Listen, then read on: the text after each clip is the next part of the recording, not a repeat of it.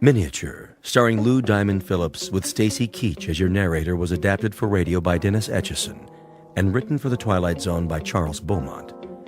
Heard in the cast were Ellie Weingart, Alyssa Fraden, Jeff Lupetin, Joby Cerny, Roger Mueller, Elizabeth Lido, Christian Stolte, Doug James, Kurt Nabig, and C.J. Amari.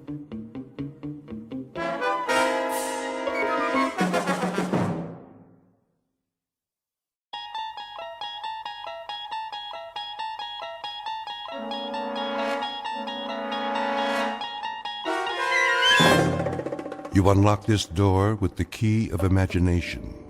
Beyond it is another dimension, a dimension of sound, a dimension of sight, a dimension of mind.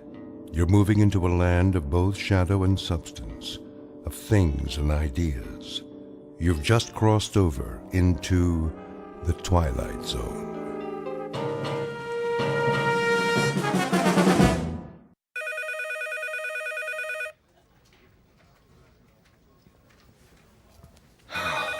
Finally, 12 o'clock.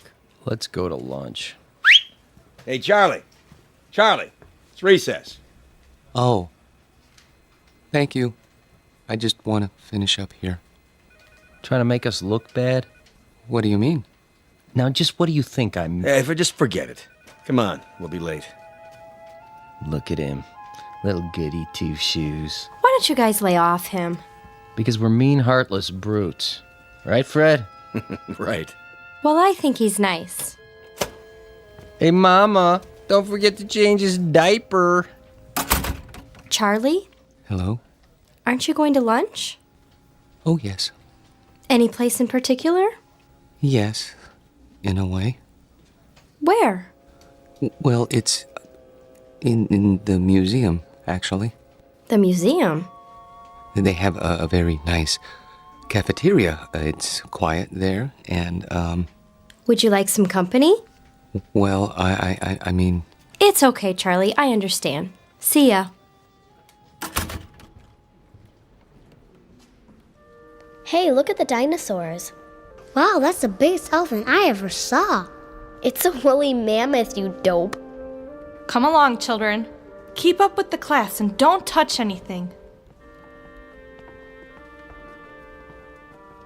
Cafeteria closed. Oh, no. And here we have one of the world's greatest collections of primitive art. Excuse me. Pardon me. There are selections from every period. I direct your attention to the New Guinea exhibit. Some of the pieces, the sepik shields, for example, are hundreds of years old, but some were made as recently as 1950.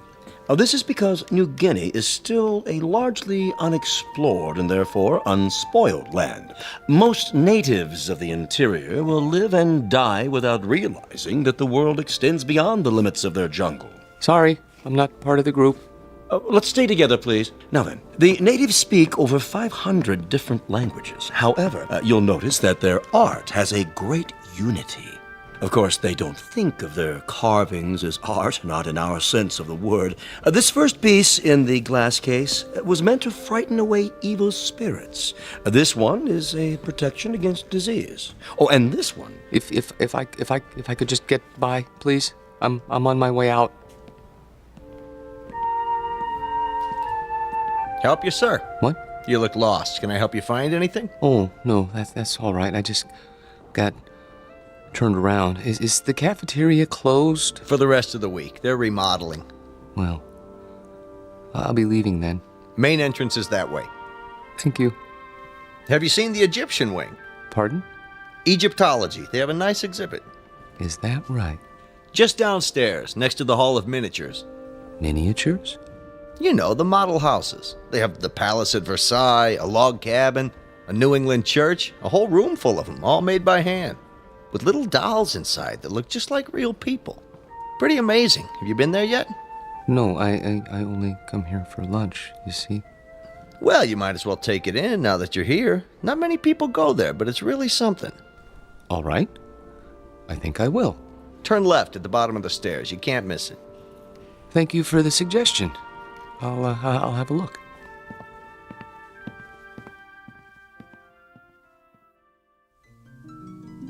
To most of us, a museum is a place of knowledge, of beauty and truth and wonder. Some people come to study, others to contemplate, others to look for the sheer joy of looking. Charlie Parks has his own reasons. He comes to the museum to get away. It isn't really the low-priced cafeteria meal that draws him in here every day. It's the fact that in these cool, inviting halls, he can be alone for a while, really and truly alone, away from his work and from people who don't understand, which includes almost everyone in the world. But Charlie should be careful. He doesn't know it, but there's always a chance he might wander too far and get lost in the Twilight Zone.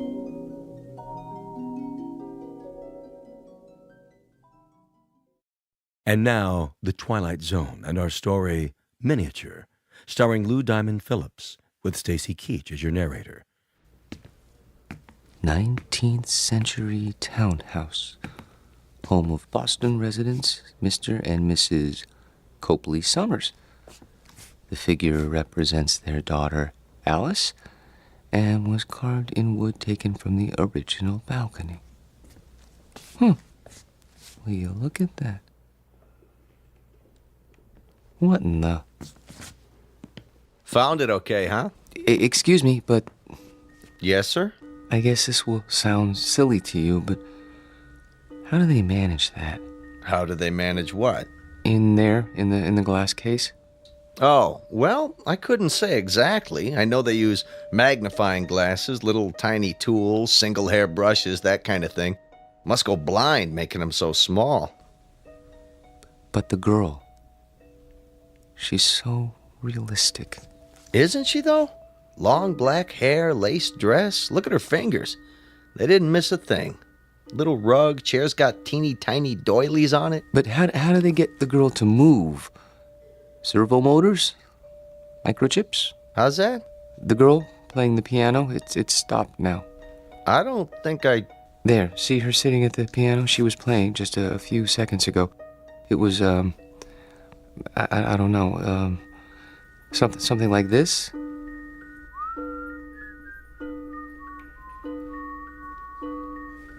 Didn't you hear it when you came downstairs? I don't like jokes, mister. Not when I'm on duty, anyway. I'm not joking. Then you're hearing things. There isn't any mechanism inside that piano, and the doll's carved out of wood, a single block of wood. See the sign? Yes, I know, carved in wood taken from the original balcony. But I could have sworn... Yeah, it was probably some kid with one of those pocket radios. They sneak them in once in a while. But I saw her move. At least I think I did. Well, you know better now, don't you? Yes, I know better now.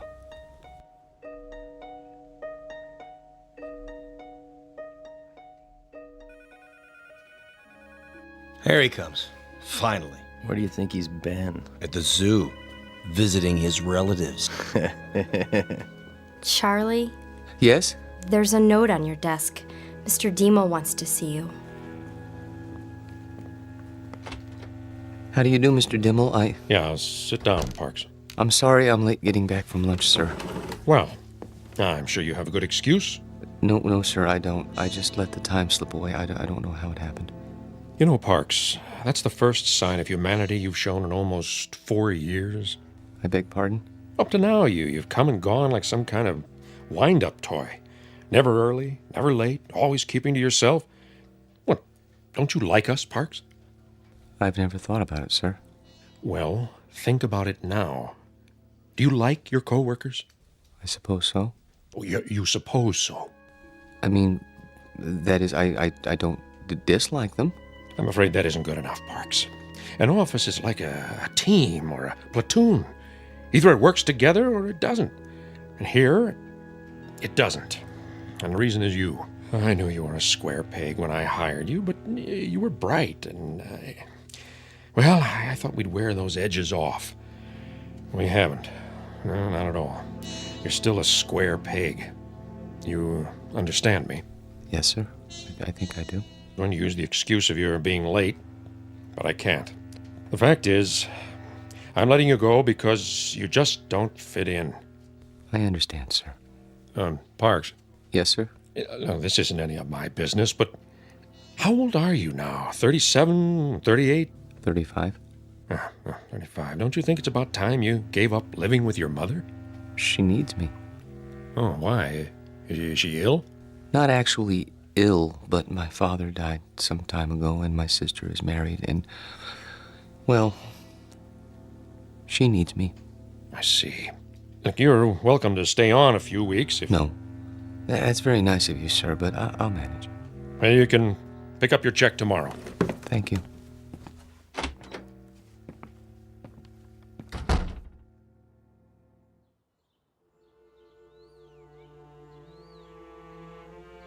He had no right.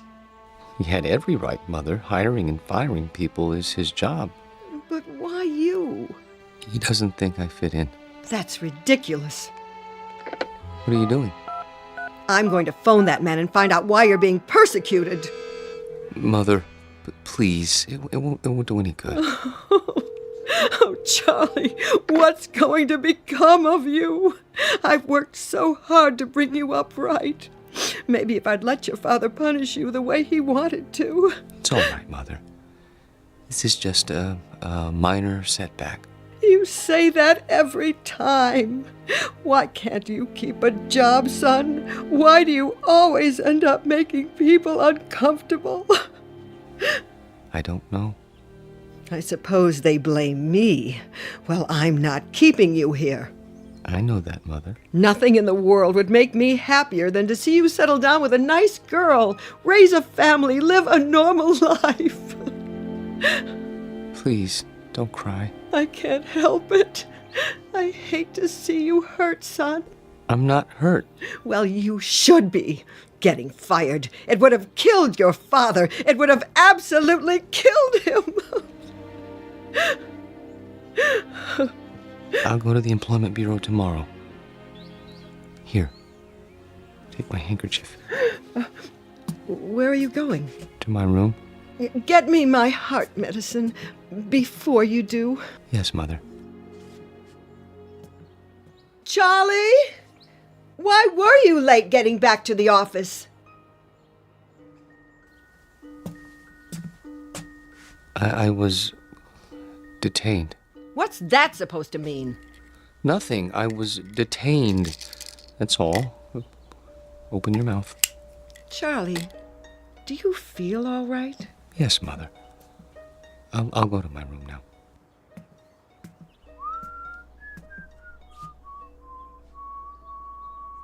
What's that you're whistling? Pardon? You were whistling. I don't remember. You should lie down, Charlie. Take a little nap. Mother, please, I can take off my shoes. I'm only trying to help. I know, but I'd prefer to untie my own shoelaces. Very well. I'll bring you some cocoa. Not now. Why? You always have your cocoa. I think I'll go out.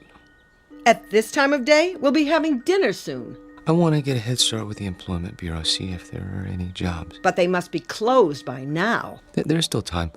I think I'll walk over. It isn't far. Are you sure you should? Why not wait till tomorrow? Get a fresh start. Do you want anything at the store? Not that I can think of. But... Sit in your chair in the living room. Put your feet up. Are you sure? Try not to worry, Mother. I'll be back in an hour.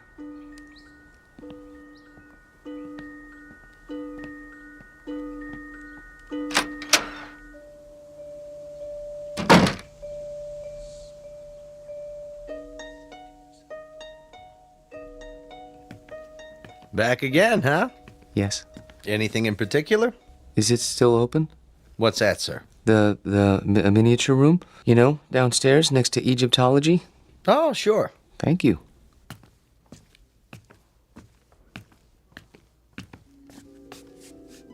I came back. Wait. Where? Hello? Hello? There. I was afraid you wouldn't be here. Oh, well, you've changed your dress. That's a lovely gown. Very lovely. Are you going out? Who's that? Oh, you are going out. That's why he's wearing a cape and a top hat. Your gentleman caller. Oh. Does he have a carriage waiting? I hope so. I wonder where you're going. To dinner? No, something grand. The opera, that must be it. Hi.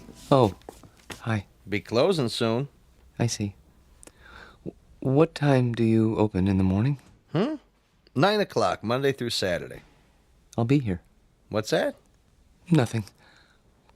I'll be along in a moment. I want to study this dollhouse a while longer, if you don't mind.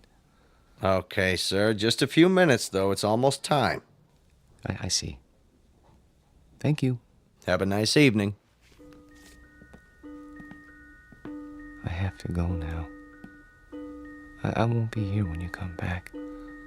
But I hope you have a nice evening, Alice.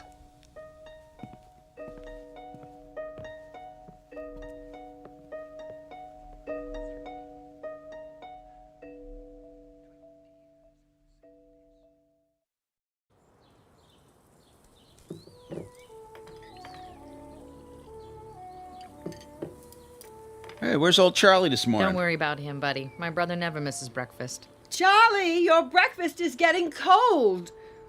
You see, late for his meals, awake every night, tossing and turning.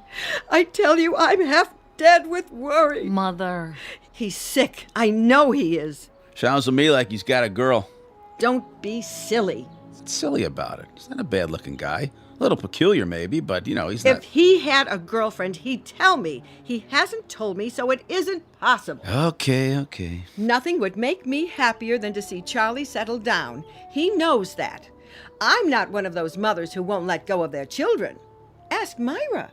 Pass the butter. Charlie! I'm here. Your breakfast is on the table. Sorry. Hey, Charlie boy. Hello, buddy. How are you? Couldn't be better, Charlie boy. Couldn't be better. Good morning, Myra. You're looking nice. I wish I could say the same for you. I haven't been sleeping very well. Because of the job? Yes, I suppose so. It's been terribly hard on him, pounding the pavement every day. Boy, that can get you down. Charlie. Yes? We've got a surprise for you.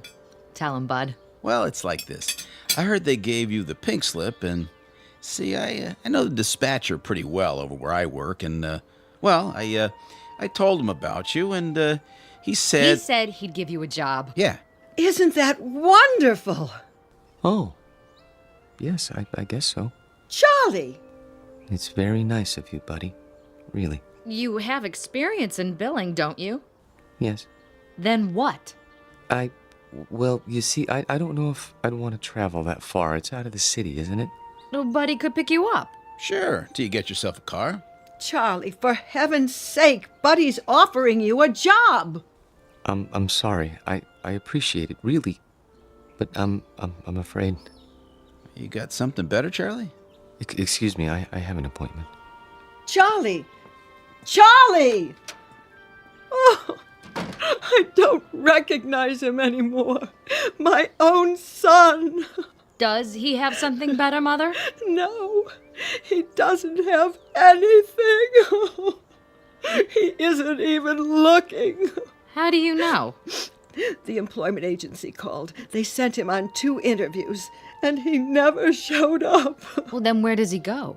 I don't know. Like I said, he's got himself a girl. Oh, shut up, will you?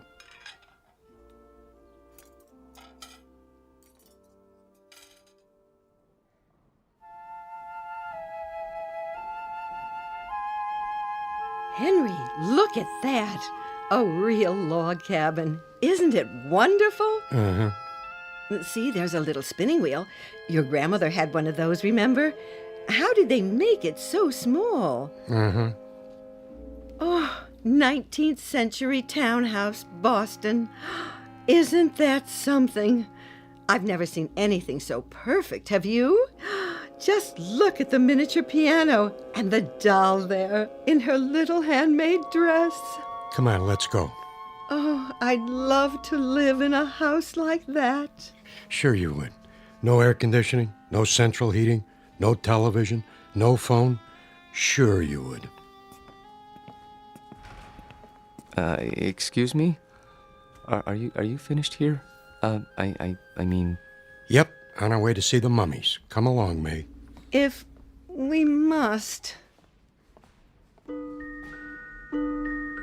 Oh, I'm sorry. I didn't know you were still in bed. I wouldn't be here so early, but my sister and her husband came over and... Oh, I understand. Of course you need to get dressed. I'll turn my eyes away so you can have your privacy.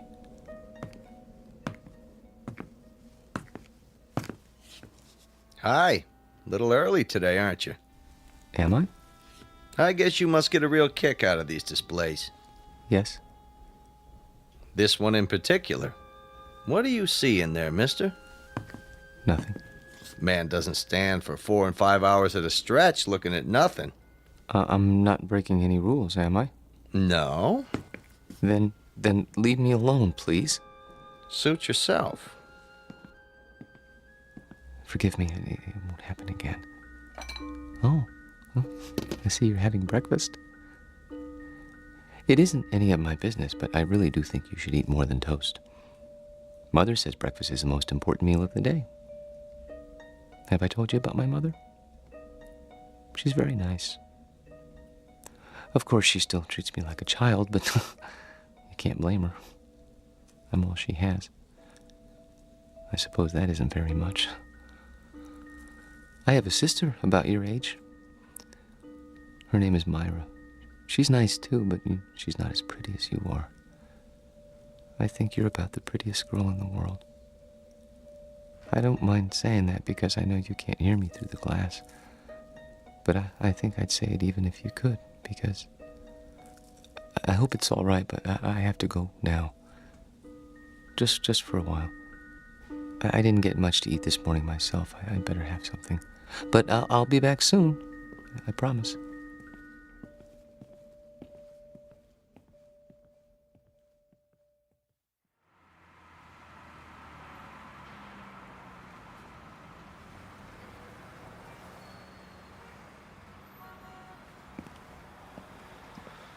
Charlie? Hello, Myra. What are you doing here? Oh, I was driving by. Saw you come out of the museum. That's nice. Well... Buy me a cup of coffee? The cafeteria's closed. Then we'll go somewhere else. All right.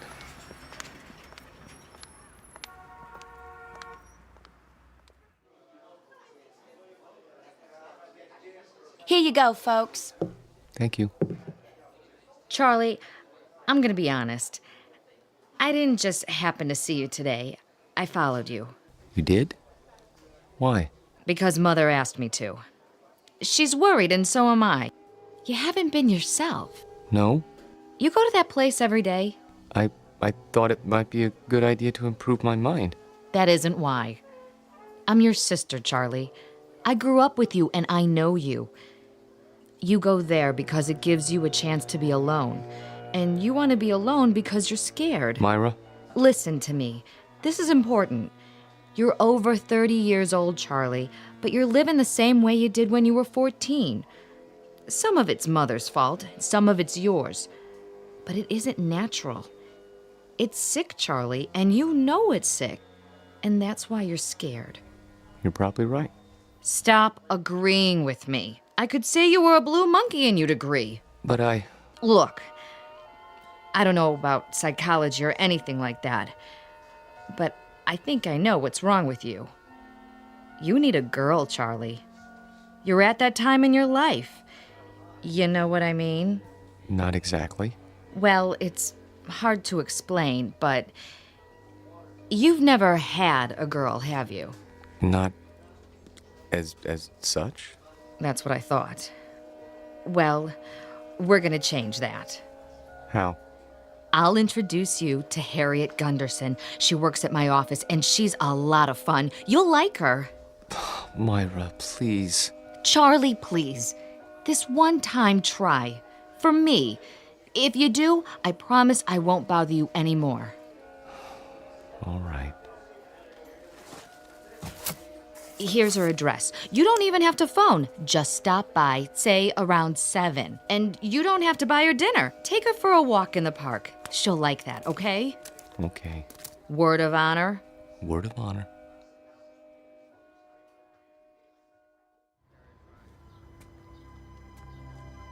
Charlie, Hmm? what you thinking about? Nothing in particular. You sure are quiet. That means you're the dangerous kind. You can't trust the quiet ones. You can trust me. Who said I wanted to? I only meant... Look, why don't you relax?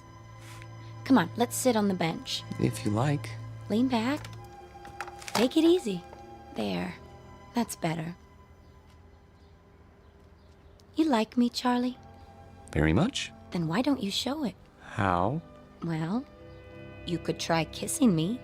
But we only met this evening. Oh, come here. We hardly know each other. Quiet, you man, you. Oh! I didn't mean to push you off the bench. It's just that you surprised me. Sorry, I'll help you up. Forget it, Buster. Just forget it. Tell your sister you don't need a girl. You need a doctor. Wait, please.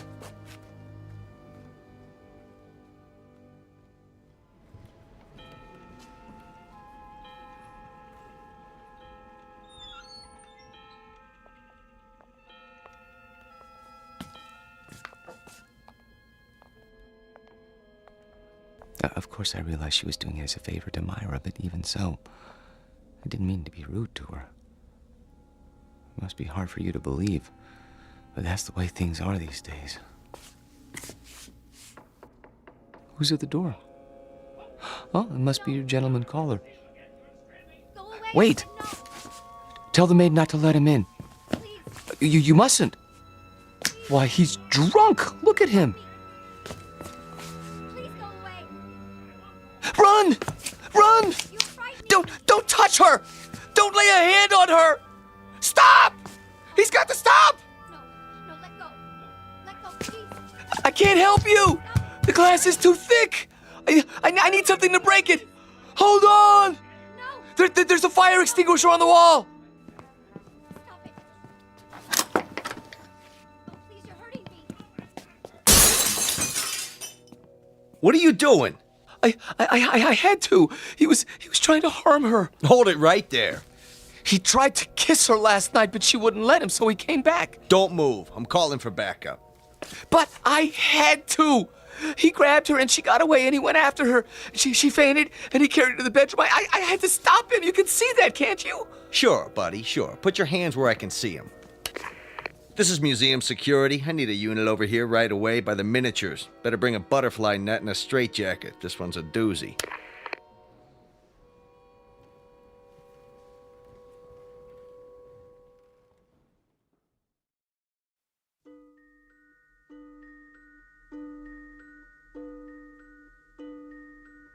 Now, Mr. Parks, I want you to understand that no one is saying you didn't see these things. There's no doubt that you did. But you saw them in your mind.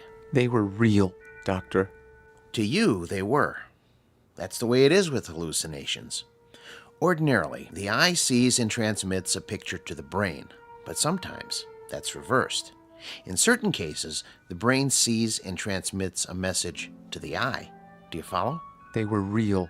Then others would have seen them too. Isn't that so? But no one else did see them. How would you explain that? I can't. Think about it. Mr. Parks? I don't know why nobody else saw them. Maybe they weren't looking.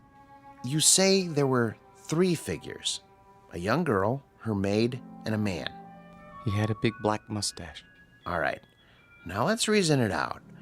According to the museum officials, there was only one figure, the girl. Where did the others come from?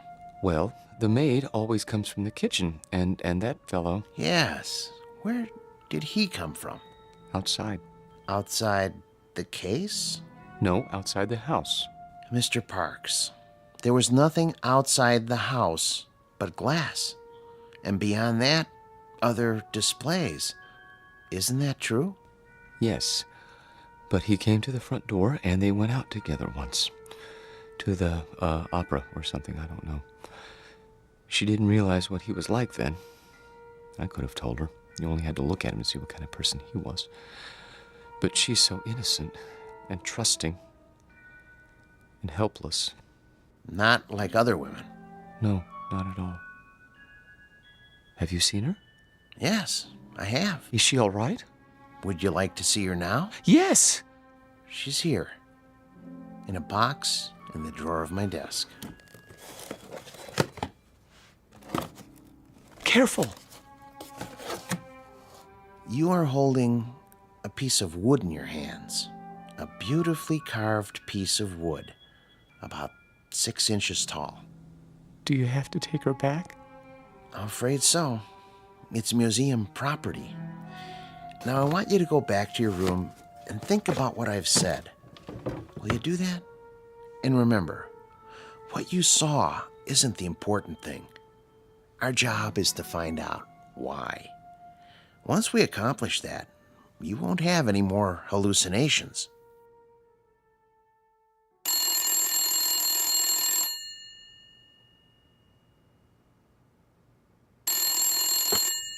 Yes? Oh, yes. Send them in. And ask Dr. Geisner to prepare the patient for checkout. Nice to see you, Mrs. Parks. You remember my daughter, Myra. Hello. Hello, Dr. Wallman. And my son-in-law, Buddy. Hi, Doc. Where's Charlie? He'll be along in a few moments. Is he really normal, Doctor? That's a word we try not to use. Why not? Because it's meaningless. It refers to the behavior patterns of the majority. If 99.9% of the people in this country went to bed with their socks on, then that would be considered normal. And if you didn't? I go to bed with my socks on all the time. Well, what I'm trying to say is don't judge Charlie's emotional health by the degree to which he conforms to other people's standards. Don't expect him to be like everybody else. Then you don't think he's sick? Not now. No. He was when he came here. The constant pressure to be something he wasn't, to act and think and feel the way you wanted him to, instead of the way he wanted to, he was unable to cope with this world. So he created another world. But he knew it was false, so he destroyed it, and with that act, he made his first step toward mental health. Of course, he insisted it was real for a long time, but that's standard with hallucinations. Charlie! Hello, Mother. Myra? Buddy? How are you feeling, Charlie? Wonderful, Doctor. Really wonderful. No more dreams? I've been sleeping like a baby. Not worried about the girl in the glass case? There was no girl. Just a doll. I know that. And I know what made me think I saw what I saw. Thanks to you. Thanks to you, Charlie. You figured it out, remember? I didn't tell you anything after that first day a few weeks ago. Oh, Charlie, I was so worried. No, Mother. I know you were, but I'm fine now. I'll find a job and everything will be the way it was. You'll see.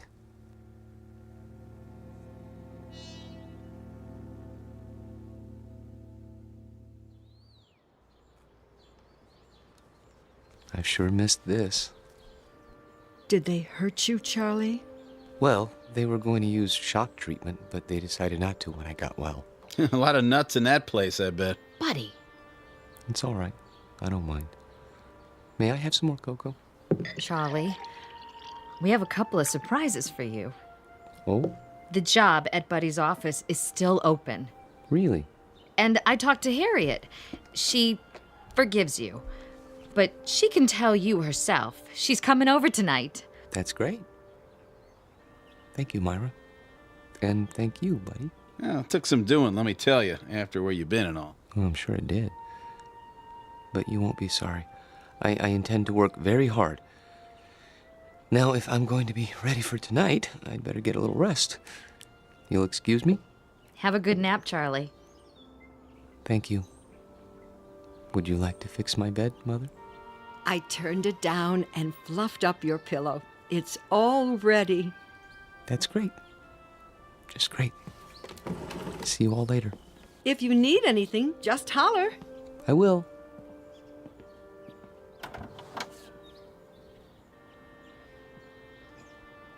All right, I gotta go by the house. Be back in a while. Okay, honey. You want me to pick up some chow? That's not necessary. We're all going out tonight. We are. Okay, then. See ya. Take your time. Drive carefully, buddy. Sure, no problem.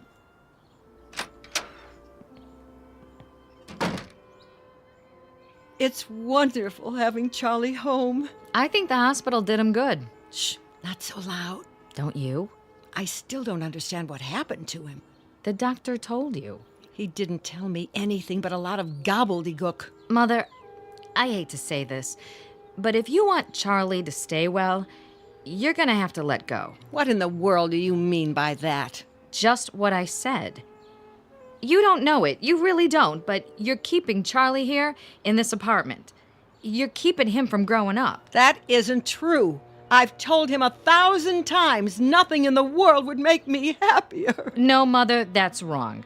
And don't go clutching your heart, because it doesn't work with me. There's nothing wrong with your heart. And there's nothing wrong with Charlie that getting out of here won't cure. He's not your baby boy anymore. He's a man. Let him be one. I love Charlie. We all know that, Mother. But if he doesn't leave, he'll be back in that asylum. And this time he'll stay. You don't want that, do you? No, of course I don't. Then you help me tonight, when Harriet comes over.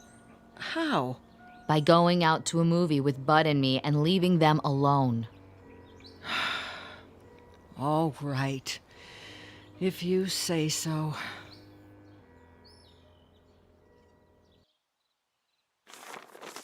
Pass the sports page, would you? Here. You should check the movies. Oh, yeah, sure. There's Harriet. Already? You better tell Charlie to get ready. Charlie? Hi, I made it. Ooh, new dress? Yeah, cost me something too. Hi, Bud. Hey, Harriet. Charlie, your company is here. Charlie? Charlie! What's the matter? Can't wake him up? He must be tired. It's locked. Charlie never locks his door. Hey, Charlie boy! Up and at him, pal! Maybe he doesn't want to be disturbed. Nobody could sleep through that. Break it down, Bud. Gee, I don't know. Break it down. Okay. The window's open! Take it easy, Mother. He must have crawled out. Why would he do a thing like that? I don't know. He's your son. Oh, what did I ever do? Mother, be quiet. Hello, operator? Could you give me the number of the City Museum? The main one downtown. Thank you. He couldn't have gone there. The doctor said he was well. Hello? Yes, could you tell me, please, are you open tonight? I see. Thank you. Well? Well, they close earlier tonight. Thank God. But they were open until a little while ago.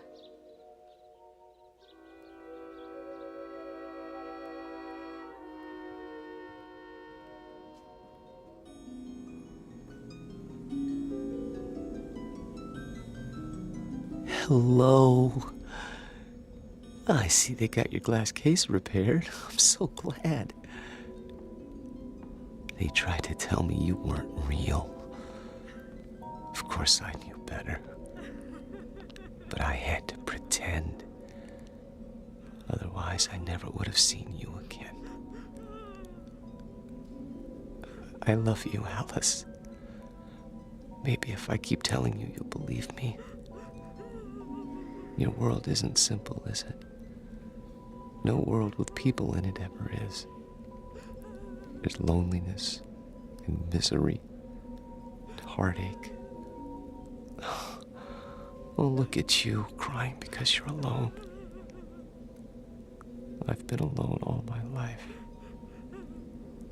People try to understand, but they can't.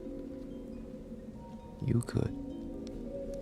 We could understand each other and help each other and love each other, if only. Wait!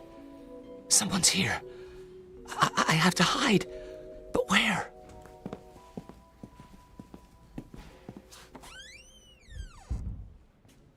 This is where he always went, every day. Are you sure he's here, Doctor? I'm almost positive. Place is empty, I checked. He could have come in earlier and hidden, couldn't he? Where? This place is deader than a doornail. Shine your flashlight over there. What about those Egyptian mummy cases? Say, that one isn't supposed to be open. Could a man hide in there? I guess. Nobody's allowed to touch him. It's against the rules.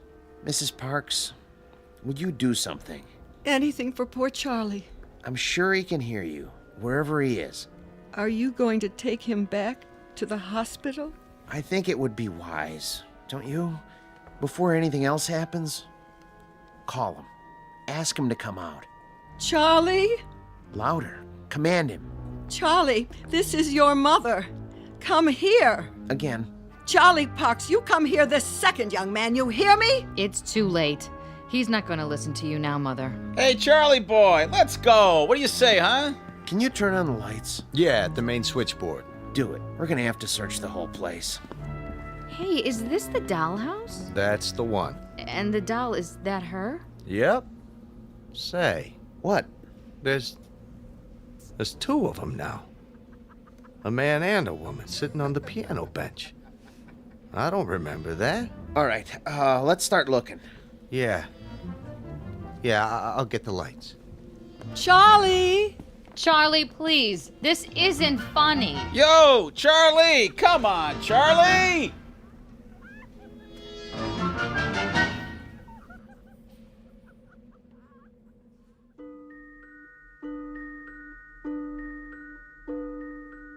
They never found Charlie Parks because they didn't look closely enough at the house in the glass case. The guard didn't say anything more about what he saw. He knew what they'd think, and he knew they'd be right, because seeing is not always believing. Especially if what you see happens to be on display in an odd corner of the Twilight Zone.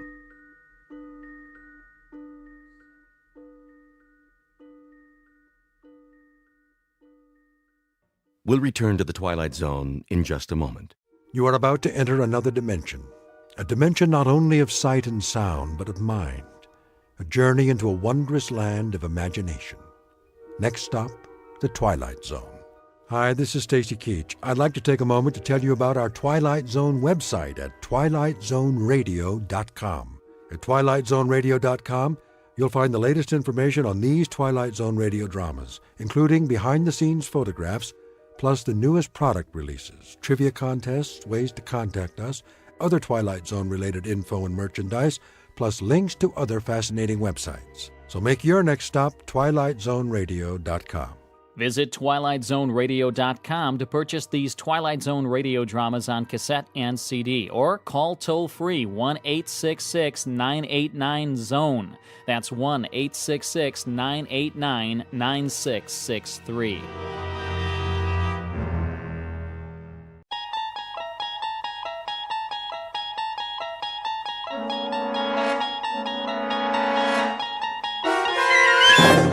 You're traveling through another dimension. A dimension not only of sight and sound, but of mind. A journey into a wondrous land whose boundaries are those of imagination. Your next stop, the Twilight Zone.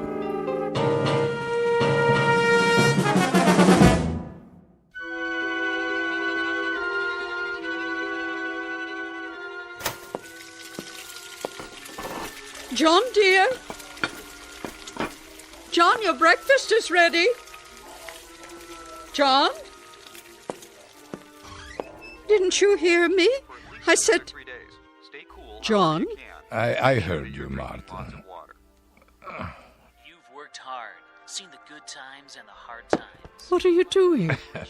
Tying my shoes. Are you all right? Oh, yes, of course. Perhaps we should stay home. Give me a moment. And now, with the kids grown up, you're ready to retire and enjoy the good life. Shouldn't you make the most of your golden years? If you'd rather go another day. No. I'm sure they'll let us change the appointment. After waiting so long, I won't hear of it, Martha. A whole world out there, yours for the taking. A world of travel, adventure, all the things you've wanted to do. And now you have the time to do them together. Very well, then. I've made your breakfast. I'll be right there. So don't waste another minute. Call the New Life Corporation today for your illustrated brochure. The cost is surprisingly affordable for so much. Remember, this is your time in the sun. Shouldn't you make the most of it? The New Life Corporation, where we make all your dreams come true. Oh! Darling, be careful. I said, give me a moment. Lie down. I'll bring you a tray. Martha, if you don't mind, I think I'll skip breakfast this morning. Is it the pain again? It's only angina. Nothing to worry about. But I do worry. Let me call the doctor, please. Nonsense. He's done all he can. There's no point. Oh, John. John, what are we going to do?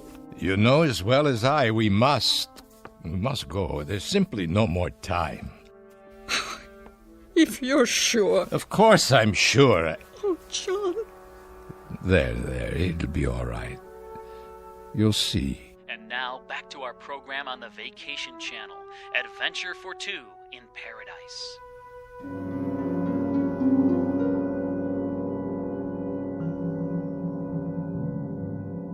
Mr. and Mrs. John Holt, two gentle aging people who slowly and with trembling fingers turn the last pages of the book of life, and hope against logic and the preordained that some magic printing press will add to this book another limited edition.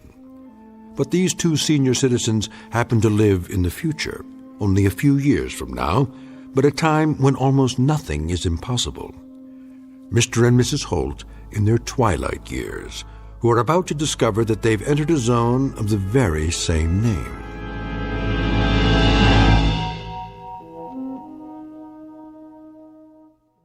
And now, The Twilight Zone and our story, The Trade-Ins, starring H.M. Wynant and Peggy Weber, with Stacy Keach as your narrator.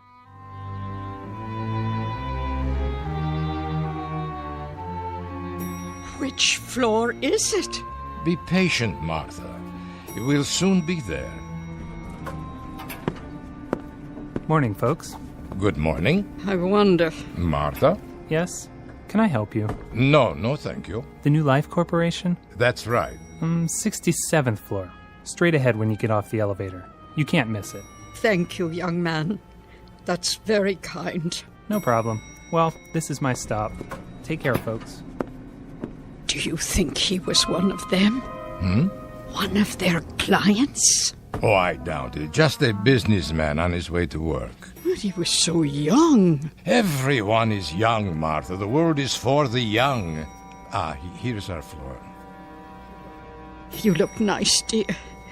So handsome in your suit. Very old suit. But I'm sure it doesn't matter as long as we have the money. You brought it? In my coat pocket. All of it? Don't worry, it's safe and sound. New Life Corporation, please hold. Hello. You must be... Mr. and Mrs. Holt. Of course. Won't you take a seat? We have an appointment. With Mr. Vance. Certainly. I'll tell him you're here. Thank you kindly. I have a Mr. and Mrs. Holt to see you. Yes, sir. He'll be right out. Can I get you anything? Coffee? A soft drink? No. It won't be long. There are some ebooks in the waiting area. That's all right. My eyes, you see. He has trouble reading, even with his glasses. Please, Martha. I'm sure the young lady isn't interested in such things. Mr. and Mrs. Holt. Mr. Vance? We've spoken on the phone. How nice to finally meet. Won't you come this way?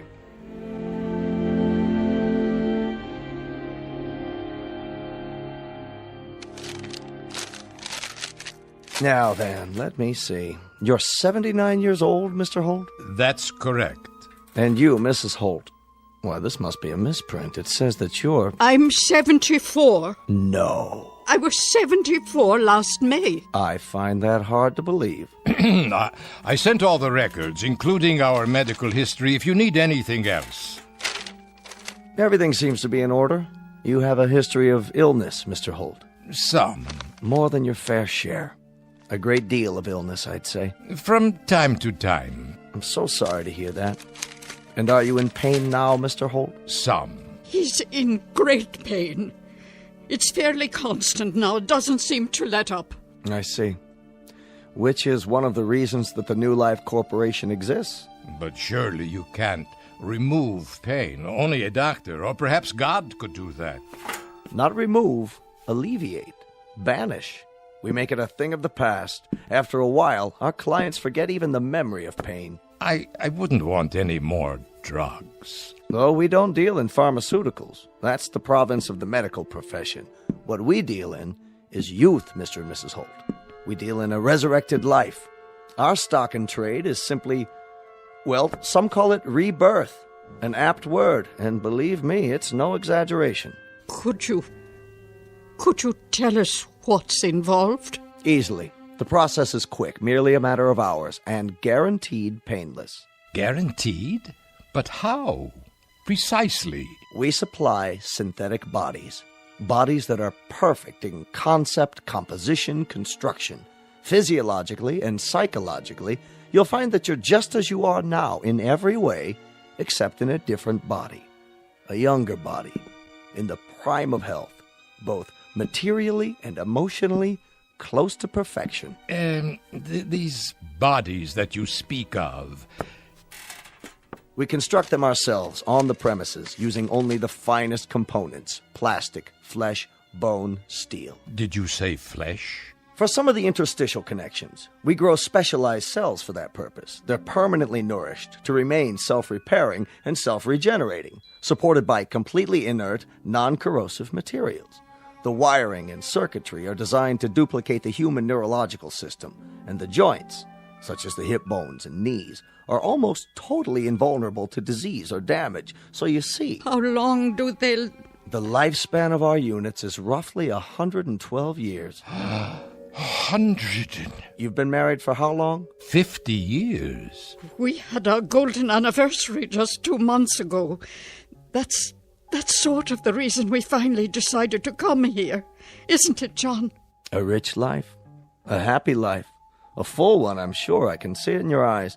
And quite naturally, you don't want this relationship to end. Oh, it can't end. Martha is all that I've got. All I care about. Of course. Well, why don't I show you some pictures of the models we have available? No pictures. Well, they're very lifelike, all three-dimensional photography. My eyes, they aren't very good. In that case, why don't we go directly to the display cases, so you can view the finished product? May we? As long as you don't mind a brief walk. Not at all. If you'll please follow me then. The showroom is just here in the hall behind my office. Oh, it's so beautiful. Would you like to take my arm, Mrs. Holt?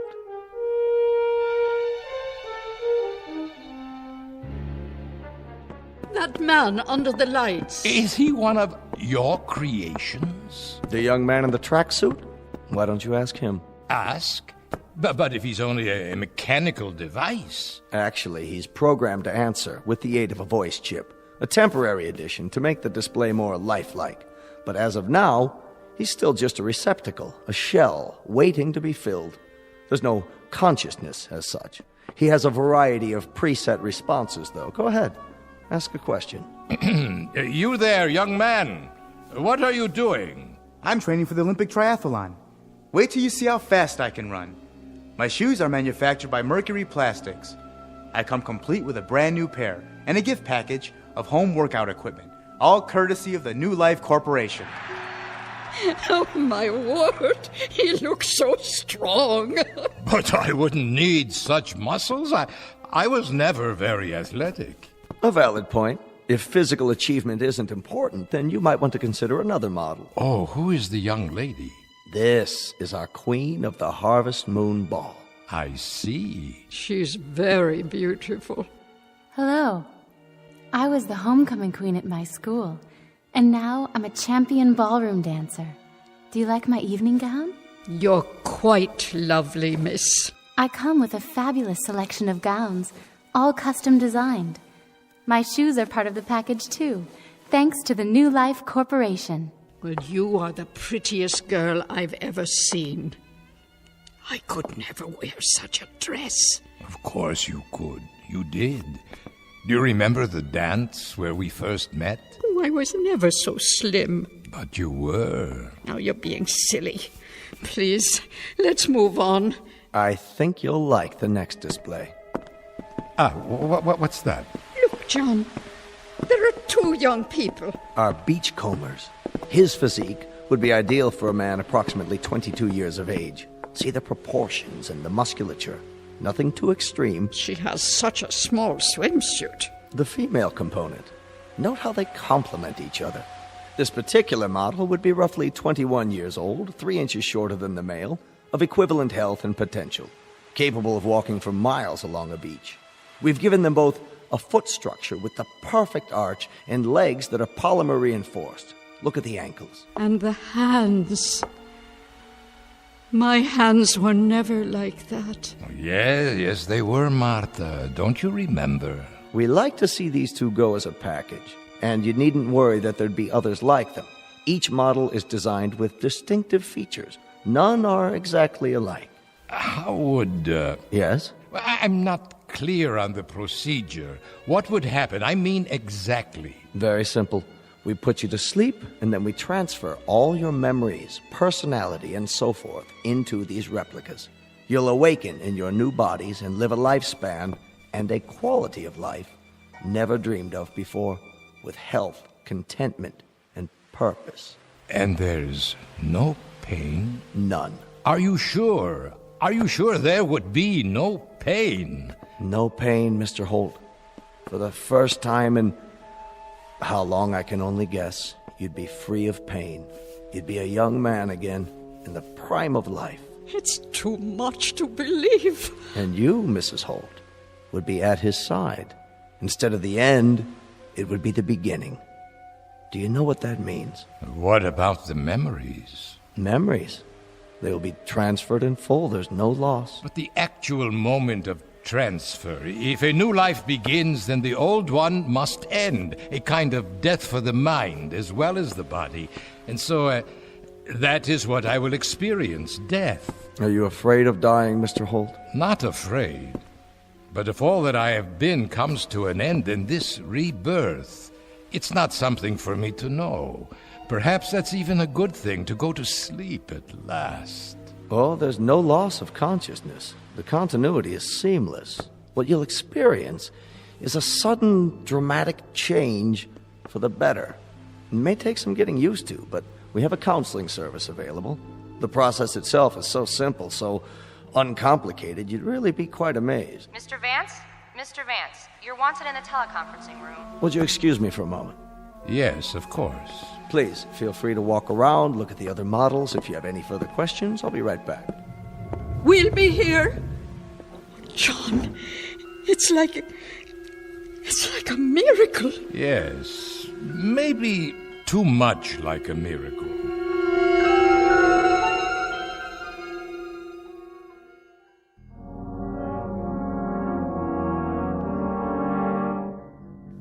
What do you mean, John? Too much like a miracle. It just doesn't seem real somehow. But look, you can see what they've built. Not the technology, the thought of it. To live without pain, just the thought of that and nothing else. To be young again, to have it the way it was, Martha. Oh, yes, think of it. The second chance, the two of us. Yes. We'd have it to do all over again. You think you can stand me for another entire century? For a century or 10 centuries. Till death do us part, John. Till death do us part. I do apologize, folks. That was a call I had to take. We understand. Well, now, have you chosen? These two here, the young ones at the beach. An excellent choice. Two of the finest we have. Now, we could begin any time. How about tomorrow morning? Tomorrow, you say? What about... Yes? She means what about, our present selves. I should have mentioned that. Your remains will, of course, be taken care of in any way you see fit. Whatever you've provided for in your wills, burial, cremation. We don't encroach on the business of funeral homes. So you are saying that, that if we make the arrangements today, then tomorrow morning... I'm an incredibly bad salesman. I forgot one of the most important points. The guarantee. Guarantee? But how? You can have the transformation on approval for 1 week. After the test period, if you're not fully satisfied, we can always exhume your old bodies. You mean our bodies will already have been... Not exhume in the usual sense. They will be held intact, preserved, if you will, in a precisely monitored, germ-free environment. If, for some reason, after the 7-day period, you decide against your new life, but you'd be surprised at how infrequently that occurs. Or rather, you wouldn't be surprised. We've had better than 98% satisfaction in the 12 years we've been operating. In that case, Mr. Vance, there is only one more question. How much will it cost? There is no price given in your brochure. Why don't we go back to my office, where we can be more comfortable? It's this way. Please, excuse me. I think we'd better find out now. What is the price? The entire procedure, and that includes the guarantee and all services connected with the transfer, would be $25 per person. 25,000. So for the two of you, it would be only $50,000. That's correct. Quite reasonable, considering that there's nothing else like this on the market. By prorating it, Mr. Holt, in other words, figuring it on a basis of cost per year, I might say it's ridiculously low. I mean, $25,000 per 100 years of lifespan. Well, you can see how very economical it is. We've got nearly $25,000 in this envelope, Mr. Vance. We allow a 5% discount on multiples if they're purchased at the same time. The extended warranty is extra, but if I do say so, it's only prudent to... The $25,000 is all we have. Can we make a partial payment? Partial? Well, we could pay this much in cash and then charge the rest. I'd be able to work again. You can take it out of my salary as much as you want until the balance is paid. I'm sorry, Mr. Holt, but my hands are tied. Government regulations prohibit any extension of credit in these matters. The transaction must be in cash. But that's all we have. It's all we have in the world. We've been saving and saving it. Why... We've done without practically everything. The doctor bills ate up almost all of our retirement account, but this money, this is pennies, nickels and dimes. Sometimes it was only one meal a day. No vacations, it was no movies, no going out for months. It was my wife wearing the same coat for years, the same dress over and over. I'm sorry, Mr. Holt. Believe me, I am. But these are the rules I have to follow. They don't allow me any leeway. There is, of course, one alternative. And what is that? We could perform the transference for just one of you. Yes. Yes, that's the way it should be. No. You have it done, John. Use the money for yourself and have it done. And I can wait. That's not possible. But I wouldn't mind waiting. Not in the least. No, Martha. It's out of the question. I couldn't do that, Mr. Vance. Are you married? No, I'm not. Then perhaps you can't understand, but I'm afraid it would have to be the both of us or neither of us. We cannot be separated. We have to be together. One is no good without the other. Of course. I understand. Perhaps some other time. I remember that poem by Browning. Grow old along with me. The best is yet to come. The last of life for which the first was made. Give me your hand, Martha. I'm all right. Give it to me, so I can kiss it. Don't worry, Martha. I'll find a way.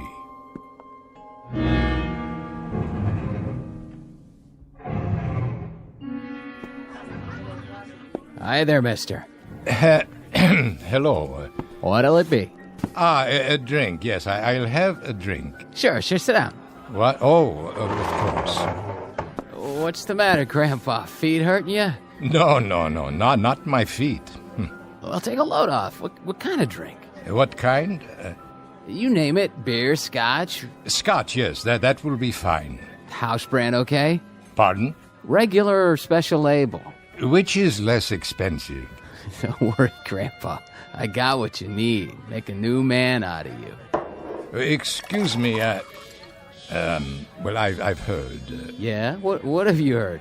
That there is gambling in some of these establishments.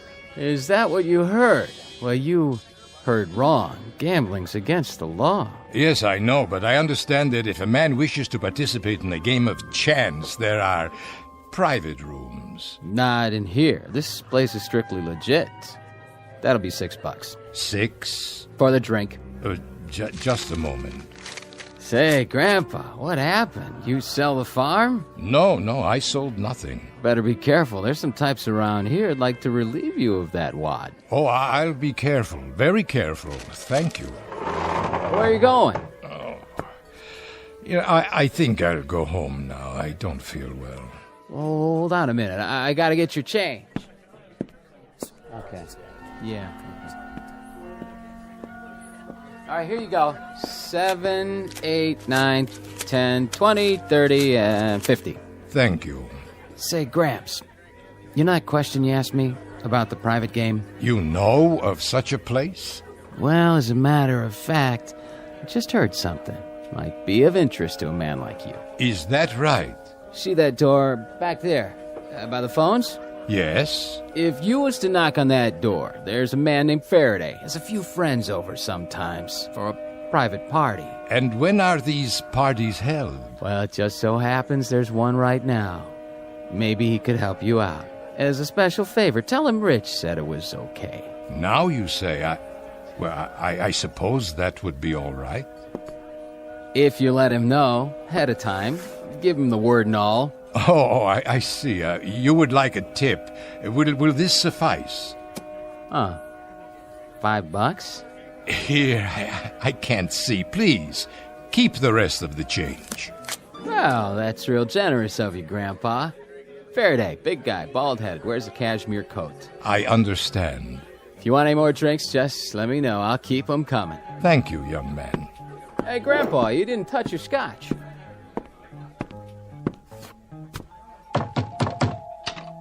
Yeah? Mr. Faraday, please? Nobody by that name. But the bartender, he told me. Which bartender? I believe his name is Rich. Wait here. This is the guy. Uh-huh. Are you Mr. Faraday? What do you want, Pop? I'm told that I can gamble here. Gamble, huh? Well, that might be arranged. If you have something to back it up. You got a bankroll? Yes, it's all here. Yeah, it looks like you do. Horse come in? No, sir, I'm not much for gambling. Is it enough? Why don't you step inside? If it's all right. Place your bets. Insurance. Here we go, down the derby.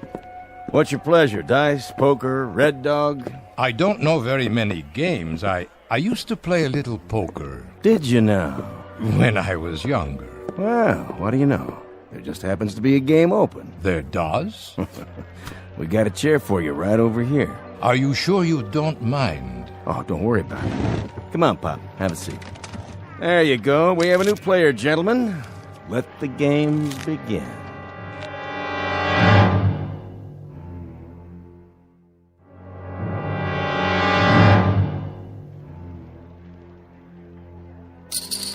Should I buy some chips? Oh, that's okay, Pop. Money talks. You sitting in, Faraday? Don't mind if I do. Oh, unless the new player has an objection.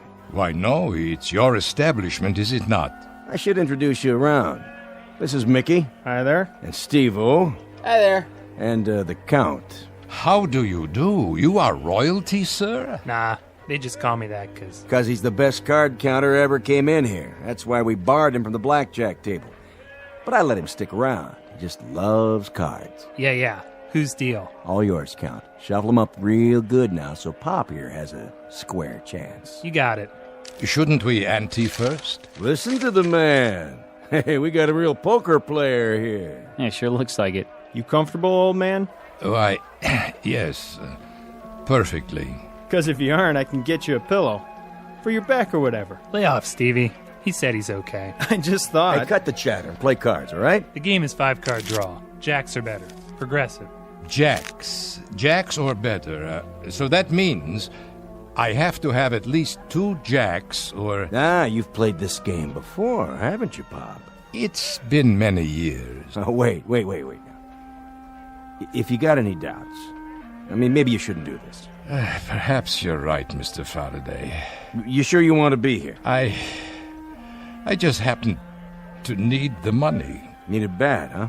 Very bad. Hey, we playing poker here or what? Hold it, I said. Don't anybody pick up your cards. Look, you know, Pop, there's 2 sides to every street. Yes? I mean, you can triple what you got in 10 minutes. Or you can walk away from the table with a big fat goose egg. It's been known to happen. You don't have to explain. I understand. You're the boss, Pop. 2 jacks or better, you can't open. If nobody gets them, next hand is queens or better, and so on. Ah, yes, it's beginning to come back. Deal 'em. Cut first. Go on, Pop, cut the deck. Beautiful. Here we go. To you, Faraday. Check. Now I'll open for $10. Okay, 10 it is. How about you? The smallest I have is a $50 bill. How much do you want to bet, Pop? Well, I suppose I'll bet 50. You mean you raise? I'll raise, yes. Too rich for my blood. I'll see him. You will? 40 to you. I know. Let me think. Okay, I'll see it. Aren't you gonna raise them? You do it. No, thanks. Here's the 40. Cards? Take 2. Mickey. 1 card. Make it a good one. 2 for me. It's up to you, fella. I have a question. Yeah, Pop? Is it required that I take any cards? Well, no. But if you think you can improve your hand... I believe I will play these. Oh, look at this. He's standing pat. Dealer takes 4 cards. $50. 50? You heard the man. I'm out. No way. Me neither. Not with these cards. Your turn. I'll bet 100 more. All yours, fella. Unless you want to see him, Mr. Faraday. Yeah, not this time. That's it, Pop. Do I show my cards now? No, keep them down. Nobody called you, so you win. Just take the pot. I see, Mr. Faraday. Thank you. Thank you all. See, Pop? It's easy. A nice, friendly table. That's what we have here. All right, next deal. Same game.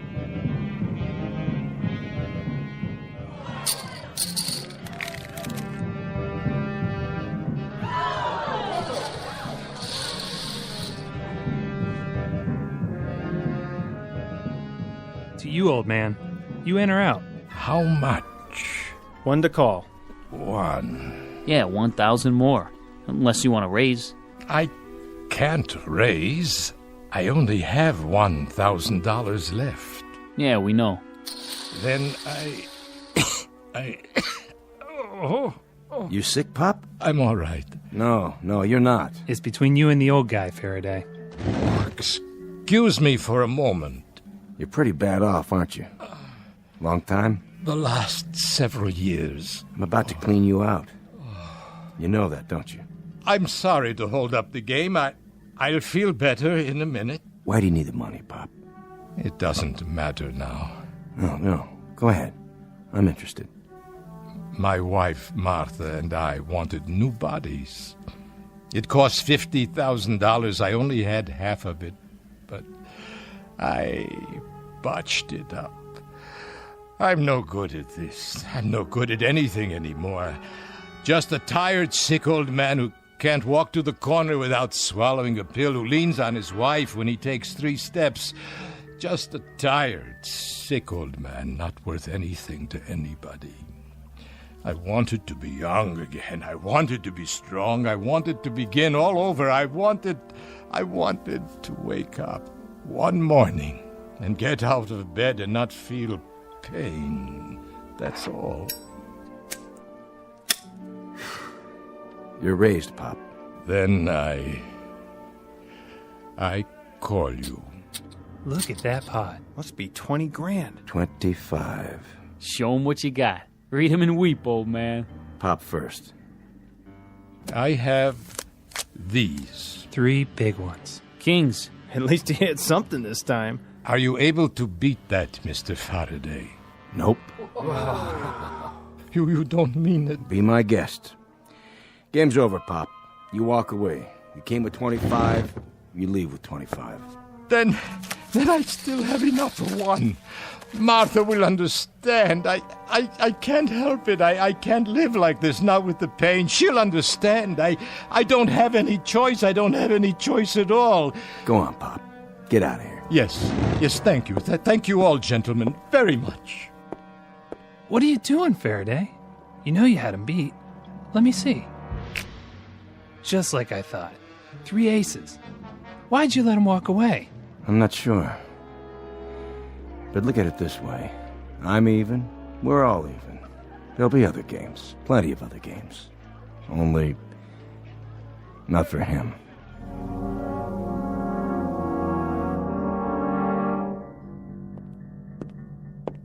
Sorry to keep you waiting again. Martha. It's all right, dear. I understand. Do you? I told you before. You should be the one. This is the way it should be. Forgive me, Martha, please. Please forgive me. It was just I can't stand the pain anymore. Of course you can. Mr. Vance, John is ready now. Go ahead, my dear. They're waiting for you. Are you, Mr. Holt? Are you ready? Yes, I'm ready. Martha, I'll be waiting for you, my darling. Mwah.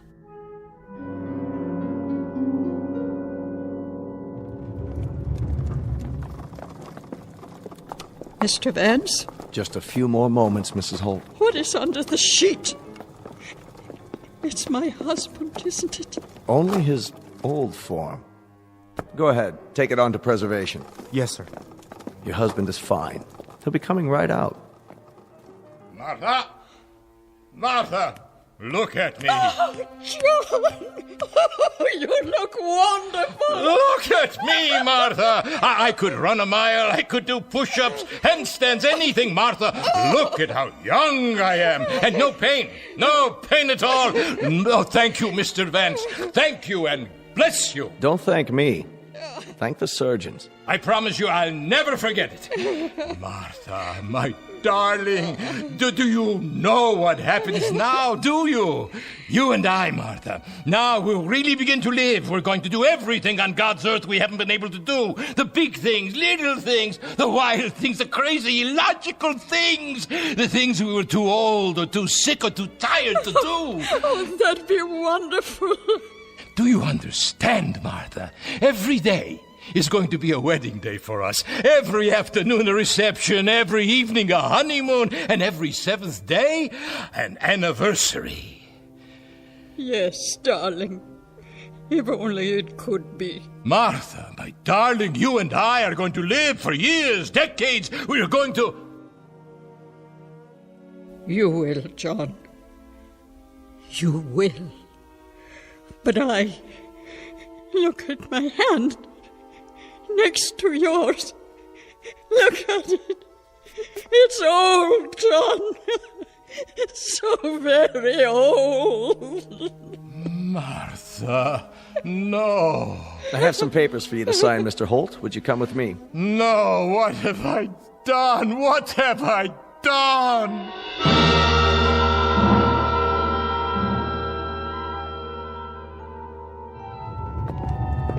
You can carry it back to the display now. Right, sir. The beach scene? That's correct, just as it was with the other. My husband. He's waiting for you, Mrs. Holt. Where? Through there, in my office. John. Martha. There you are. There is my husband again. My wonderful, wonderful husband. Martha, my dear, I must apologize. Hush. You are my dearest one. Martha, if it must come with occasional pain, then so be it. I wouldn't have it any other way. My love. Remember Browning.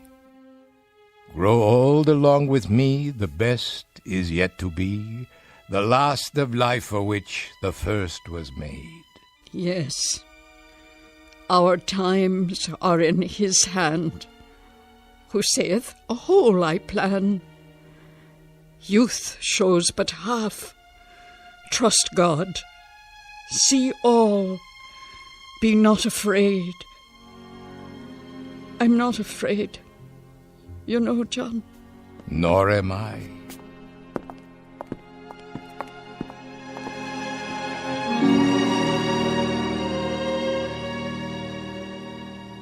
From Cahill Gibran's The Prophet.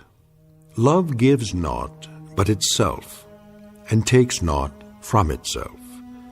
Love possesses not, nor would it be possessed. For love is sufficient unto love. Not a lesson, just a reminder from all the sentimentalists in the Twilight Zone.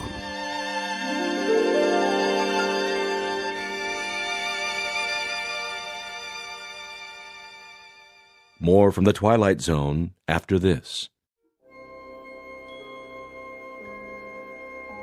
Hi, this is Carl Amari, producer of the Twilight Zone Radio Dramas. I'd like to take a moment to tell you about our official website at twilightzoneradio.com, where you'll get the latest news and information on these Twilight Zone Radio dramas. Plus, at twilightzoneradio.com, you can digitally download 3 free episodes or any of our episodes for only $1.95 each. In this age of ever-changing technology, we've decided to make these episodes instantly available to you by making the Twilight Zone Radio Dramas a digital download-only series. This means that this series will no longer be offered on CD. The CD collections at our website are now being offered, while supplies last, at buy one, get one free. So be sure to get your favorites before they're sold out. Be sure to visit us often, and I'll see you in the zone.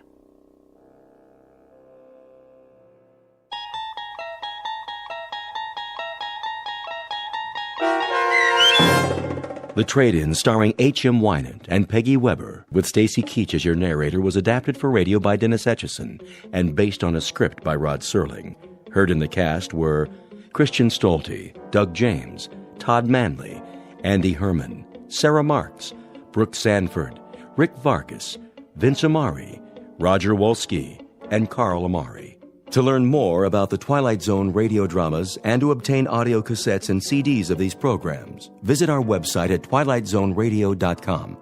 The producers of The Twilight Zone wish to thank CBS Enterprises, Carol Serling, Dennis Etchison, Dick Brescia Associates, Claire Simon Casting, Terry Jennings, XM Satellite Radio, Sirius Satellite Radio, our sponsors, and our radio affiliates for helping make this series possible. This copyrighted radio series is produced and directed by Carl Amari and Roger Wolski for Falcon Picture Group. Doug James speaking.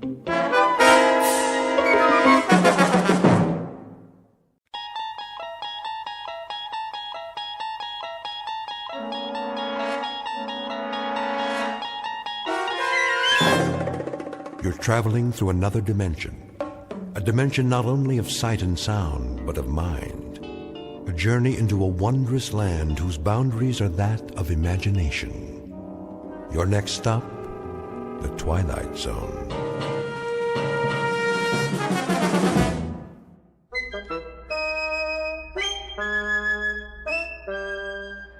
Go out for a pass. Okay. Fumble.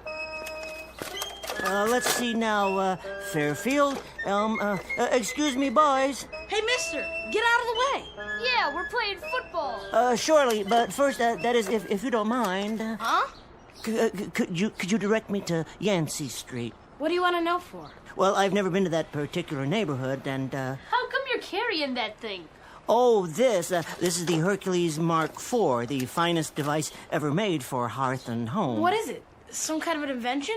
Why, yes, as a matter of fact, a new breakthrough in home hygiene. It removes dust and dirt that you can't see with the naked eye. It comes complete with a laboratory-grade filter and an extension hose. You mean a vacuum cleaner? No, nothing so prosaic. Yeah, it is. And you're a salesman. You better stay away from my place. My dad hates salesmen. Mine too.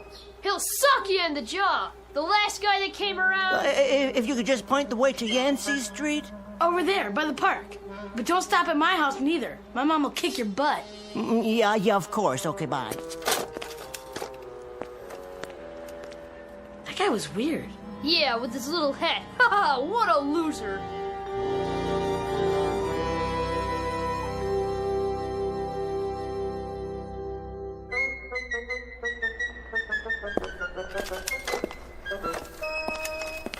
Well, here we are, Yancey Street.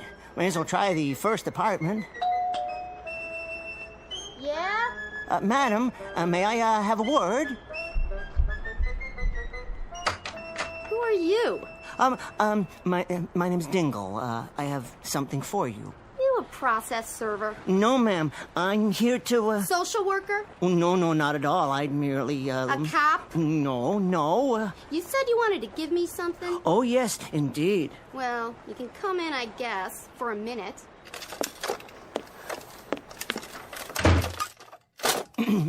Lovely place you have here. Yeah, sure it is. Now then, I have the most amazing thing to show you. That it? Yes. Looks kind of like a big tin can with knobs and wires. Now, I'll just plug it in. Now, pretend, if you will, that this rug here is your brain, and this dirt... What are you doing? This dirt is all the messy thoughts in your head. You threw dirt on my floor? Now, watch what happens when I turn on the Hercules Mark IV. All that filth goes away in a flash. It's better. See? Suck. Gone. Get that thing out of my house.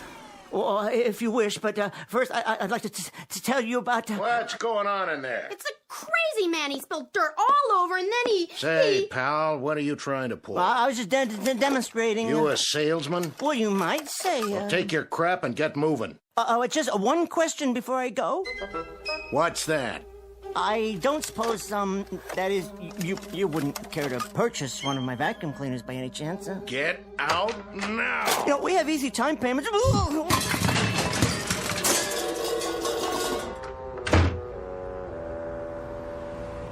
Look at him! I told you, mister. My old man don't like salesmen. Thank you. Thank you both very much. Now, I think I'll just try the next block over.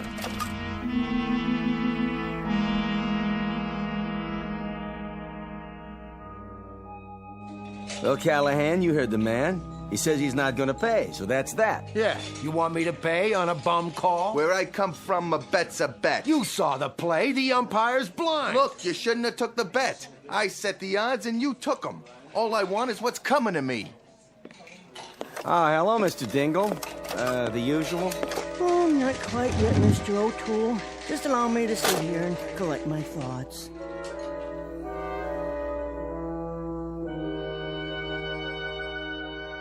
Uniquely American institution known as the Neighborhood Bar. First up is Mr. Anthony O'Toole, proprietor, who waters his drinks like geraniums, but who stands foursquare for peace and quiet and booths for ladies. Then Mr. Joseph Callahan, an unregistered bookie whose entire life is any sporting event with two sides and a set of odds. His idea of a summit meeting is any dialogue between a catcher and a pitcher with more than one man on base. And the citizen who wants his payoff is every anonymous bettor who ever dropped rent money on a horse race, a prize fight, or a floating crap game, and who took out his frustrations and his insolvency on any vulnerable fellow barstool companion within arms and fists' reach. And Mr. Luther Dingle, a vacuum cleaner salesman whose volume of business is roughly that of a valet at a hobo convention. He is a consummate failure at almost everything. But soon, 2 visitors from outer space will arrive on the scene and alter the destiny of Luther Dingle by leaving him a legacy. In just a moment, a sad-faced punching bag who missed even the caboose of life's gravy train will take a short constitutional into that most unpredictable region, the one we refer to as the Twilight Zone.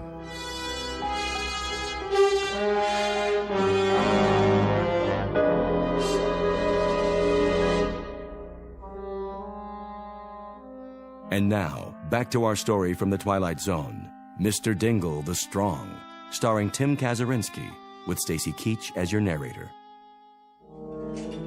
Don't give me that, Callahan. I told you before, I don't pay off on a bum call. 3 umpires called him out. I called him out. 11,000 fans called him out. Final score, Pittsburgh 3, Dodgers nothing. You and me got an even bet. I got the Pirates, hence you owe me $5. I know a bum call when I see one. That ball was foul when it hit him. It don't matter what you think you saw. So instead of an out, it was a foul ball. Who's to say he wouldn't have got on base? So that after the single, he would have scored a run and like that. You're dreaming. And furthermore, Callahan, you're a low-down, cheating insult to American bookiedom. I'm gonna give you 5 seconds to take back that innuendo. Callahan, I told you once before already. Told me what? You started brawling here again, and I'll fix that mouth of yours so from now on you'll be doing all your drinking through a tube stuck in a vein. Me? I give you trouble? You heard me. Tell it to the #1 welcher of all the western states over here. This guy still owes me money for the fight. Yeah. Mainly on account of that was a bum call, too. And I don't pay off on bum calls. Hey, Dingle. Yes? You remember that fight?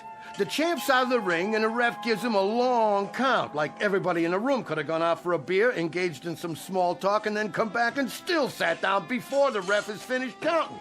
Now, how about that? I'm asking you. Me? Yeah, you. How about that? You're asking Dingle? I sure am. I'm asking him.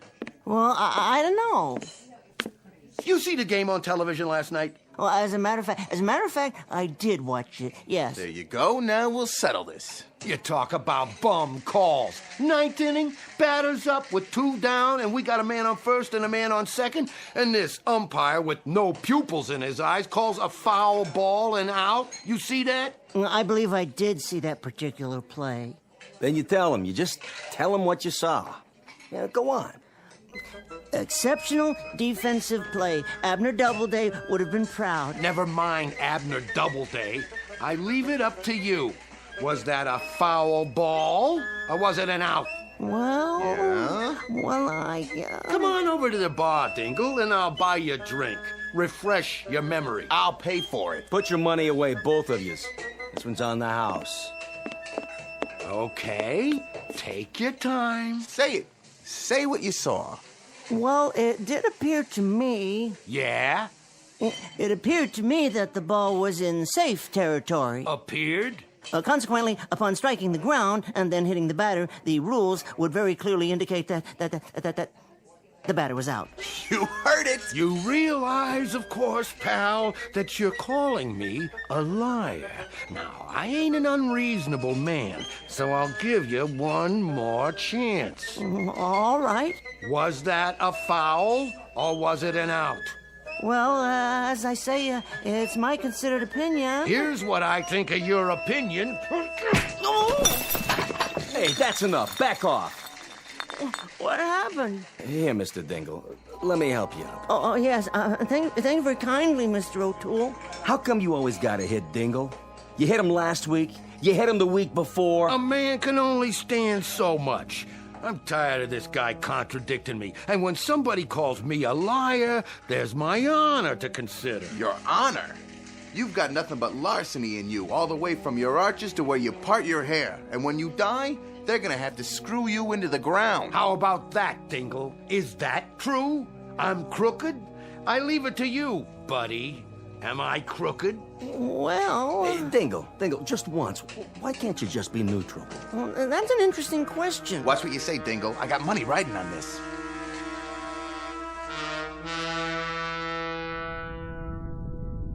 You are sure we are invisible? Beyond any doubt. This represents a typical gathering place for Earthmen? From the coordinates, yes. Did you ever see such primitive-looking creatures? Typical Earthmen.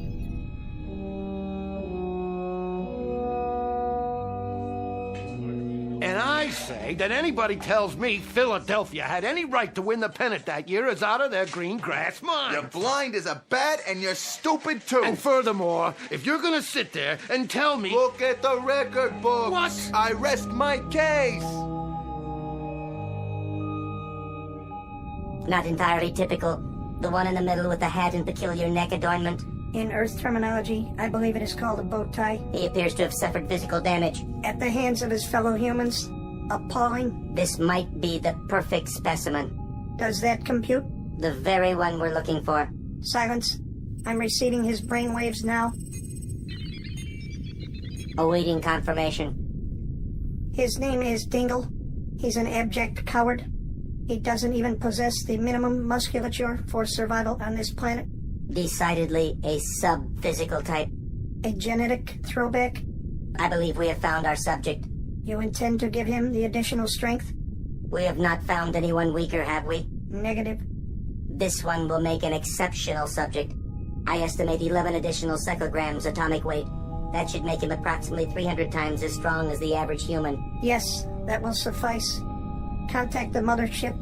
Tell them we have picked a subject. They may begin observing him in 60 Earth seconds. Confirmed. Adjust settings. Check. And prepare to let him have it.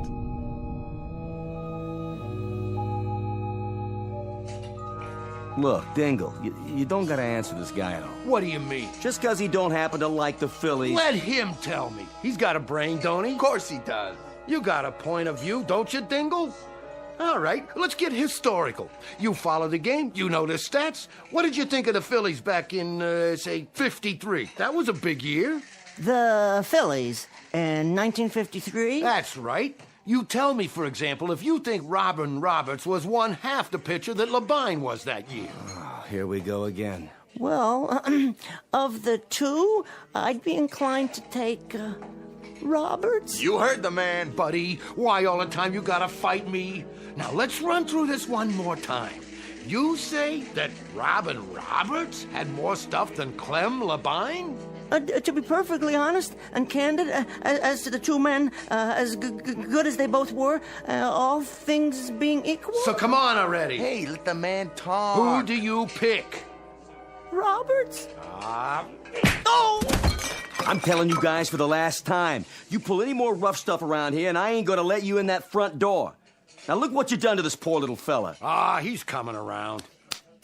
How do you feel, Dingle? Clem Labine was definitely superior. You see? All I'm doing is helping him see things clear. What was that? What was what? I don't know, but I definitely felt something for a second just then. How you doing? You all right? Definitely Clem Labine. All the same, I think you better go on home. Well, if you insist. But I feel quite well. Quite remarkably well, in point of fact.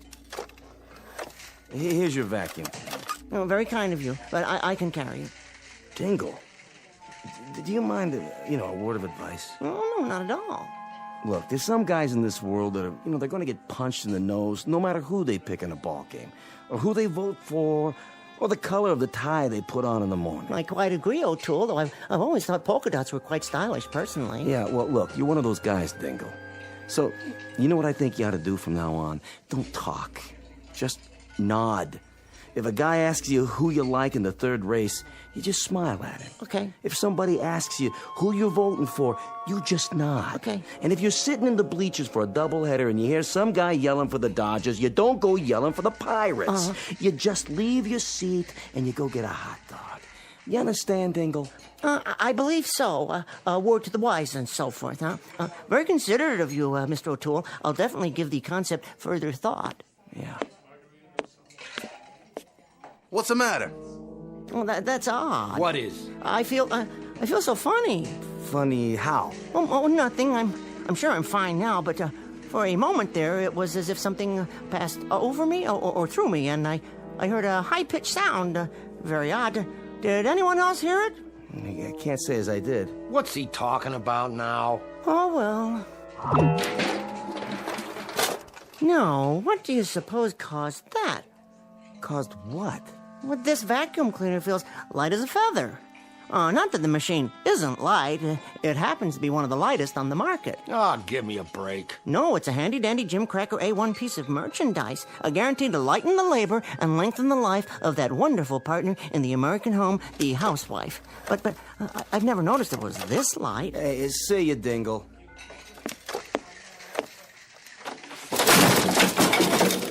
What the? Did you see that? The door fell off. Hey, look, Dingle.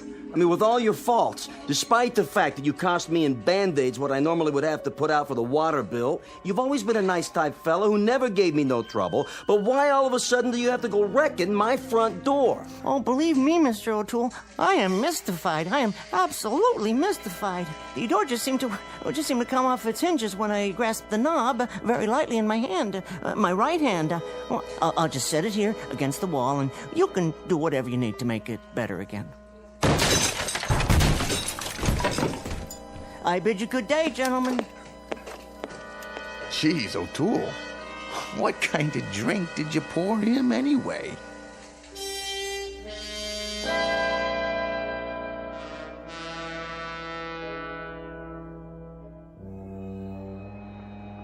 Look it, there's that dweeb again.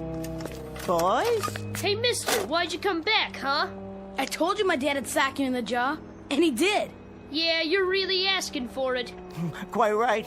Only this time, I'm not going to Yancey Street, merely to that park bench to sit in the sun and collect my thoughts. He talks funny. I got an idea. Give me the ball. You're gonna throw it at him? Yeah, knock his dumb head off. Bet you can't do it. Watch this. Oh, Jesus! No, boys. That's not the best of all possible manners, is it? Pretty funny. Go peddle your vacuum cleaners, you creep, and throw the ball back. Think you can catch it? He can't even throw it. Oh, is that so? All right. Go back for a pass. Sure. Let me see now. How does one grip a football? Yes, I think I've got it. Ready? Here goes. Whoa, look at it go! Right at that building. It's gonna hit the window. Here's your lunch, Arthur. You want some soup with that? Just let me read my paper here, okay, Lydia? I gotta go back to work. You're always at work. Don't you like being home no more? Too hot. The air conditioner don't work. If you tell the super to fix it.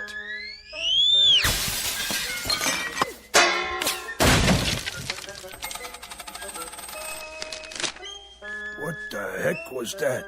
I don't know, Arthur, but you don't have to tell the super nothing, 'cause now we got a nice cross ventilation all the way to the next apartment.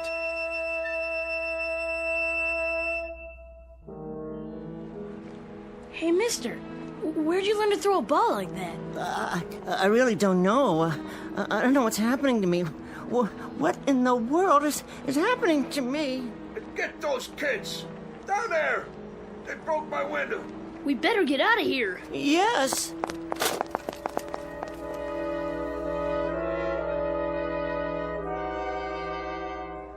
Out of the street! A taxi! Over here! Where to? I don't care. Anywhere. I'm in a hurry. Well, get in, pal. Oh yes, of course.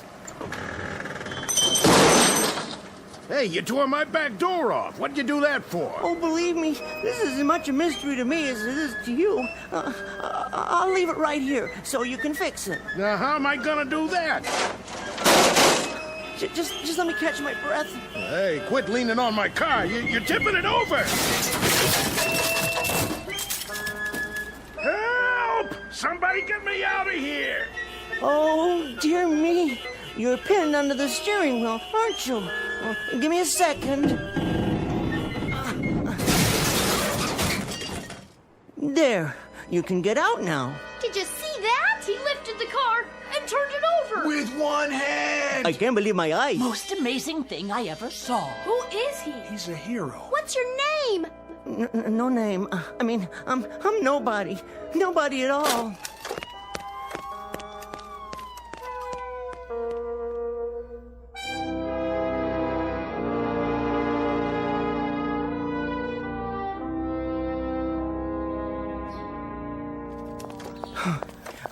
Excuse me, miss? Yes? May I share your park bench? Yes, of course.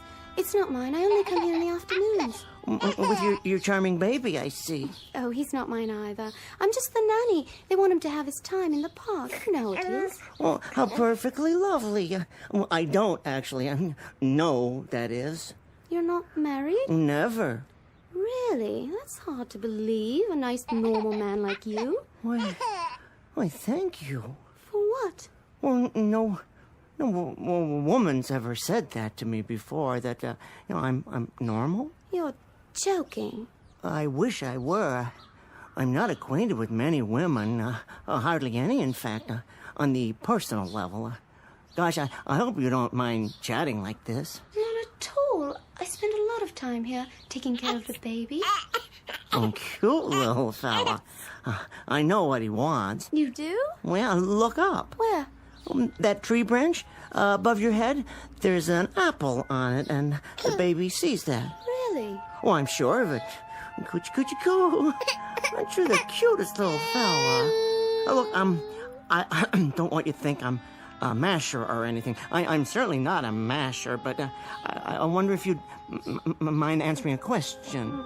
That depends. Well, what I mean is, looking at me, would you say, at least upon a perfunctory, cursory, very first surveil, would I appear to be abnormal in any way? Not at all. Oh, thank you. Unless you plan to use that in the park. Oh, that.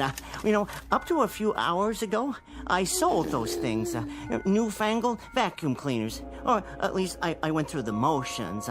I was miserably bad as a salesman, just miserable. Would you believe it? Last week I made exactly 89 cents in commission. And that was for an attachment, an upholstery nozzle, and I sold it to a drunk who kept insisting it was a divining rod for alcohol. Is that why you stopped? Well, there were other factors. I expected to be fired today anyway, but, that's the least of my worries now. A few minutes ago, people were chasing me. Why? Well, that's just it, because they thought I was abnormal. Now, I ask you, would you be interested in hearing the source of my worries? Go ahead. Well, that apple, for instance, the baby wants it, but you can't reach it, can you? No. Not even if you put the baby down and stood up on the bench. I couldn't put the baby down. Oh, precisely. But what if I were to give you a hand? I'm not sure Well, see, this bench weighs, I'd say, 100, 150 pounds, and you're no more than 110 to 115. Well, 125. Well, what if I were to stand, reach down, pick up the bench by one of its legs, and lift it straight up into the air like this? Please, put us down! So that you could reach the apple, and you wouldn't even have to disturb the baby. Go on, reach over and take it. And then I put the bench down with you and the baby on it, right back down on the ground, as gentle as it can be. There. Would you say that's abnormal? How did you... Hey, man, could you do that again? Whoa, I'm not sure. I got my camera with me. I sure would like to get a shot of that. Is it a magic trick, like in Las Vegas? You a magician or what? No, it's just something that I've discovered I can do. Very recently, as a matter of fact. You see, I'd better get the baby home now. Let me just get the camera set up. But the young lady's gone now. There's no point in lifting the bench with no one on it, is there? Well, then do something else. Or like what? Anything. Well, I don't know. Well, at least let me take your picture. Stand right there by that big rock. Here? Well, I suppose one picture wouldn't do any harm. Shall I take my hat off? Of course, then the sun would be in my eyes when I have to squint. Well, can you show me your muscles or something? Oh, I'm sorry. I don't believe I have any muscles to speak of. Oh, yeah, right. Say cheese. Oh, wait, now the rock is in the way. Perhaps if you stand a few feet to your left? And then the sun will be right in the lens. Oh, in that case, I better move the rock. May I? Hold on 1 second. Whoa! You lifted it just like that. It must weigh a ton. There, young man. Is that better? I suppose you can snap my picture now if you insist. Yeah, that's great. Are you sure this is my good side? Couple more. Oh, right. Wait till my editor sees this.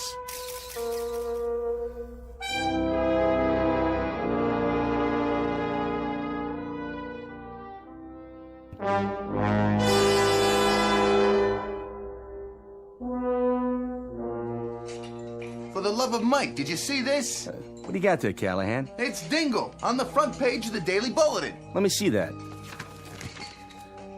Hercules? No, it's Luther Dingle, 20th century Samson. Good gravy. There's his picture.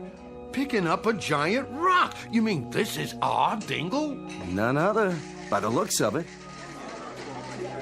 And this is where I spend my afternoons, when I'm not working, of course. Dingle, my old pal. Hey, have a seat, buddy boy. Mr. Luther Dingle, his favorite neighborhood pub. A regular guy who leads a regular life when he's not busy performing miracles. This is Jason Abernathy, and I'm here to bring you the full story on my eyeball news report. So, who wants a drink? Step right up. Are you his friend? What's he really like? What was his first feat of strength? Did you always know he was special? What's his secret? Well, now, Mr. Dingle, Luther, is my #1 customer. Never goes to any other establishment. Ain't that right, boys? That's the truth. I knew he had it in him. We was pals all the way back to grade school. All right, who's next? Line up. Mr. Dingle, if what I hear is true, do you realize how much money you could make on a tour with my international circus? A circus, eh? I don't know. Vegas, Atlantic City, Branson, Missouri. Hey, don't listen to her. Hey, Dingle, your future's in television. You're the walking, talking embodiment of every American male's wish fulfillment. You're John Q. Citizen, you're Babbitt, you're Tom, Dick, and Harry. We'll develop a sitcom around those values. A spin-off. After several guest spots, of course. Well, I'm just not sure. All right, well, how about an infomercial? A simple across-the-board address by you with examples of your physical prowess followed by product endorsements. It's a natural for breakfast cereals, vitamin pills, anything at all. You mean like Jack LaLanne, the juice man, that sort of thing? Forget it, Dingle. I keep telling you, boxing is a piece of cake. You line up with me, I'll get you a couple of real easy setups, and inside of 8 months, I'll have you fighting for the World Championship. Or if you want to go with the WWF instead. All right, everybody. We're going on the air live in just a few seconds. Would the people around Mr. Dingle get out of the way, please? I don't want to. Okay, on the air in 4, 3, 2, 1, and... Hello, friends. Jason Abernathy here. Our unusual subject today is Mr. Luther Dingle, who, if what actual onlookers say is true, is the world's strongest man. Oh, well, I know. Mr. Dingle, would you give us an example of this fantastic, allegedly fantastic strength of yours? Well, I'd be happy to. Mr. O'Toole, is it all right? You know, the thing we discussed? What, are you kidding? I ain't done this much business since, well, I don't know when. Be my guest, Dingle. Well... Yes? I'll start off with something simple. See this wall? Solid plaster. Supported, I believe, by wooden studs. I'll make a small X with my finger here, and... You saw it! Mr. Dingle has just punched a hole through a solid wall with his bare fist! Now, for my second demonstration... Oh, dear, let me see. You've heard of karate. I suppose I could simply just line up the edge of my hand with the surface of this table, my open hand, mind you, and with a single blow...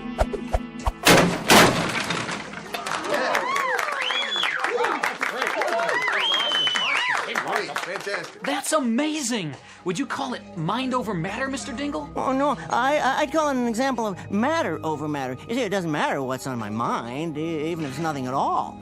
Okay, Dingle. You just don't go breaking all my tables in half, okay? Jeez. Hey, better sit down, buddy. Have yourself a drink. Hey, you want my seat? Not yet. I feel fine. Splendid.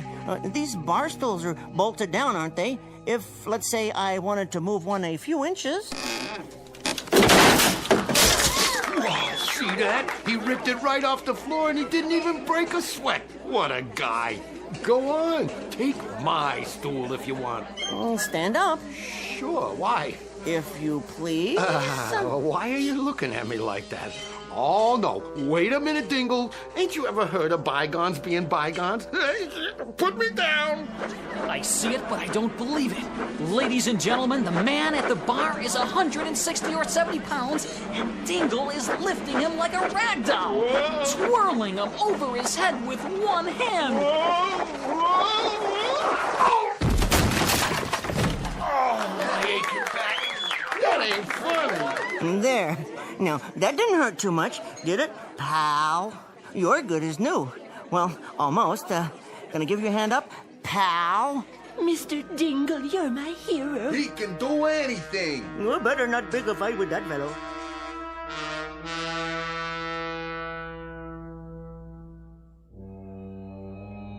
Had enough? Most inferior. We give him the strength of 300 men, and he uses it for petty exhibitions. What shall we do about it? Give him 20 or 30 seconds more, and then remove the power. Excellent. Then I think we'd best be off. 3 more planets on the itinerary. One is particularly interesting. Contains only females. Set the ray for cancellation. Check.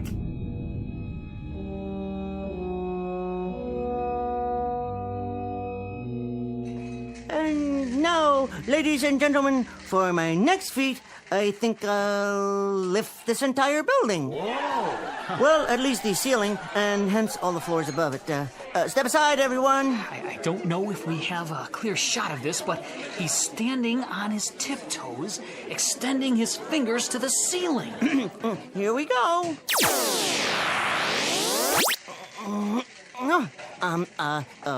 Let me try that again. I can't seem to... Something's wrong. No, I just felt strange there for a second. Let me try another bar stool. Remember, they're bolted to the floor. One finger... no, maybe 2 fingers. He's a fake. No wires this time. Was a trick. What's the matter, Mr. Dingle? The wall, then. I'll punch another hole right about here. Ow! Well, apparently we've all been the victims of a charlatan. Cut. Are we still live? Come on, let's get out of here. That was a trick. That's all. Just some guy looking to get his picture in the paper. All right, leave off with poor Dingle here. Get out of here. Hey, come on, Dingle. Sit down. I'll get you some iodine for those knuckles. Ladies and gentlemen, you have the station's apologies. We didn't realize that these were merely stage illusions. And, okay, we're off the air. That's a wrap. Off the air for good, I think. Let's go. So long, Samson.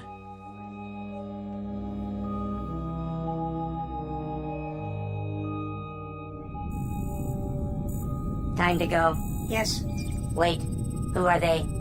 Hello, boys. Where are you 2 from? Venus, how about you? Mars. Conducting your own experiments? Yes. And you? Sudden introduction of strength to subnormal Earthmen. What is your experiment? Sudden introduction of enhanced intelligence. Find any interesting subjects? That one over there, referred to as Dingle. He is certainly subphysical, maybe submental too. A likely subject. Give him the intelligence quota, Ray. How much? Oh, we'll make him approximately 500 times more intelligent than the average human.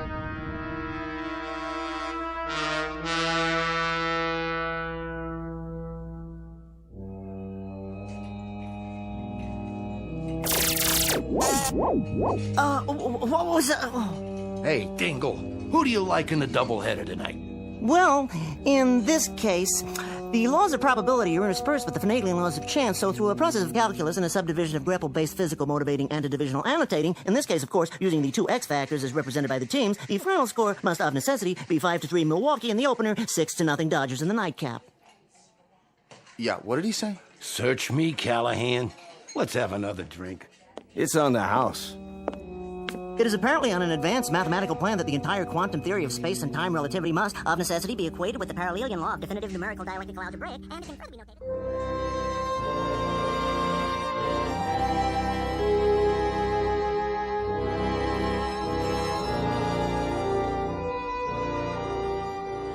Exit Mr. Luther Dingle, former vacuum cleaner salesman, strongest man on Earth, and now mental giant. These latter powers will very likely be eliminated before too long.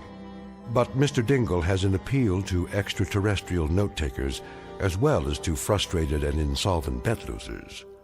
Offhand, I'd say that he's in for a great many extremely odd periods, simply because there are so many inhabited planets to send down observers, and also because, of course, Mr. Dingle lives his life with one foot planted firmly in the Twilight Zone.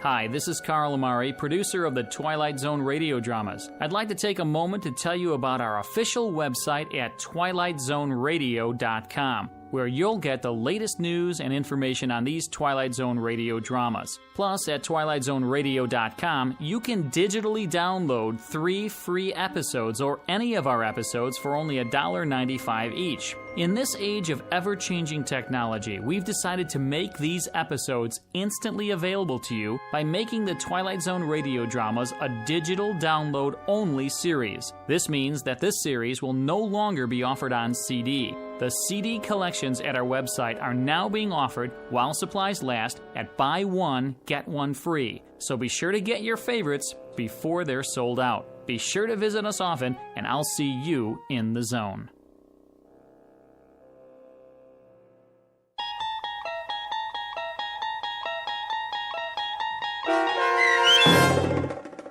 Mr. Dingle the Strong, starring Tim Kazurinsky, with Stacy Keach as your narrator, was adapted for radio by Dennis Etchison and based on a script by Rod Serling. Heard in the cast were Peter DeVaria, Doug James, Richard Hensel, Turk Muller, Rick Peoples, Adam Tangway, Martin Hughes, Maria Stevens, Peggy Roeder, Roger Wolski, and Carl Amari. To learn more about the Twilight Zone radio dramas and to obtain audio cassettes and CDs of these programs, visit our website at twilightzoneradio.com. This copyrighted series is produced and directed by Carl Amari and Roger Wolski for Falcon Picture Group. Doug James speaking.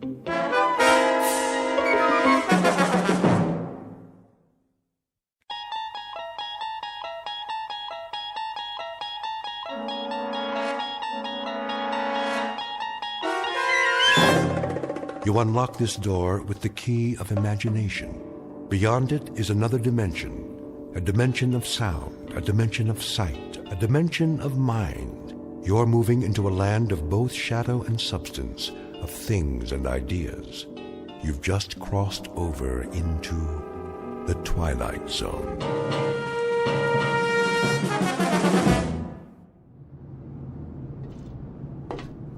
All right, men, we've got clear skies and a calm sea. Now let's get this ship back on course. Yes, sir. Mr. Smith, what is your present course and speed? Steaming on course 26 degrees true. Speed 10 knots, sir. Very well. Come right to new course 270 and indicate turns for 15 knots. Aye, aye, sir. Helmsman, come right to new course 270. Aye, sir. Coming right to new course 270.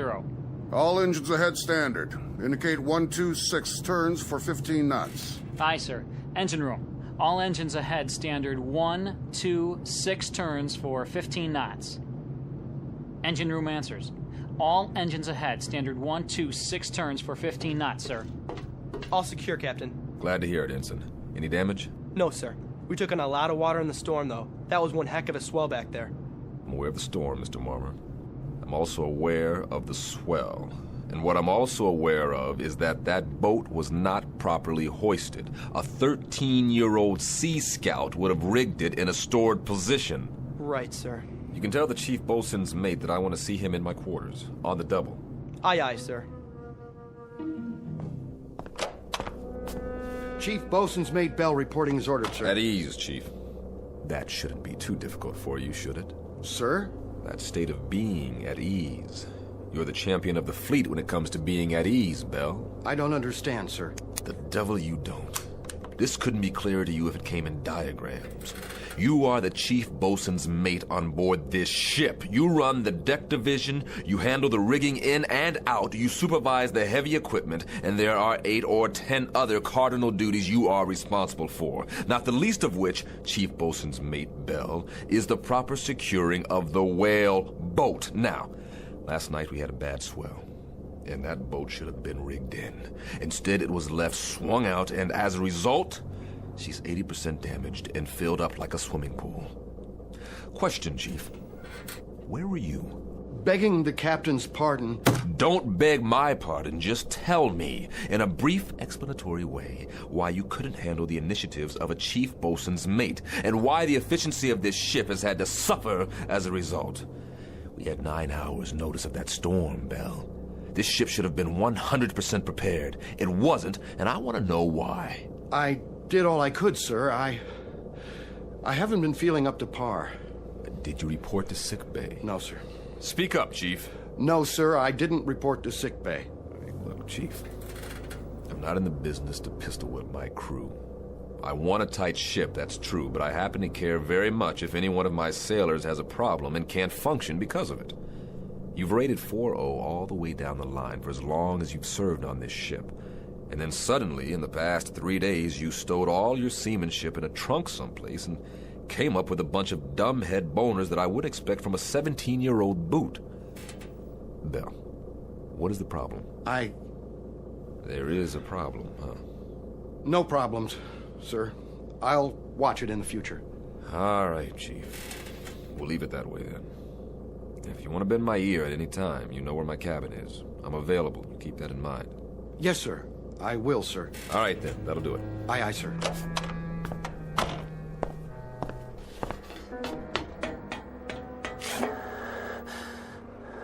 Chief? Hey, Chief, are you all right? What? You okay, Chief? You looked a little woozy there. Yeah, I'm okay. What am I listening to? Sir, contact bearing 280, 1100 yards, echo quality sharp. Evaluate as possible submarine. Submarine? But not moving, sir. Dead in the water. Shift the control to listen. Sounds like hammering or something, sir. Bridge sonar. Bridge eye. We have contact, bearing 030 degrees true, range 1100 yards. Appears to be a metal object. What kind of object, sonar? We can't tell, sir.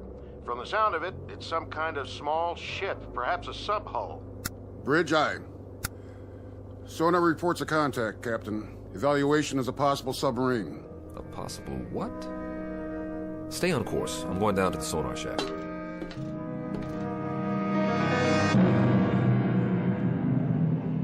Incident 100 miles off the coast of Guadalcanal. Time 1963. A United States naval destroyer on what has been a most uneventful cruise, except for a few tense moments with a storm front. Nothing unusual. But in a moment, they're going to send a man down 30 fathoms and check on a noisemaker. Someone or something tapping on cold steel. You may or may not have read the results in a naval report, because Captain Beecham and his crew have just set a course that will lead this ship and everyone on it deep into the Twilight Zone. And now, back to our story from the Twilight Zone, The 30-Fathom Grave, starring Blair Underwood, with Stacy Keach as your narrator.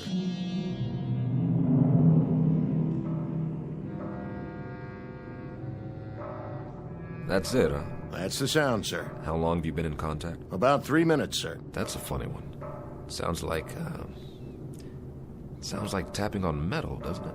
That's what I think, sir. Bridge. Change course to 030 and reduce speed to 5 knots. Try to make contact by underwater telephone. I've already tried, sir. I get no response. Listen. It stopped now. Just like that? Sonar still has the contact, sir. I'll leave it on. Stay on it. I'll be on the bridge.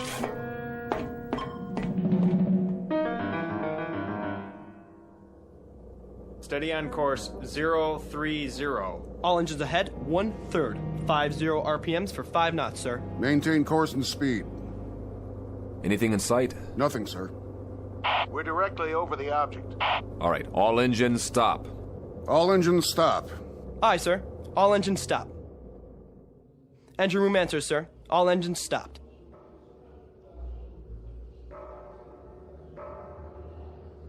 Do you hear it, sir?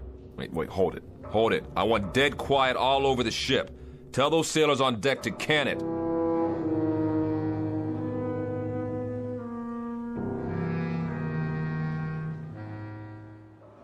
Ain't that a kick in the head? What do you suppose it is? Ghost, man. Ghosts. What do you think it is, Chief? I'm not sure. I've never heard nothing like that before. Stow it! Let's keep it quiet down there. They want us to be quiet so they can listen to it.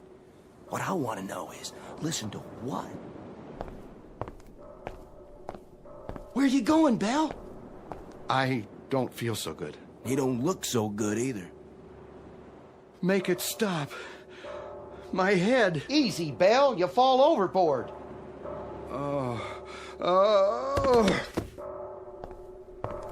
I said quiet out here. What's the problem? We got a man down, sir. What happened? Nothing. Looks like you fainted. We'll get him down to sickbay. Yes, sir.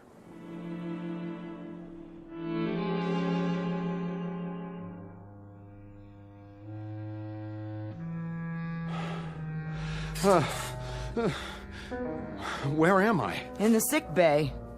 You all right now, Bell? Yes. I'm okay, Doc. What? You blacked out up there. I said I'm okay. You better stay horizontal for a little while longer. I'm serious. Captain's orders. I'll be all right. I wouldn't doubt it, but right now you look like a Class A shipwreck. We still stopped? Still stopped. They're all curious as to what's making the noise. That noise? What's the trouble? It's just such an odd feeling. What kind of feeling? I can't describe it. Lie back down now. What's the needle for? Just relax, Chief. Get some sleep. This'll help. Sure. Sure. That's all I need. A little sleep. Doc? Yeah, Bell? What do you suppose is down there? Don't worry about it. You just go to sleep. Whatever it is, the captain will know what to do.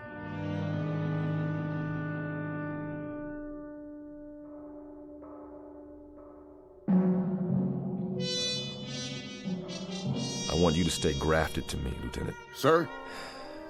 Take notes on everything that happens from now on. I may turn in a report that'll stick me on a garbage tanker or even a naval hospital. I want 15 witnesses at my hearing who are on my side. Could be a sub, and we could be hearing it. It's only about 30 fathoms. Yeah, sure, it could be a sub, mister. That's probably what it is, but what about this sub? Has it got two arms and a fist? Because somebody's making noise down there. We have a diver on board? Yes, sir. What's his name? McClure in the 1st Division. He's a qualified diver. Tell him to report on the double. We'll send him down. Have him knock on the door. I see. And then what, sir? We'll see who invites him in.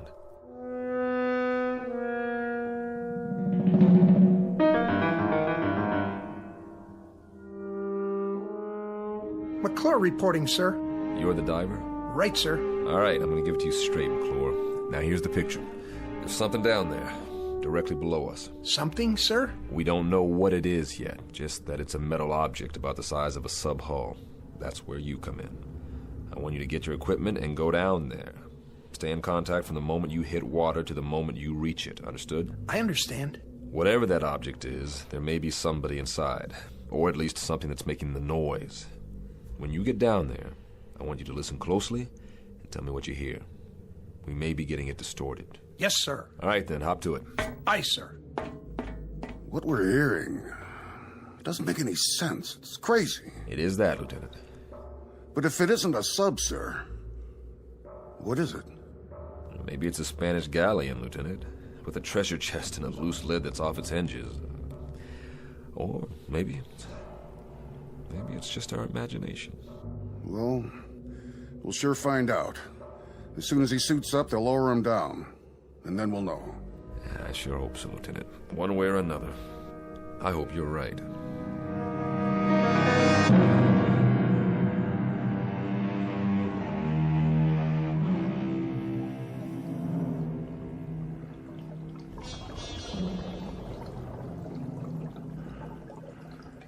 Bridge. Can you hear me? Loud and clear. This is the captain. Keep talking. Yes, sir. What do you see, McClure? It's a sub, sir. No question about that. Have you reached her? I'm standing right alongside, sir. I don't hear anything, though. McClure? Her bow is buried about 15 feet into the bottom. I can't read any identification. It's covered. Or rusted over. On the side of the conning tower, McClure. Can you read a number there? No, sir. There's damage. Number's been obliterated. McClure, you hear that? Yes, sir, I do. It's coming from midship. I'm moving toward there now. Tap on the hull, McClure. See if you can get a response. Was that you, McClure? Yes, sir. No response, sir. I don't hear anything anymore. McClure, there should be 3 hatches. On the bow, on the conning tower, and on the stern. Is the ship upright? She's upright, sir. At about a 30-degree angle. I understand, McClure. Climb up on her deck and check the hatches. See if you can open them. The bow hatch is buried, sir. I can't get through to that. But wait a minute. I'll check on the one over the conning tower. McClure, what's the condition? The conning tower hatch is all bent, sir. I can't move the wheel. The whole deck appears to have been strafed. Wait a minute. Hatch on the stern the same way, sir. I can't turn her. Whoever she is, sir, she must have caught it. Say again, McClure. She must have what? Caught it, sir. The whole deck is pockmarked with shell damage. Machine gun damage, too. Is that you, McClure? No, sir. It's coming from inside the hull. Answer it, McClure. Answer it right away. This is crazy. McClure, can you pinpoint the sound? Can you tell precisely where it's coming from? I think it's... Wait a minute. Yes, sir. Directly midship, just below the tower. Keep trying. We have to know whether anyone's inside that sub.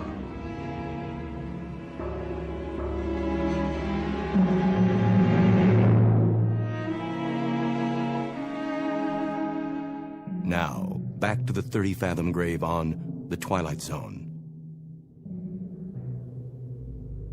No more contact, sir. Stay on it for as long as you can, McClure. Come up when you're ready. Aye, aye, sir. Get the comm, officer. I want to send a message. Action is 7th Fleet, info to SyncPack. Appraise them of the situation. Get on it. Yes, sir. Radio Bridge. Radio I. Captain wants a message. Action to comm 7th Fleet. Info SyncPack Fleet. Have located sunken sub. Position latitude 09-30-00 south. Longitude 160-48-00 east. Request, confirm location of all known sinkings this area. Will remain this area until further advised. Precedence, operational, immediate. Aye, sir. Any ideas, Captain? An even dozen, but every one of them nullifies the one ahead of it. If it's one of our subs, we should have gotten a report on it. And even if it's somebody else's, why haven't they gone out the torpedo tubes? That's what I was thinking, sir. Which brings us down to another common denominator. That sub has been hit by shell fire. So, whatever action took place must have happened within a period of hours, or else there wouldn't be anyone still alive. But there's been no action. We'd have seen it, or heard it. They put them all together and they spell nothing. When McClure comes up, tell him to dry off and report to the sonar shack. That's where I'll be.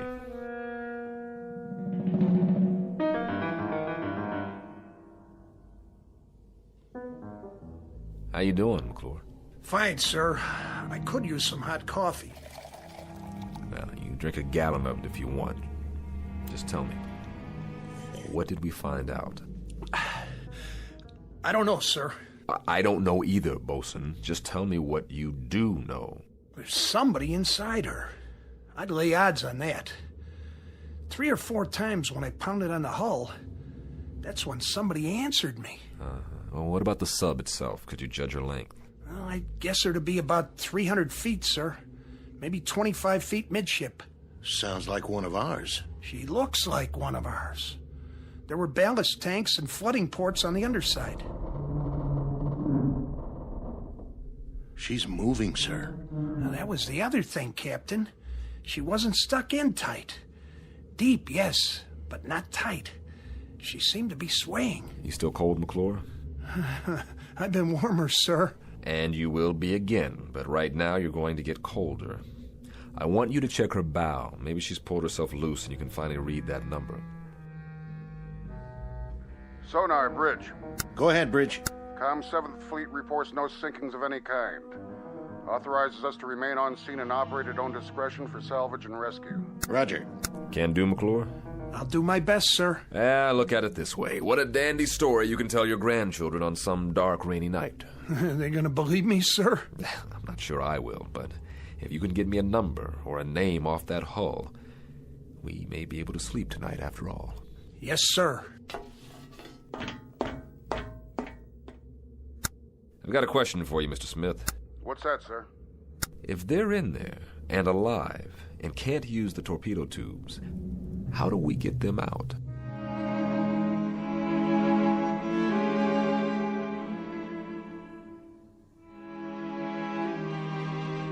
Bridge. Go ahead, McClure. This is the captain. She's pulled herself out, sir. Here's your number. 714. 714. Make a note of that, Lieutenant Smith. Yes, sir. Well, that means she's one of ours. Come on up and get a broiled steak on me, McClure. Smith, hand me the book with the hull numbers. Here you are, sir. Give me that number again. 714. Here it is. 714. Commission December 1941. Sunk in action, First Battle of the Solomons, August 7th, 1942. But, Captain, that was 20 years ago.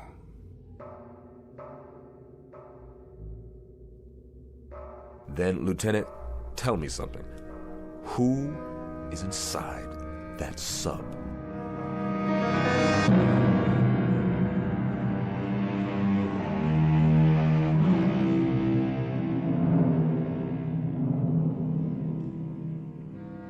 Coffee, sir?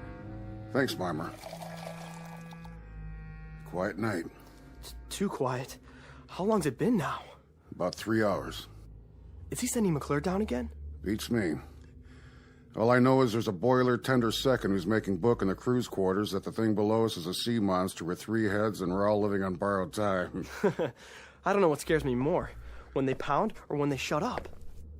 I don't know what scares me more, a 20-year-old sub with somebody alive inside, or what the commander of the Pacific Fleet will say to me when I tell him that. And to compound the problem, I've got a chief bosun's mate with something eating at him. Bell? Bell. What made him black out? That's part of the problem. Could be he's dredging up a couple of memories. What do you mean, memories? This is World War II revisited for him. He got picked up here after a sinking. That's the way I hear it. He was on a ship that got hit, only survivor or something like that. Got picked up from the water. Maybe it is dredging up some memories, then. Here we go again. What's the matter? They can't make up their minds down there? There's one more question, an important one. What's that, Captain? Who's they?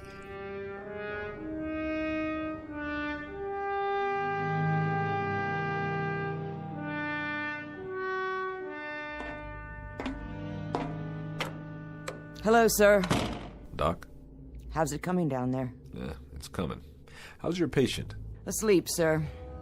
I was just going to get some chow. Keep me posted. I'll be in my quarters. Aye, sir. No.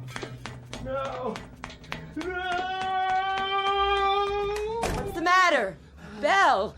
What happened? I was looking in a mirror, and I saw faces.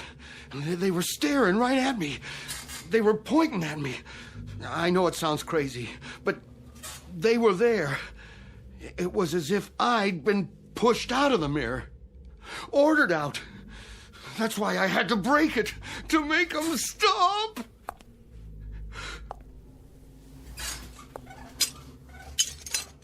Doc? Yeah, Chief. Do you see me in the pieces of mirror down there on the floor? Listen to me. I see you right here in front of me. I see you just fine. Remember that. Nobody is ordering you anywhere. You're not going anyplace. We're gonna lick this, Belle. I mean it. We're gonna lick this. Oh.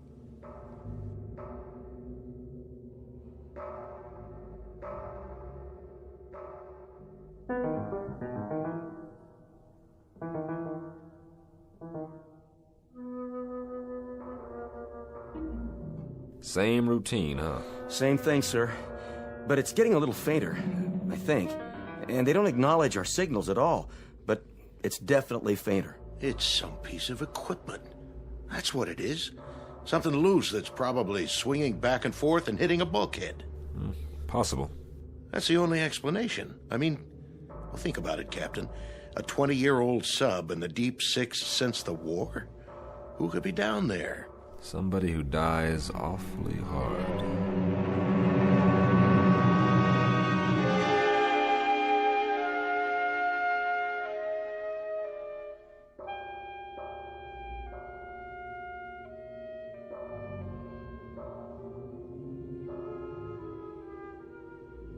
Whoever it is, whatever it is, it's running out of steam.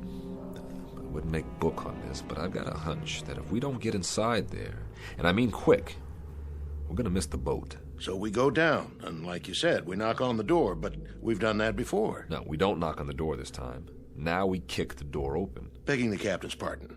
You break in that way, and it's a sure bet the pressure will kill whatever's alive down there. Right, so we do it the one other way we've got.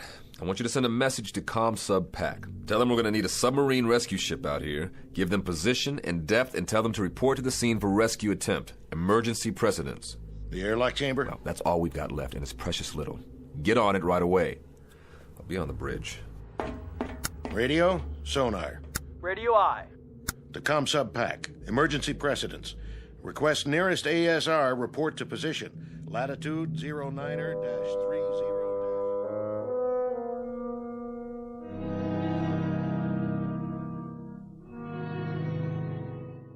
Doc? Yeah. You got a cigarette? Sure, Belle. I'll do it. Your hands are shaking. Thanks.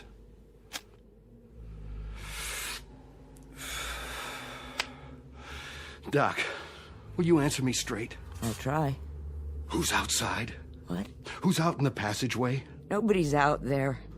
Why? You think you hear something? I don't know. Why should anybody be out in the passageway? Nobody's posting guard on you. I just felt as if there was somebody out there. Now, there's nobody out there. Nobody at all. Who did you think it was? I don't know. The only thing out there is a long stretch of steel and deck. Nothing else. Come on, you want to take a look?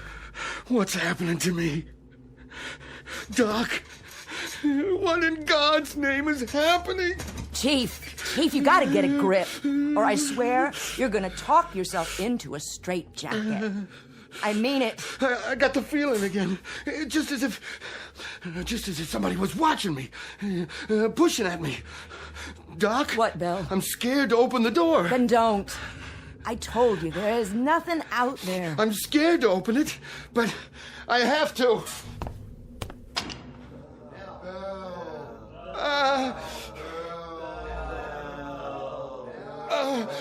No!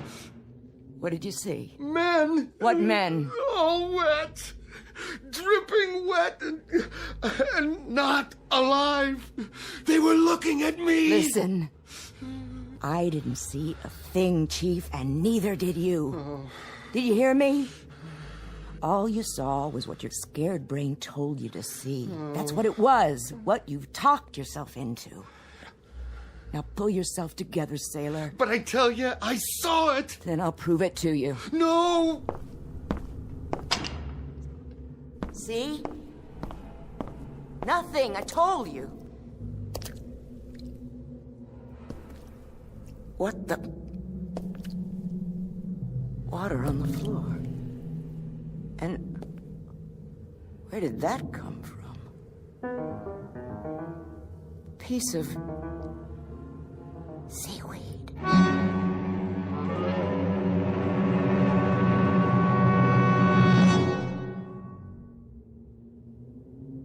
That about does it, McClure. Go down and try to get a response. It'll help that sub-rescue outfit if they can get a specific location. How will they get in, sir? Through the forward torpedo compartment or the stern.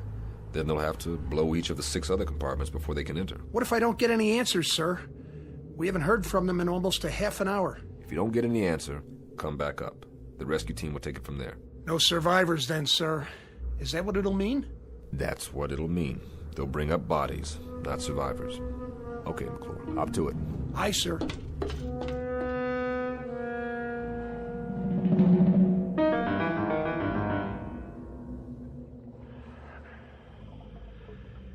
I've reached the sub, sir. The next noise you hear, that'll be me. Go ahead, McClure, pound away. Any response? None, sir. No response anywhere. Keep trying. Yes, sir. McClure? Captain, I found something here. Wait a minute. I can't make it out. What about the response? Did you hear anything? No, sir. Nothing. Give it a few more minutes. Yes, sir. No soap? No soap. It really frosts me. To get so close to those poor devils and then... The sub-rescue ship is due here at 0300. Keep an eye peeled. I'm going aft to meet McClure. Aye, sir.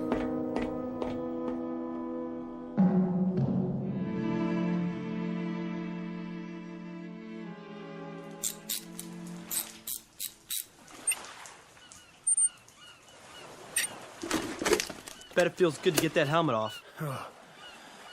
Yeah, it sure does. It's so dark down there now. Without the light, I couldn't see a blasted thing. Real spooky. But I found this. Yeah, thanks, McClure. Good job. Go get some chow. I'll need you one more time when the ASR team gets here. You're gonna have to go down as a pathfinder. Give them any help they need. But that won't be for a while. Excuse me, sir. But you better look at those tags. You gotta be kidding me. What's the matter, sir? Ensign, ask Doc if Chief Bell is well enough to report to my quarters, because I need an explanation for this one. Fast.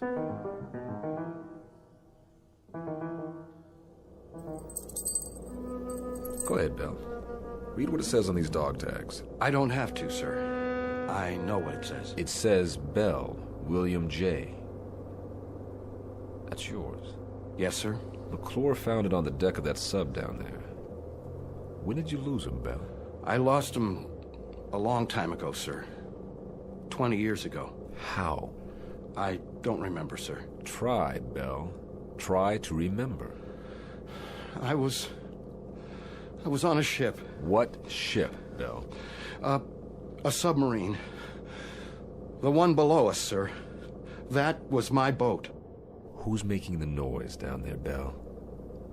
What's it all about? Do you know? We were on the surface. It was night. I was a signalman then. I was supposed to put the infrared filter over the signal lights. Otherwise, they would have seen us. They would have seen the light. They would have found us. I don't know what happened.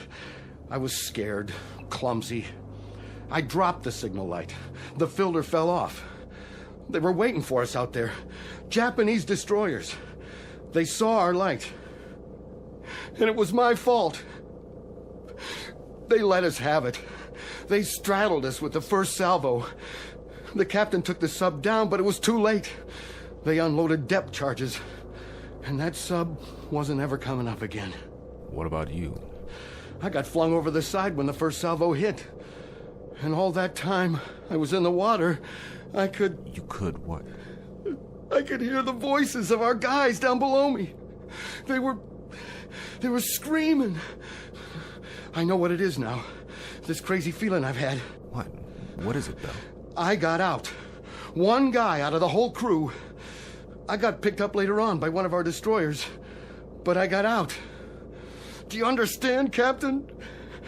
I sank that sub. I was responsible, but I got out. Bell, I want you to listen to me. Those guys down in the sub, they know I'm up here. Bell, hear me out. I should be with them. I should be down in that sub. Bell. I should be dead. That noise, that pounding, those are the guys down there who are calling muster on me. They're calling muster on me. Will you hear me out? Will you listen to just a little logic now? A little reason? No one man sinks a sub, and one lousy circumstance doesn't decide a battle. And one case of sudden fear doesn't add up to a coward. Bell, you gotta believe me. All you should put in your sea bag is regret, not guilt. Do you understand, Bell? Not guilt. They're calling muster! Bell! Come back here! They're calling muster on me! Bell!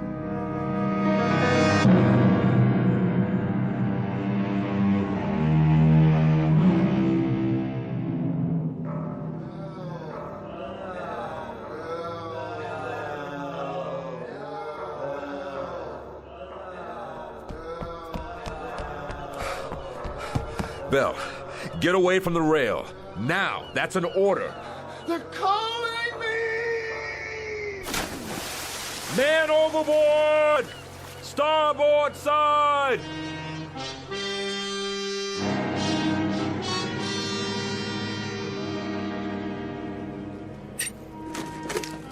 Rescue ship says you got inside.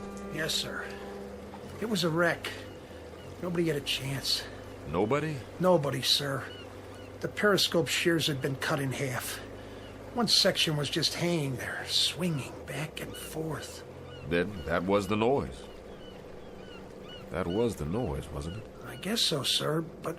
But? There were 8 men down in that control room. 8 men. Or what was left of them. And one of them had a hammer in his hand. Let's just say, McClure, let's just say that this is the part of the story you tell your grandchildren that you make up yourself. Say anything you like, any explanation that comes to mind. Aye, sir. It's funny how long it takes some men to die, or to find any peace at all. Sometimes I think that's the worst thing about a war. Not just what it does to the bodies, but it does to the minds. So, rest in peace, Mr. Bell. I think it's your due now. At long last, rest in peace.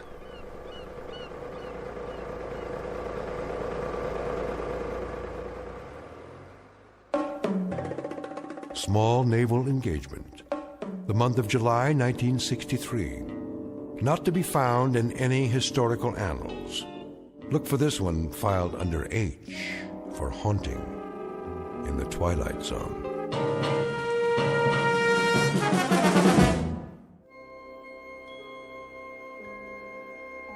Hi, this is Carl Amari, producer of the Twilight Zone Radio Dramas. I'd like to take a moment to tell you about our official website at twilightzoneradio.com, where you'll get the latest news and information on these Twilight Zone radio dramas. Plus, at twilightzoneradio.com, you can digitally download 3 free episodes or any of our episodes for only $1.95 each. In this age of ever-changing technology, we've decided to make these episodes instantly available to you by making the Twilight Zone radio dramas a digital download-only series. This means that this series will no longer be offered on CD. The CD collections at our website are now being offered, while supplies last, at buy one, get one free. So be sure to get your favorites before they're sold out. Be sure to visit us often, and I'll see you in the zone.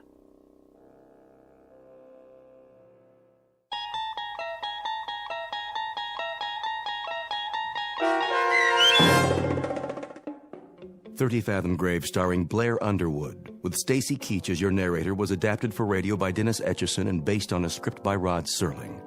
Heard in the cast were Richard Hensel, Rich Kominick, Linda Ryder, Turk Muller, Peter DeVito, Doug James, Rick Peoples, Roger Wolski, and Carl Amari. To learn more about the Twilight Zone radio dramas and to obtain audio cassettes and CDs of these programs, visit our website at twilightzoneradio.com.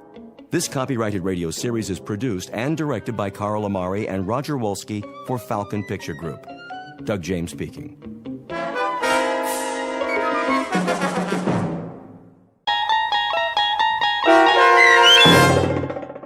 To Serve Man, starring Blair Underwood with Stacy Keach as your narrator, was adapted for radio by Dennis Etchison and written for The Twilight Zone by Rod Serling, based on a short story by Damon Knight. Heard in the cast were Doug James, Alyssa Fraden, C.J. Amari, Amber Lake, Christian Stolte, Jeff Lupetin, Kip Karstedt, Terry Berner, Tony Sancho, Alex Sopener, Steve Keys, Joby Cerny, Kurt Nabig, Amanda Amari, and Rick Arthur. To learn more about the Twilight Zone radio dramas and to obtain audio cassettes and CDs of these programs, visit our website at twilightzoneradio.com.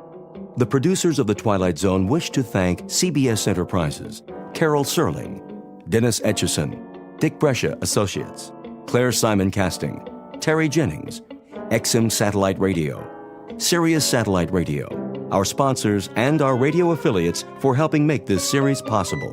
This copyrighted radio series is produced and directed by Carl Amari and Jason Mallow for Falcon Picture Group. Doug James speaking.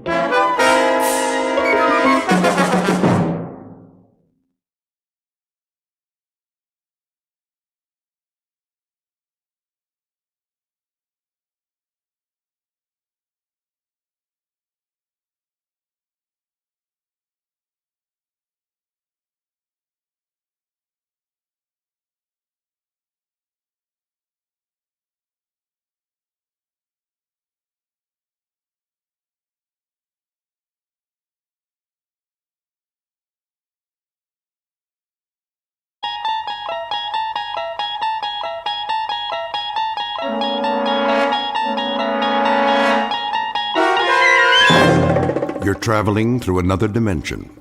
A dimension not only of sight and sound, but of mind. A journey into a wondrous land whose boundaries are those of imagination. Your next stop, the Twilight Zone.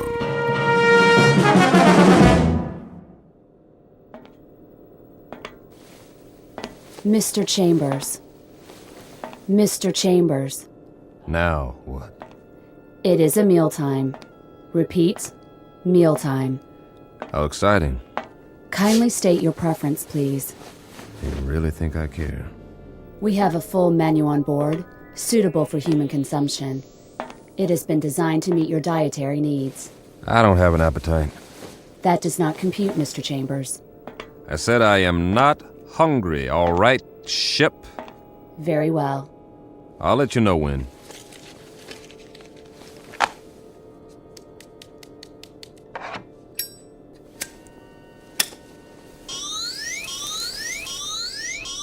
Safety alert. Oh, but it's just a cigarette. Please extinguish all smoking materials at once. Please extinguish. Okay. Deposit in appropriate receptacles. This is a mandatory safety measure. I heard you.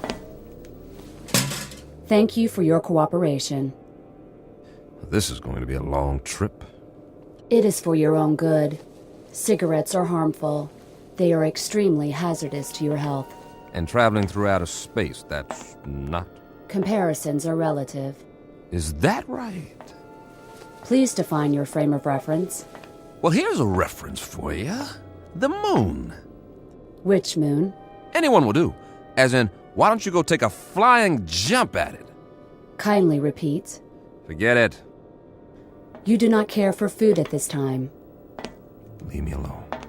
You do not care. Yes, I do not care for food at this time. Very well. Very well. Oh, ow! Oh, my hand. Please refrain from striking the walls of your sleep module. How do you expect me to sleep if you won't stop talking? We only seek assurance that your needs are being met. Your well-being is our primary concern. Yeah, right.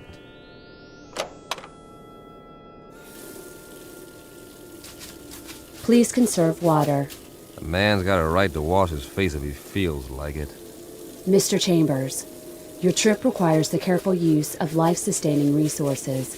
Please conserve the water supply. I forget it. I'm going to lie down now. Try and catch some shut-eye. Nothing else to do. As you wish. Wait. Are you there, ship? Yes. What time is it? Your question is meaningless. Why? There is no time and space. Look, I only want to know. This is to say, there is no chronology that can be calibrated without a reference point. What time is it on Earth? Can you tell me that without an exercise in Euclidean geometry? Just tell me what the time is back home. What is the location of back home? New York City. In New York City, it would be 12 noon. 12 noon. Imagine that. I do not understand your request. Please rephrase. Leave me alone now. You wish solitude. Yes, I wish solitude. Very well.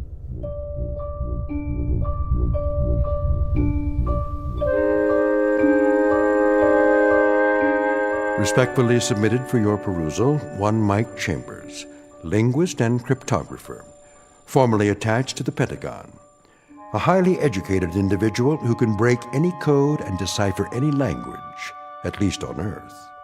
A man who shook hands, figuratively speaking, with a modern-day Christopher Columbus from another world. The height of this creature, a little over 9 feet, give or take a few millimeters. Weight, in the neighborhood of 350 pounds. Origin, unknown. Motives? Well now, therein lies the tale. And it's no ordinary one. You'd best hear the story from Mr. Chambers himself. Just remember, you're not on the Earth anymore. You're traveling at something close to light speed on a journey that will take you directly through the Twilight Zone.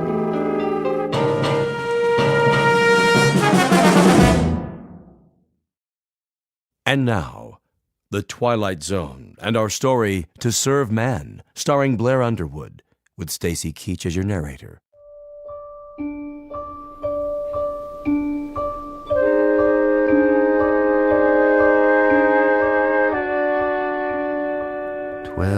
Noon. Somewhere, but not here. This is the way nightmares begin, or more to the point, the way they end. Very simple, direct, and unadorned, incredible. And yet, even while they're happening, we learn to live with them. We digest and assimilate new information as best we can, beginning with the smallest bits, the ones that are easy to process. So, if it's 12 o'clock noon back home, the only home you've ever known, that's what occupies your mind. You don't think about sidereal time or when it will be 12 o'clock the next day or the day after that. We live in the moment, but that's precisely what we should have been thinking of. All of us. Tomorrow and the day after tomorrow. We were preoccupied with the hands on a clock while we could have checked off the days on a calendar, one by one, and appreciated all that we had while there was still time.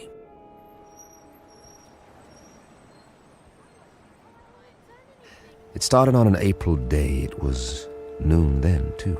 And people walked and drove and bought and sold and fretted and laughed as they have always done. The world went on much as it had, with a tentative tiptoeing along the precipice of crisis. There was the economy to worry about, and wars, and the Middle East, and all the other myriad problems, major and minor, that had been with us for years, but they had somehow begun to lose their edge. I suppose because we had grown so accustomed to them. And that's when it happened. Mommy, what's that? Why, I don't know. Something flying over in the sky. Yeah, it must be an airplane. But it's so bright. I know what it is. It's a flying saucer. Oh, it can't be. Look, it is. That's when we first heard they had come.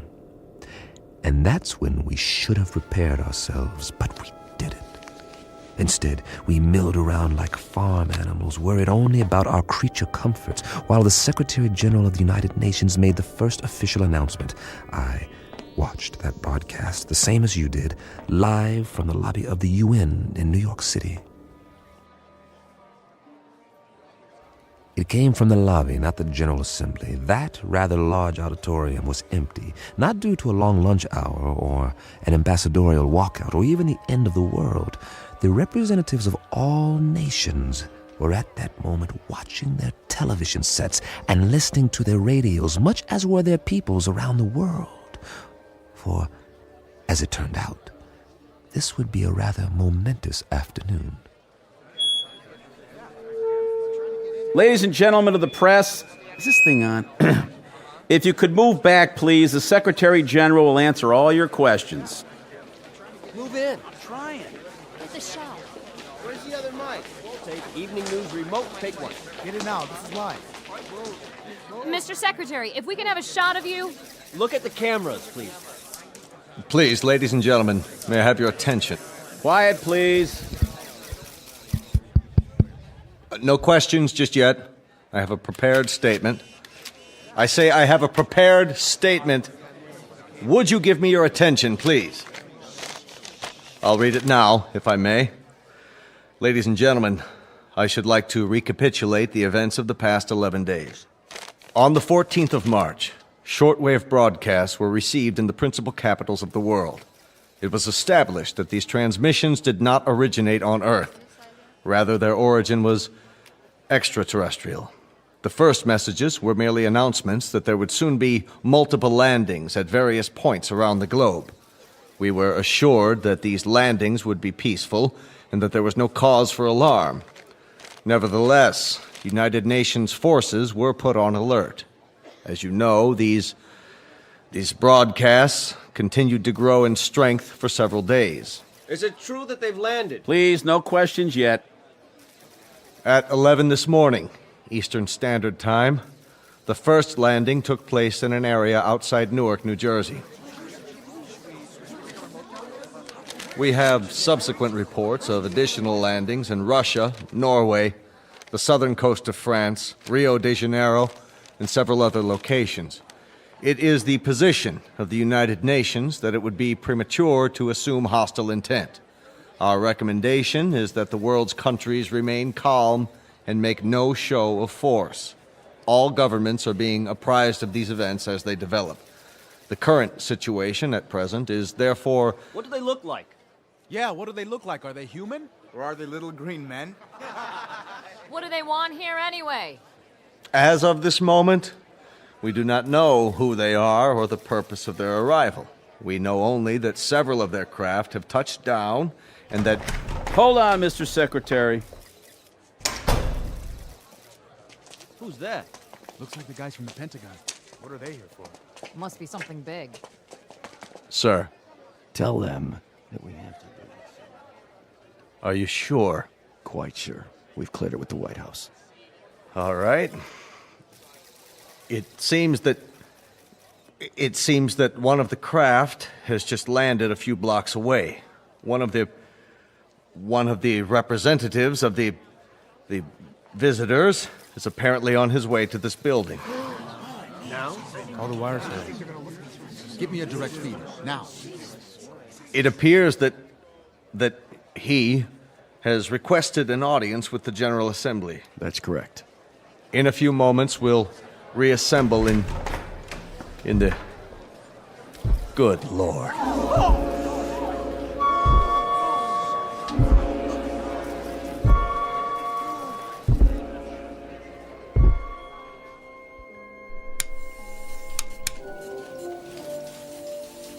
Mr. Chambers. Yeah? I think you'd better see this. What is it, a UN proclamation? They're not in session. They've called a special assembly. This looks important. We don't even know where the ships are from. Once we triangulate the signal... Will you look at that?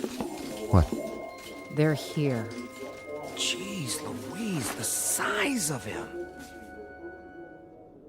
That was the first time I saw him, or it, or whatever it was. I still don't know.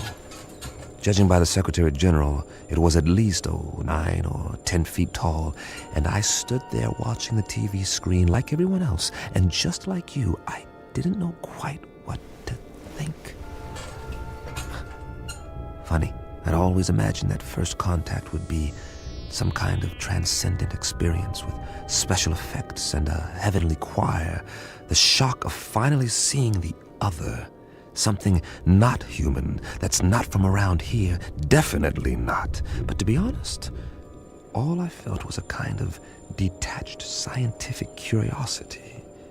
Was it intelligent? Well, it had to be to travel this far. Did it talk? I was soon to find out. We all were. Oh, weren't we?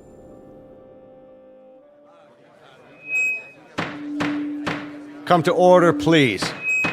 May I have your attention? Not all of our member nations are here yet, but our visitor has requested an opportunity to address the assembly. So, for the moment, I would ask you all to be patient. Please, order! Order! Remain calm! The floor is yours, Mr. Or rather... Ladies and gentlemen of Earth, we greet you in peace and friendship. We come from a planet beyond your solar system and well beyond your galaxy. A planet far more developed than yours. Why are you here? To establish... Hey, what's that book? Get a picture of it. What's the title? I can't see. He's not even moving his lips. He doesn't have lips, does he? To establish embassies here, and in the near future to set up reciprocal visits between Earth people and Canimets. Canimets, what's that? Must be what they're called. Write that down. Canimets. How do you spell it? Speaking on behalf of the governments of the people of Earth, we bid you, Canimets, welcome. How shall I address you? I have no name, as you understand the term, but you must have many questions. Please, feel free to ask me anything at all, of any nature. We have a great many questions, but to proceed in an orderly fashion, how did you discover us? How do you know our language? And as to your own planet, what is its political and social makeup? Of course, we most fervently wish to know why you have chosen us to... First of all, we must make the following admission. We do not know your language. Then how... Our own methods of communications are mental rather than verbal. Hence, the voice you hear is artificially generated. Your words, or rather, your thoughts, are received and processed by an automatic translation device. My responses are in turn electronically altered to simulate vocal sounds in a language known to you. You cannot speak, then? Not in the literal sense. Astonishing. We understand you perfectly. As to your other queries, our planet is not visible to you. It lies far beyond what you call the known universe. But it is highly advanced technologically. Its political and social makeup are complex.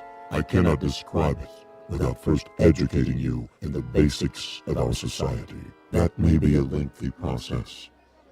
Are you willing to be interrogated here at the United Nations in a special plenary session? All of our nation's representatives could attend. I'm sure they have many questions. I would be delighted. I believe that is the proper response. We thank you for your courtesy. Until then...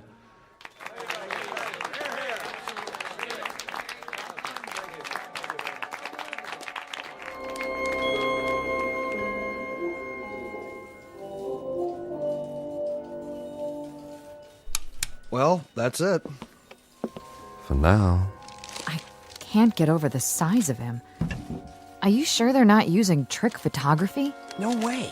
It's a live feed on all the networks. What do you make of that little book? It only looks little in his hands. It's probably a perfectly normal hardcover. There's nothing normal about it if you brought it all this way. Maybe it's a dictionary. The most commonly used phrases. He wouldn't need a dictionary. He said they have an automatic translation machine.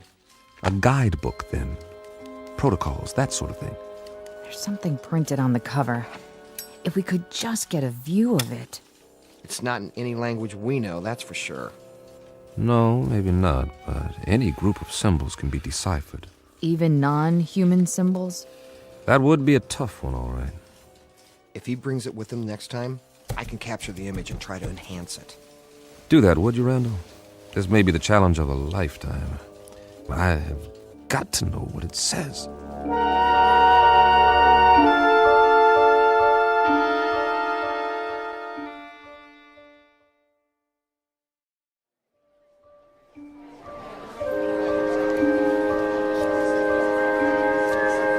Come to order, please. Order. This meeting is now in session. Members of the General Assembly, our visitors, the Canamits, have graciously acceded to our request that their representative appear before us to answer further questions. The meeting is now called to order. We will proceed with the first inquiry. Senor Valdez of Argentina is recognized. Please use your microphone. You may remain seated. Why, may I ask, why exactly have you chosen our planet for this visit? It has come to our attention that Earth is plagued by many catastrophes, both natural and unnatural, all of which could be easily prevented. We are here to help you. Recognizing Dr. Dennis Levesque, the representative from France. Your question, please. Monsieur Canamet, my government wishes me to ask you, what is the nature of your help? What form will it take? Indeed, if we should choose not to avail ourselves of this assistance you mentioned, your response would be? We will not force anything on you. You may accept only that which you choose. For example, on the morrow, tomorrow, that is, we will demonstrate an alternative power source, molecular in nature, which can supply a form of electricity to entire continents for the cost of a few dollars, or rubles, or pesos, or any other currency. You will find it extremely economical. Mr. Grigori. Mr. Grigori, the Russian delegate, you have the floor. We would like to ask the Canamit directly, man to man, what are its true motives? Are we to assume that your purpose is totally altruistic? That you have an abiding interest in helping others? Are we further to assume that there is nothing beyond this boundless humanity of which you speak? There is nothing ulterior in our motives. You will discover this for yourselves soon enough, by testing the various devices we make available to you. What devices? I think the representative has answered your question. For example, we can show you a simple way to add nitrate to the soil and end famine on Earth. We can demonstrate the principles of a practical force field to cloak each nation with an invisible wall, impenetrable by bombs, missiles, or any other weapons. This will bring international peace for all time, if that is what you want. Of course it is what we want. Of course it is what we want. In return, we ask that you trust us. Only that you trust us.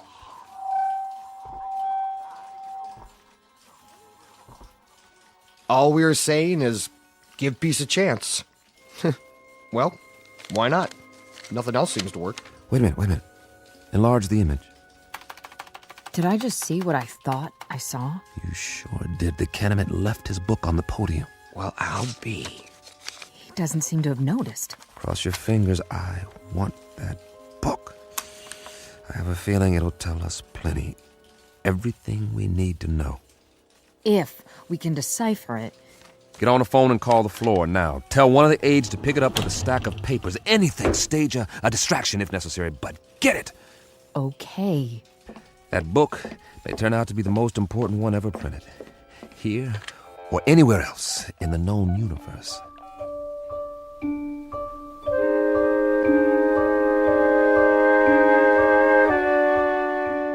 Now, cross-reference this code table with the first. Well, Chambers? I've almost got it, Colonel. What have you got? For starters, a migraine headache and a bad case of eye strain. We're wasting our time. He can't lick it. Not in 8 hours, I can't, Colonel.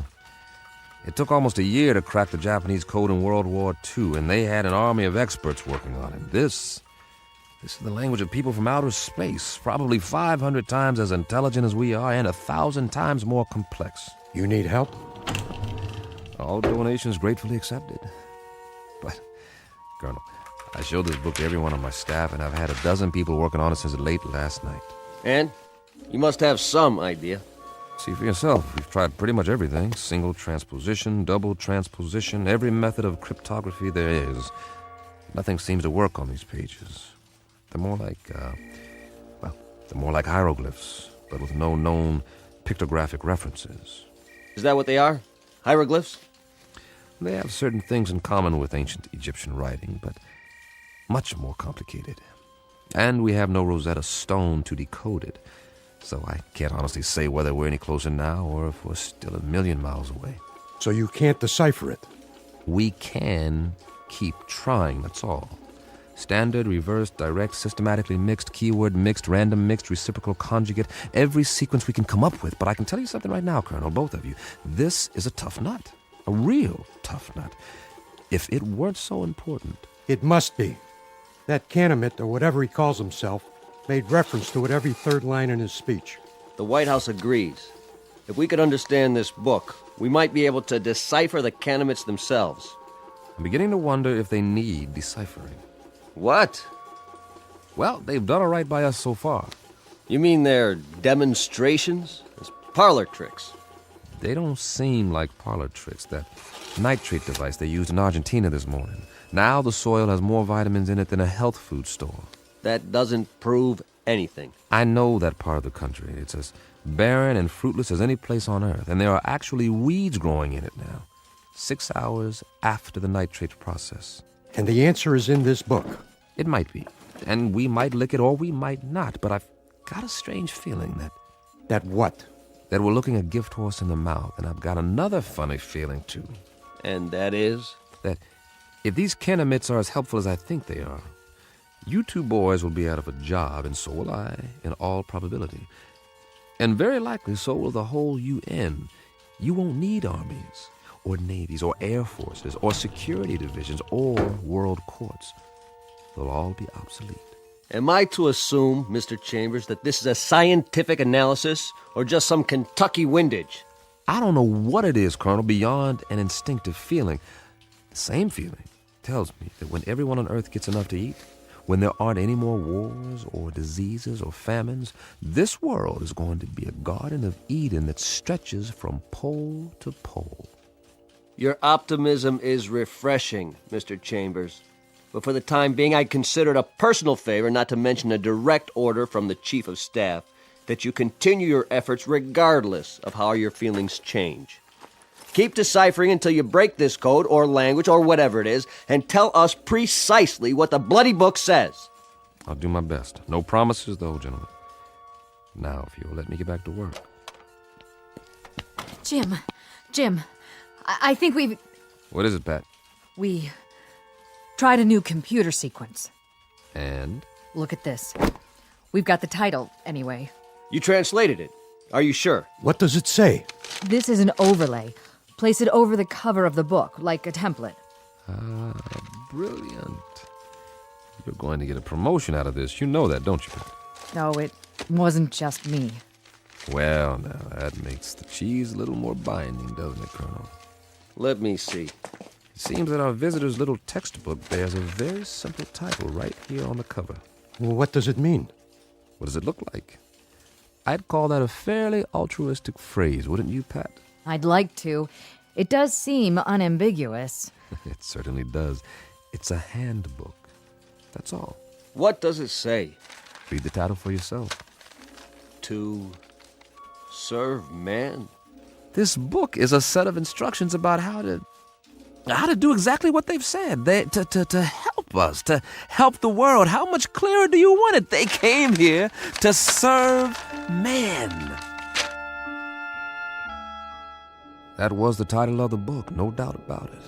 Pat and the rest of the staff had done it. They had come up with a template that deciphered the symbols on the cover, word for word. It was a place to start, and the most important one. At least we had confirmation of the Canamit's intentions. Everything they had said was quite literally true. They were here for our sake. Of course, not all governments would be as easily persuaded, so at a closed session of the Security Council, our visitor was put to the test. The Pentagon provided credentials so I could attend, and I jumped at the chance. This was one meeting I couldn't afford to miss. If it went according to plan, the world would find out once and for all what, if anything, the Canamites wanted for themselves, and whether the price, if there was one, was something the Earth could afford to pay. Though I, for one, didn't expect any surprises. Would you? Never in a million years.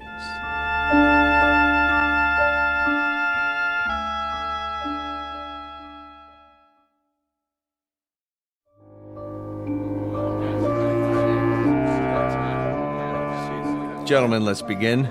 If you'll please be seated. The purpose of this meeting is to acquaint you with certain tests conducted over the past week.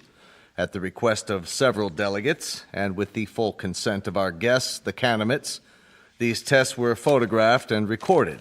You may now view the results. The tests were conducted by members of the National Science Academy and witnessed by a team of experts. If you'll watch the monitor at the front of the room. Lights down, please. Begin the tape.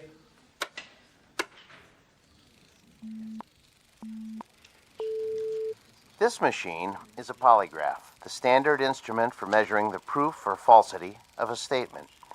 Since the physiology of the Canamites is unknown to us, our first objective is to determine whether they react to these measurements as human beings do. We will now proceed with a dry run to establish a baseline reading. Are you ready? I am ready. I trust our small chair is not too uncomfortable? Not at all. The sensor attached to the torso registers the pulse rate. The second attachment shows electrical conductivity in the palm of the hand as perspiration increases. And the third connection shows the pattern and intensity of electrical waves emanating from the brain. With human subjects, these readings vary markedly, depending upon whether the subject is speaking the truth. I understand. Then let us begin. And please answer the questions as I instructed you previously. Very well. Regarding the relative size of Canamites and human beings, tell me if you would, which is taller, a human or a Canamite? Humans. I shall now repeat the question. Which is taller than the other, a human or a Canamite? A Canamite. Very good. Next question. How did you come to this planet? We walk. Once more, how did you come to this planet? In a spaceship. Excellent. My colleagues and I are satisfied that the mechanism is effective. Now, I shall ask our distinguished guest to reply to the question put forth by several UN delegates. Namely, what is the motive for the Canamites in offering so many gifts to the people of Earth? On my planet, there is a saying. There are more riddles in a stone than in the philosopher's head. The motives of intelligent beings, though they may at times appear obscure, are simple compared to the complex workings of the natural universe. Therefore, I hope that the people of Earth will understand and believe when I tell you that our mission upon this planet is simply this: to bring to you the peace and plenty which we ourselves enjoy, and which we have brought to other races throughout the galaxies. When your world has no more hunger, no more war, no more needless suffering, that will be our reward. Thank you. Most profoundly. There you have it, gentlemen. Lights, please. I should like to pose a question. Yes, Grigori. Who is responsible for that circus? I assure you, Grigori, the tests were quite genuine. A circus, a second-rate farce. If they were genuine, Mr. Secretary, why has debate been stifled? There'll be time for discussion tomorrow, the next day, and throughout the week. No one is stifling debate. I would remind the delegate from Russia that everything the Kenemet has promised is not only worked, but worked beyond our expectations. The force field that was tested yesterday morning, nothing could get through. And suddenly we find ourselves in a brave new age, when none of us need fear a hydrogen bomb or a missile. We are on the threshold of peace, Monsieur Gregory. Peace as we have never known it. Niet. I say niet.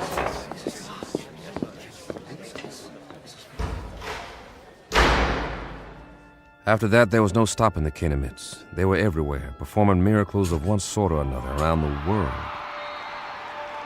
Famine became a thing of the past as the fertility of arable land increased 100%. The force field proved impervious to any known weapons. Then came a cure for cancer, heart disease, what have you, and all from a simple injection.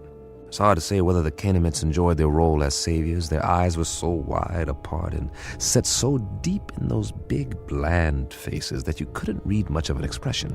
With only a tiny circular hole for a mouth, one that never moved, it was impossible to know what they were thinking because they never spoke.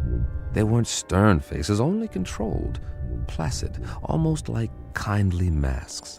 And they all looked exactly alike. They sounded the same, two calm, mechanical voices that came out of the translation devices under their robes. And then, one day, we were all out of a job, just as I had predicted. The computers and fail-safe machines in the Pentagon sat idle, covered in plastic sheeting, because no one was needed to run them anymore. As for code breakers, I might as well have stayed home. But something kept me there, as if I was waiting for the other shoe to drop.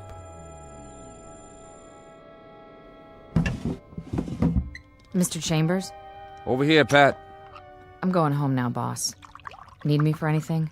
Like what? This isn't exactly a beehive of activity anymore. You can say that again. The new story of mankind. Nobody needs to decipher anything because, well, there aren't any more codes. Because there aren't any more secret messages. I know. Drink? Well... One for the road, on the house. All right. Odd. What is? I mean, not reading about wars or insurrections or anything anymore. There's a rumor that they're going to disband the United Nations inside of a month. Here you go. The new millennium. Cheers. Cheers. How many Kenemets are here? Anybody ever figure it out? A few thousand, I guess. They've got embassies in every country now, and for everyone that comes, 1,000 of us take off on one of their ships. The reciprocal visits they promised. Now that's the odd thing, the ease with which human beings adapt. It's fantastic. One day an astronaut orbits the Earth in a little rinky-dink tin can, and they think it's the biggest moment in the history of mankind. A few years later, they're standing in line waiting to get on a ship that'll take them 1 zillion miles into space, and they act like they're going on a picnic in the country. That's human beings for you. Nothing phases them. Are you going? The exchange program? I'm on one of their waiting lists. What about you, Patty? Oh, I'm on the list, too.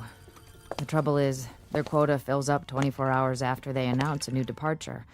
But while I'm waiting, I may as well continue studying their language. Good idea. Words reflect the values of the people who use them. If we can understand the vocabulary... I've got a fair command of it now. It's not that hard, really. And there are hints. Huh. Of what? The shades of meaning, the nuances. Some of the idioms are quite similar to English. That's how we unlock the title of the book. I'll get through the rest of it one of these days. More power to you. I gave up a month ago. But if I can help you in any way... Sure, boss. Did I say something? If you can help me. That was the phrase, wasn't it? And I meant it. The only thing you can help me with is... Is what? Help me get rid of this knot in my stomach. What are you talking about? One of those nightmares when something's wrong, but you don't know what it is yet. A little bit of the old sixth sense. That tells you what? Just that maybe we should have looked this gift horse in the mouth, after all. For all we know, it could turn out to be a Trojan horse. Oh, I don't think we've got anything to worry about. I'm going where no man has gone before. How can I resist? Relax. I'll tell you all about it when I get back.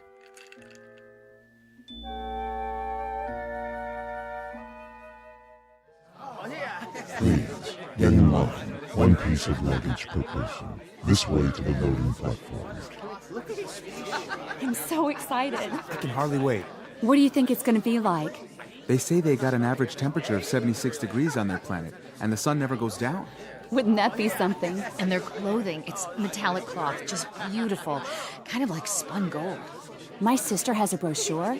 The day you land, they take you on a shopping tour, and you can have as much of it as you want for free. It's just one big holiday when you get there. They've even got a form of baseball with leagues and everything. Man, I don't think I'll ever come back. And the whole trip, it's millions of miles, mind you, the whole trip only takes a few days. May I help you with your bag? Why, yes, you may. Ooh, they're so polite. Please, keep the line moving. Watch your step. Take my arm. Can we sit together? Yes, you may sit together once you're inside. We're moving. Almost on board. This is going to be wonderful. Did you bring your camera? Look, they're opening the door to the spaceship. I hope there's going to be other kids my age there. Boarding pass, please. Yes, right here. Mr. Chambers, proceed. Thank you. Mr. Chambers? Mr. Chambers! Pat, hi.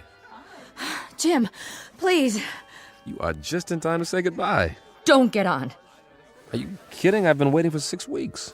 You can refuse. There's still time. But don't say that too loud, or there'll be 1,000 people trampling over you to take my place. Get on board, please. Not yet. I'm begging you. What? Whoa, what's wrong with you, Pat? I finally deciphered the book. Hey, that's great. All of it.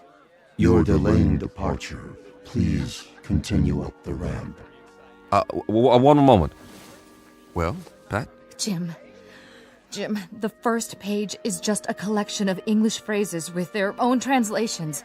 But the rest of the book, the rest of it. Will you move, mister? We're waiting to get on board. Step through the door, sir. Write me about it. I'll have plenty of time to read letters up there. Not as much time as you think. Jim. Now, Mr. Chambers, we must close the hatch. The rest of the book. It's not what you think. The title, To Serve Man, it's a cookbook. What? No, wait, what? Wait! No! A cookbook! A cookbook!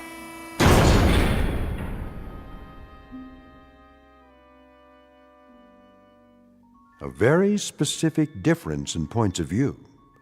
To the wee ones, the little race of tourists known as humans, it's a marvelous adventure, a voyage to outer space, a chance to get away on the greatest vacation ever. But to the extra-large, granite-faced individuals known as Canamites, it's nothing more than a cattle car, a very comfortable supply ship, bringing food from the other end of the universe to a place where appetites must be enormous. As I say, it's all in the point of view, a lesson in language and semantics from the Twilight Zone.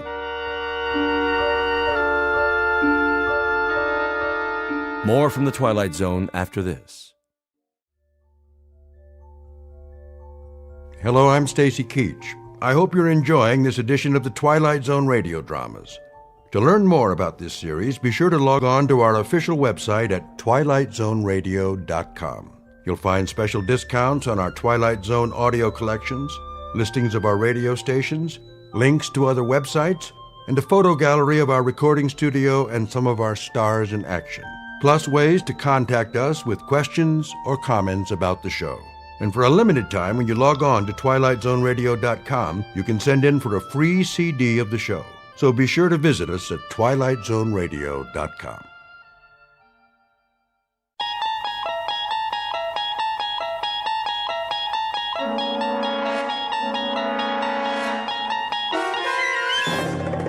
You unlock this door with the key of imagination. Beyond it is another dimension. A dimension of sound, a dimension of sight, a dimension of mind. You're moving into a land of both shadow and substance, of things and ideas. You've just crossed over into the Twilight Zone.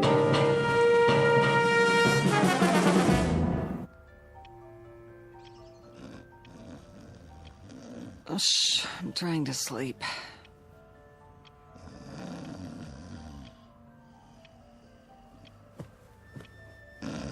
I said I'm sleeping. What? Oh, what time is it? Wilma. Ow. Wilma. Oh, leave me alone. What does the clock say? Huh? 9:17. It can't be. Oh, didn't you set the alarm? Wilma!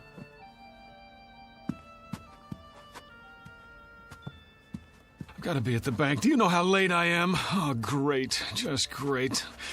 I don't even take my clothes off. No more parties. Never again. Oh, be quiet about it. Sure, go on. Get your beauty sleep. You feel lousy. Never mind how I feel. So I'm late for work. So what? No skin off your nose, right?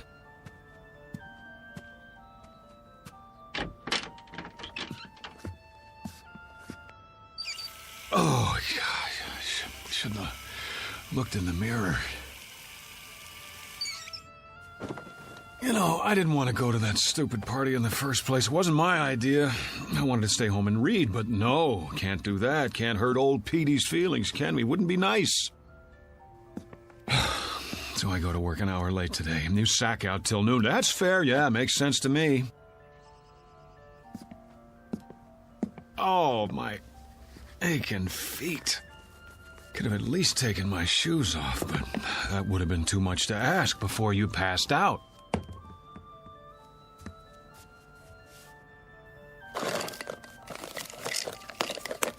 Oh, boy.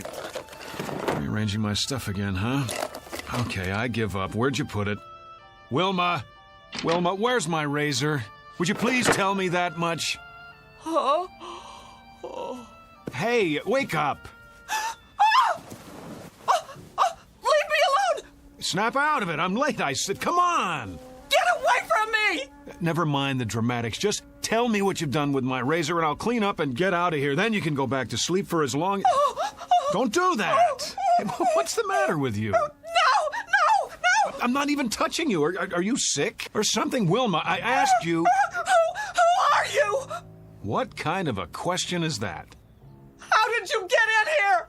Well, as I dimly recall, I staggered in about 2 a.m. with you at my side. After that... What are you doing in my bedroom? Oh, you mean this isn't the YMCA? I suppose I could have slept on the couch if you wanted me to.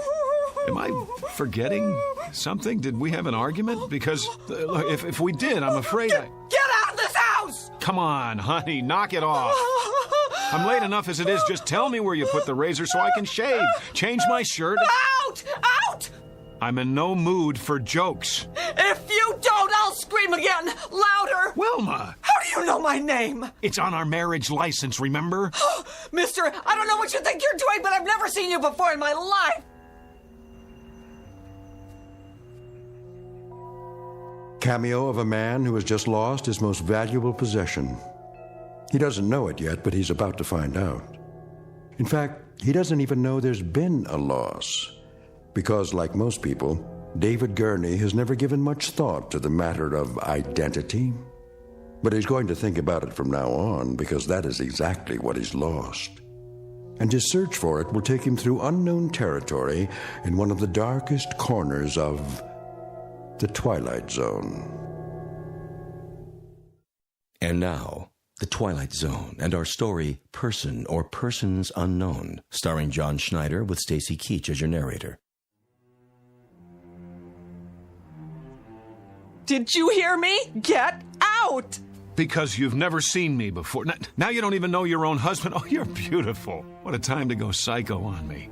Now, look, whoever you are, I don't want any trouble. But if you don't get out of here, I am going to call the police. Easy, Wilma. Take a pill or something.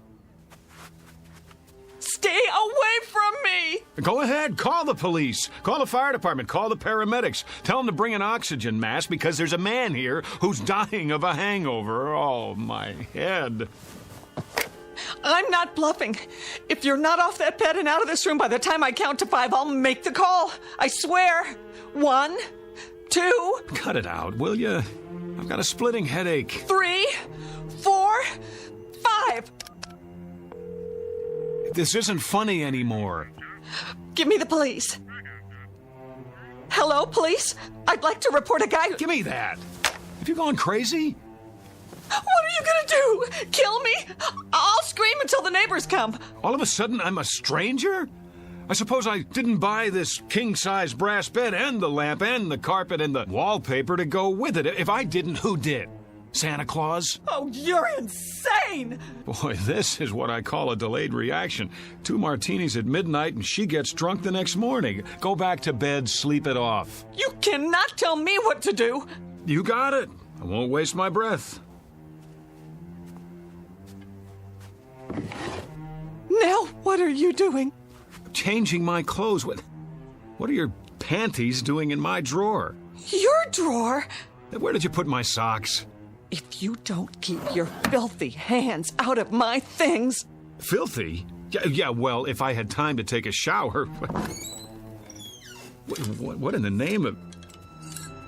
Those are my dresses! So I see. What did you do with my clothes? Oh... The Lord is my shepherd. All right, I'll wear what I had on last night, but if anyone says something at the bank, I'll tell them whose fault it is. My darling, brain-damaged wife with her defective sense of humor. Daily bread and forgive her. Sorry, trespasses as we forgive those who trespass. I'm going to work now. When I get back, you'd better have things straight again, understand? Do I make myself clear? The kingdom, and the power, and the glory, now. Goodbye. And forever. God help me.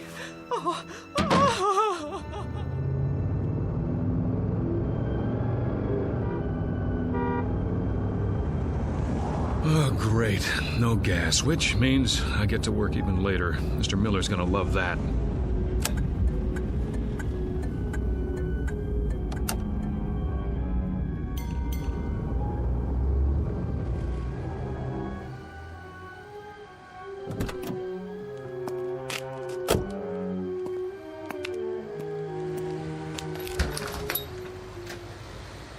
Come on. Here's your change. Thank you, sir.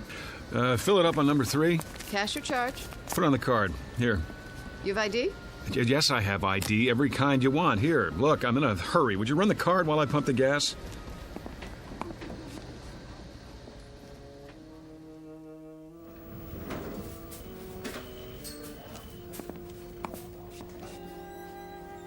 Morning, Jim. Morning, sir. Welcome to Federalist Savings and Loan.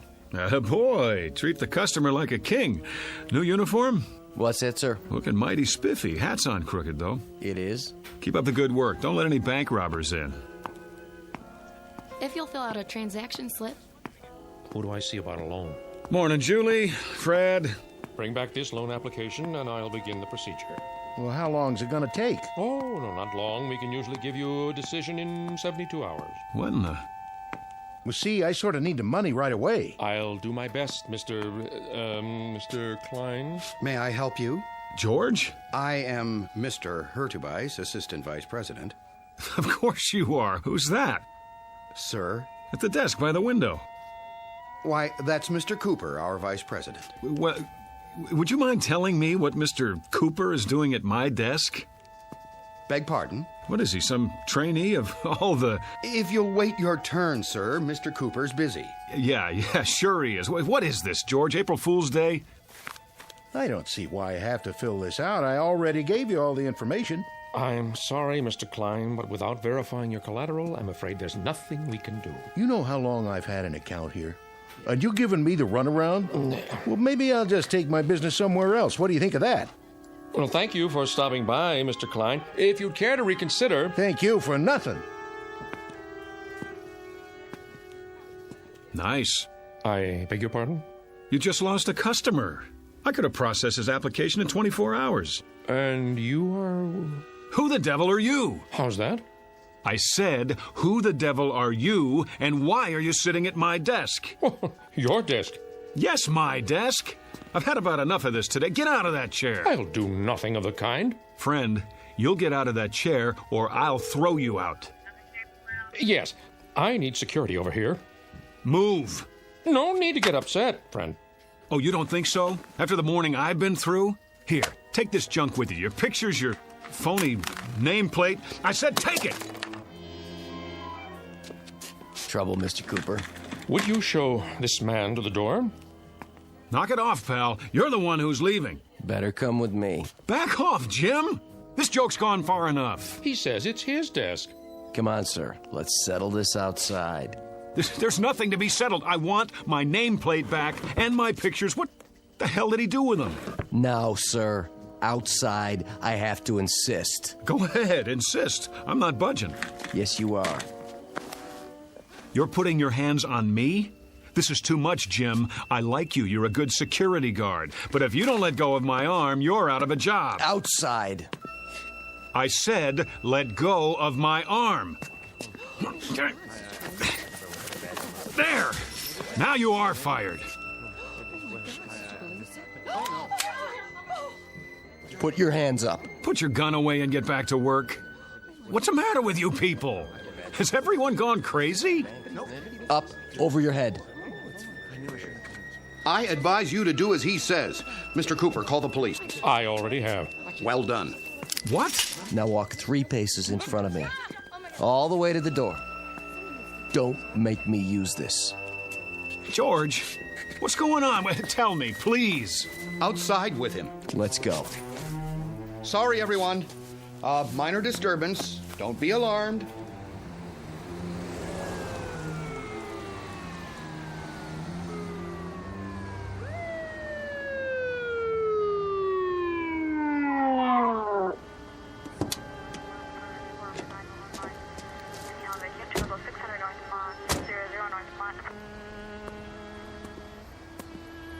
This the man? That's him.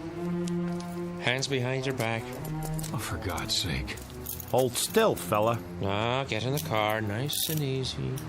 Wilma, is that you? That the same guy? Yes. What's your name? Why don't you ask her? We did. She doesn't know. Doesn't know? After 11 years of marriage, she doesn't know. He's a complete stranger to me, officer. I can't tell you how frightened I was. Let's go. Wait, Mrs. Gurney, let me introduce myself. I'm David Gurney, your husband. Well, what's everybody staring at me for? That's who I am. Tell him, Jim. I've worked with this man for 4 years. Tell him. Never saw him before. He just walked in and started a ruckus. Slide in the back seat. Come on. Wait, you don't believe I'm David Gurney? I can prove it. Look in my wallet. Go ahead. Take it out of my back pocket. Then we'll see. No wallet? Sure there is. Check the other pocket. Nope. Nothing. But I had it. Oh, hold on. The gas station. I must have left it on the counter. Everything. Driver's license, credit cards. Watch your head.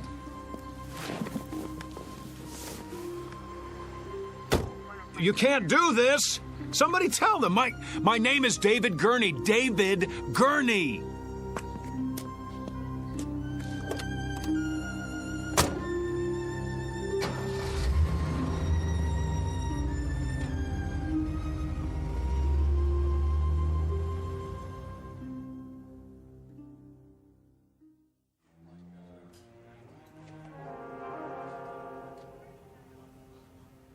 On your feet. Where's the doctor? Right here, my boy. Sorry to keep you waiting. Thank God. You don't know what it's like sitting here listening to those lunatics. Well, I think I do. If you'd like to come with me? Let's move it. I see you people have finally come to your senses. Now you can sign the papers and I can go home. You're not going anywhere. Not just yet. What is this, a jail? No. I thought you understood that. It's not part of the penal system. What would you call it then? An isolation wing at the state hospital. I thought that was explained when you were brought here. Then if it's not a jail, I'm leaving. Very probable, eventually. But for now, there's a 72-hour hold. I thought we'd talk a bit first, Mr. Gurney. David Andrew Gurney. So you've said. Well, let's go down the hall, shall we? We'll be more comfortable in my office. You heard him. You don't have to manhandle me. It's all right. He's not dangerous. If you say so.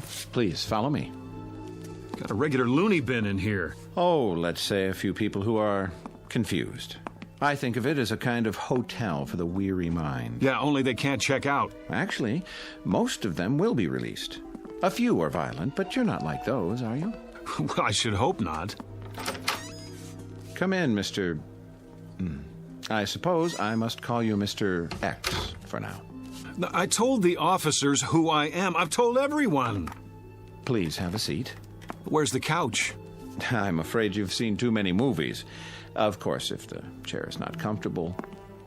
It'll do. I just want to get this over with and go home. And where is that? I've been through this before. You still insist that you live in Miss Berenson's condominium and that you are her husband. Yet she's unmarried. We've checked. How do you account for that? I don't care what she says. I know who I am. No need to get upset. Everybody's telling me I'm not who I think I am. But what do you expect me to do? Relax? It must be a challenge to your belief system. But if I'm to help you, then you've got to come to terms with the facts. And what are the facts? Couldn't say just yet. The police are running your fingerprints, and then we'll have something to work with. But for now, this person you think you are, we know that he doesn't exist, except in your mind. Oh, we know that, do we?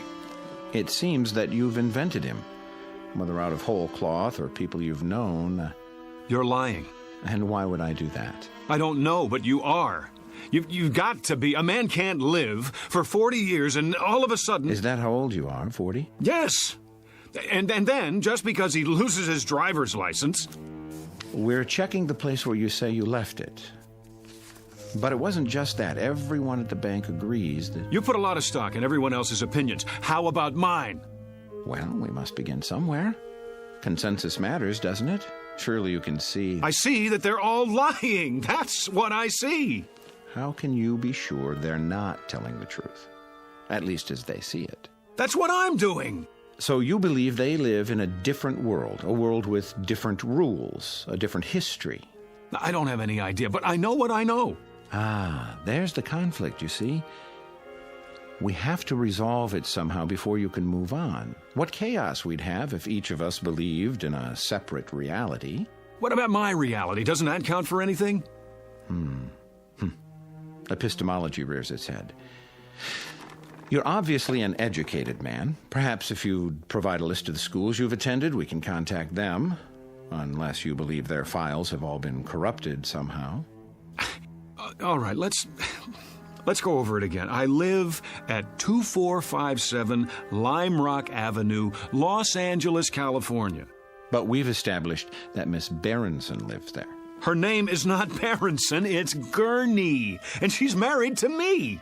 In fact, she is not married to anyone. Oh, that's a fact, is it? Her name is on the lease. She has ID, car registration. Let me see it. Well, that can be arranged. But for the time being, I'm afraid the burden of proof is on you. Oh, that's reasonable. How can I prove anything while I'm in here? Could you prove who you are? Could anyone? But I'm surrounded by a staff who know me. The people in those rooms down the hall, their voices in the wilderness. Eventually, they're going to have to come around, acknowledge the commonly agreed upon reality, or they'll be sent somewhere for long-term treatment. You don't want that, do you? What choice do I have? There's always a choice. It's up to you. There's a man here who says his name is Winston Churchill. I've shown him pictures of the real Churchill, but he's sticking to his story. So he won't be going home anytime soon. The same with his neighbor, Florence Nightingale, and her buddy, Jack the Ripper. He thought he was Jesus of Nazareth yesterday. Maybe he'll come around. I hope so, because the sanitariums are full of Jesus Christs. It's a real strain on the budget. So please, don't make it hard on yourself. The choice is yours. Pretty cut and dried. Either I prove who I am, or I give up my identity in order to get out of here. You don't have an identity at the moment. That's the issue in a nutshell. Let me use the phone. All right. It's about time. I'll turn on the speakerphone so we can both hear. Agreed? Agreed.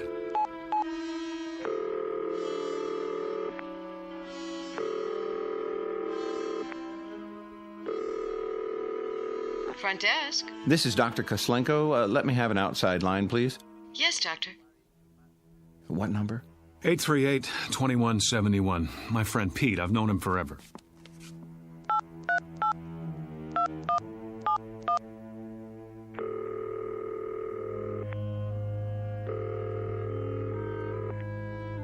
Hello? Hello, Pete. Yeah? Who's this? It's Dave. Look, you don't know how glad I am to hear your voice. Listen. Dave who? Pete, for God's sake, Dave Gurney. Wilma and I were at your place last night. Don't kid around. I think you have the wrong number, fella. But we went to school together. He's my best friend. Care to try someone else? Let's just cut through all this. Call 272-3478. Ask for Mrs. Gurney. Very well.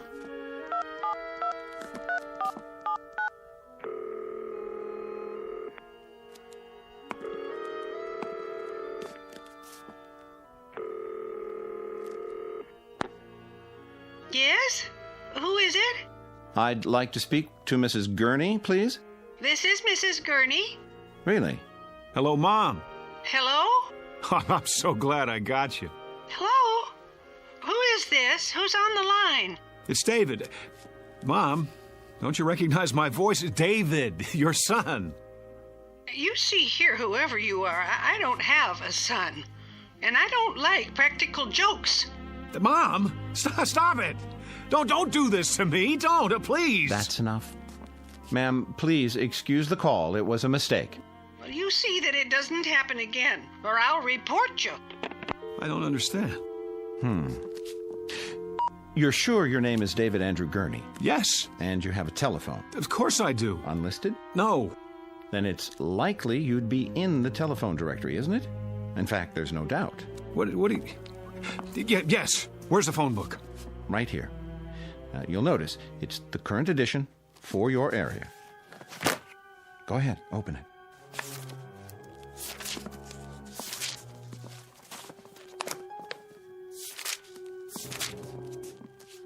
Gurney, Bertram J, 26837 Broadview, no. Elizabeth Y, 6578 Logan Street, Van Nuys. Well? It's not here. I believe that's called evidence. Now, are you ready to consider an alternative? But if I'm not David Gurney, then who am I? That's what we're going to find out. Now the real work begins. In other words, I'm crazy, just like the guy who thinks he's Jack the Ripper? That's what you're telling me? Well, let's say temporarily disoriented. It's not uncommon when one is under stress. I know it must be difficult to accept, but looking at it logically, could there be any other explanation? Sometime last night, you suffered a break, became confused, entered Miss Berenson's apartment. No, for some reason that's what you want me to believe, but it isn't true. Because in spite of everything, I know who I am. If I don't know that, I don't know anything. Oh, I was afraid of that. You know, I've been through this a great many times. Too many. And it's what I was trained to do, and I'm very good at it. Always ends up the same way. with the patient either returning to a normal productive life or entering into a lifetime of treatment. Why? Because they won't break? Hear me out. We're not playing around in here.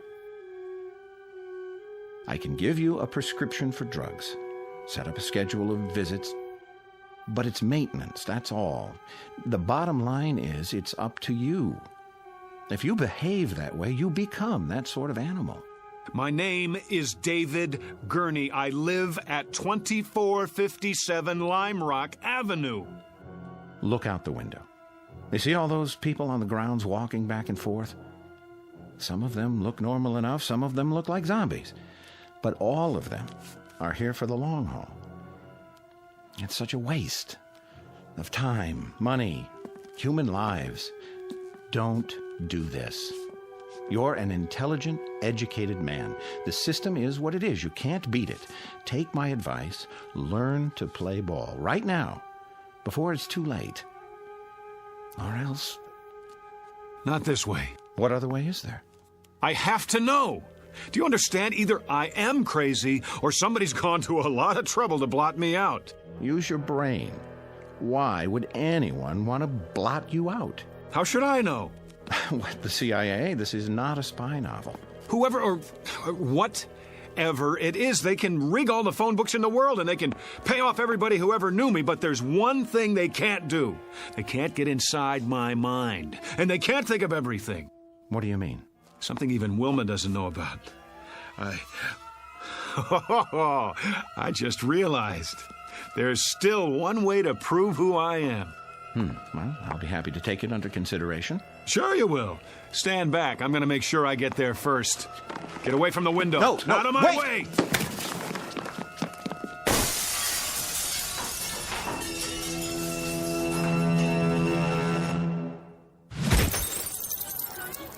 All right, everybody, line up. Rec period's over. Back inside. We better stop him. He's getting away. Oh, he's already outside. Get the keys to the gate. I don't have them. Man, oh man, look at him run. Sure is in a hurry. I couldn't have done that. Must not have taken his meds today. Call the cops. This is Braywood General. We have a patient over the wall. Put out an APB.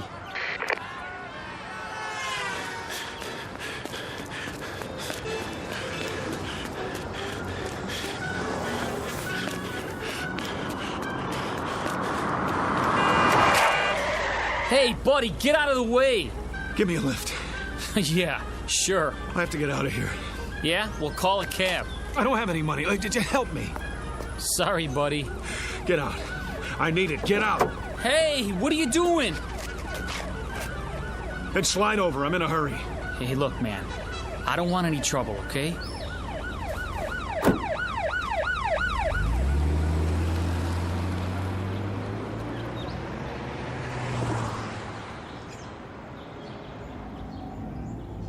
Just keep your mouth shut. I won't hurt you. Hey, who's after you? The cops? Huh? What'd you do? Nothing. That's just it. Nothing. And what are they chasing you for? Because I don't believe their lies. Oh, I get it. You're on the run, right? Is that it? Something like that. It's okay, man. I'll play ball. Just stay calm, okay? Turn right there. There's an alley. Oh, thanks, kid. Look, where do you want to go? Downtown L.A. You know how to get there from here? Sure, but don't take the freeway. Go the back streets. I'll show you.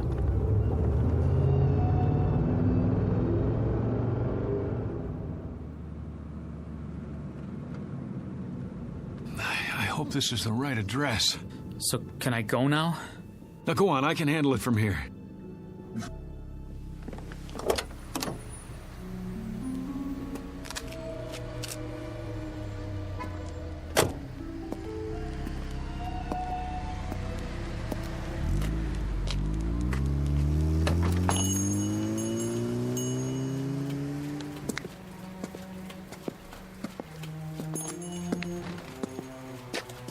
Can I help you? Oh, I sure hope so.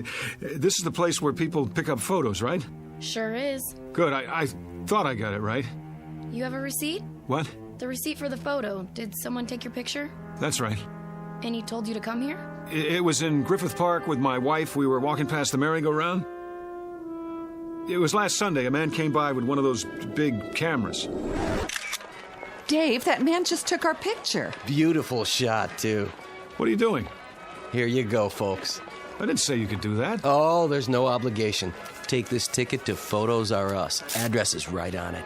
If you like the picture, it won't cost you an arm and a leg. 8x10s, wallet size, 3x5.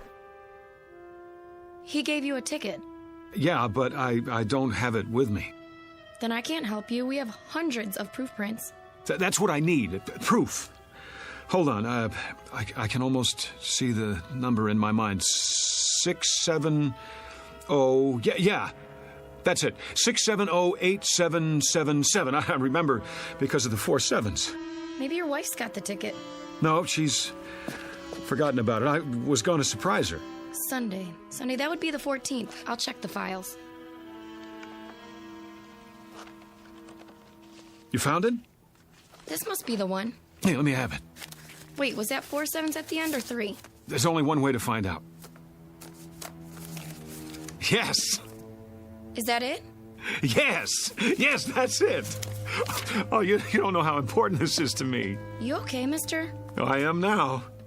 That'll be $4.75 for the enlargement if you want extra prints. Hey, mister, you have to pay first. You. Hello, Mr. X. What are you doing here? I might ask you the same question. We've been following you since the hospital. I wanted to see where you'd go. What is this? All right, hands behind your back. Wait! Have any knives or weapons in your pocket? I said hold on! It's all right, officers. I'll take responsibility. The guy owes me money. Oh? $4.75 to be exact, plus sales tax. And do you know what for? I'm sure you're going to tell me. Proof that I'm not crazy. Really? And what kind of proof might that be? I told you they couldn't think of everything. Well, I was right. I suppose you found a signature or some such? That wouldn't be enough, would it? I could have signed it at any time. Correct. Or if it's something else, I could have printed it up or bought it like a fake driver's license. I doubt that you've had time. What about a photograph, Doctor? A picture of me, hand in hand with the woman who says she never laid eyes on me before this morning. Is there some way to explain that? What do you have there? Go on, open the envelope, take it out and look at it, and then tell me what you think. Well? And what am I supposed to see? Me, with Wilma at Griffith Park last weekend. That should establish something. I don't understand. What's to understand? You need glasses? This is a photo of you in front of a carousel, alone. Let me see that. No, it was different a minute ago. A picture of 2 people, 2. You saw her. Tell him I showed you the picture. You didn't show me nothing, mister. Just looked at it yourself, then you tried to run off without paying. But I tell you, she was there. We were there, together. Come along now. We'll go back and talk this over. No, we were there together. Together. Together. Together. We were... Dave? Together, I tell you. Dave, honey, wake up. What? Oh, where am I? In bed, you were dreaming. Oh, Wilma, it seems so real. That's why they call them nightmares. You want me to get you something? No, that's all right. What time is it? 4 in the morning. Go back to sleep. You have to be at work in a few hours.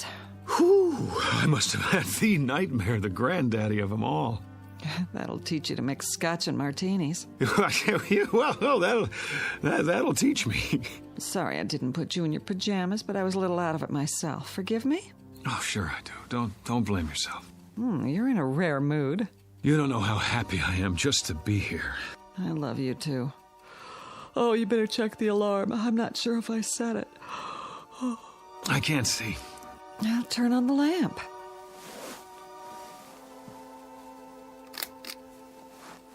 Oh, it was the worst dream I've ever had. I couldn't prove who I was, and you weren't yourself either. You were someone else, or you thought that I was. No matter how hard I tried, I couldn't convince you. It was so... Well, you're okay now, aren't you? Set the alarm and turn the light off. It's hurting my eyes. Dave? Dave, honey, is something the matter? Why are you looking at me like that? Who are you? What do you mean? It's me. Who did you think I was? Dave? Dave, darling, You get out of this bed. Go on. Get away from me. Whoever you are, I swear, I've never seen you before in my life. Dave? Dave, don't act like this. You're scaring me. You're so pale. Are you sick? Dave? Dave? Dave! A case of mistaken identity? Or a nightmare turned inside out? A simple loss of memory or the end of the world for someone named David Andrew Gurney? At least he thinks that's his name. He doesn't know much of anything anymore, and he may never find what he's seeking because the truth is he's lost his way. But you can be sure he'll continue looking for it night after night in the Twilight Zone. We'll return to the Twilight Zone in just a moment. You are about to enter another dimension. A dimension not only of sight and sound, but of mind. A journey into a wondrous land of imagination. Next stop, the Twilight Zone. Hi, this is Stacy Keach. I'd like to take a moment to tell you about our Twilight Zone website at twilightzoneradio.com. At twilightzoneradio.com, you'll find the latest information on these Twilight Zone radio dramas, including behind-the-scenes photographs, plus the newest product releases, trivia contests, ways to contact us, other Twilight Zone-related info and merchandise, plus links to other fascinating websites. So make your next stop twilightzoneradio.com.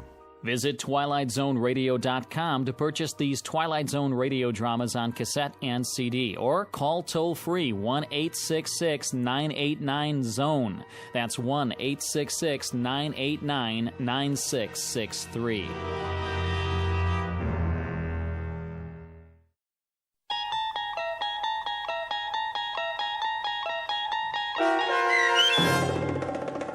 Person or Persons Unknown, starring John Schneider, with Stacy Keach as your narrator, was adapted for radio by Dennis Etchison and written for The Twilight Zone by Charles Beaumont. Heard in the cast were Meg Falcon, Tom McElroy, Roger Mueller, Richard Hensel, Roderick Peoples, Kurt Nabig, Carl Amari, Fernette Lebo, Doug James, Ann Whitney, and Jen Patterson. The producers of The Twilight Zone wish to thank CBS Enterprises and the Rod Serling Estate for making this series possible. This copyrighted radio series is produced and directed by Carl Amari for Falcon Picture Group. Sound design and custom Foley effects for The Twilight Zone by Cerny American Creatives Bob Benson, Craig Lee, Michael Slaybach, and Matt Sorrow. To learn more about the Twilight Zone radio dramas and to contact us, visit our official website at twilightzoneradio.com. Doug James speaking.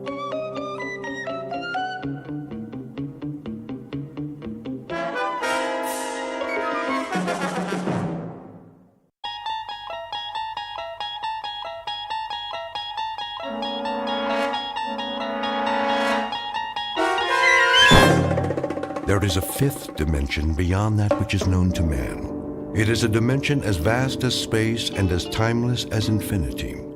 It is the middle ground between light and shadow, and it lies between the pit of man's fears and the summit of his knowledge. This is the dimension of imagination. It is an area which we call the Twilight Zone.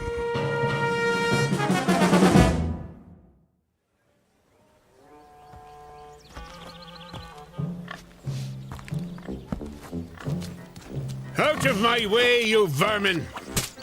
What are pigs doing out on the street anyway? It's not sanitary. You should be in a sty or a sandwich.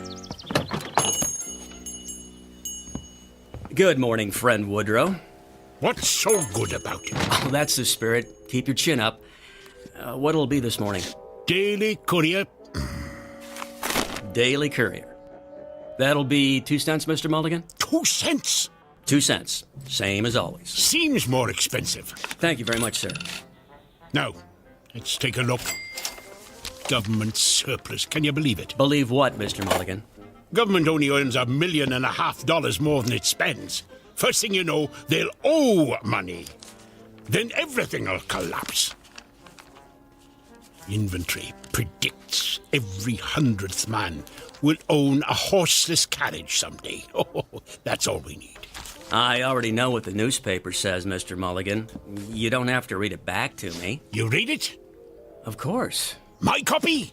Not your copy, Mr. Mulligan. My copy. I wouldn't dream of tampering with your Daily Courier. I can assure you no human hands have touched that newspaper. Well, except for the printers, of course. I should think not. At least some people still have standards. Not like Mr. Beaumont, the butcher. You know how much he's charging for steak? Well, why don't you tell me, like you do every morning round about this time? 17 cents a pound! What do they think we are? Millionaires? I don't know. 17 cents seems a fair price to me. I really don't know what you have to complain about, Mr. Mulligan. Things aren't so bad. Hello? You were saying? The only customers you've had in your store this morning are me and this here pig. Thank you for the overpriced newspaper, Mr. Swanson. Always a pleasure, Mr. Mulligan. Get out of my way! Out of my way!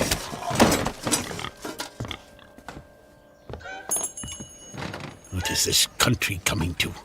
It's a madhouse, I say. Hey! Something the matter, officer? Something's the matter, all right. Don't you ever look where you cross the road, Mulligan? Look? What are you talking about? Can't you see that horse and carriage coming? Where? There!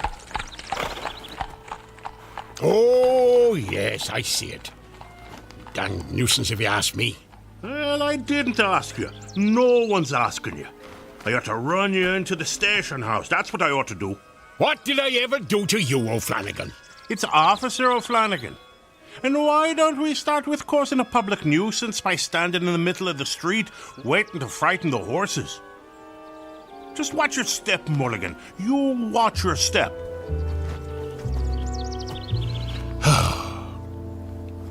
Just watch your step, Mulligan. Some time to live in, this is. Steak at 17 cents a pound. Hats, $1.95. And that lady in the advertisement for Belson's buggy whips. Shameful. You can see her ankle. Her whole ankle. Hey! Better move, mister! Whoa! Hey, get off the street! You're gonna get run over! You wanna get yourself killed? You crazy fool! Don't you know the speed limit's 8 miles an hour? Remember what I said about watching your step, Mulligan?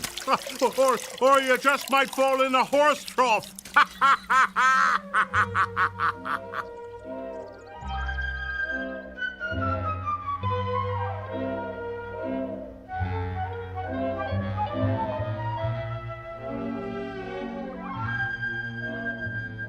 Or you might just fall in a horse trough. Well, howdy, ha ha ha. Look at me. I'm a working man, an honest man, a prideful man. And here I am working as a janitor for some crank of a professor and drying out my soaking pants in a wringer. Where's the dignity? Whole world's going to the dogs. That's where it's going. Nothing but trouble everywhere you look. Chickens and pigs walking in the streets like people. Crazy bicycle riders who don't watch where they're going. Government spending money like a drunken man. Racing bicycles on the streets at cost of living. And noise. What the Sam Hill? Never heard a ringer make that noise before. Why is it doing that? Wait a second, that's not the ringer. Something in my pants pocket. What is that? Oh, it's me harmonica. Oh, that's just swell. Just my luck. Ruined. Better hang it up to dry next to my pants, I suppose. I guess I should run the newspaper through the ringer too. Might be able to save it. Not that there's ever any news worth reading, but 2 cents is 2 cents. There you have it. Hot off the press. It's down here, Fenwick. I want you to be the first to see this. Professor Gilbert? Oh, can't let him see me without my pants on. Here it is, Fenwick. Huh? Well, what do you think? Why, it's astonishing, Professor Gilbert. I've never seen anything quite like it. Me either. What the heck is that thing anyway? So this is it, Professor. Yes, Fenwick. I call it the Helmet of Tomorrow. Well, that's a stupid name. If this invention's any good, why not call it the Helmet of Today? Very interesting. Just think of it, Fenwick. You put this helmet on your head. Twist this dial. Press here to activate. Here? Oh, not now. And you can visit any year you choose. Any year? You could even travel into the far future. Future. How about 1891? No, farther than that. 92? No. Think far into the future. How about 1970? Now you're thinking. Incredible. But there is a time limit on its operation. There is, Professor? There is. Purely a precautionary measure. No man should be allowed to interfere with the course of history. Well, how long a period would it function, Professor? 30 minutes only. 30 minutes? That's almost half an hour. Yes, it is. 30 full minutes in which to study the events of whatever future date we care to witness. Professor, you're wonderful. Eh? I said it's wonderful. Indeed it is, Fenwick, indeed it is. Are you ready to test it? In good time, all in good time. When I'm ready, I shall take my first journey into the future. To the year... 1962? Oh, who knows what wonders mankind may have achieved by then. Very likely I'll find the world deserted and everyone living on the moon. Or perhaps we'll have a woman president. Well, I hope civilization will progress, Fenwick, not descend into madness. But now, before I embark upon my test journey, we must toast this moment with champagne! Champagne! Champagne! Come, Fenwick! Come!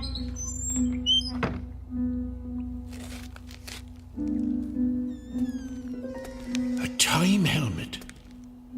Now that makes sense. A device that gives you a chance to find a time where there's a little peace and quiet.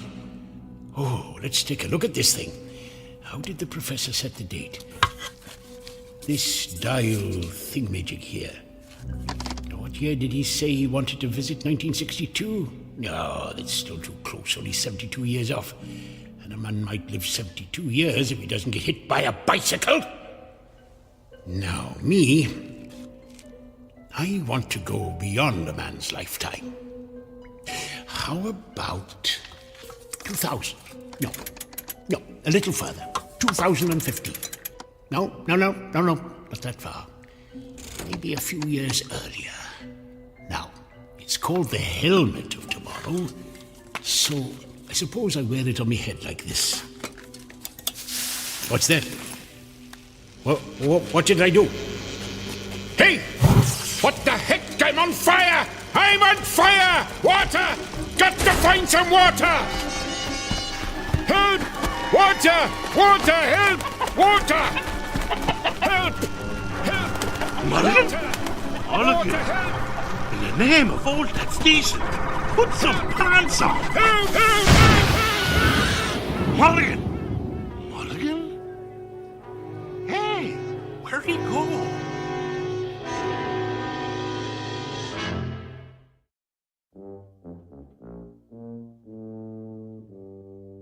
This is our hero, Mr. Woodrow Mulligan, a disgruntled citizen of a small town called Harmony, New York, circa 1890.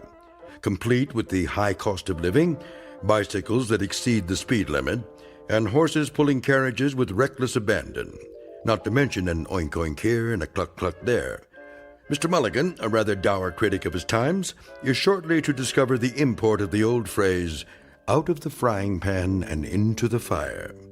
Said fire burning brightly in the Twilight Zone.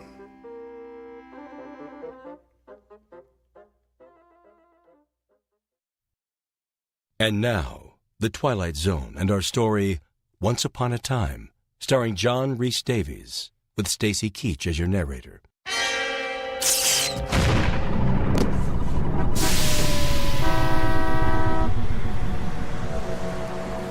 Hey! Where am I? This doesn't look anything like Harmony.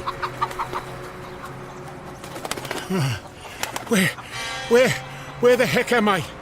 Oh, well, wait a minute. It must have worked.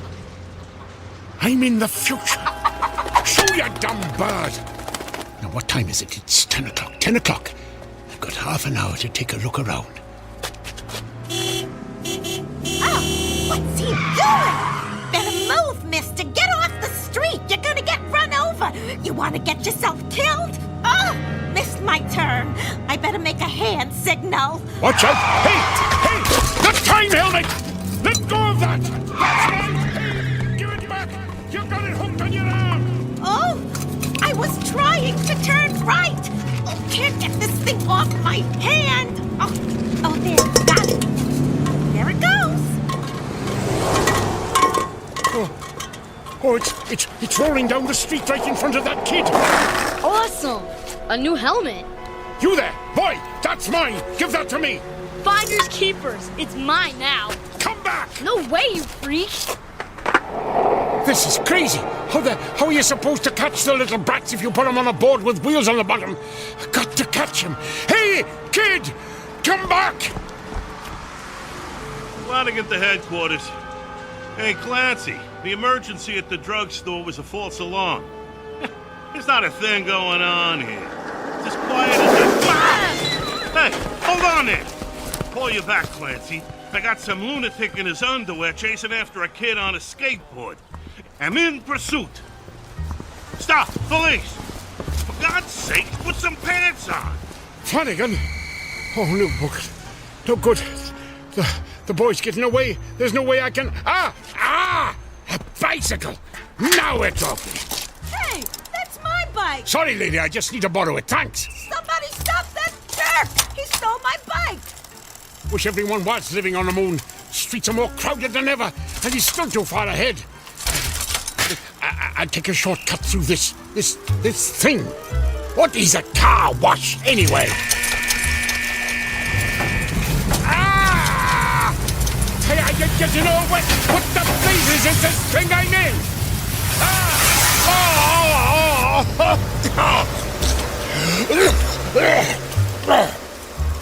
What kind of infernal contraption was that? Come out of there! Oh, not again. That's the boy. He's going inside that store. At least the sign says it's a store. It's more like a palace than any store I ever saw.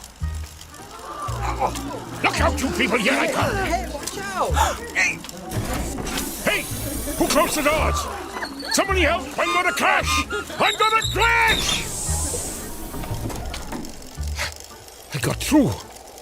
Do they have invisible doormen in this century or something? Hey, kid, give me that helmet back, you little thief! Take it. It's stupid anyway. Catch. Whoa!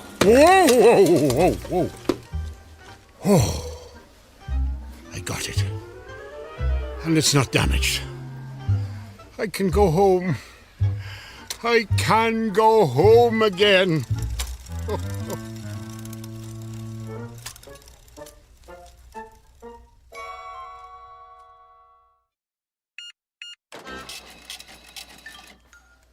$6 for a pound of steak?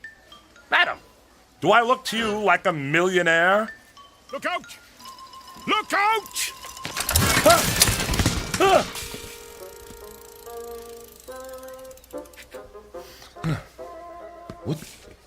What just happened? The helmet! Oh no, it's broken. And it's 9:45. I've only got 15 minutes left. How am I going to get back now? Get back, sir? What do you mean? What do you mean? What do I mean? Did they change the language in the last 120 years? I said I need to get back, and I do. But get back to where? Let me understand this, sir. You have this funny-looking hat in your hands, no pants, and you say you've got to get back somewhere within 15 minutes. Is that right? Right. And this hat-like device, what precisely is this thing? This is a time helmet, mister. Time helmet? That's what brought me here. You see, I'm from 1890, and that's where I got to get back to. What? You say you're from 1890? What proof have you of this, sir? Proof? Yes, proof. Well, I didn't think I'd need any. Aha! That watch, your shirt and tie, your shoes. Where did you get them? They're mine. Where are your trousers? Hanging up to dry in 1890. Is it possible? Quickly, who is the president? What? The president! You mean Benjamin Harrison? Look, mister, I haven't got time. Benjamin Harrison? And before him? Grover Cleveland, of course, but what's that got to do with... I believe you. By George, I believe you. You are from 1890. That is no news to me, mister. Tell me how to get back to 1890. That'll be news. And this is the device, huh? How does it work? Well, you have to... Look. I don't know how it works. I'm only the janitor. Janitor, eh? Then how does it happen that you came to be in possession of this technological wonder? Why do you talk like that? Never mind. Now, permit me to examine your time helmet. Yes. Yes. Primitive but functional, yes. Fascinating. Remarkable for its time, really. Or for any time. Ooh, that's curious. What's curious? These look a little like the components you'd find in a digital television. I don't know what that means, mister, but if you think you can fix it, you better hurry. Time limit on it, huh? 30 minutes. And there's only 14 of them left. I wasted 15 of them chasing a boy who took my helmet. And the 16th? Talking to you. Let me see now. What's going on here? What's the meaning of this? This doesn't look good. Which of you crashed a bike in my store? Who are you, sir? I'm the manager. Would one of you like to explain what's going on here before I call security? An accident, sir. Accident? Merely a minor incident, no harm done. Apart from bicycle tracks on this expensive piece of steak. But none of that matters now. We are confronted with matters of far greater importance. Why are you talking like that? That's what I said. Look at this place. This is a shambles. And who's this man in his... Well, he hasn't got any... I took them off after I fell in a horse trough. A what? It's, slang for, oh, never mind. Come along, sir. Mulligan. Woodrow Mulligan. Where do you think you're going? Out of my way. Oh, no, you don't. Miss Blodgett, call security. I said get out of our way. No. Come on, Mr. Mulligan. We're getting out of here. Hey, where you going? Excuse me, miss. But have you seen a man dressed like something out of a silent movie, only without any pants? Oh, that policeman, he's after me. Why? Some kind of generational grudge. Don't ask me. Get behind me. What? I said, stand behind me. Excuse me, sir. Have you seen... I haven't seen anyone, officer. I didn't say anything yet. I haven't seen anyone because, I'm blind. Oh, I'm sorry. My mistake. Hey, if you're blind, where's your... No dogs allowed in the store. Uh-huh. Well, just watch it, that's all. Are you blind? Oh, not me, that guy. There they are! Where? The one you want is standing behind that fat man. Run!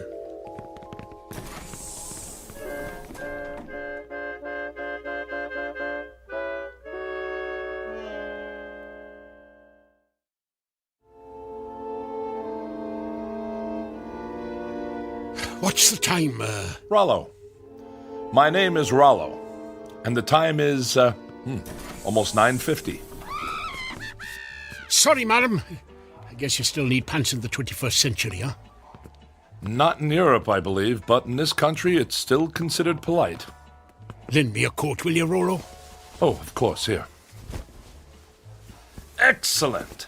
The home entertainment department. We should find the replacement parts we need here. Keep watch, this'll only take a moment. It'll have to. Keep a lookout. I want to address the typical American worker. Howdy. Now, you listen to me. I'm listening. I'm going to ask you something.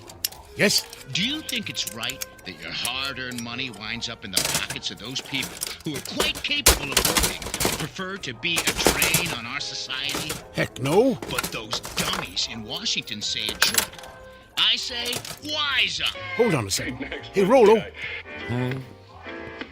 This fella says I should wise up. That's probably good advice. Who said that? This fella here in the window. That's TV. Who's TV?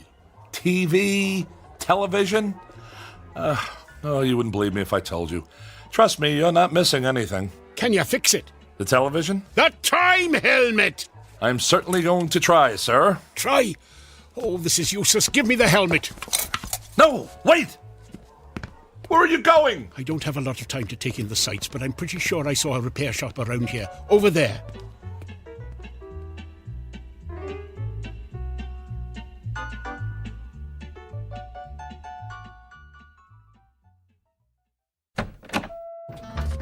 Proprietor! Yeah! Swanson? Logan Swanson? Is that you? Swanson's my name, buddy. Jack Swanson. What can I do for you? Would you come here for a moment, please? Whatever.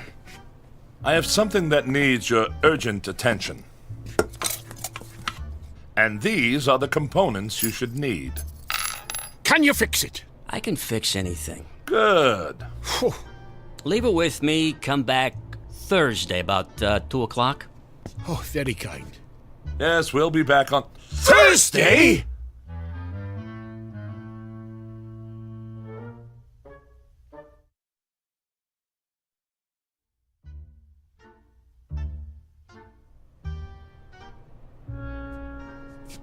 You don't understand. This man must get back to 1890. 1890? That's right. You're in the wrong block, pal. This is only 1600. No. You don't understand. You see, this device here is a time helmet. And this man here, Mr. Woodrow, is from the year 1890. What are you, some kind of nut? Look, I'm a scientist, young man. Young man? I'm 38. If you'll just lend me those tools, I'll... Hey, don't touch the tools. But this is... Don't touch. Do not touch the tools. I can't stress that enough. I'd let you sleep with my wife if I had one before I let you touch my tools. Mr. Swanson, do you mind if I read your newspaper? Knock yourself out, pal. Does that mean yes? Yeah, that means yes.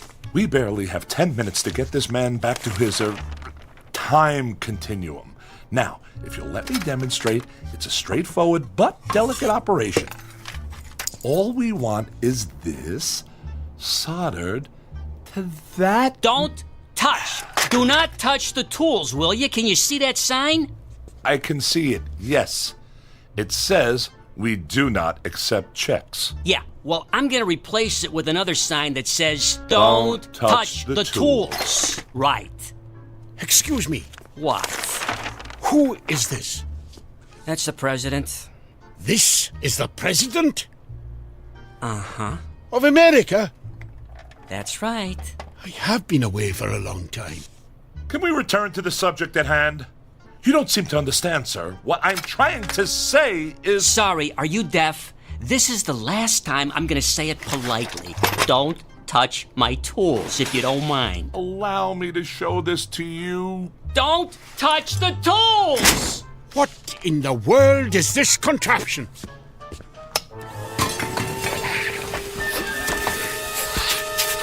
What did you say? I'm trying to explain to you that the front... Don't yell at me! I don't like to be yelled at, okay? Get it off me! Get it off me! What are you doing with that, Mulligan? It's trying to eat me! It's not trying to eat you, it's... Wait a moment. Oh, Rolo, what is this monster? It's not a monster. It's a vacuum cleaner. Everybody has one. Everybody has one of these? Yes. Vacuum cleaners are used for simple... Cleaning their vacuums. Yes, I get it. You people are strange, allowing something like this indoors. What if it gets loose and attacks a child? Now look, Mr. Mulligan. If you want to get this helmet fixed in time, just sit down quietly, please. Now, how are we getting along, Mr. Swanson, was it? Not too good. I'm not sure what I'm looking at here. You're sure this isn't for making those fancy European coffees? No, sir, this is a very scientific piece of equipment. What we're trying to do here is help... I don't understand. What is that little thing in there? Oh, well, that is a transition... Where did he go? Mr. Mulligan! Where are you? I think he just walked into that upright freezer. Hey, ask him if the light goes off. What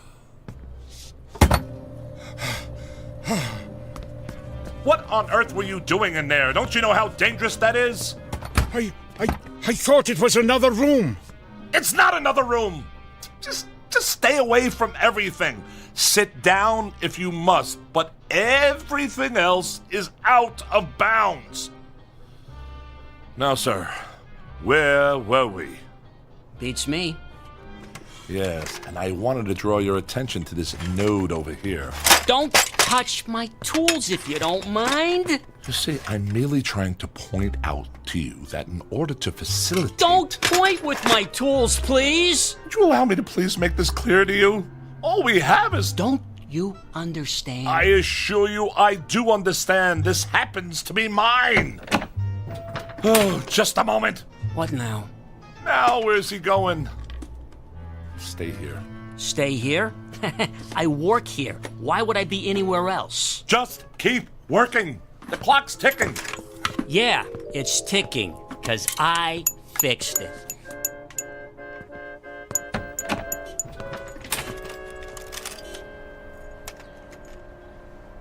Mulligan, what are you doing out here?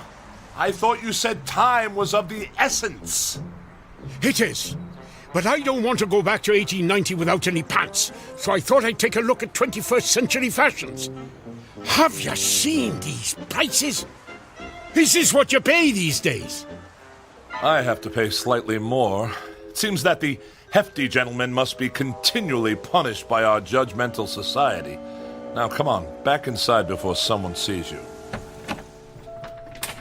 Well, is it ready? Pretty much, I think. A couple of small, minor adjustments, and you'll be all set. Good. Finally, I can go home, and not a minute too soon. No offense. None taken, I assure you. In fact, I would go so far as to say that I envy you your trip, sir. You sure he's the one from 1890? Well? Because you sound like Masterpiece Theater here. Keep working. Yes, 1890 is a wonderful period, Mr. Mulligan. I never used to think so till now. A time of simple, practical values. No traffic snarls, no income tax, no terrorists, no computer viruses. Only peace and quiet. Time to contemplate. Income tax. I am a scholar of that period, sir. That is why I've cultivated this mode of speech, appropriate to that time. Huh? The 19th century has a charm, nay, a fascination for me. The very thought of having lived in those halcyon days. I'll sure to be glad to get back there, Rolo. If I ever do. How much time is there left? We've got less than 5 minutes. 5 minutes will be more than adequate. Tell me about your town, Mr. Mulligan.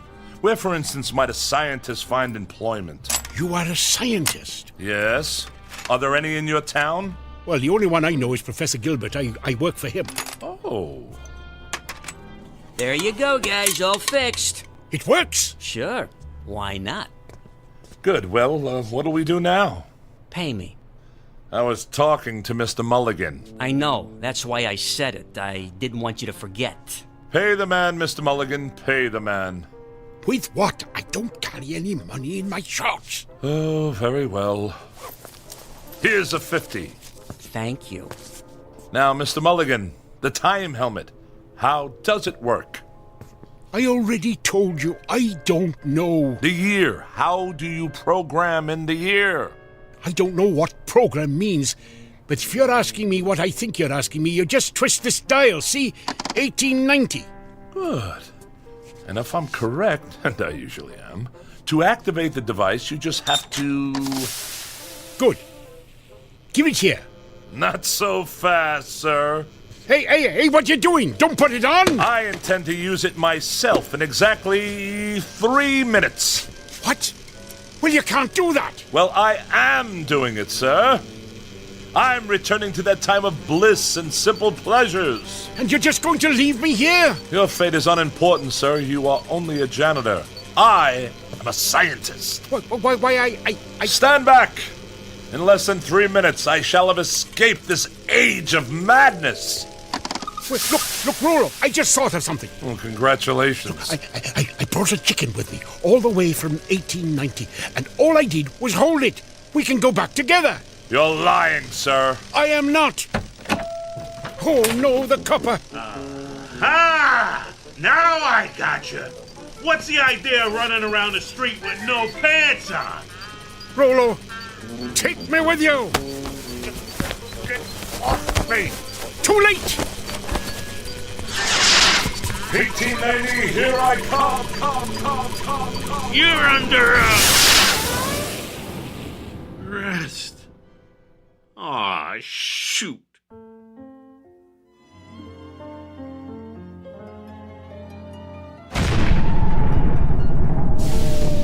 Mulligan? Where in the name of St. Pat did you spring from? I'm back. I'm back! For pity's sake, man. You're still not wearing any pants. Officer O'Flanagan, you are a sight for sore eyes. Ho, ho! Ho, ho! 1890. Charming. Charming.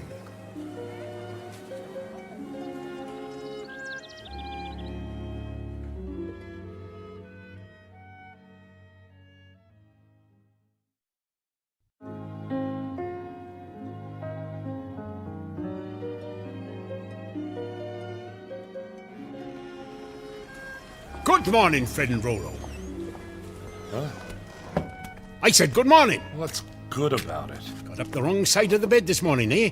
Every side is the wrong side. I didn't sleep a wink last night. No? No, my mattress feels as if it's stuffed with rocks. And I've had indigestion ever since I've arrived here. This food is terrible. Well, not today, it's not.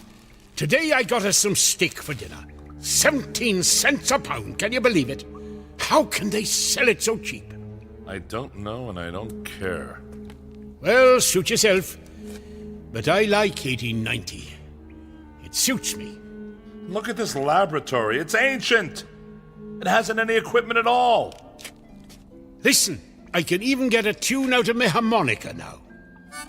Stop that! Darn noise. I don't know why I ever came to work here. I don't know why I ever wanted to live here, this barbaric, primitive wilderness. What an utter fool I was to think I'd be happy living in 1890. Of all the dull, miserable, impossible periods of time, this one takes the prize. No sanitation, no facilities, no spring mattresses, air foam pillows, or electric blankets. Oh, sheesh. This guy is worse than my mother-in-law. No comforts, no frozen canapes, no microwave meals, no swimsuit edition of Sports Illustrated. You know what, Rollo? I think you'd be happier some other place. Or maybe some other time. What are you blabbering about? 2000, 2001, 2002, 2003. There you go. Now, here, try this on for size. Ow! There you go. A perfect fit. Oh, no. You can't send me back. You don't belong here, Rollo. Any more than I belonged in your time. I'll just press here to switch the helmet on. Get this blasted thing off my head! Goodbye, Rollo. I hope you'll find the peace and quiet you're looking for. I know I will. Now...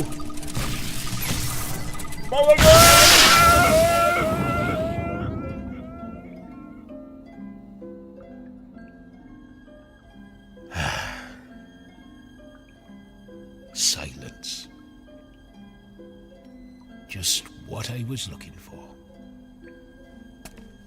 Well, this laboratory won't clean itself unless Professor Gilbert invents something.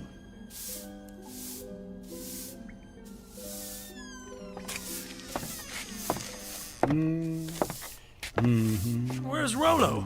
Oh, Rollo? Oh, he just left, Professor. Left? In a big hurry. Late for an appointment? Early.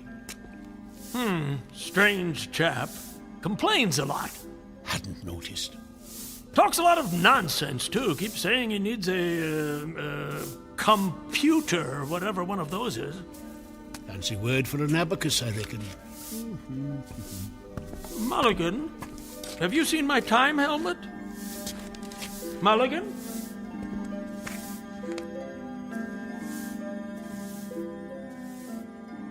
To each his own. So goes another old phrase to which Mr. Woodrow Mulligan would heartily subscribe. For he has learned, definitely the hard way, that there is much wisdom in a third old phrase which goes as follows: stay in your own backyard. To which it might be added, and if possible, assist others to stay in theirs. Via, of course, the Twilight Zone.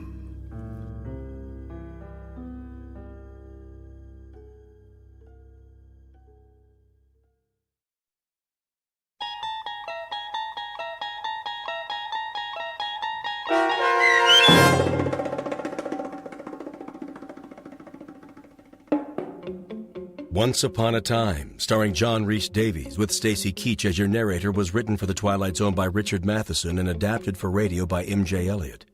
Heard in the cast were Mike Starr, Rob Riley, Michael Teshua, Malcolm Rothman, George Adams, Jim McCants, Beth Jacoby Deach, Randall Steinmeier, and C.J. Amari. The producers of The Twilight Zone wish to thank CBS Enterprises and the Rod Serling estate for making this series possible. This copyrighted radio series is produced by Carl Amari and directed by Joby Cerny for Falcon Picture Group. Sound design, custom Foley effects, recording, and editing are done in the Cerny American Sound to Picture Theater by sound designers Craig Lee, Bob Benson, Todd Beyer, and Tim Cerny.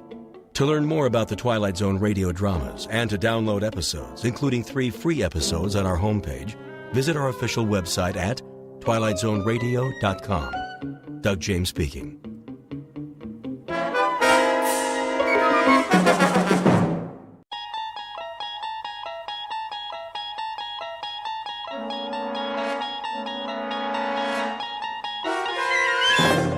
You unlock this door with the key of imagination. Beyond it is another dimension, a dimension of sound, a dimension of sight, a dimension of mind. You're moving into a land of both shadow and substance, of things and ideas.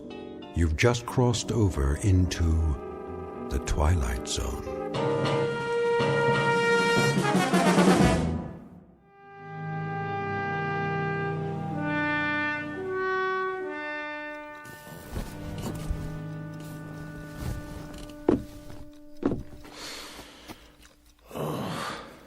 Charlie?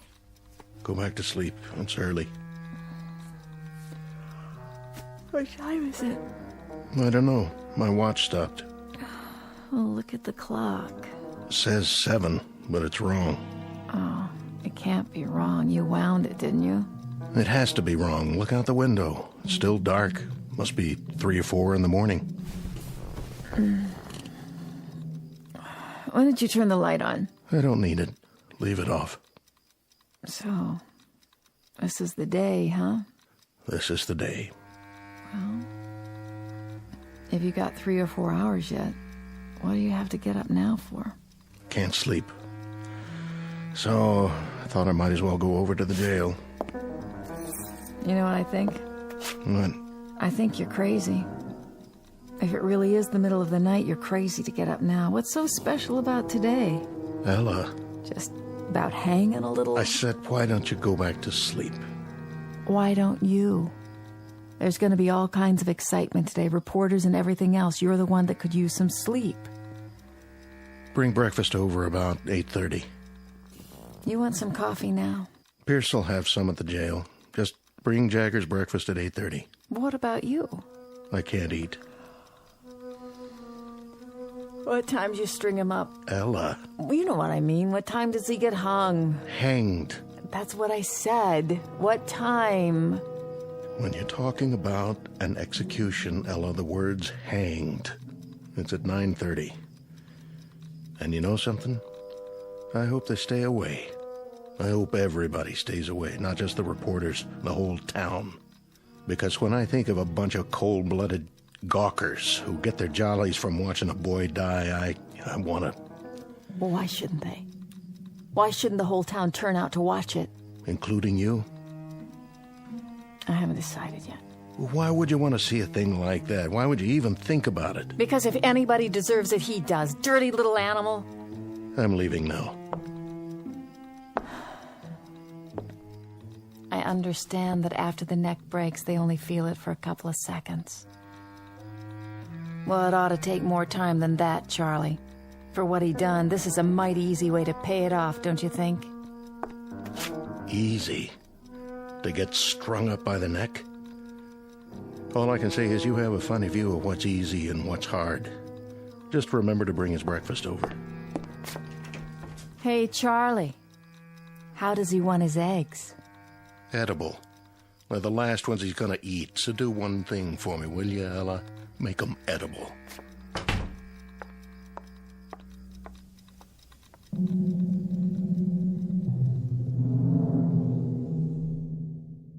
Sheriff Charlie Koch on the morning of an execution. For the record, and as a matter of absolute fact, it is a little after 7 a.m. Now, logic and natural laws dictate that at this hour there should indeed be daylight. It is a simple rule of physical science that the sun should rise at a certain moment and take away the darkness. But at this given moment, Sheriff Charlie Koch, his wife Ella, a condemned man named Jagger, and everyone else in this small, inconsequential town are about to find out that there are some causes and effects that have no precedent, except in the Twilight Zone. And now, back to our story from the Twilight Zone. I Am the Night, Color Me Black, starring John Ratzenberger with Stacy Keach as your narrator.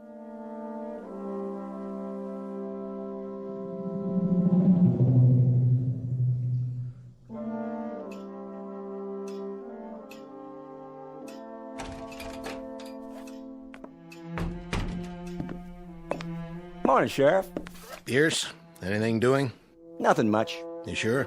Yep. Take your feet off the desk. Sure thing, Sheriff. Glad you finally made it. This ain't the day to be oversleeping. You tell me all about sleeping, Pierce. You're the expert on that. Hey, don't get me wrong. I mean, I ain't complaining. You ain't complaining, but at 2 or 3 in the morning, you've had a 4-hour shift. And, buddy, that doesn't break anybody's back. 2 or 3 in the morning? What have you been drinking? It's 7:30. Then why is it pitch black outside? What are you talking about? Take a look.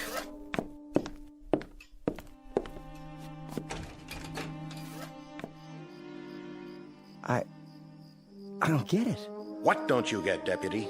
That some men can't sleep and get up early? I suppose that doesn't make much sense to a guy who could put in 12 solid hours on a mattress and then wake up and complain about... Sheriff. You got a problem, Pierce? Sheriff, it is 7:30 in the morning. Take a look at the clock. And you're right, it's black as a coal mine outside. I never seen it blacker. What's going on? You're right. It's 7:30, and the sun's not up yet. And to tell you the truth, Deputy, I don't know why. I don't know why at all. Who's coming? I can't see yet. Everything out there looks the same. Black as the ace of spades. Morning, Colby. Sheriff? How about that? You see it out there? Of course I saw it. Any sign of the sun? Not a speck. You gonna run an extra in that paper of yours? If I get the time. I've been answering the phone since 6 in the morning. One fella says that the electricity's gone off in the whole town. Well, I can see that's not true. Another one says it's already tomorrow night. I like that. Well, what do you think? Oh, hold on, there's more. The president of the January graduating class of our local school, who majors in physics, tells me it's a phenomenon caused by sunspots. Now, you're well versed in law and order, Sheriff Koch, keeping the peace, in other words. So I'm here to ask you, what's your theory? I wish I had one. It's almost 7:45 in the morning. Daylight should have come 2 hours ago. Maybe a storm's on the way. Big whopping storm, the kind that covers up the whole sky. Possible, I suppose. Storms don't bring this kind of darkness. Anybody call the state capitol? Oh, yeah. In between reassuring people that this is neither an interplanetary invasion nor the end of the world, I placed said call myself. And? Oh, things are normal there. It's daylight, just as it should be. But if you'll forgive the pun, they're as much in the dark as we are. You mean it ain't black up there? It appears that all up and down the state, and across the face of the earth for that matter, we are the only ones who are groping around in total darkness. So, the phenomenon is quite localized, which means we'll have to seek elsewhere for company to share our misery. How's Jagger doing this morning? I seen him. Brought him in a cup of coffee to make sure he was awake. Thoughtful of you. To remind him about what day it is. I'll bet you did. I wonder, how did you occupy yourself as a lad there, Deputy? Torture small animals or just pull the wings off flies? Say, what do you mean by that? Nothing. I don't mean anything by it. So, Koch, can I talk to him? Go right on in. I'm not saying he'll talk to you, but that's the privilege of the press, to try.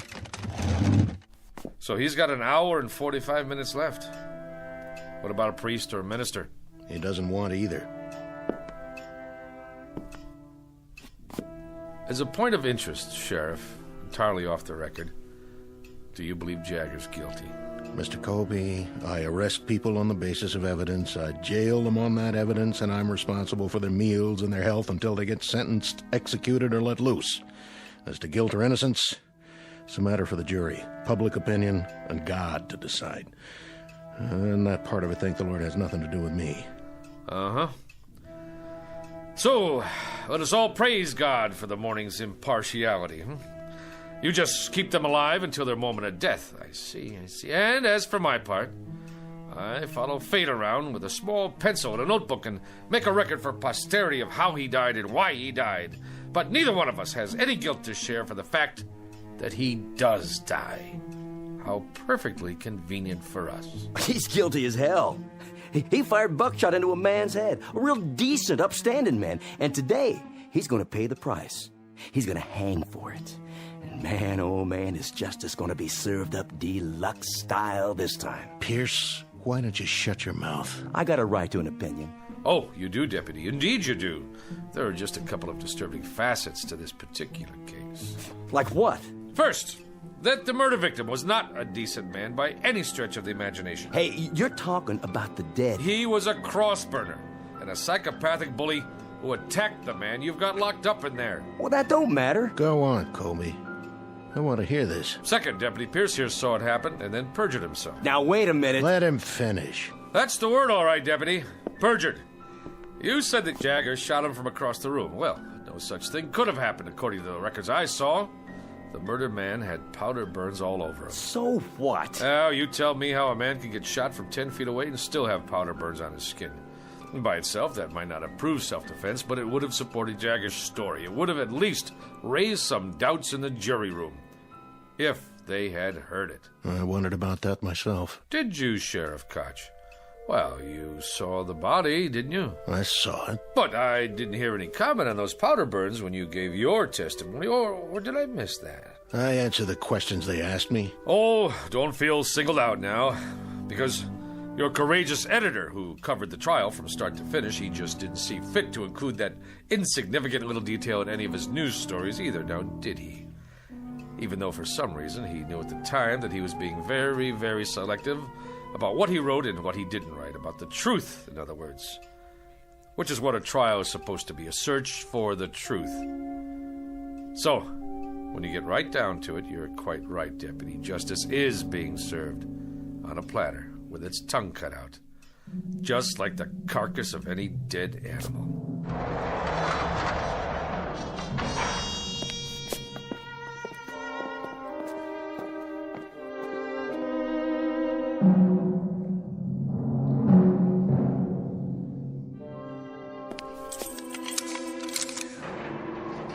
Call me when you're ready. I will. Smoke, Jagger? No, sir. You don't mind if I have one? Go ahead. I quit years ago, but I picked up a pack last night. I don't know why. And this morning, I looked at it like I've never seen a pack of cigarettes before. It didn't even feel right in my hand. I know it's bad for me, but I put it in my pocket just the same. Now, why do you suppose that is? Can I ask you a question, Mr. Colby? Anything you like. I can't promise I'll have the answer, though. I was just wondering, what kind of day is it? Oh, you're not going to believe me, even if I tell you. Rainy, huh? No, it's not bad. A little chilly. The main thing is, it's still dark. How do you mean? It's still black as night outside. The sun never came up. Close to 8 in the morning, and not even a little bit of daylight. God, come on.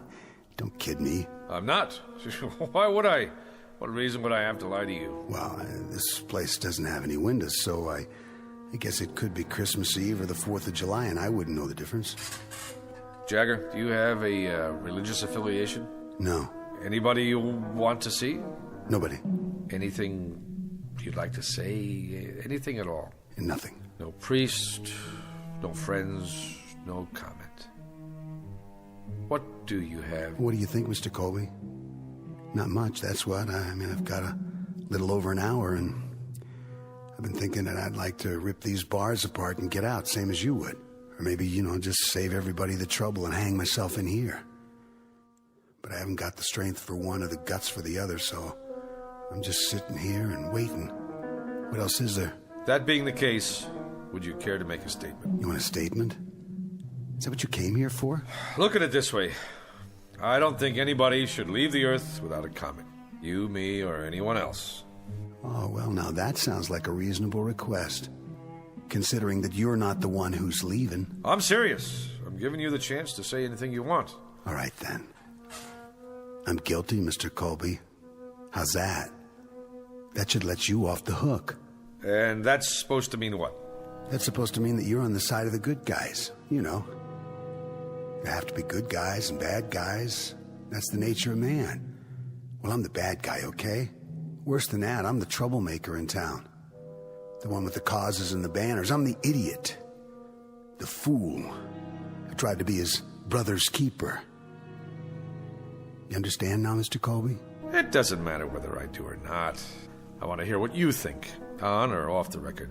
Anything I say, you're going to write it down and put it in that little newspaper of yours, aren't you? Not if you don't want me to. How would I know if you did or you didn't? I don't have a tape recorder on me. See? My notebook's in my pocket, and so is my pencil. If I did put it in my paper, what good would that do me? As a matter of fact, it would do me some damage. Because I didn't speak out about the case. I kept silent. Not even an editorial. So I can't very well change my stripes now, can I? I said all I had to say in court. But nobody listened. Well, I'm listening. We're two men talking here. If you say it's private, that's how it stays. What difference can it possibly make to you now? I have to know. Can you understand that? I have to. You think I know? You were there. You got one of those cigarettes? Right here.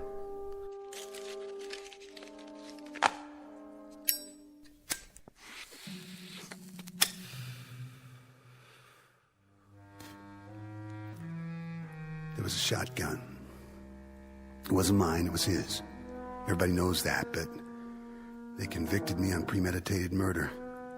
Even though I'm the one who tried to take it away from him before he could go out and use it. So you fought with him? I either loaded the gun and put it in his hands or I tried to get it away from him. Take your pick. All I remember is the gun going off, and that's what counts, isn't it? Not motives, not what's in your head.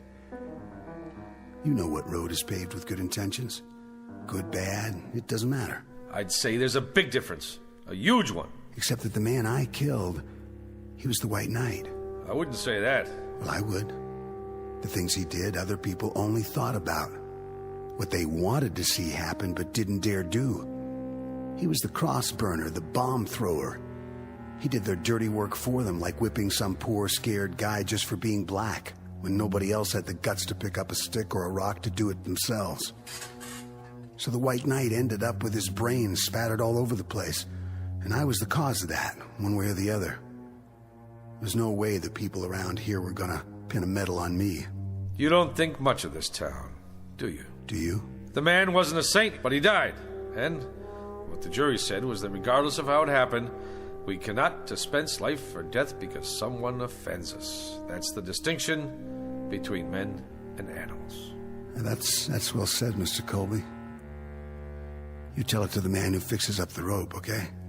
You tell it to the sheriff and his deputy out there. You tell that to the town while they stand around and watch my eyes bulge out and my tongue swell up and I choke and do my little dance for them. You tell them all about the difference between men and animals. But you better draw pictures. Because this kind of language they just don't get. Catch! You ready, Mr. Colby? I'm ready.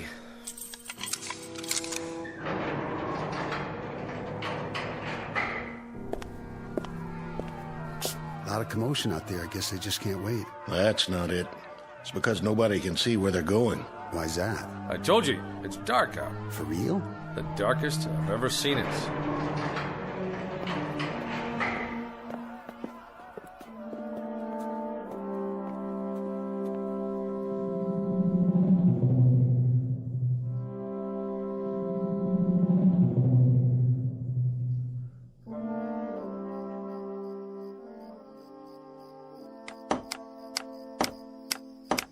Get the crossbar on there real good. I got it, officer. And the rope.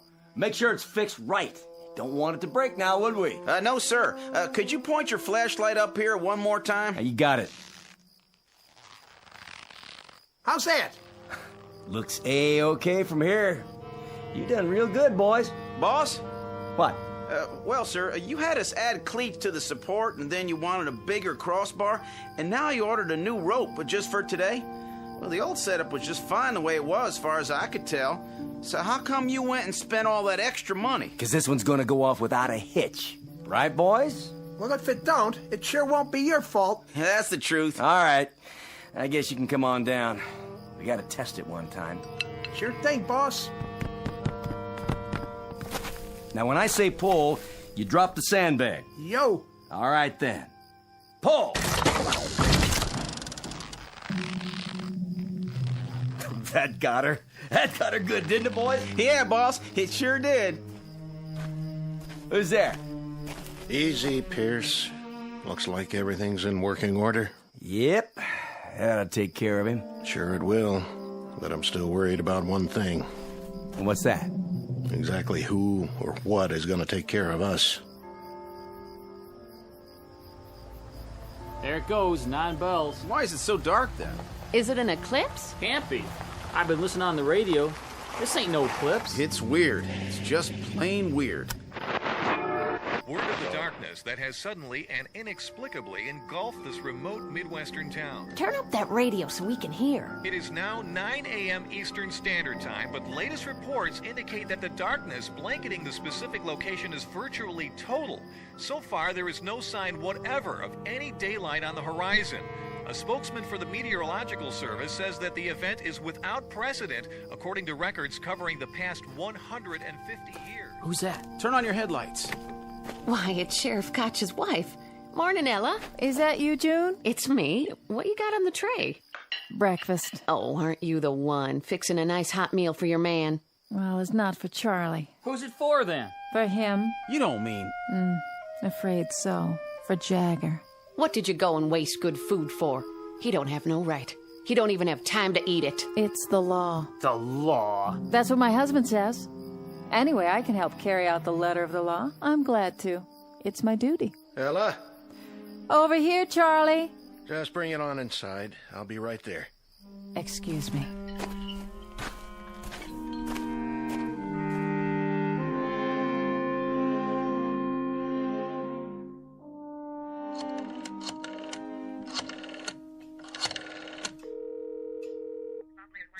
The governor, please. Yes, I'll wait, but please tell him it's urgent. Mr. Colby, Hi, Ella. where should I put this? What? No, this is the editor of the Sun-Times. That's right. I'm calling to see if there's been a stay in the... Yes, I'll hold. What do you have there? Charlie said to bring it. Breakfast? For the condemned man. I guess you can just take it on in. To the cell? The hall door is open. It's right down there. I know where it is. Charlie said to fix a plate of eggs. He didn't say I had to spoon feed it. Yes, well, of course, if he's on the phone. He's not? What do you mean nobody called? No, listen. After the automatic appeals, there's always a request to the governor's office for a stay while they argue it before the circuit court. Morning, Mrs. Koch. I thought that was you. Yes, I'll hold. Thanks for bringing the tray. Just in time, too. I wouldn't want it to go to waste. When did you make these eggs?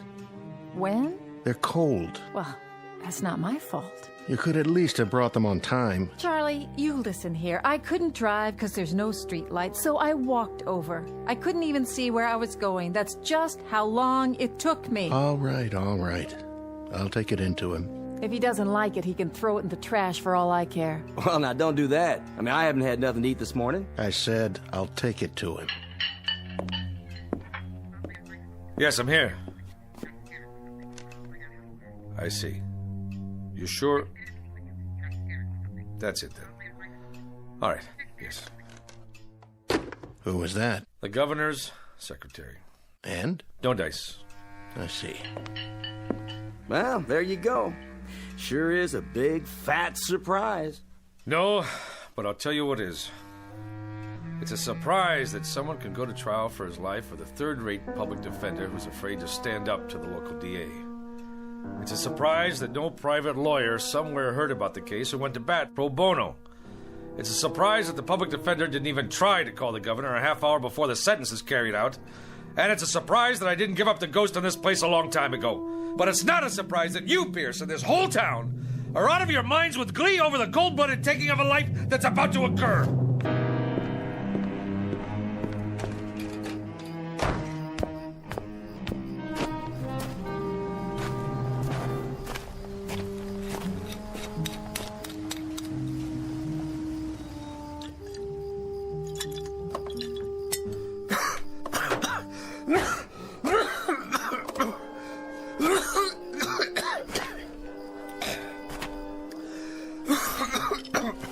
I think you dropped this. It's all right, Reverend Anderson. It's empty. Whiskey helps, does it, Mr. Colby? It doesn't hurt. Helps you see things more clearly? Or does it keep you from seeing?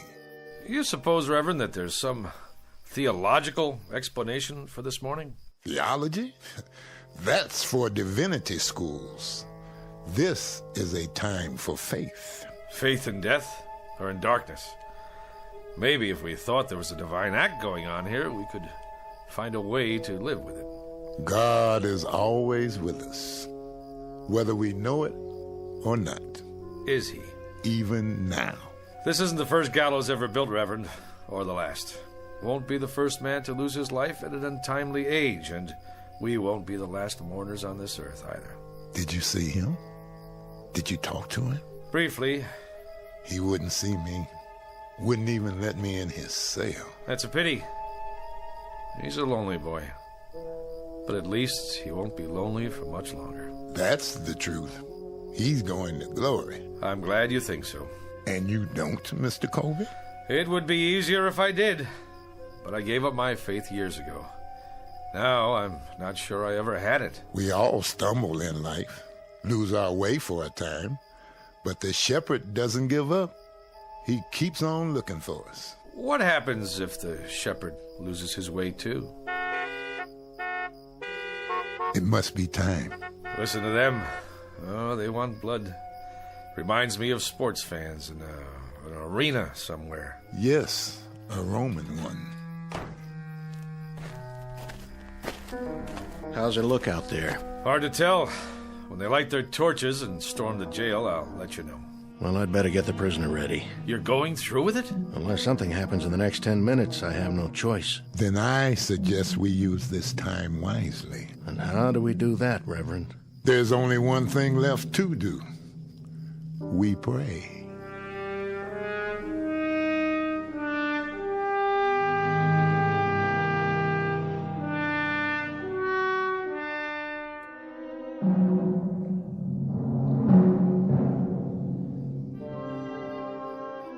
No time to pray now. It's 9:25.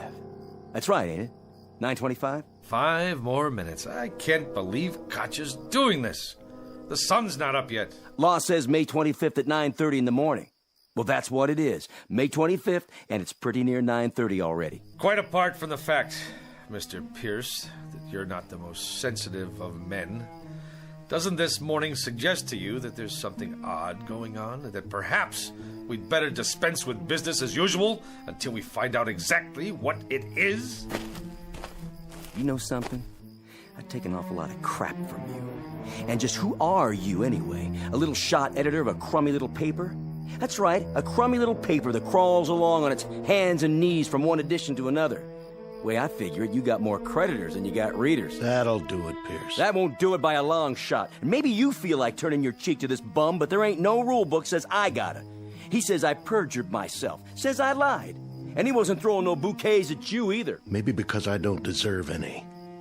You know, Colby, you're right. I saw the victim. He did have powder burns. And when a committee of townspeople came to me and said there'd be no autopsy, I just bent my head and shuffled my feet and nodded. We've all got little axes to grind, don't we? I'd like to be re-elected sheriff. And you, Colby, you'd like to keep that newspaper going. And Deputy Pierce over here, he likes to feel important. He likes to be popular. He likes to stay on the side of the majority. So here we are, gentlemen. All of us treading water in a sewer.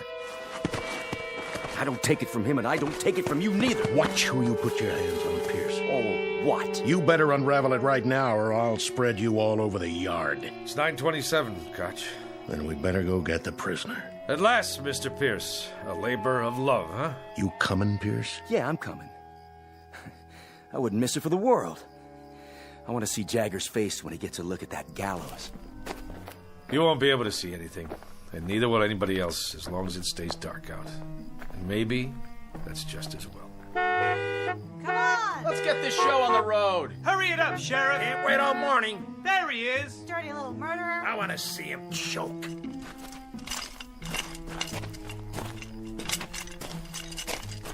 You don't need the chains. I'm not going anywhere.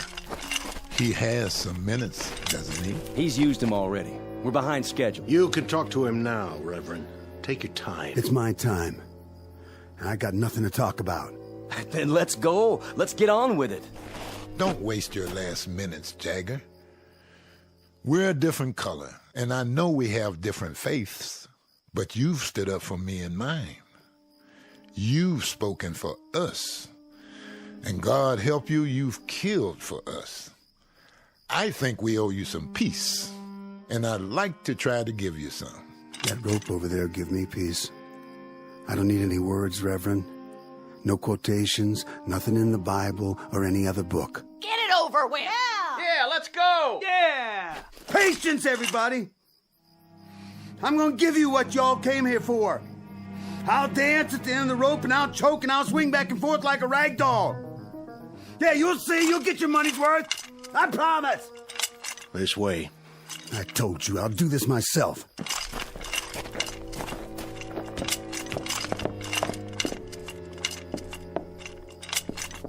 Any last words? Not on your life. That's one thing I won't give you people. I won't give you the satisfaction of saying, I'm sorry. Yeah! Yeah! Yeah! Yeah! Yeah! Yeah! Yeah! Yeah! Don't return their hate. Don't dishonor yourself. Why don't you go home? Go on. Get out of here. Just tell me one thing. When he came at you, Jagger, did it feel good then? What's the difference? And when you aimed that gun at his head, that wasn't such a bad moment, was it? Good or bad, who cares? If I wanted him dead or not, it ended the same.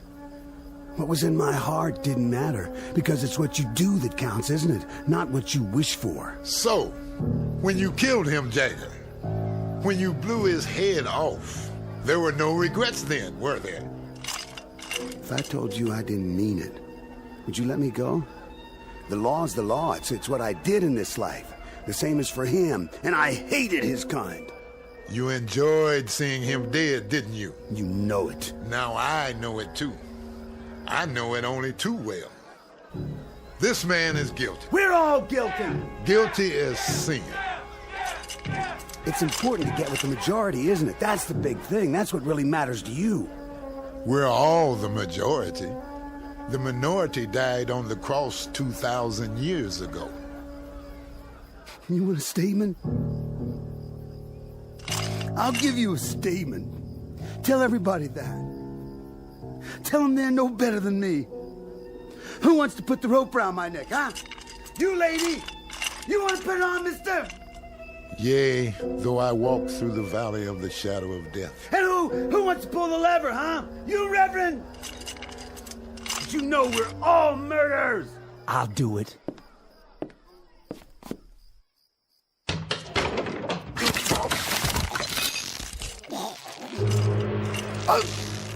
Hey!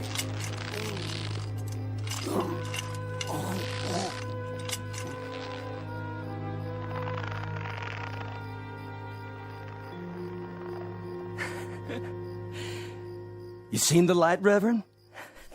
You finally seen the light? Have you? Have any of you? In all this darkness, can anyone make out the truth? Look at what's hanging from that gallows. He hated. He killed. Now he dies. You hated. You killed. And not one of you isn't doomed. Not one. Do you know why it's dark? Do you know why there's night all around us? Do you know now what the blackness really is? It's the hate he felt. The hate you've felt. The hate all of us felt. There was too much. There was way too much, and we had to vomit it up, and now it's surrounding us and choking us. So much hate. So much miserable hate.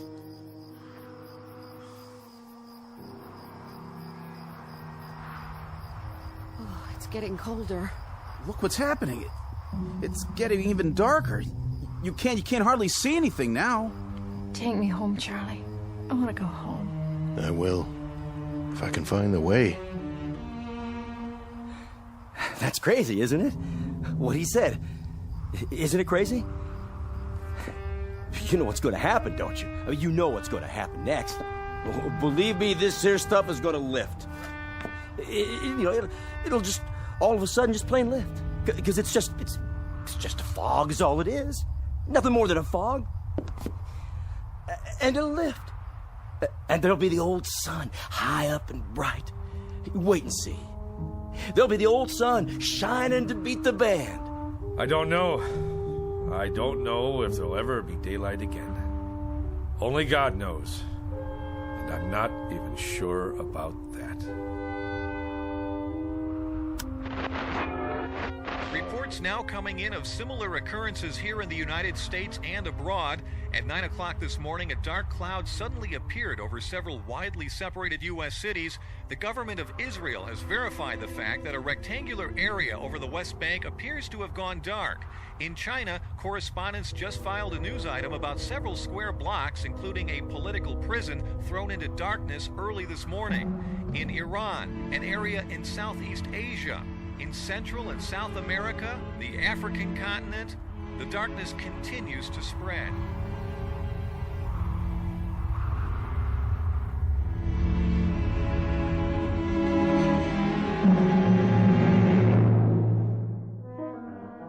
Witness the effects of a sickness known as hate.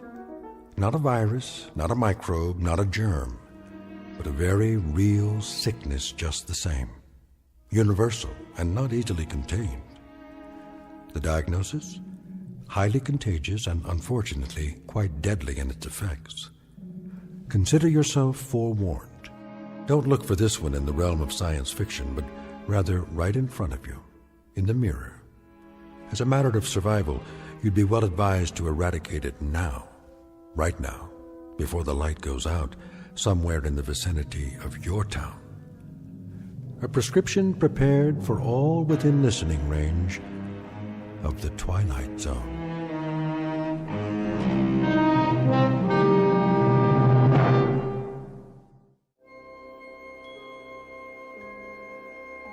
Hi, this is Carl Amari, producer of the Twilight Zone Radio Dramas. I'd like to take a moment to tell you about our official website at twilightzoneradio.com, where you'll get the latest news and information on these Twilight Zone Radio dramas. Plus, at twilightzoneradio.com, you can digitally download 3 free episodes or any of our episodes for only $1.95 each. In this age of ever-changing technology, we've decided to make these episodes instantly available to you by making the Twilight Zone Radio dramas a digital download-only series. This means that this series will no longer be offered on CD. The CD collections at our website are now being offered while supplies last at buy one, get one free. So be sure to get your favorites before they're sold out. Be sure to visit us often, and I'll see you in the zone.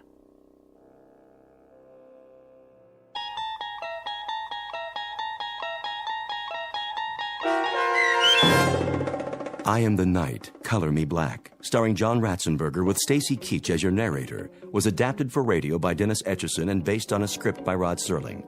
Heard in the cast were Taylor Miller, Rick Peoples, Doug James, Norm Woodell, John Watson Sr., Turk Muller, Jeff Lupetin, Paul Patch, Maggie Carney, Lynn Foley, Carl Amari, and Irene Olson.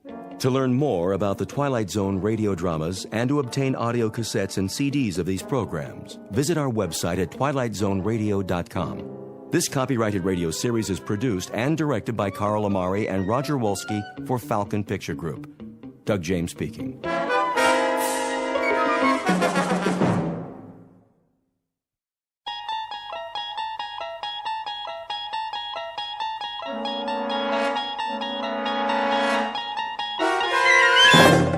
You unlock this door with the key of imagination. Beyond it is another dimension, a dimension of sound, a dimension of sight, a dimension of mind. You're moving into a land of both shadow and substance, of things and ideas. You've just crossed over into the Twilight Zone.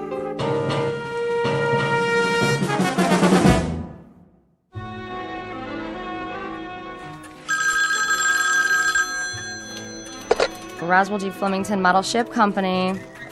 I'll check. Please hold. Did we fill the Benson order yet? Benson? I just packed it.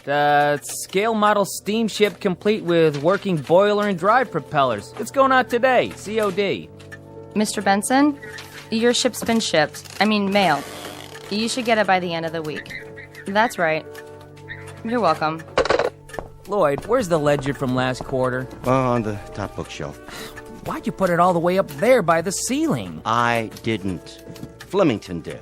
Oh, then let's move the ladder so I can get up the flying jib or whatever he calls the wall beam. The mast. The captain insists it's the mast. Now don't you go nautical on me, Lloyd. Oh, I'm not. I wouldn't, believe me. Strictly his terminology.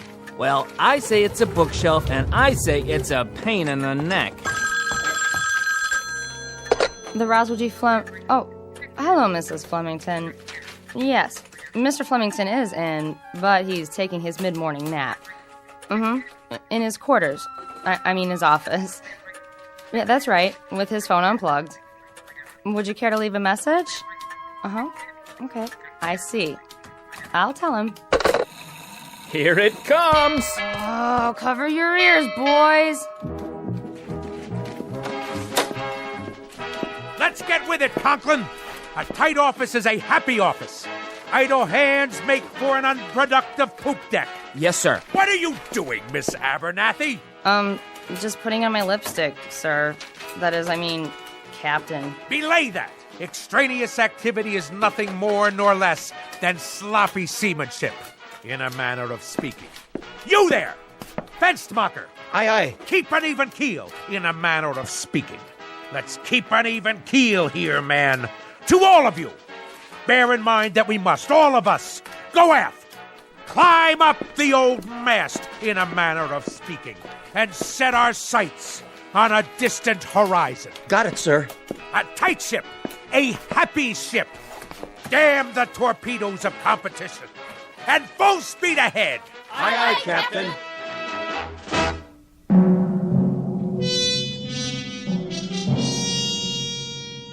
This is Roswell G. Flemington.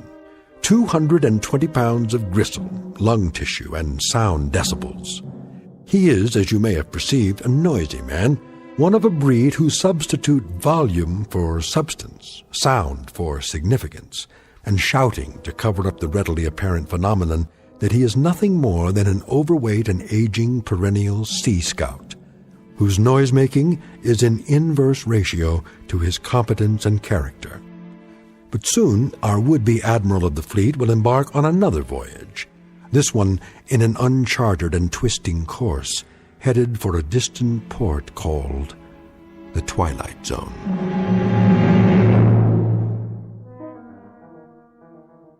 And now, The Twilight Zone and our story, Sounds and Silences, starring Richard Kind, with Stacy Keach as your narrator.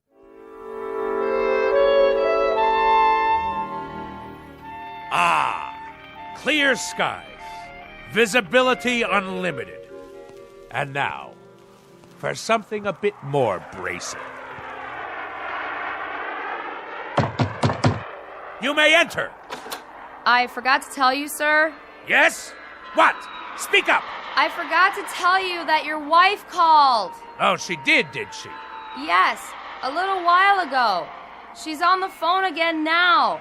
Would you like to take the call? Oh, I suppose so. See how the home fires are burning. What's that? I said I'll plug in the extension. Yes, sir. Here, madam. Yes? Yes? What noise? Oh, well, it's a most excellent recording, actually.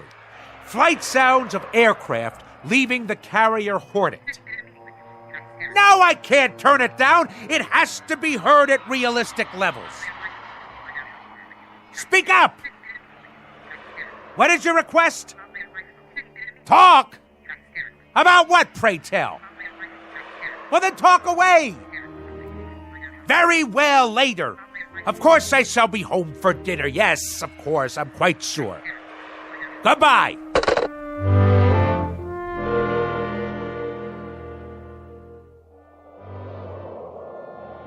Naval aircraft, I presume. Someone should fire a volley at his starboard side. Ugh, no shooting, please. My ears are ringing already. If you ask me, I'd say Captain Bligh is a few hours away from a mutiny. He'll have to walk the plank. Old fat boy? Where would you find a plank big enough to hold him? All those kamikazes they threw at us during the war, wouldn't you think just one of them would have hit him? One of these days, all that noise is gonna come back and bite him. I just hope I'm around to see it happen.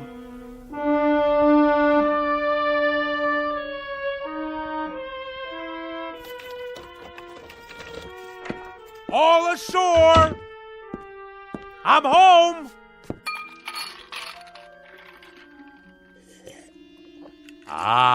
Navy rum. To be followed later by a full measure of grog. But first, some easy listening on the stereo. Which album shall it be tonight? Sounds of submarine warfare, great squalls of the North Atlantic, cruising on a windjammer, engine rooms of the great destroyer. No. Wait. Here it is. Perfect!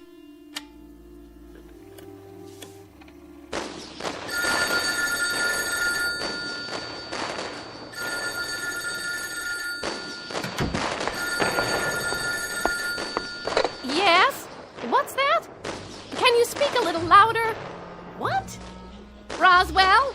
Roswell! Hello, dear! Could you turn that down just a little bit? I beg pardon? I say, I can't hear a thing on the telephone. You know what that is, my dear? It's a collector's item.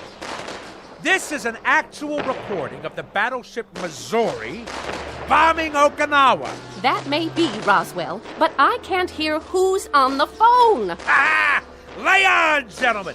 Let 'em know what's what. Fire at will, and by the good Lord Harry, we'll show 'em how a man's Navy treats aggression. Who did you say is calling? Who? Just a minute. I'm afraid you'll have to call back.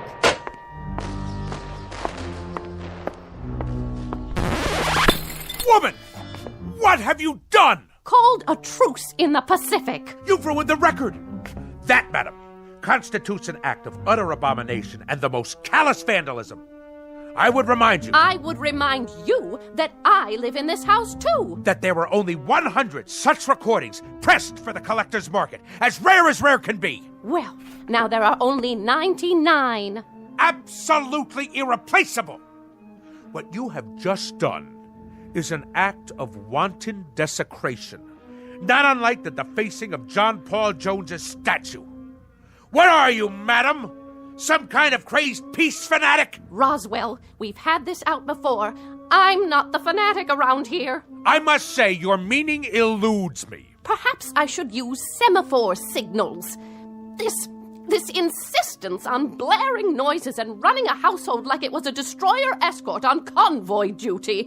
This combination has now become quite impossible. Nonsense! That's why we have to talk. We are talking! And if I read you correctly, you have grown intolerant of my ways.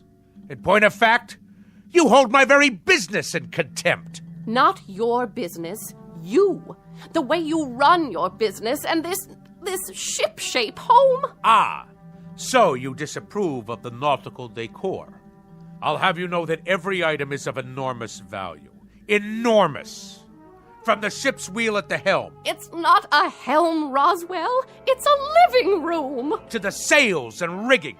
They're curtains made out of canvas according to your orders. Old canvas. To the life preservers on the walls. All obtained at great expense. With profits from the self-same company that has kept you in good stead for so many years. Well, I can't live with it anymore. How's that? Oh, knock it off, Roswell. Stand down, madam. You're a noisy, insufferable clown, but you're not stupid. I have had it up to here, and my ears have had it, and my stomach lining has had it, and whatever part of the brain that keeps a person balanced, that's had it too. In short, I have had it. I'm leaving. By the good Lord Harry. Departing a sinking ship, you might say. And don't tell me how sudden this is, because as you well know, we have been en route to this point for the last 20 years. I can't bear to be at sea any longer. I am totally and absolutely astounded. Are you now? I am indeed. My own wife, and after 20 years. 20 years ago, I was not taken in marriage. I was piped aboard. And after 20 years, the piping has become shrill and unbearable. It has destroyed me, my nerves, and my sanity. So, at this point, Roswell, I'm leaving, in a manner of speaking, the ship's company. So, you're deserting me? In a manner of speaking, Roswell, you said it. Lydia! Lydia, don't you lock me out of our own bedroom! It wasn't locked, Roswell. It may interest you to know, madam. Don't shake your finger at me. That when I was a young chap, a mere cabin boy, you might say, I had a mother who insisted that she was perpetually ill. A whiny, petulant, complaining woman similar to yourself. Oh, this is too much. And when I would come home from school, she made me walk tiptoe and whisper in her presence. Whisper, whisper, whisper, whisper. Do you know that in our house we never had any cookies? Just soft fudge brownies, because they made less noise when you chewed them. Eat your brownie and then run upstairs, change your clothes, but keep it quiet. And I tell you, madam, I took quite enough of it. That is why I went to sea. And that is why I've spent my life in the very wholesome, healthy, quite understandable pursuit of the free and the unfettered. Strip off the cotton and the insulation, and let the sounds of the earth come in. And so now I am owner, manager, chairman of the board, and president of the Roswell G. Flemington Model Ship Company. Second to none in the field. Whose motto is, damn the torpedoes, full steam ahead for fun and profits. I know the company, I know the president, I know the motto. And I respond, Mr. Roswell G. Flemington, with the following nautical phrase, which I have now taken to heart and will proceed to implement. The phrase is, lay aft and dump the garbage. So, in a manner of speaking, consider yourself dumped.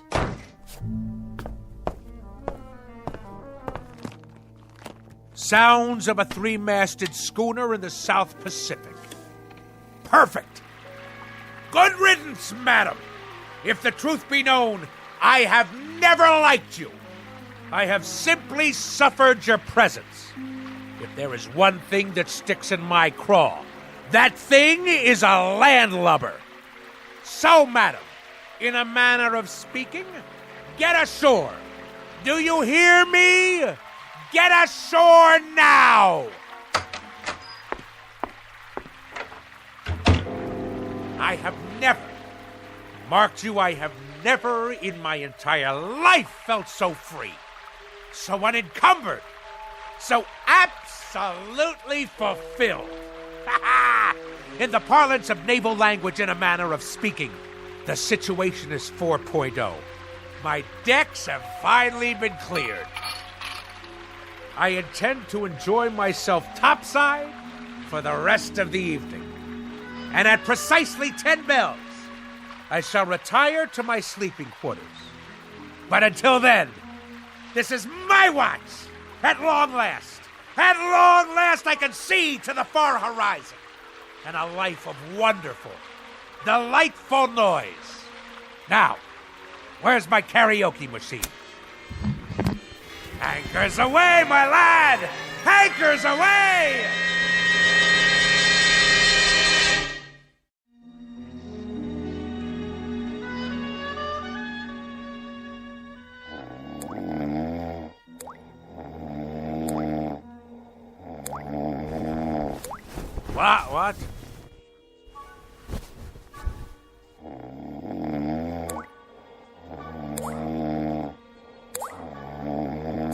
What? What? What? A leak in the cargo hold? All hands on deck! Oh, where's it coming from? The blasted bathroom sink. There. The shower. Off, I say, off!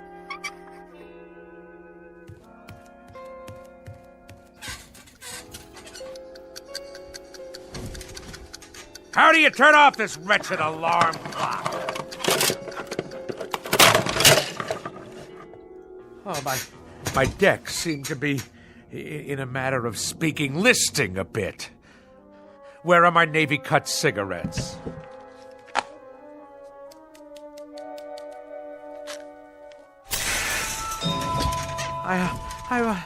I must be dreaming.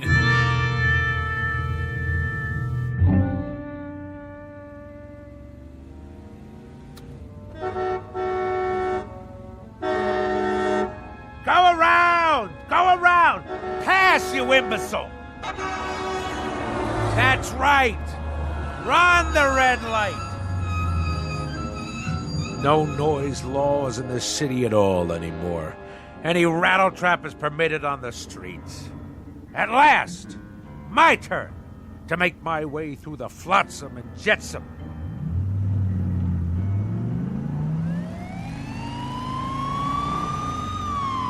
Yeah, pull over.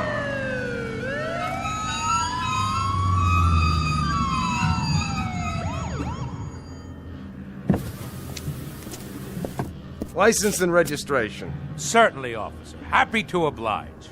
My duty is a civilian. Here you are. Mr. Flemington? Roswell G. Flemington, of the Flemington Model Ship Company. Perhaps you've heard of us. Purveyors of the finest in maritime collectibles. A Navy man, are you? Coast Guard? Merchant Marine? Something wrong with your car? Why, no. No, not at all, thank the good Lord Harry. Now, this boat has kept me afloat for many years now. Hydromatic V8 with overdrive. Though the engine seems to produce a most curious sound this morning. Like a motorboat every time I step on the gas. No, it's more like a tug, I should say. Like a tug hauling an ocean liner to the dock. On your way to work, are you? I am indeed. And if you wish to cite me for speeding, you'll have difficulty proving it in court. A great deal of difficulty. At no time have I exceeded 15 knots. Point of fact, that's an impossibility. Considering the sounds of strain emitted by this engine. I didn't stop you for speeding, sir. Oh, good. Well, I'll be on my way. I stopped you because you were going so slow. You did? Oh, I see. Well, then that's all very well, then. Why are you driving so far under the speed limit? Why? It's as I said. This craft obviously has a few bolts loose somewhere. I tell you, I've never heard such a racket from the engine room. Then I'd suggest you take her into port somewhere. There's a gas station on the next block. They do repairs. But frankly, sir, the car sounded just fine to me. A real classic. You got a cherry piece of Detroit iron here. Lots of horses under the hood, huh? Anyway, try to keep up with the flow of traffic, would you, Mr. Flemington? Good day to you.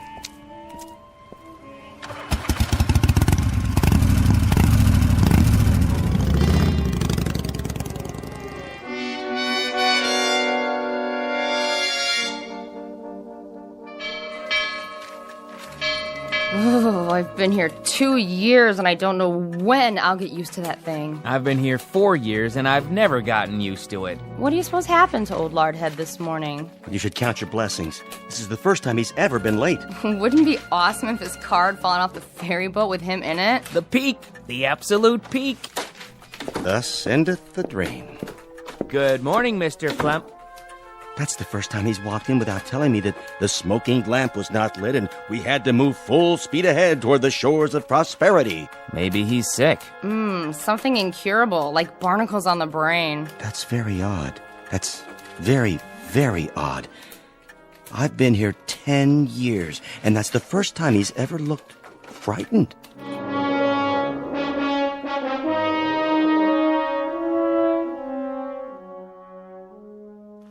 Something restful. Actual sounds of Hawaiian outrigger canoes. Yes. Ye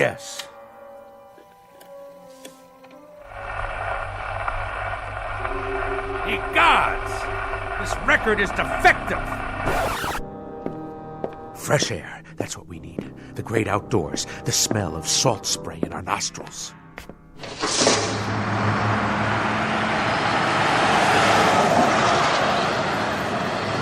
Blow me down.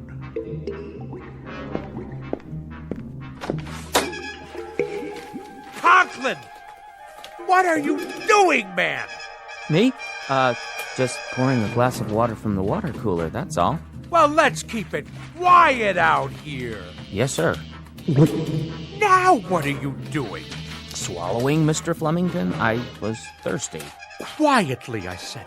Quietly. Now stop gaping. Get back to work. All of you. Mr. Fenstermacher! Begging your pardon, sir. New shoes. What have you gotten them? Dead fish? Oh, people! This ship has to shape up. Repeat, shape up.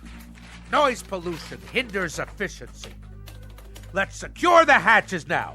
and mind the torrent of bilge. Oh, what is going on? By the good Lord, Harry, what on earth is going on?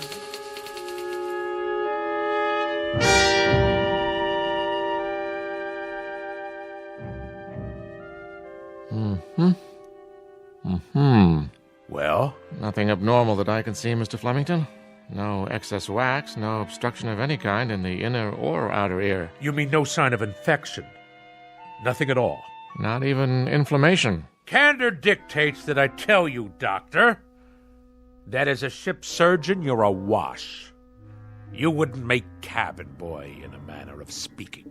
I take it, Mr. Flemington, that you expected me to find something wrong with you. I told you the symptoms, haven't I? You have.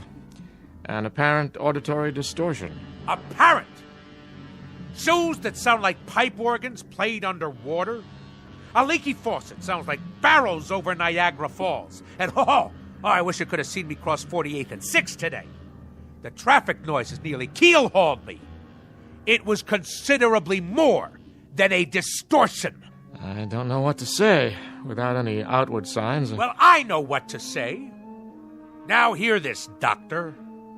There is obviously something askew in my crow's nest, in a manner of speaking.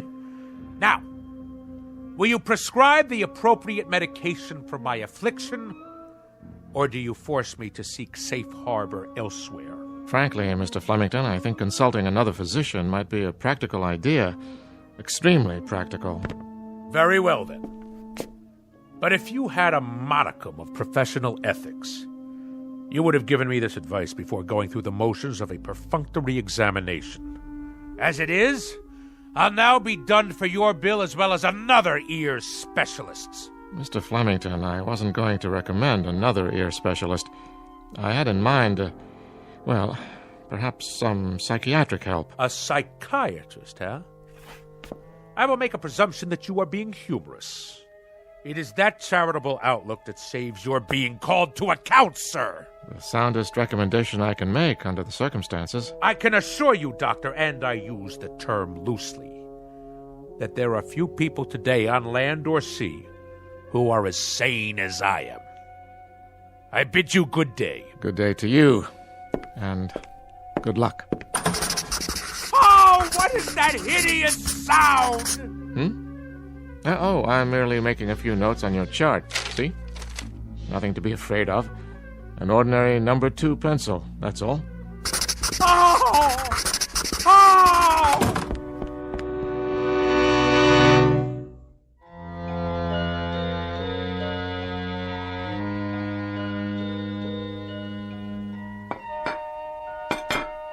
Do you have to be so piercing with that rose? Sorry, Mama. Well, you've done a beautiful job setting the table. You can sit down now, Mama. Oh, you're a good girl, Rosie. You know I'd cook Thanksgiving dinner if I could, but with my allergies and my arthritis and my bursitis and my ear infection, not to mention my spastic colon, well, it's all I can do to make it downstairs. I know, Mama. You may call your brother now. Roswell! Not so loud, dear. I'm sorry. Roswell, would you please not ride your pogo stick in the house? All right. No running, you know what Mama said. Okay. Roswell? Yes, ma'am? Are you wearing shoes? Uh-huh. Roswell? Okay. Carefully. All right. Now take your seat, Roswell. You too, Rose. Who'd like to say grace? I will. Go ahead. Heavenly Father, we thank you for this food that my sister has set before us, and especially the pie, which I hope she remembered to make for dessert. A silent prayer, Roswell. Oh, yeah. Amen.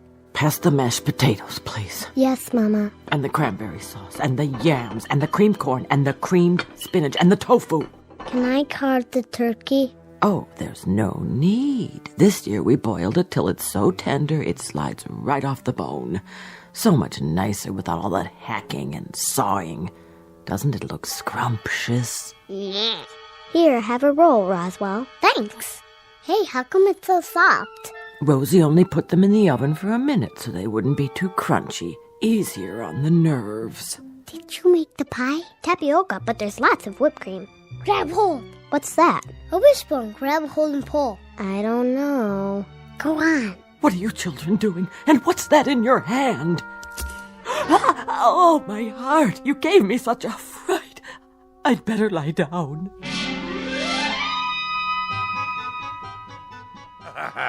But we got her good with the wishbone. Oh, didn't we? She thought she'd been shot with a harpoon. Und you enjoyed that? Haha. It was the best Thanksgiving ever. Oh, the rules she had. Did I mention that we only used paper plates and plastic forks after that? See. Out with the pogo stick. I padded around in socks from the moment I got home from school. The radio was permitted only with headphones. The telephone had no ring, just a little red light. My toothbrush, soft bristles. No toast, only soft-boiled eggs. No ice cubes in the refrigerator, not even chunky peanut butter. And all my school books had to be paperback, in case I accidentally dropped one on the floor. Go on. As soon as I was old enough, I ran away and joined the Navy. What happened to your sister? Oh, she became a sign language interpreter for the National Theater of the Deaf. Well, I should say that about covers it. It does? Now do you understand, Mr. Flemington? Understand what, Doctor? Unless I'm very much mistaken, it's a phenomenon we in the psychiatric profession call autosuggestion. Nothing to do with motor cars, I presume. A person talks himself into believing that certain occurrences take place, when in reality they are pure figments of the imagination. Beyond that, there are some suggestions that you were very resentful of your mother and her preoccupation with her imaginary aches and pains. You don't say. My guess would be that this feeling now extends to your wife, who very similarly provides you with a mother image. But I can tell you this, Mr. Flemington, and forgive me if I repeat myself, these occurrences are only figments of your imagination. Yeah, but if that's so, then... Snap your fingers. Do I dare? Go ahead, snap your fingers. Any abnormal sound? None. Now, stamp your feet on the floor. Normal? Happily, delightfully normal. Now, let's really put it to the test.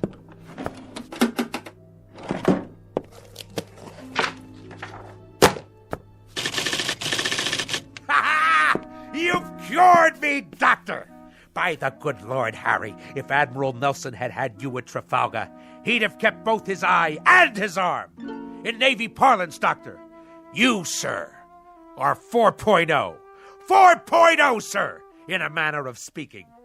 Ha ha ha! I'm free to go. Free as a bird. And slam the door at will on your way out. Be my guest. I shall. You, sir, you have the soul of a seaman. Bless you.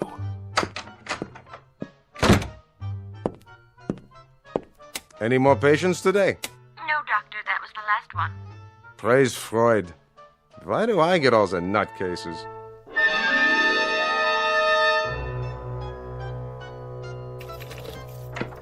Incredible. Absolutely incredible. My own wife, the culprit. Her miserable preoccupation with noise. She planted that seed in my head. Incredible. Incredible what one crew member can do to a ship's company. Absolutely incredible. And the whole thing. Mind over matter.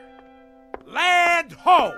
You are not welcome on this particular quarterdeck, madam. Nor shall I stay here, Admiral. I forgot some of my things. I came to retrieve same, and now, whether you pipe me ashore or not, that's precisely where I'm headed. I might add, madam, that despite all your efforts to capsize this worthy vessel, in a manner of speaking, against the rocks and shoals of petulance and pettiness, this ship remains tight. Your efforts have been both worthless and wasteful. Horatio, old pal, Let the following be my final comments. You are an overgrown sailor boy with an undermanned head. You are full of such neuroses that I wonder how you haven't cracked before this. Belay that! Belay that, woman! It just so happens that I have had a psychiatric evaluation. And if there is anything wrong with me, it is you. Furthermore, madam, the whole business is simply mind over matter. Absolutely and totally. Do you know what I can do? I can shut you off. I am a man of such incredible will that I can shut you off. Go ahead! Yell at me. Yell! Because even at this moment, I am in the process of exercising mind over matter. I am shutting you completely out. Flemington, I wonder about you. I wonder why no one has committed you. I really do. Ha! See? See? I have shut you off. Go ahead. Talk all you like. Really, Roswell, you need help. You really do need help. Mind over matter. I want to shut her out. I simply shut her out. Now, let's see. What'll I listen to tonight? Anchors Aweigh? The Midshipman's March? Actual sounds of a Japanese destroyer exploding in the Pacific, complete with boiler hissings, fantail cracking, and smokestack blowing apart. Ha-ha! Only great, huh? Better prepare yourselves, neighbors. This one will galvanize you in the proper manner.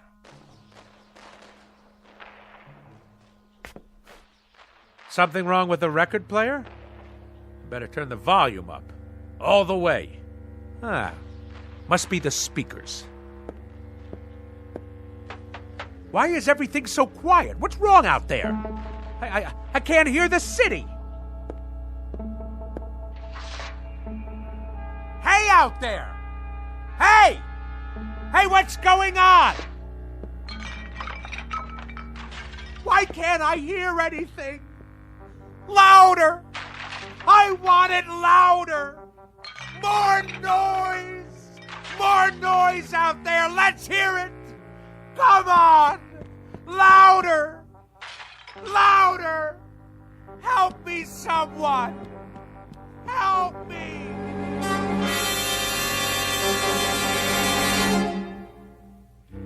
When last heard from, Mr. Roswell G. Flemington was in a sanitarium, pleading with the medical staff to make some noise, any kind of noise. They, of course, believed the case to be a rather tragic aberration, a man's mind coming inexplicably unhinged. And for this, they'll give him pills, therapy, rest, and lots of peace and quiet. Little do they realize that all Mr. Flemington is suffering from is a case of poetic justice. Tonight's tale of sounds and silences from the Twilight Zone. More from the Twilight Zone after this. Hi, this is Carl Amari, producer of the Twilight Zone Radio Dramas. I'd like to take a moment to tell you about our official website at twilightzoneradio.com, where you'll get the latest news and information on these Twilight Zone radio dramas. Plus, at twilightzoneradio.com, you can digitally download 3 free episodes or any of our episodes for only $1.95 each. In this age of ever-changing technology, we've decided to make these episodes instantly available to you by making the Twilight Zone radio dramas a digital download-only series. This means that this series will no longer be offered on CD. The CD collections at our website are now being offered, while supplies last, at buy one, get one free. So be sure to get your favorites before they're sold out. Be sure to visit us often, and I'll see you in the zone.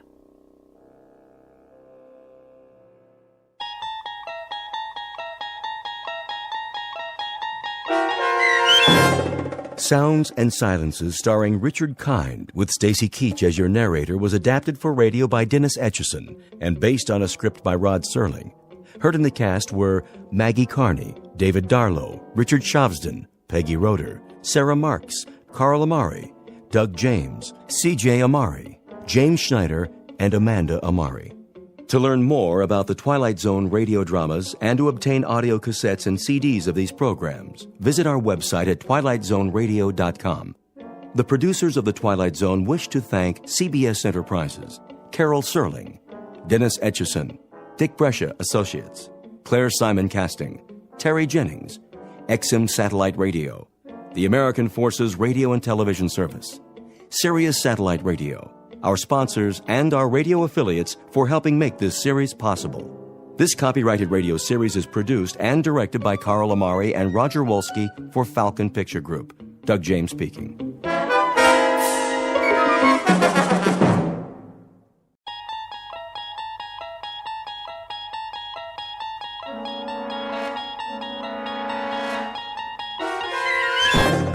You're traveling through another dimension.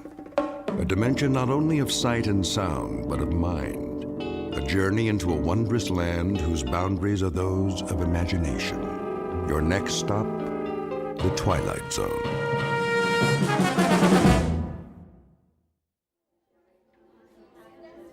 Attention, Grocery King shoppers. Today's special is Bubbling Brook Pure Spring Water, on sale in the beverage department. Why not pick up some for your family? Available in the gallon and half-gallon sizes. That's Bubbling Brook Pure Spring Water, on sale now. Grace! Oh, hey, Martha. I thought that was you. Just doing a little last-minute shopping. For Bill's party? But I told you we'd take care of everything. Oh, you know me. I have just about everything I need, but I'm gonna pick up some greens for the salad, maybe an appetizer. Well, don't worry about a cake. We're bringing one. Oh, shoot. So are the Hendersons. That's gonna be a lot of calories tonight. Maybe we can freeze some of it. How many candles? Girl, if I tell you the truth, we might start a fire at the dinner table. Please, Bill's not that old. I can't believe this is the big 4-0. No.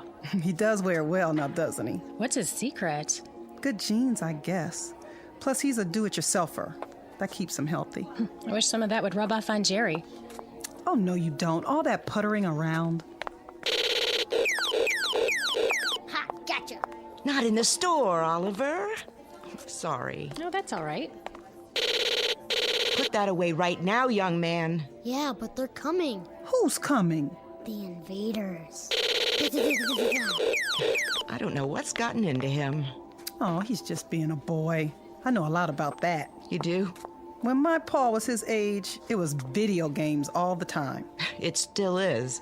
But they're so much more violent now. All about war and killing and... My husband says it's a natural instinct. What is? To protect and defend. Well, if he has to serve his country, that's one thing. But there's no war here now. Thank God. They do grow up fast. Too fast, if you ask me. I know. But really, what can we do? We can't keep them locked in their rooms. They're going to find out what the world's like sooner or later. I think it's a male rite of passage thing, like horror movies and wrestling. That's easy for you to say. You had girls. Hey, Mom, look. Captain Chris. No more breakfast cereal. There's vitamins in everything. It's nothing but sugar. Oh, Mom. Oliver, stay with me. Oliver! Ooh, she has her hands full. Reminds me so much of my pa. Too much sugar. Oh, Bill says that's a myth. Food coloring, then. I doubt it. It's the way the world is now. All the war news on television. I wish we could just turn it off for a while and let him grow up. Amen to that. Oh, shoot, what time is it? Almost 3. Oh, girl, I gotta get out of here. I gotta go get my hair done. I gotta stop at the cleaners. When do you want us at the house? Well, Bill won't be there before 7. You know he has patients till 6. He doesn't know, does he? He better not. It won't be much of a surprise if he does. Last chance for Bubbling Brook Spring Water at the sale price. Get some now in the beverage department. Which aisle is that? You need bottled water? You know Bill's always restocking. He's just like a Boy Scout. Gotta be prepared. I can't believe you guys built a shelter. Well, we'll probably never need it, knock on wood. But that's his pet project, protecting his family, and I love him for it. At least he doesn't rebuild cars in the backyard. Or collect model trains like Jerry.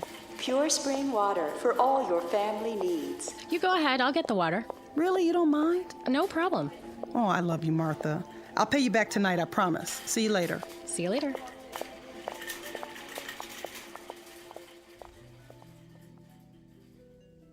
Welcome to Friday afternoon in suburbia. Time for last-minute errands before the weekend begins. In this case, a surprise birthday party. Only there's a twist. What's in store for this particular evening is nothing less than a nightmare. Your attention is directed to the following fable. Once upon a time, families built bomb shelters in their basements in anticipation of a war they prayed would never come. The world lived on the brink of annihilation as men hoped for the best and prepared for the worst. Then the Cold War ended and shelters were forgotten until terrorism again made fear the order of the day. Please note that our story is not meant to be prophetic. It is the fervent prayer of all men of goodwill that such an attack will never come. It need not happen here. But in this place, in this time, the nightmare is about to become a reality because this place is called the Twilight Zone. And now, The Shelter, starring Ernie Hudson, with Stacy Keach as your narrator.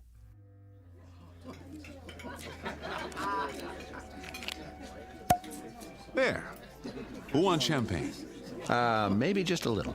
Give me your glasses, everybody. Mom, may I please be excused? I guess so. Just don't go too far. You know the dessert's coming, babe. Okay. Where are you going, son? The family room. My favorite program's on. Okay, but not too loud, Paul. I know. Who wants to make a toast? Now, Martha. If you don't, I will. All right, here goes. Ladies and gentlemen, may I have your attention, please? No birthday celebration is complete without an after-dinner speech, and so let's get to the business at hand. The honoring of Dr. William Butler, who tonight is 1 year older and finally admits to being over 21. Spare me. Easy, honey.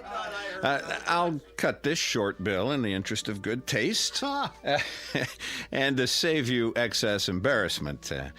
We got this little surprise party together as a very small reminder to you that on this street in this town, you're a very beloved guy. Yeah, sure. His wife loves him.